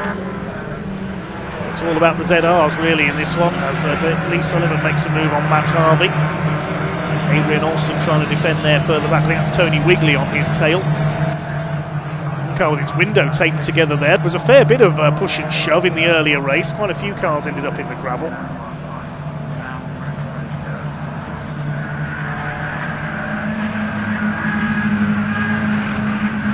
Steve McDermott, less than a car length ahead of his son Jake here, nose to tail for the lead. Jonathan Candler now clear in third place. Sullivan fourth, Harvey is fifth, Riley Price in sixth position. There's Doug Cole, the green car with the red wheels.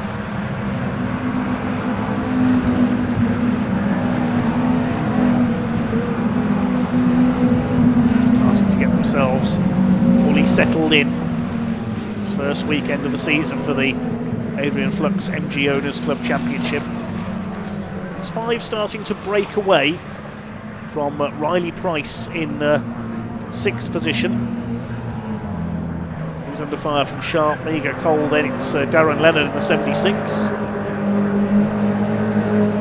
One of only a couple of ZS saloons that has raced in the championship in recent years. He's in the ZR today. The only other ZS we've seen is the diesel-powered one raced by Harjinder Bambra a few years ago. Riley Price has lost out there to Lewis Sharp. Here comes Mika on the inside. Behind him is Cole, and it's one of the Lawson family. 3 of them here today.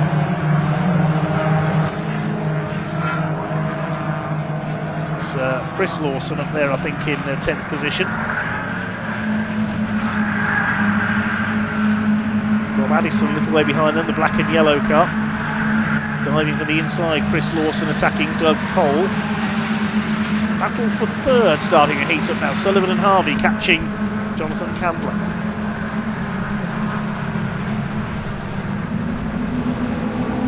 A couple of car lengths in it now. Steve McDermott has pulled away slightly. He's done the fastest lap, 1:24.641. It's Candler definitely being reeled in by Lee Sullivan here.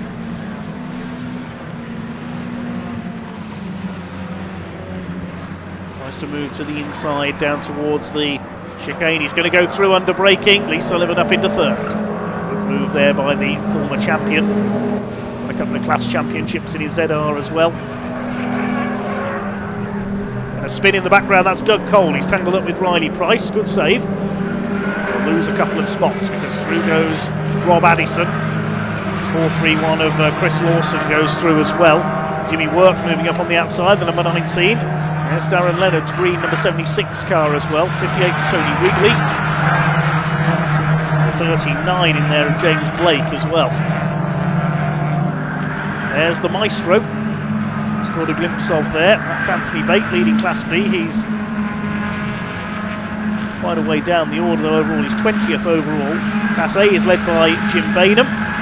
It's Alex Forster in the MGF, the only MGF running in this race because of course as we mentioned, Simon Kendrick a non-starter. Candler in 4th place. Started to come under fire now from Matt Harvey. Did I see a yellow flag there on the run up into Coppice? Yeah, there's green flags waving. Is somebody off on the outside of Coppice there? I couldn't quite see. There's definitely a yellow flag on the run through Coppice there. Couldn't see the reason. 14.5 minutes of this race to go. There's the MG Maestro. On for his double in Class B. I think the yellow flag has been withdrawn, so maybe somebody just ran wide through there.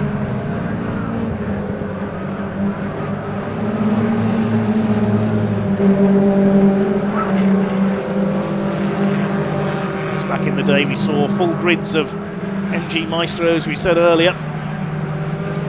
Remember Jim Edwards Jr., the ex-British touring car racer in the early 2000s, raced Maestros and Montegos. He's the father of Jade Edwards, of course. And there's the leader of Class A and the leader of Class F running together. That's Jim Bainham ahead of Alex Forster's MGF.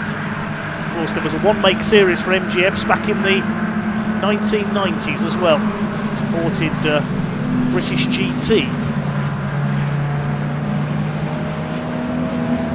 See the novice cross on the back of Alex Forster's car, son of Alan Forster, the ex-Montego estate pilot. Alan Forster's raced quite a diverse spectrum of cars this time, everything from Formula V single-seaters to Legends cars, Alan Forster. His son making his race debut today. They are building an MGB as well for this championship. It's the McDermott and Son pairing who continue to lead. Headlights ablaze, over the line they come. They're already lapping back markers. That's probably why they've got the headlights on, just to warn the back markers they're there. Jake McDermott's just done the fastest lap. He's only 0.4 of a second behind his father now. 1:23.960 for the number 77 car. There's our third place man, Lee Sullivan, the number 68, comes from Maidenhead in Berkshire. Jonathan Campbell being pushed by Matt Harvey now for 4th position.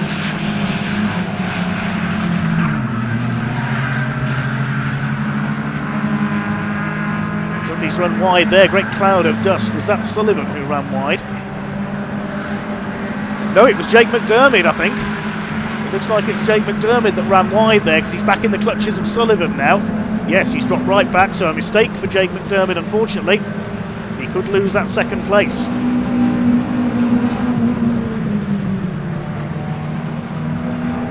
Run wide again there through Coppice. Has he got a problem, possibly? Maybe a problem with his brakes? So Steve McDermott's now out on his own. Possibly heading for his 2nd win, but we're not up to half distance yet in this Adrian Flux Insurance MG Owners Club Championship race. Now Jake McDermott, you can see he's got a whole line of ZRs behind him. Lee Sullivan, Jonathan Candler and Matt Harvey. Further back there's Lewis Sharp in the background. Sullivan's thinking about having a go for 2nd. He moves to the inside.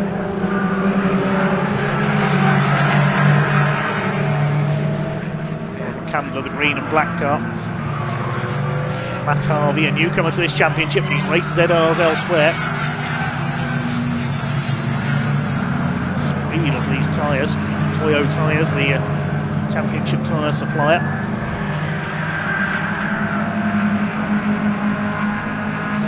There's Lewis Sharp ahead of Rob Addison.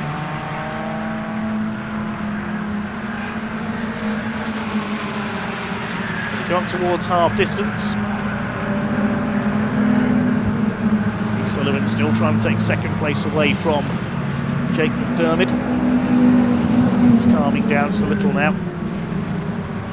Certainly not as fraught as the season opener was for this category earlier on. We had quite a few offs. They're coming up to lap 172. That's Rob Fisher's MGB, the Londoner. Retired record producer from London. He's raced MGBs for 25 years now. Just about manages to get out of the way there of Jake McDermott in time. Quick Baker ZRs will move through. Sullivan has another run down the inside. Dermot moves to cover. Jonathan Candler moves to the inside now. Sullivan runs a bit wide on the exit there. Just outbraked himself slightly. Here's a replay. This is down at Redgates. Who's gone off? I think that might be Chris Lawson running wide through the gravel. Let's take a look. Yes, the 431 car of Chris Lawson, the Kent driver. It's going again with a bit of bodywork hanging loose. Back in the race.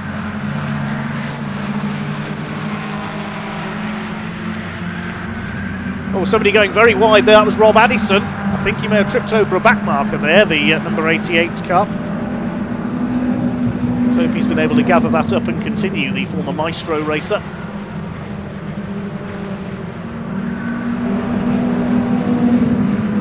Matt Harvey unable to get past Jonathan Candler. They're closing up again on Lee Sullivan. Jake McDermott's been able to get away from the number 68 car again.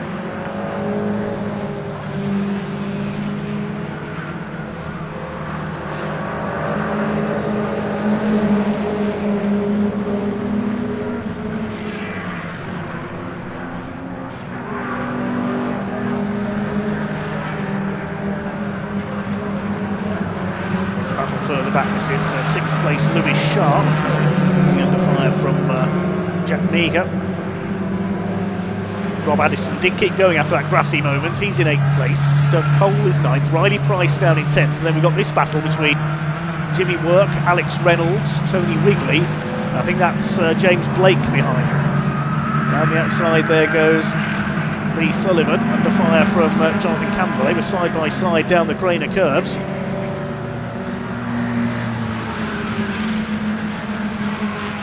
Thanks to one of our commenters, Talon, who reminds us that we mentioned the MGF Cup in the 90s, and one of the drivers in that is somebody whose voice you have heard today, one Paul O'Neill. He raced in the MGF Cup back in the 90s, supporting British GT before his move into British touring cars.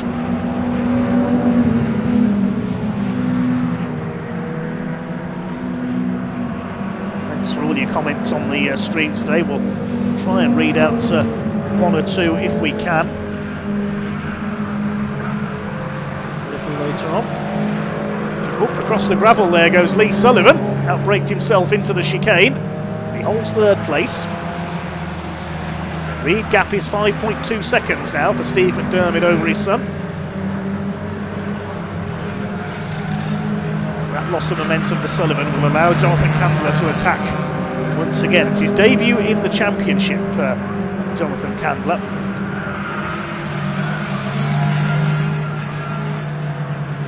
There's the Maestro. In fact, not his debut in the championship, Jonathan Candler, sorry. He did appear last season, had a win at Crux in his 2nd season with the MG Owners Club Championship. Apologies there. Here's Anthony Bate in the Maestro. And there's the MGF class leader, that's Alex Forster in the yellow and red. Lovely looking car, isn't it, the MGF? There's Alex Reynolds, number 27. Nick Reynolds, I should say. Ex-Rover Coupe Cup racer. He's got Jimmy Work behind him, number 19. Tony Wigley. Behind him, James Blake in the number 39.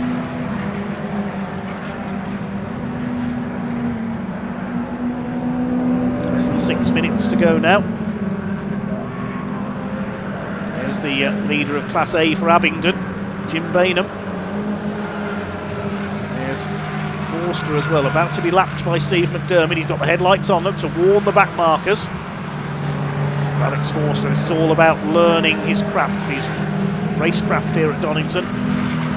Blue flag is shown by the marshal to further warning the leader is behind him. And there is Jim Bainham, one of the all-time greats of MG racing in the UK. And in the world, indeed. The man who runs this championship.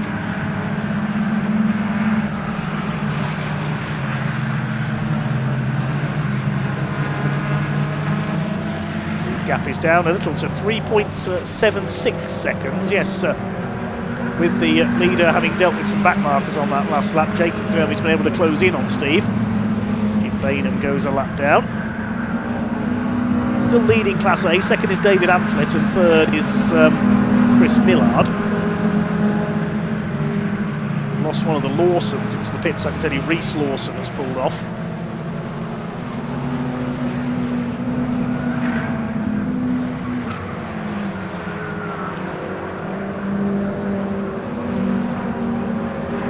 Swings his way through the chicane. The car that's even contested some 24-hour races in its time at Snetterton, the old Will Hire 24 hours. The battle for third still rages on. Sullivan, Candler and Matt Harvey. Sullivan flashing his lights at the back marker there. Knows he's got to get a move on, otherwise the other two will be up alongside him.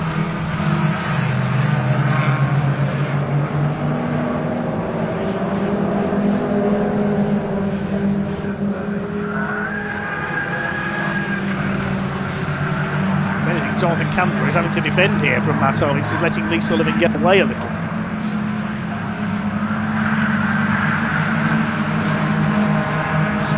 Through the old hairpin, there's Matt Harvey, the number 20 ZR. Going to lap Jim Bainham in a moment as well.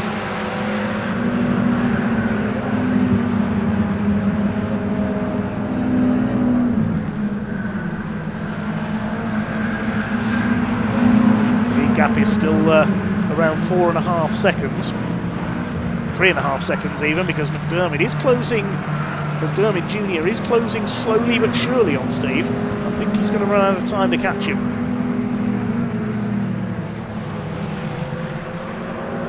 Three minutes of this race to go for the Adrian Flux Insurance MG Owners Club Championship.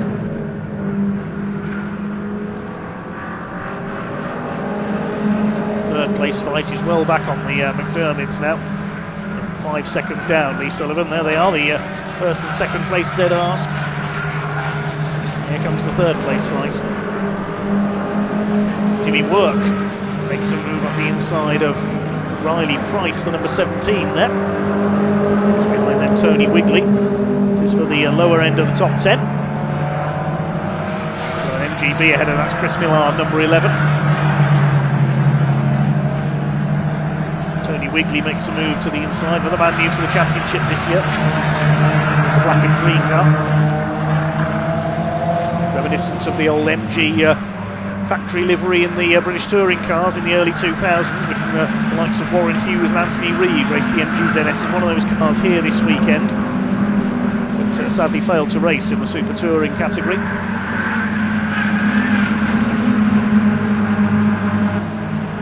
Tony Wigley was wide over the curb there. Forster continues to lead the MGFs. He's got Jack Meager coming up to lap him in the blue ZR, who's got Rob Addison on his tail. Moves through at Coppice. Addison tries to make a move as a result of that on Jack Meager, and he does go through. That's up into 6th position overall.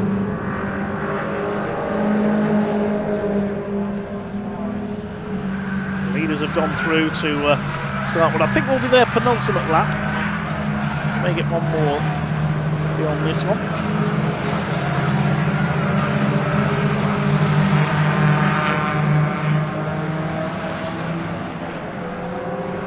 Battle third, the highlight, but here's Alger. Not seen as much of him. The gap is down to a little under 3 seconds now. Can Jake McDermott catch Steve? He's closing in slowly but surely. That's one of the Lawsons being lapped. And here's our second placeman, Jake McDermott.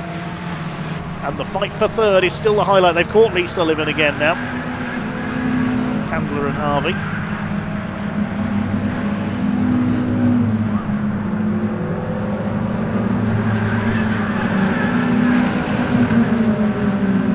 Like Steve McDermott will have one more lap this time around. There is Jake in second place. What about the fight for third? Slowing car there. Lee Sullivan flashes the slower traffic out the way. That's Chris Lawson, who went off at Redgate earlier on. A bit of bodyworks hanging off the side of his car. Into the last lap of the race then for the Adrian Flux MG Owners Club Championship. That will be the signal for Jonathan Candler to attack for a podium place. All over the back of Lee Sullivan. That's Harvey looking on in 5th. Looks like it's going to be the McDermid's 1 and 2 again.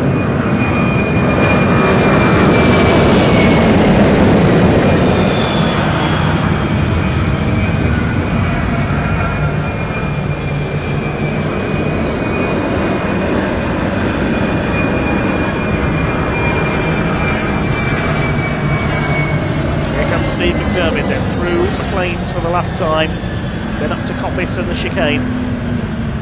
He's increased the gap 4.6 seconds clear of his son Jake now.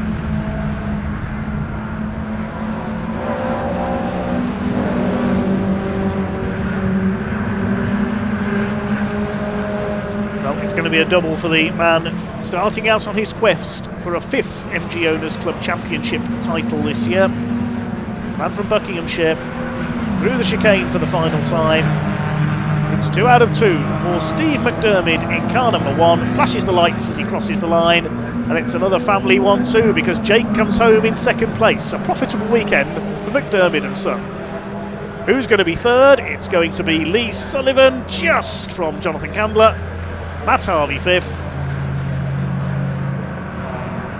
6th it will be Rob Addison. He's got ahead of Jack Meager. Here comes Jim Bainham in for another class win. Lost count of the number of championships he's won over the years in this division.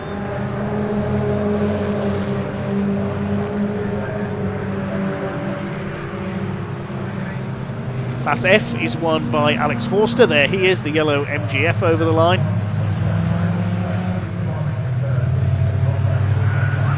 We've just got to wait for our other class winner, the Maestro, to come in. That will be Class B, won by Anthony Bates.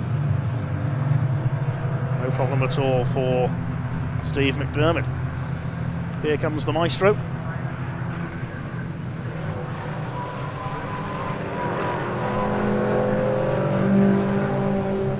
Great to see one of these cars still racing.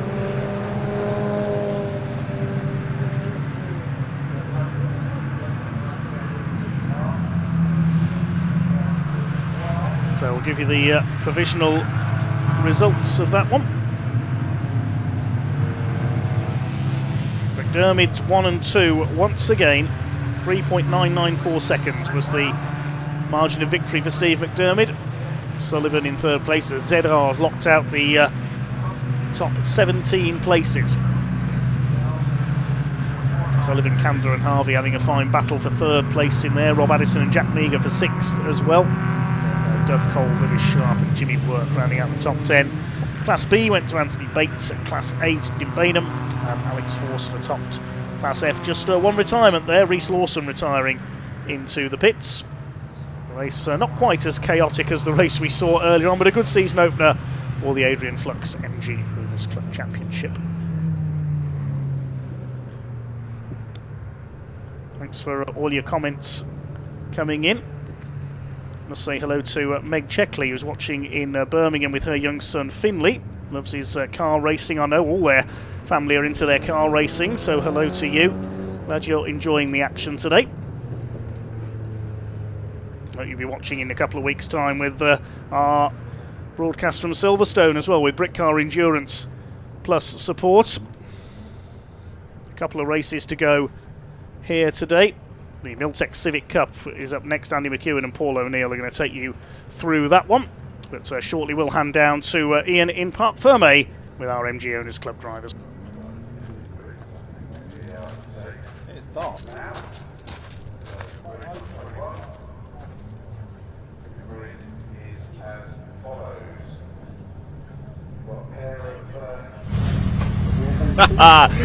Yeah, welcome down every Parc Ferme. A bit of a case of deja vu. It's the same top 3 as we had earlier in the day. You're right there, so you almost took this window out here, Steve. Right, well done, congratulations, another win. We do this a lot actually, don't we? We do this a lot down here. How did that one feel? Yeah, that was good. He was right on me, closer than the first one. Yeah. And literally, he was stuck to my bumper. Literally, I thought, is he touching me? It was that close. He got a bit eager and went off. So the pace is there in him, isn't it? Because he actually set the fastest lap. So did he? Yeah, he's just got to calm down a little bit when it needs to, and then he'll be taking them. A little bit of experience. Can you sense that crossover's coming? The son overtakes the father. It's coming, isn't it? Yeah. Obviously, who better to beat me than my boy? Yeah. So that'll be the ideal scenario. Not just yet, though. Not today. Not just yet. Not today. Hey, Steve. Jake, let's grab a quick chat with you. Right, just chatting to the old man. The pace is there. You did set the fastest lap of the race. He just said you just got to calm down a bit. Yeah, it was a bit annoying off the start. That's what it was. He done me on the start, and I knew if I can get up there in the first half of the track, I can set it all up to do him on the start finish, and that's what I was trying to do.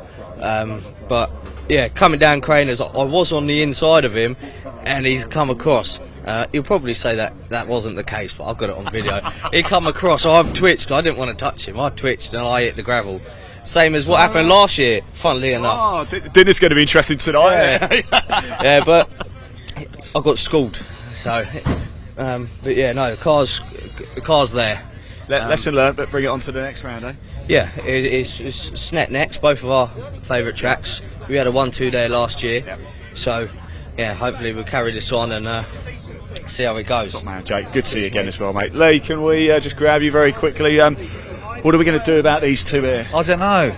Drawing board again, I think. Yeah, and I got a little sitting duck there. I got behind Jake and then trying to overtake him. Made a little mistake in trying to go a different way. Then obviously I had the guy behind me overtake me and Redgate, so I had to have a little lunge down the bottom of Craner curves to get it back, and then just had a battle all the way through from behind. But it's brilliant. My tyres were absolutely shot, and yeah, no, I really enjoyed it. It's good. They're good people to follow and learn off, aren't they? And congratulations, their double podium, of course, today as well. Right, Civic Cups, they're about to head out on track. That's going to be an absolute cracker. Before we cut to the action, let's just hear from a couple of the sponsors. Over to you guys. Let it go.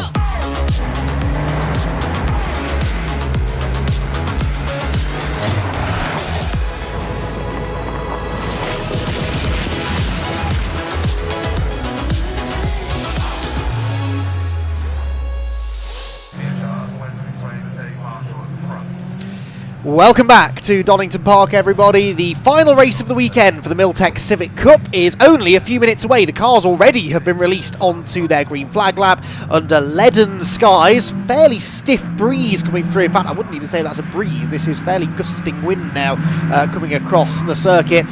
And let me tell you, it is bitterly cold, that wind. Challenging track conditions for the drivers, even though it has dried up significantly from this morning. The grid as follows. This is the top 10 finishers from race 1 earlier on today, reversed, and so it's an all FN2 front row. Wesley Swain and Dave Marshall together on the front row of the grid. Then we've got Jamie Petters and Charlie Constable, who tangled fairly spectacularly with Dave Marshall in the race earlier on. They're together on row 2. Jack Riddell is 3rd.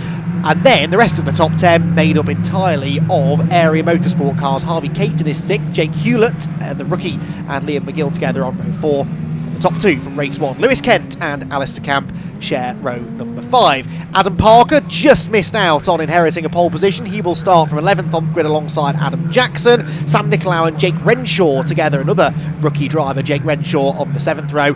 And another rookie behind. There are something like 10 new drivers on the grid this weekend. Francisco Howitt with Daniel Petters on row 8. Row 9, Charlotte Birch and Mark Hughes with Harry England and Gary Townsend completing the top 20. Busy weekend for Gary between his Civic Cup and Pre-66 touring car outings.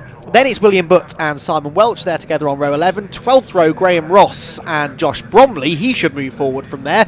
Aidan Mitchell and Matt Wilkins. Hopefully Matt is out there. They worked overnight to get that car repaired after his qualifying shunt, only for it to then not leave the dummy grid at the start of the green flag lap. Hopefully car 84 will make it to the track. And Ben Bateman, I saw him all but kicking the car in frustration in the paddock area after race 1. His car broke down on the green flag lap and led to a slightly delayed start. So again, hopefully those two are at the back of the field. So 15 minutes on the clock, the reverse grid race. Paul O'Neill alongside me. who's winning this one, Paul? Oh, why would you ask me this? You've got to look at Dave Marshall, have you not?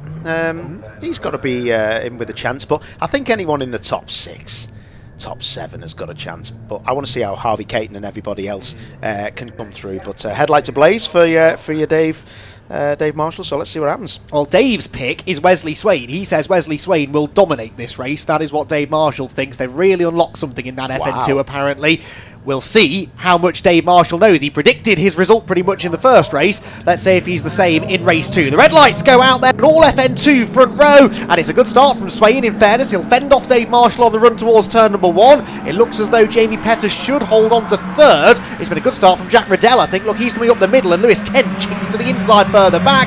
3 wide into the first corner. Charlie Constable round the outside of everybody into 4th position, but it is the 2 FN2s still at the front then. It is Swain leading, Marshall 2nd, Peters 3rd, Riddell 4th, Harvey Caton coming up into 5th position. He's had a really good start, and they're 3 abreast behind. Camp is involved in that, and he sweeps round the outside of another car. That may well have been Adam Parker, and in a all car on the grass further back. Hopefully they'll get that gathered together. I think they should do. Bouncing back into the road, and miraculously avoided by everybody. I think that was 35, maybe. Gary Townsend. I think it was, wasn't it? Actually, 23, close to 35, who went off on the Grainers. Leaders, though, together, Paul, at Coppice Corner, and Dave Marshall, so far, giving Wesley Swain a run for his money. Yeah, he's ran wide. This is an opening that he'll want, but he just didn't run wide enough, and Swain just missed the apex going into Coppice, and now Marshall is right on him. They've pulled away, haven't they, already? They really have. It's Constable in 3rd, who's a bit of a roadblock. Harvey Caton behind, and Lewis Kent coming up the inside of Peters. So Peters has lost a couple of positions. Nose to tail for the lead, though, and a bit of a bobble over the curb for Wesley Swain. Dave Marshall said he's not going to take any risks over the curbs at the chicane. If other people are quicker, that's up to them, but they'll be the ones damaging wheels and perhaps even more, and therefore not reaching the end of the race. Into Redgate, Caton on the move. Yeah, Caton's done a good job there, hasn't he? Got it all slowed down, got it all turned in, and that's one up, isn't it? But yeah, you can see Riddell is having a nightmare as well. He's getting pushed over to the track limits. Yeah, someone else was wide further back. Riddell to the outside of Peters here. Camp trying to come through as well. Alistair Camp trying to bounce back from that disappointing. Riddell sideways on cold tyres. Gathered it together magnificently. Camp 2 has a bit of a squirm going into the old hairpin. Rear grip is at a premium, Paul. Yeah, it really is, isn't it? And Nicolau is now getting a massive bit of pressure from Josh Bromley. So it's all happening all over the shop, innit? Swain's holding off, though. Harvey Caton is flying. He is almost with the leaders. Now, if he gets to those FN2s, he needs to make his move quickly because he's bringing Lewis Kent with him. Those, for me, are the 2 favourites at the moment because Camp just hasn't quite made the progress through, particularly that Kent has done. Remember, they shared the 5th row, but Kent's got a car or 2 between himself and the race 1 winner. Yeah, definitely. But Camp's looking like he's trying that move on Riddell into the chicane. You've got to be you've got to get a full car down the inside to get that going. And you never want to try and make a pass there either. You see McGill now onto the back of Camp. Never want to try and make that pass unless it's going to happen. Talking about passing, Caton P2, he's on the move. This is looking very good for him. Harvey Caton to the inside at Redgate Corner. That's another one picked up. Again, Marshall was a bit slower off the final turn, and that has now allowed Caton through into 2nd place. Harvey Caton should now have the pace to close in on Wesley Swain out in front. How quickly can Lewis Kent get there? I think he and Caton are reasonably evenly matched. Maybe Lewis was slightly quicker in race 1. Riddell to the inside there of Constable, who gets squeezed over the gravel onto the grass. He's got to rejoin somewhere. There's a train of Civics coming to his right. Did well to gather that together, Paul. Yeah, he did. And Constable's seen a lot of grass this weekend, isn't he? Unfortunately for him. But yeah, that was a little squeeze, wasn't it? And sometimes you're running so much speed through, you've just got nowhere to go. You've got to open the lockup and just bounce across that grass and have damage limitation there. But looking like a good race so far. Lewis Kent is trying to pick Marshall off. Got in the toe now. It's close. He might have enough speed here to get past him into the chicane. Camper's got up to the front of this next little group, of course, but yeah, certainly Lewis Kent was closing on Marshall. If he doesn't make a move into the chicane, which he has, I think I think Kent has gone through. I was going to say he'd be quicker off it anyway, probably. Kent then up into 3rd and already going for 2nd to the inside of Swain. So Caton leads and Kent coming through into 2nd position. This is crucial for Lewis Kent, who is trying to go after Harvey Caton out in front. He's got that move made.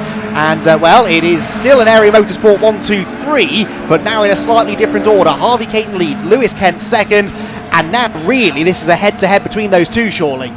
It's got to be, isn't it? This is great stuff from Caton, but Caton's mettle will be tested by Yard. It's not going to be tested because Lewis has locked a right rear as he went into old hairpin, and that is going to put Swain all over the back of him. Oh, and that lost him time at the old hairpin, but then all the way up this climb through Starkeys and Schwantz into McLean's. He'll be begging for the next braking zone, which finally he arrives at, holds on to second, but allows the leader to get away. Meanwhile, Marshall to the inside of Wes Swain for third. Is he late enough on the brakes into Coppice? The answer is yes. He occupies the inside line, bounces over the curb, but the momentum is with the car on the outside. Wesley Swain can straighten the steering wheel, get on the power, and manages to fend Marshall off. They've of course got Alistair Camp closing in as well now to make this a three-way FN2 battle. Camp ain't out of this yet. Wow, someone's locked the rear again. That's Kent. He's having a nightmare with the rear of that car, but Swain has got some traction in that FN2. Like, Marshall has either got terrible traction or Swain has got mega traction. Look at Camp now,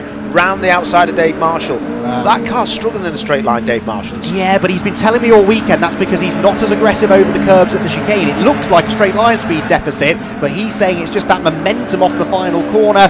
Maybe he would say that, I don't know. Anyway, he's lost the place to Camp, and so now Marshall finds himself at the back end of the top five, with Liam McGill closing in. Now, we haven't mentioned Liam yet in this race. Slowly, methodically, picking his way through. That seems to be the McGill way, doesn't it? Yeah, it does, but he needs to be a bit quicker if he wants to get on the podium at least, because he's there battling with Camp, Marshall and Swain, and they're difficult people to get past. I see Marshall dropping back again there.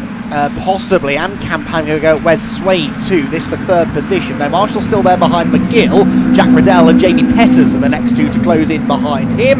But Wesley Swain continuing to lead the sort of unofficial class for the FN2s. There isn't a prize for winning the FN2 category, but there's certainly pride up for grabs. I feel, though, that Alistair Camp is about to get ahead of Wesley Swain down the back straight. He's got the inside line towards the chicane, nose ahead, full car ahead. They are teammates in Area Motorsport. Not a huge surprise that having got to the inside, Camp was sort of waved on through. And now we've got those really three quick Area Motorsport drivers at the front. Can Kent challenge Caton, and can Camp catch the pair of them? Wow, well, we'll see. And this will, like I say, it'll be the only way Camp will catch them is well, he will catch Lewis, I think. I think that it's going to be Caton who's really got to win this for me. He's got to win it to show that he really wants this championship. But he is a second ahead, and he just need to make a mistake, and he should be sound. Close up here, though, isn't it? Very close. Look at this. We've got Swain, Riddell, Marshall, Petters, and actually Jake Hewlett closing in as well. So Hewlett, remember, was 5th position in race 1. Fourth position, in race 1 after a penalty for Harvey Caton, 5th on the road, and he also now is starting to buy into this battle too. Then it's Constable leading the next little group. This is the action spot though, isn't it? And there, look, Marshall has Petters to the outside of him. Petters trying to go right round the outside line, and is still on the outside into Coppice corner. This might open the door for Hewlett now to take full advantage of that. Out of Coppice they go. Marshall, I think's held on for now, but Petters may end up losing a place out of all of this. Oh, and that's a big sideways, and that is, I've done that before in a front wheel drive car. That is horrible, but lucky to get away with that. That was a graft getting through there. That was Howitt, I think, Francisco Howitt, in his second ever race in the championship. That will have caught his attention, definitely. Meanwhile, Hewlett on Marshall, this for 7th position. I think that car's got a straight line problem. It's that, or it's got terrible traction. There's something going on. Dave Marshall is not that slow. Oh, no, he's really not. He's trying his best to stay out of trouble, isn't he, really? But then just falling down the order. He won't be enjoying this, that much I can say for sure. He is a proper racer, isn't he, Dave Marshall? He likes getting stuck in, just doesn't look like he's got the tools at his disposal to do that. Yeah, but anytime you look, he just gets gapped, and he's very early on the brakes as well. I don't know whether he's just got a problem with the front axle and he's not confident on the brakes.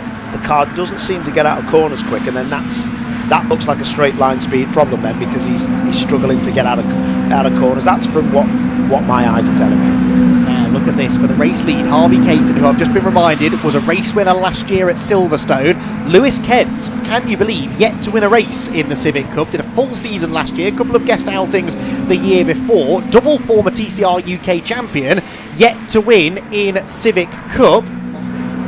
And he is almost now in with a shot of doing it. He's closing in on Harvey Caton as they head for Redgate Corner, absolutely together. And are we going to see a move made here by Lewis Kent as they go into the first corner? We will find out in a moment or two. but this is shaping up to be a very interesting battle. Yeah, looks like it from what we can see on our timing screens. Caton did go across 2.5 tenths quicker than these guys. Oh, there we go. Well, there's the battle for the lead, and now we've come back to it. And Kent's done him. Lewis Kent to the inside into the old hairpin, then Harvey Caton will need to try and retaliate quickly, otherwise Alistair Camp will be there. We've got 5 minutes of the race to go, and Lewis Kent is into the lead. As I was saying, yet to win a race in this championship. Harvey Caton will want another win if he can, though. You said in race 1, Paul, that Harvey was driving a really measured race. This is his chance, though. If he's going to win a race, he's kind of got to unlock something now to get back ahead of Lewis, which won't be easy. Yeah, definitely. The only problem he's got now is Campy coming at him real fast with his headlights ablaze. This might be Lewis Kent's first win, like you say, in the championship, but we can't count out Caton because he might just come back at him, but he knows that points mean prizes, and he's driving measured, but he's a racer. I think Caton will want this, and you never know, if them rear brakes start locking again on Lewis's car, he could be in for another win. Lewis Kent's last race win in anything was in TCR UK back in 2022. The 80th TCR UK race. We'll celebrate our 100th race at Donington Park next time out in TCR UK. A lot has changed over the 8.5 years or so of TCR competition in this country. Anyway, this is the Civic Cup, and this is an absolute humdinger of a battle going on at the front. Lewis Kent, Harvey Caton, Alistair Camp. How aggressive do you think Campy's going to be here? Will he settle for the points in third, or is he on a mission? Again, Campy's a racer. I think he's going to want them two to battle, and then he'll pick his place. I don't think he's going to need to. Campy is already in the back of Caton, and this could be a really, really interesting move. Oh, if he can get that round the outside, I'll be well impressed. But now Lewis Kent's going to be looking at his mirror and thinking, thank you, boys, you just need to keep doing that. Caton's so late on the brakes. This is a three-way. Speed Caton took into Coppice then. I thought for sure he was missing the apex. Really committed stuff. And as you were starting to make the point that he might start dropping away from Kent, the exact opposite started to happen. Down into the chicane they come. There's less than a Civic's length between the top two. And again, that snatch of the rear brake from Lewis Kent. Is that too much bias to the rear, maybe? What's going on there? Yeah, it could be too much bias to the rear. It can be the front is too soft. It pulls the rear up. That makes the tyres come off. There's going to be a lunge here. Who's it going to come from? This Caton will see that the rear is moving round on Kent's car, and he's going to push him into the brake zones, and he's going to run wide. Both run wide, and that is going to put now Camp into a position where he's going to run as fast as he can through the old hairpin. 2 minutes 45 seconds left of this race. This is brilliant. This is going to be awesome. This is where Camp seems strong through the high-speed stuff. I think Caton's late braking is being exaggerated by the fact that Lewis is struggling under braking, having to back off the entry to the corner, and that time actually Caton had a mega run out of the old hairpin, closes in through Starkeys. We're about to turn right through McLean. Surely Lewis will defend the inside, but again the rear is locking. That means he's got no confidence turning into the corner. Caton needs now to read that situation and use that to his advantage. If Lewis is struggling under braking, that's where Caton needs to make the move. Yeah, definitely. And the only way he's going to make a move is going so late on the brakes and trying to shock Lewis Kent, because Lewis will not want to brake late. Because if you watch these cars down to the chicane, when Lewis Kent brakes, which is about now, you're going to see the rear. Look at it. It turns the car in nice, but that can all of a sudden turn you into the wall. So this is where you've got to take a watching brief, and there's going to be a move. Someone's got to try something, because Lewis Kent is not having a nice time on them brakes. Redgate has to be the spot, but Caton isn't quite quick enough off the chicane to then make that move into turn one. McGill in fourth, by the way. Then it's Swain, Riddell and Hewlett together. This is the battle for fifth position. Petters, Marshall and other Petters, Daniel Petters completing the top 10. This, though, quite rightly is where the attention is focused, with a lap and a half of racing to go. Lewis Kent, with clearly an ill-handling car, hanging on for now and only a lap or so away from maybe claiming that maiden victory in the championship. Dave Marshall's prediction of Wesley Swain dominating this race hasn't quite come true, Paul, but Wes has driven well, I have to say. Yeah, he's done a great job. Really, really good job. It's difficult to lead from the front, but he had a go, and he's starting to get a lot of understeer in that car, missing the apexes. And Riddell will see that and think, right, well, I'll be having you. As soon as you see a weakness in a car and a driver, you just act upon it and put more and more pressure on. But yeah, he's the FN2. I don't know. You've got to get the FN2 completely on point round here, like Campy showed earlier on today. Camp now looking more of a threat to Caton than Caton is to Kent, really, although Harvey had a decent run through the chicane. Is Camp going to be close enough into Redgate? He's close enough to think about it. Jinx to the inside, forces the defensive move out of Caton. That was veteran driving that from Camp, and Harvey now will have to park the car on the apex, brake discs glowing on Camp's FN2, and they come out of the corner still in the same position, but that now may have let Kent off the hook. That move has just put Kent into a race-winning position. Full stop. This is a done deal, I would have thought, unless something horrendous happens at Coppice.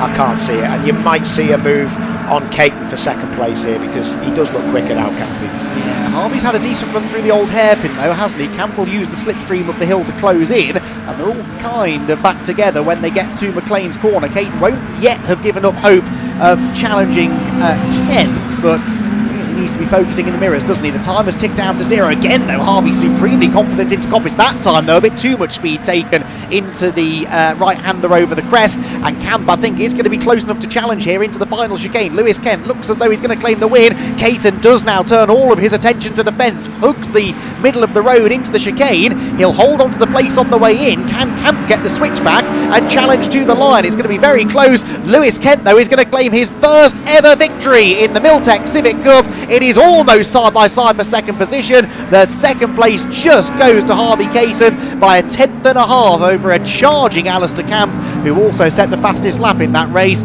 Then it was Liam McGill in 4th, Wesley Swain 5th, Hewlett 6th, with Riddell, Petters, Marshall and Daniel Petters completing the top 10. It's Jamie Petters who finished the better of the two, but they both made some good moves forward in that race, particularly Daniel, who started outside of the top 10, and that was terrific racing from the Miltech Civic Cup, as always is the case. The top 3 covered by only 0.6 of a second. And look at this, they're all Area Motorsport drivers on the podium again, and they're running in team formation as they drop down through the old hairpin on their way back to the pits. The Paul Winfield Trophy winner, by the way, for drivers who haven't had a podium in the past in the Civic Cup and also haven't finished in the top 10 in the championship, that's won by Jack Riddell in 7th place overall, with Matt Wilkins, who did get out there on track. Now, I regret I didn't mention Matt Wilkins in that race, having bigged up this idea of him actually coming through from the back of the grid. Well, that's exactly what he did, because Matt Wilkins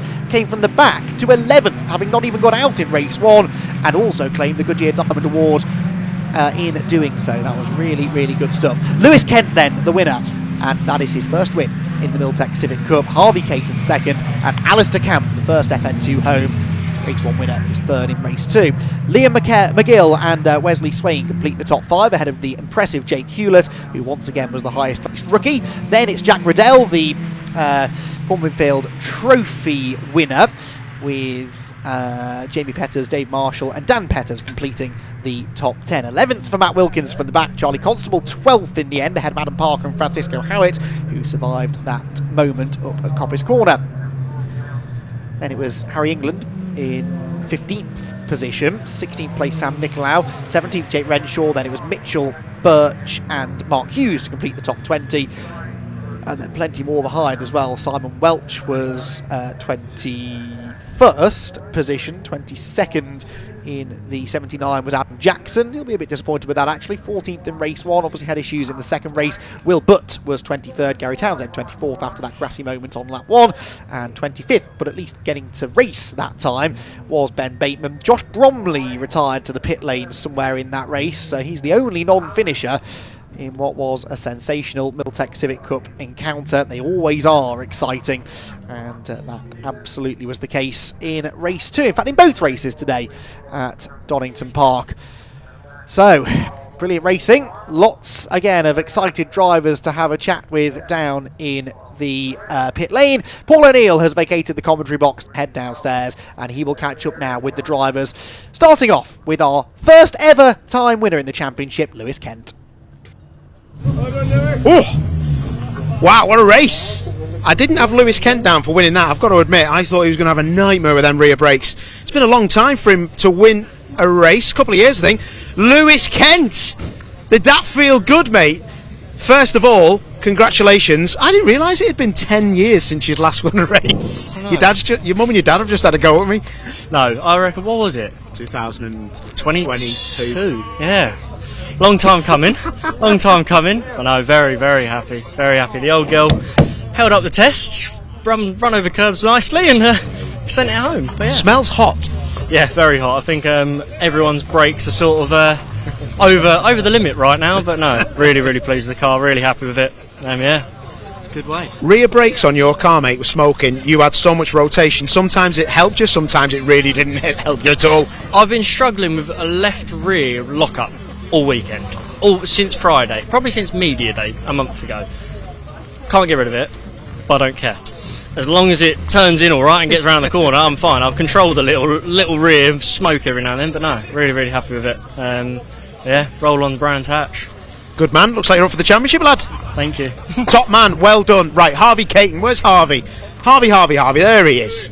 Harvey, how are you, boss? Everything smells so hot, mate, it's mad. Well done, mate. Spot on, absolutely mega effort. I had you down for the win there, but you drove with your head, and your day in the sun will come, won't it? It's just about points. Yeah, definitely. I mean, this is a great day for me either way, but yeah, Lewis had the pace on me at the start, and then once he got past me, it kind of fell off, and definitely happy to keep second. Defending off Alistair's a big achievement as well, seeing how fast he is, and yeah, it was a great race, really. Where was Alistair's FN2 faster, did it? It looked a little bit better off the corners and maybe just top end. Yeah, I think top end was definitely where it was. I think most of the time I was getting the better exits. A couple of times made just a couple of mistakes coming onto the back straight. Sometimes I wouldn't get a great exit when he went for the move on me on the last lap. But yeah, they're not too far off evenly matched now, so it's really good racing. Top man, that's what we want to hear. Right, I think we're going to have to wrap up, unfortunately, but Alistair Camp's been on our TVs too much anyway, so yeah, over to you guys. Well said, right at the end, love it. Well, big thanks to Paul O'Neill and Andy McEwen for their coverage of the Miltech Civic Cup and the TCR UK races today. Last race of the day, already on its rolling lap. It is the Classic Touring Car Racing Club Burton Power Blue Oval Saloon Series. It'll be a rolling start. Grid positions based on the result of yesterday's race. And it will be Andy Robinson in the Falcon on pole, looking for his second win of the weekend alongside former champion Piers Grange, now in his Escorts, no longer in the Mustang we saw him in earlier. Second row we have Craig Owen in his Sierra Cosworth and Sam Daffin's rear-wheel drive Fiesta. Row 3, the Fiesta of Cliff Pellin and the V8 Capri of Alan Breck. Row 4, a pair of Fiestas, the Mark II of Michael Rudge and the later ST of Tom Smith. Row 5, Ollie Allen. Watch for him coming through in his modified Mark VI Fiesta. Failed to finish yesterday's race, as did the reigning champion Tim Mizzen in his Fiesta. And from the back of the grid, we should have the black Mark VI Fiesta of Rob Taylor and Martin Reynolds, not in his Anglia, but in his Mark II Escort. They're just coming up to the chicane now. It'll be a 15-minute race. A couple of cars we are missing that were out yesterday. We don't have Mike Manning's Sierra Cosworth. We also don't have Colin Claxton's Mark I Escorts. And we have one car pulling out of the way there. Craig Owen, I think, has got a problem with the Sierra Cosworth. He's pulled out of line, so he's not going to start. Red lights are on. With the light fading, the temperature falling, the last race of the day gets underway. Craig Owen is going to try and make it into the pit lane in the Sierra Cosworth. And Andy Robinson thunders off into the lead in the Aussie V8 Supercar. Well, the Blue Oval Saloon Series yesterday was the Blue Oval Monsoon Series. It was so wet.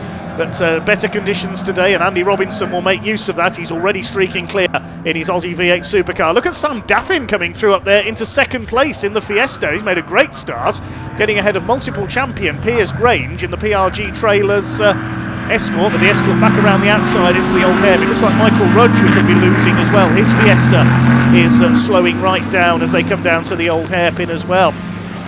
So they've lost a couple of cars already from our final race of the day. They've all got the headlights on, those that have them. It's Robinson from Grange. Ollie Allen already, well, he said he'd be coming through. He's already up to third from, well, towards the back of what has to be said is a slightly depleted grid. We've had a couple of non-starters and then a couple of cars pulling out on the opening lap. So the quicker cars very rapidly rising to the front of the field. It's Andy Robinson, the man from Bedlington near Newcastle, who leads the way. He's got a couple of these Aussie Ford Falcon supercars in his stable of V8 engine machinery. Listen to the rumble as that Falcon comes down the Wheatcroft Straight. Piers Grange, very much a classic Ford man as well, got his Mustang that we saw in the pre-66 races as well. Ollie Allen up there in third in the Fiesta ahead of Sam Daffin. Craig Owen Sierra sadly in the pit lane. There's Cliff Pellin with his later Fiesta ahead of Martin Reynolds, and there's Alan Breck in his beautiful Jägermeister liveried Capri V8. Tim Mizzen, good to see him back out, retired yesterday, the reigning champion in the number 1 Fiesta.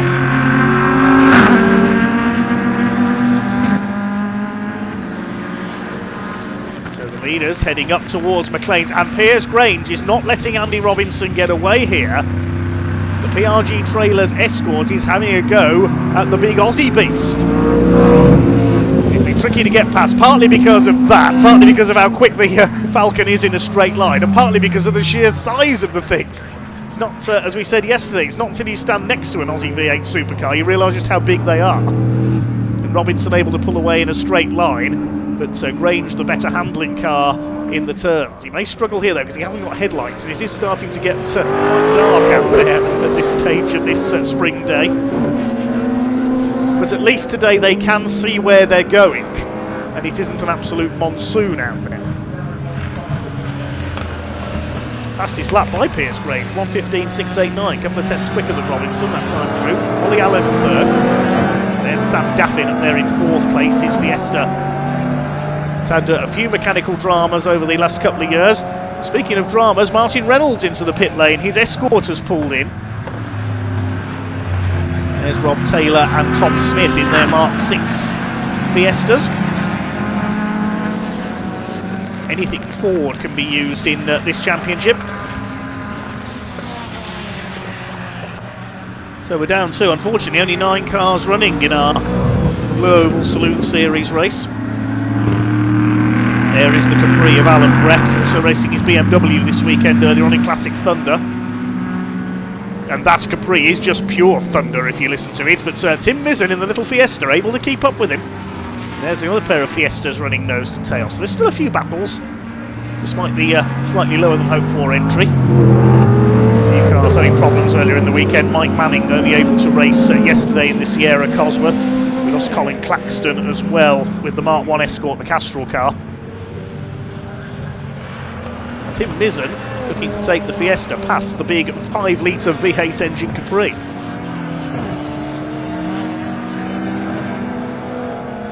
Past Kenny Coleman and Luke Bennett race that Capri in special saloon events. Listen to that 5-litre V8.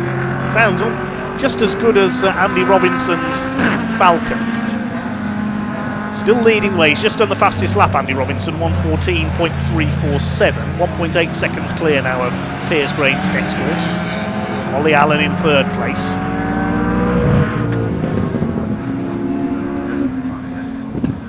This is the fight for 6th place between Breck and Mizzen.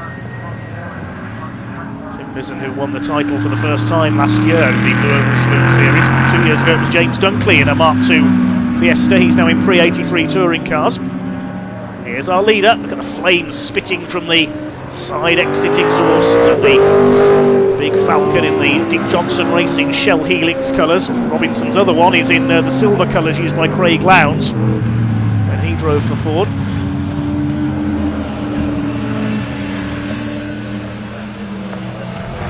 Paul Radicic and Stephen Ellery are the names on the side of the Falcon. There is the ORA Motor Services car of Ollie Allen. Dropped out of yesterday's race, but has raced his way through to 3rd. It's 3 seconds back on Piers Grange. 1:13.977, the new fastest lap for Paul Radicic, aka Andy Robinson. Many will remember Paul, as well as his exploits in Australian racing.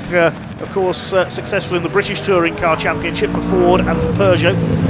Sadly, his career later curtailed by injury suffered in a crash at Bathurst.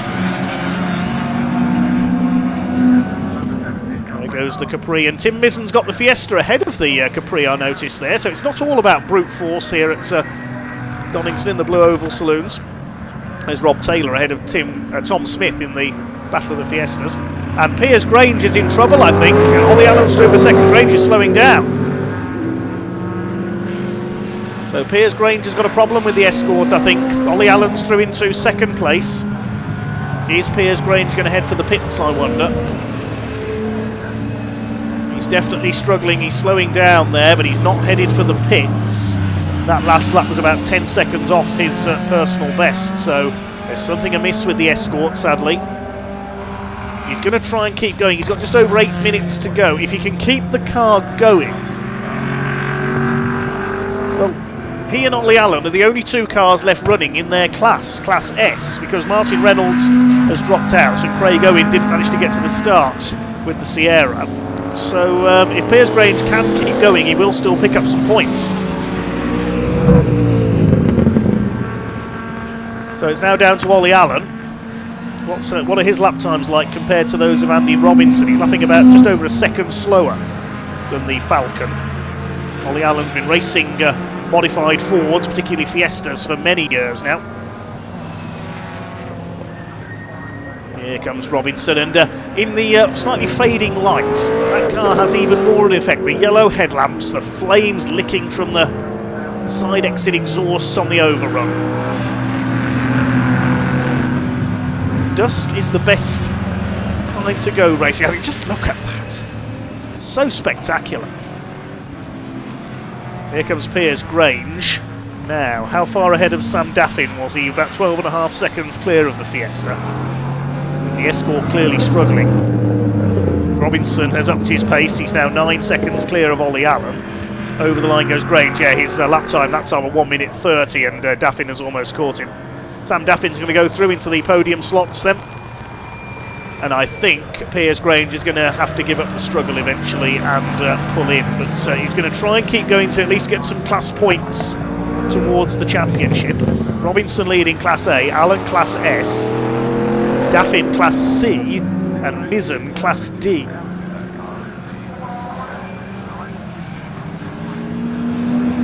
Sam Daffin, that beautiful modified Fiesta. Alan Breck is dropping back into the clutches of the Fiestas now. Taylor and Smith. 6 minutes to go. Final race of the weekend here at Donington Park on BARC TV.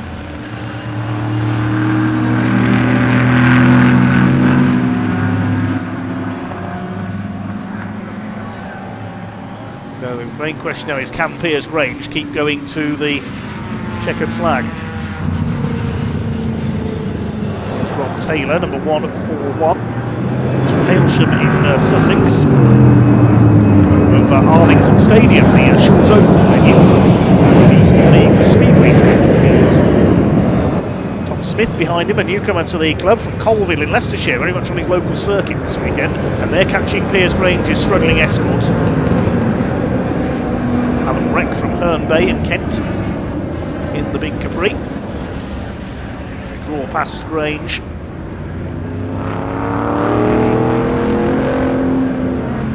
Meanwhile, Tim Mizzen has caught Cliff Pellin. This is now for 4th place overall.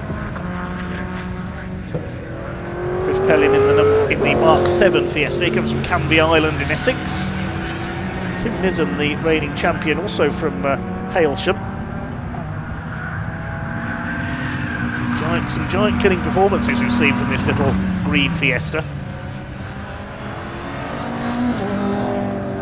They're fighting now for 4th overall. Pellin second in Class C behind Sam Daffin. Mizzen leading Class D for the smaller capacity cars.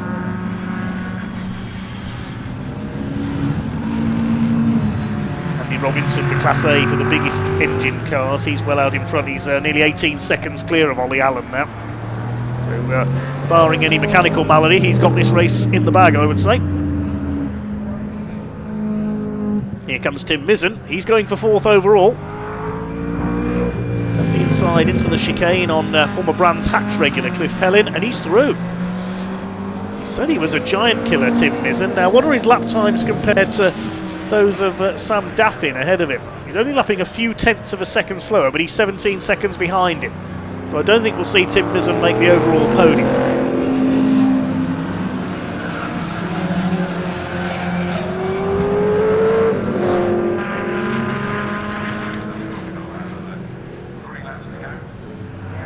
Down the Craner curves they come. Here's our leader, Andy Robinson. Big Ford Falcon catching Tom Smith to put a lap on him. And to ease round him there at the Craner curves, he does so.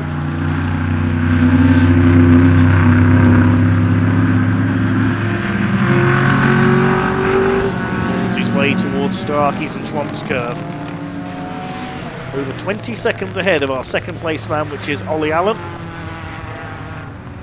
He's just coming down the Craner curves. There he is. A much more modified Mark 6 Fiesta than the others in this race.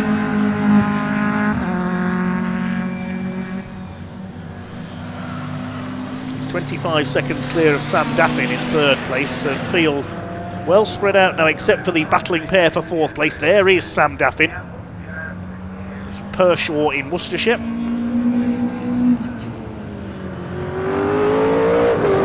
To see some improved reliability for Sam's very special Fiesta, run by CAF Sport Racing.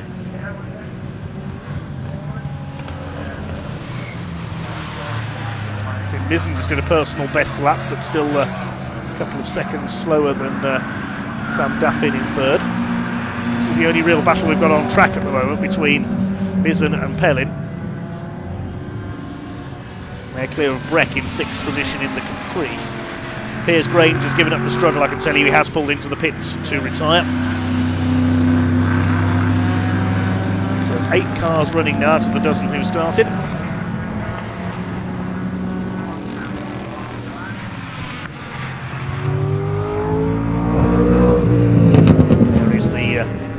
Jägermeister liveried Capri, a very famous sponsor in motorsport in years gone by. Some orange cars in single-seaters and sports car racing, as well as saloons in the colours of Jägermeister. Remember the team that they sponsored briefly in the late 80s in Formula 1? That was Eurobrum. Sadly, rarely qualified for races. In the days when grids were hugely oversubscribed with over 30 cars in Formula 1, you had to pre-qualify your way in. Sadly, the Eurobruns didn't often make it. There's Rob Taylor. It's pulled clear of Tom Smith now. 5 seconds between the two of them.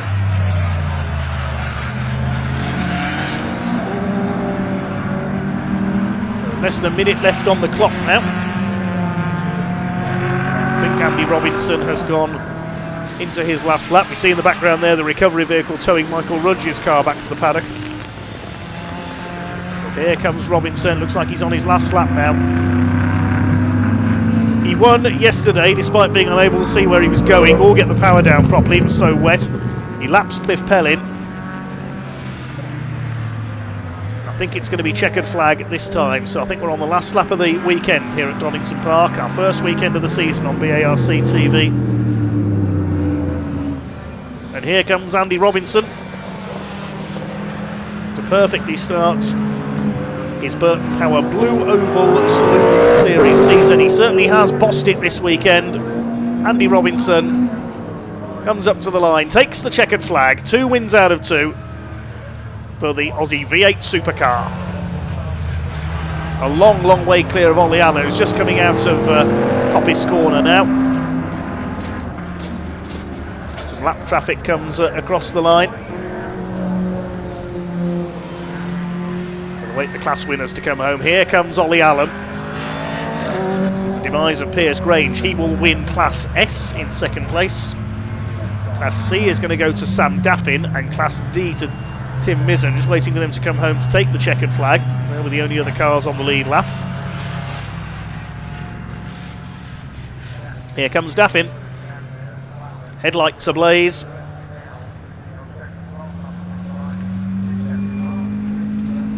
Tim Mizzen with a decent battle with Cliff Pellin in the middle section of that race. Sam Daffin will be very pleased to get an overall podium. There's a class win in Class C.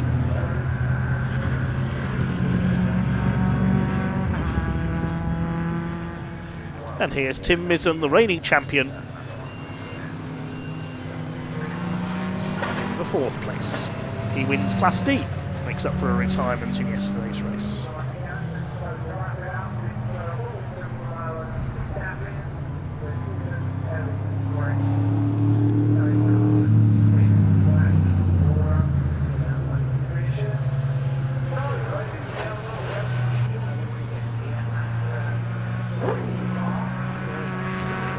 The race winner's been round on a final lap of honour to wave and say thank you to the marshals and the spectators here at Donington Park. The provisional result, a win for Andy Robinson in the Ford Falcon. 12 laps completed, over 30 seconds ahead of Ollie Allen. I think that's the biggest winning margin of the weekend.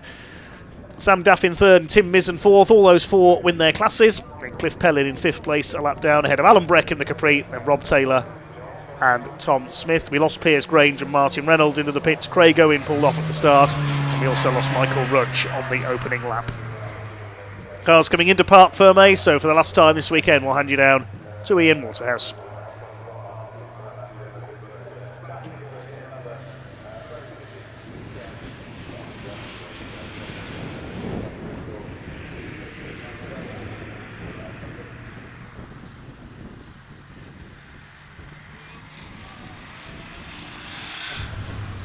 Oh, that's a pair of wins for Andy Robinson. Hello! Hey, we're doing this a lot this weekend, it seems. Yeah. It's about time as well, so... I'll tell you what, Andy, it's even colder than it was earlier as well, so don't get out. It was proper cold, yeah. It was proper cold. Andy, we're going to see you for the whole season? Bits and bobs. I'm definitely doing the Super Touring Festival. Yeah. I haven't really decided, so... Yeah, I enjoyed that. It was a good race with Piers for the first few laps, then I fell away. Then after that, it was just like doing a track day. Just thoroughly enjoyed myself. Just eased off, kept the revs down, and didn't like braking 20 foot earlier, and just keeping it all together. Good stuff. I was getting dark. It is, yeah. Time, almost time to go home. It's great to see you again, Andy, as well. It really is. Let's grab Ollie for a quick chat as well. What a great performance, Ollie, that was. How was it for you? Yeah, it was good, mate. But apart from the gearbox blowing up. So, it's... Yeah. Oh, maybe not quite as great as I thought. I've had transmission problems all weekend, so, this satchel box isn't really strong enough for the car. But it was a good result. I was chasing Piers down until he got a problem. Lap times were pretty good. A 1:14 in a front-wheel drive, 1,000 kg Fiesta's pretty fast. I've got a good team. I've had my best mate over from Norway, old John Edwards, and Ornis, my other best mate, he's Grafton, Teresa and Kimberley. I've had my whole family here as well. They get to watch you on a podium, take a pot home now, don't they? I want to thank my boys as well for helping me. But brilliant. Yeah, nice one.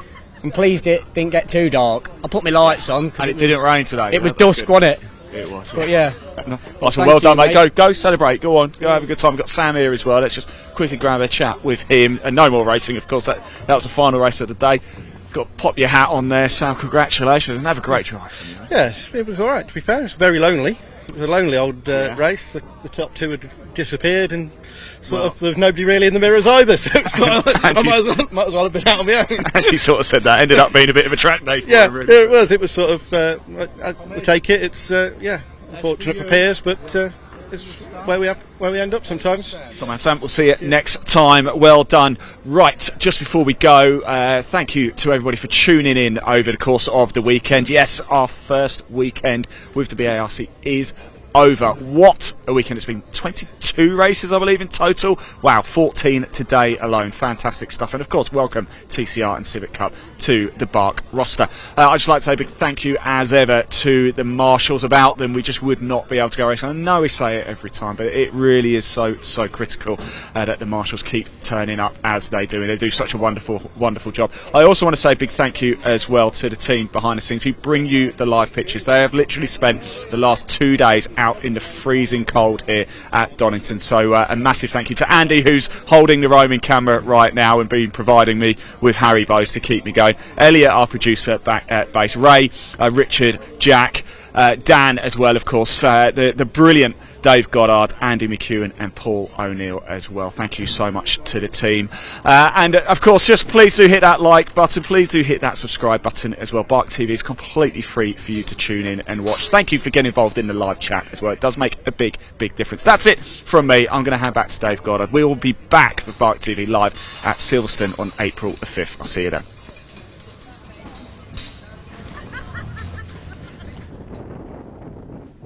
Thank you very much. Some very kind words there, Ian. I don't know about you, ladies and gents, but I was exhausted just watching some of the racing today. Certainly the Caterham graduates, just junior saloon cars the highlight of today, but everything has been superb today and over the course of the weekend. The Classic Touring Car Racing Club, the MG Owners Club Championship, and of course we welcome the TCR UK Championship and the Miltech Civic Cup as well. Big thanks to Andy McEwen and Paul O'Neill for their assistance in covering those. Well, thank you from me to all the marshals, the medical staff, recovery crews, race control staff, everybody else who made this meeting possible. Thank you to the drivers for their entertainment and to all their backup crews in the paddock for keeping the cars moving. It's easy to forget the teams that keep the cars going for our drivers to entertain you. And thank you to you, the viewers, as well. And a big thanks to, once again, to all our camera crews, producers and directors and everyone else for bringing us BARC TV. I've run out of voice, so I will sign off now. We'll see you at Silverstone in a couple of weeks. April the 5th, Saturday. Looking at the timetable just at the moment, we kick off at around 11 a.m. with the supercarts. We also have the Brick Car Endurance Championship, new format, new look for them this year. The Monoposto Championship with a variety of single-seaters. And, of course, the Classic 2CV Racing Championship. That's all coming up in 2 weeks' time, Saturday, April the 5th. But until next time, this is commentator Dave Goddard signing off here at Donington Park. From all of us here at BARC TV, thank you very much indeed for watching. Bye for now.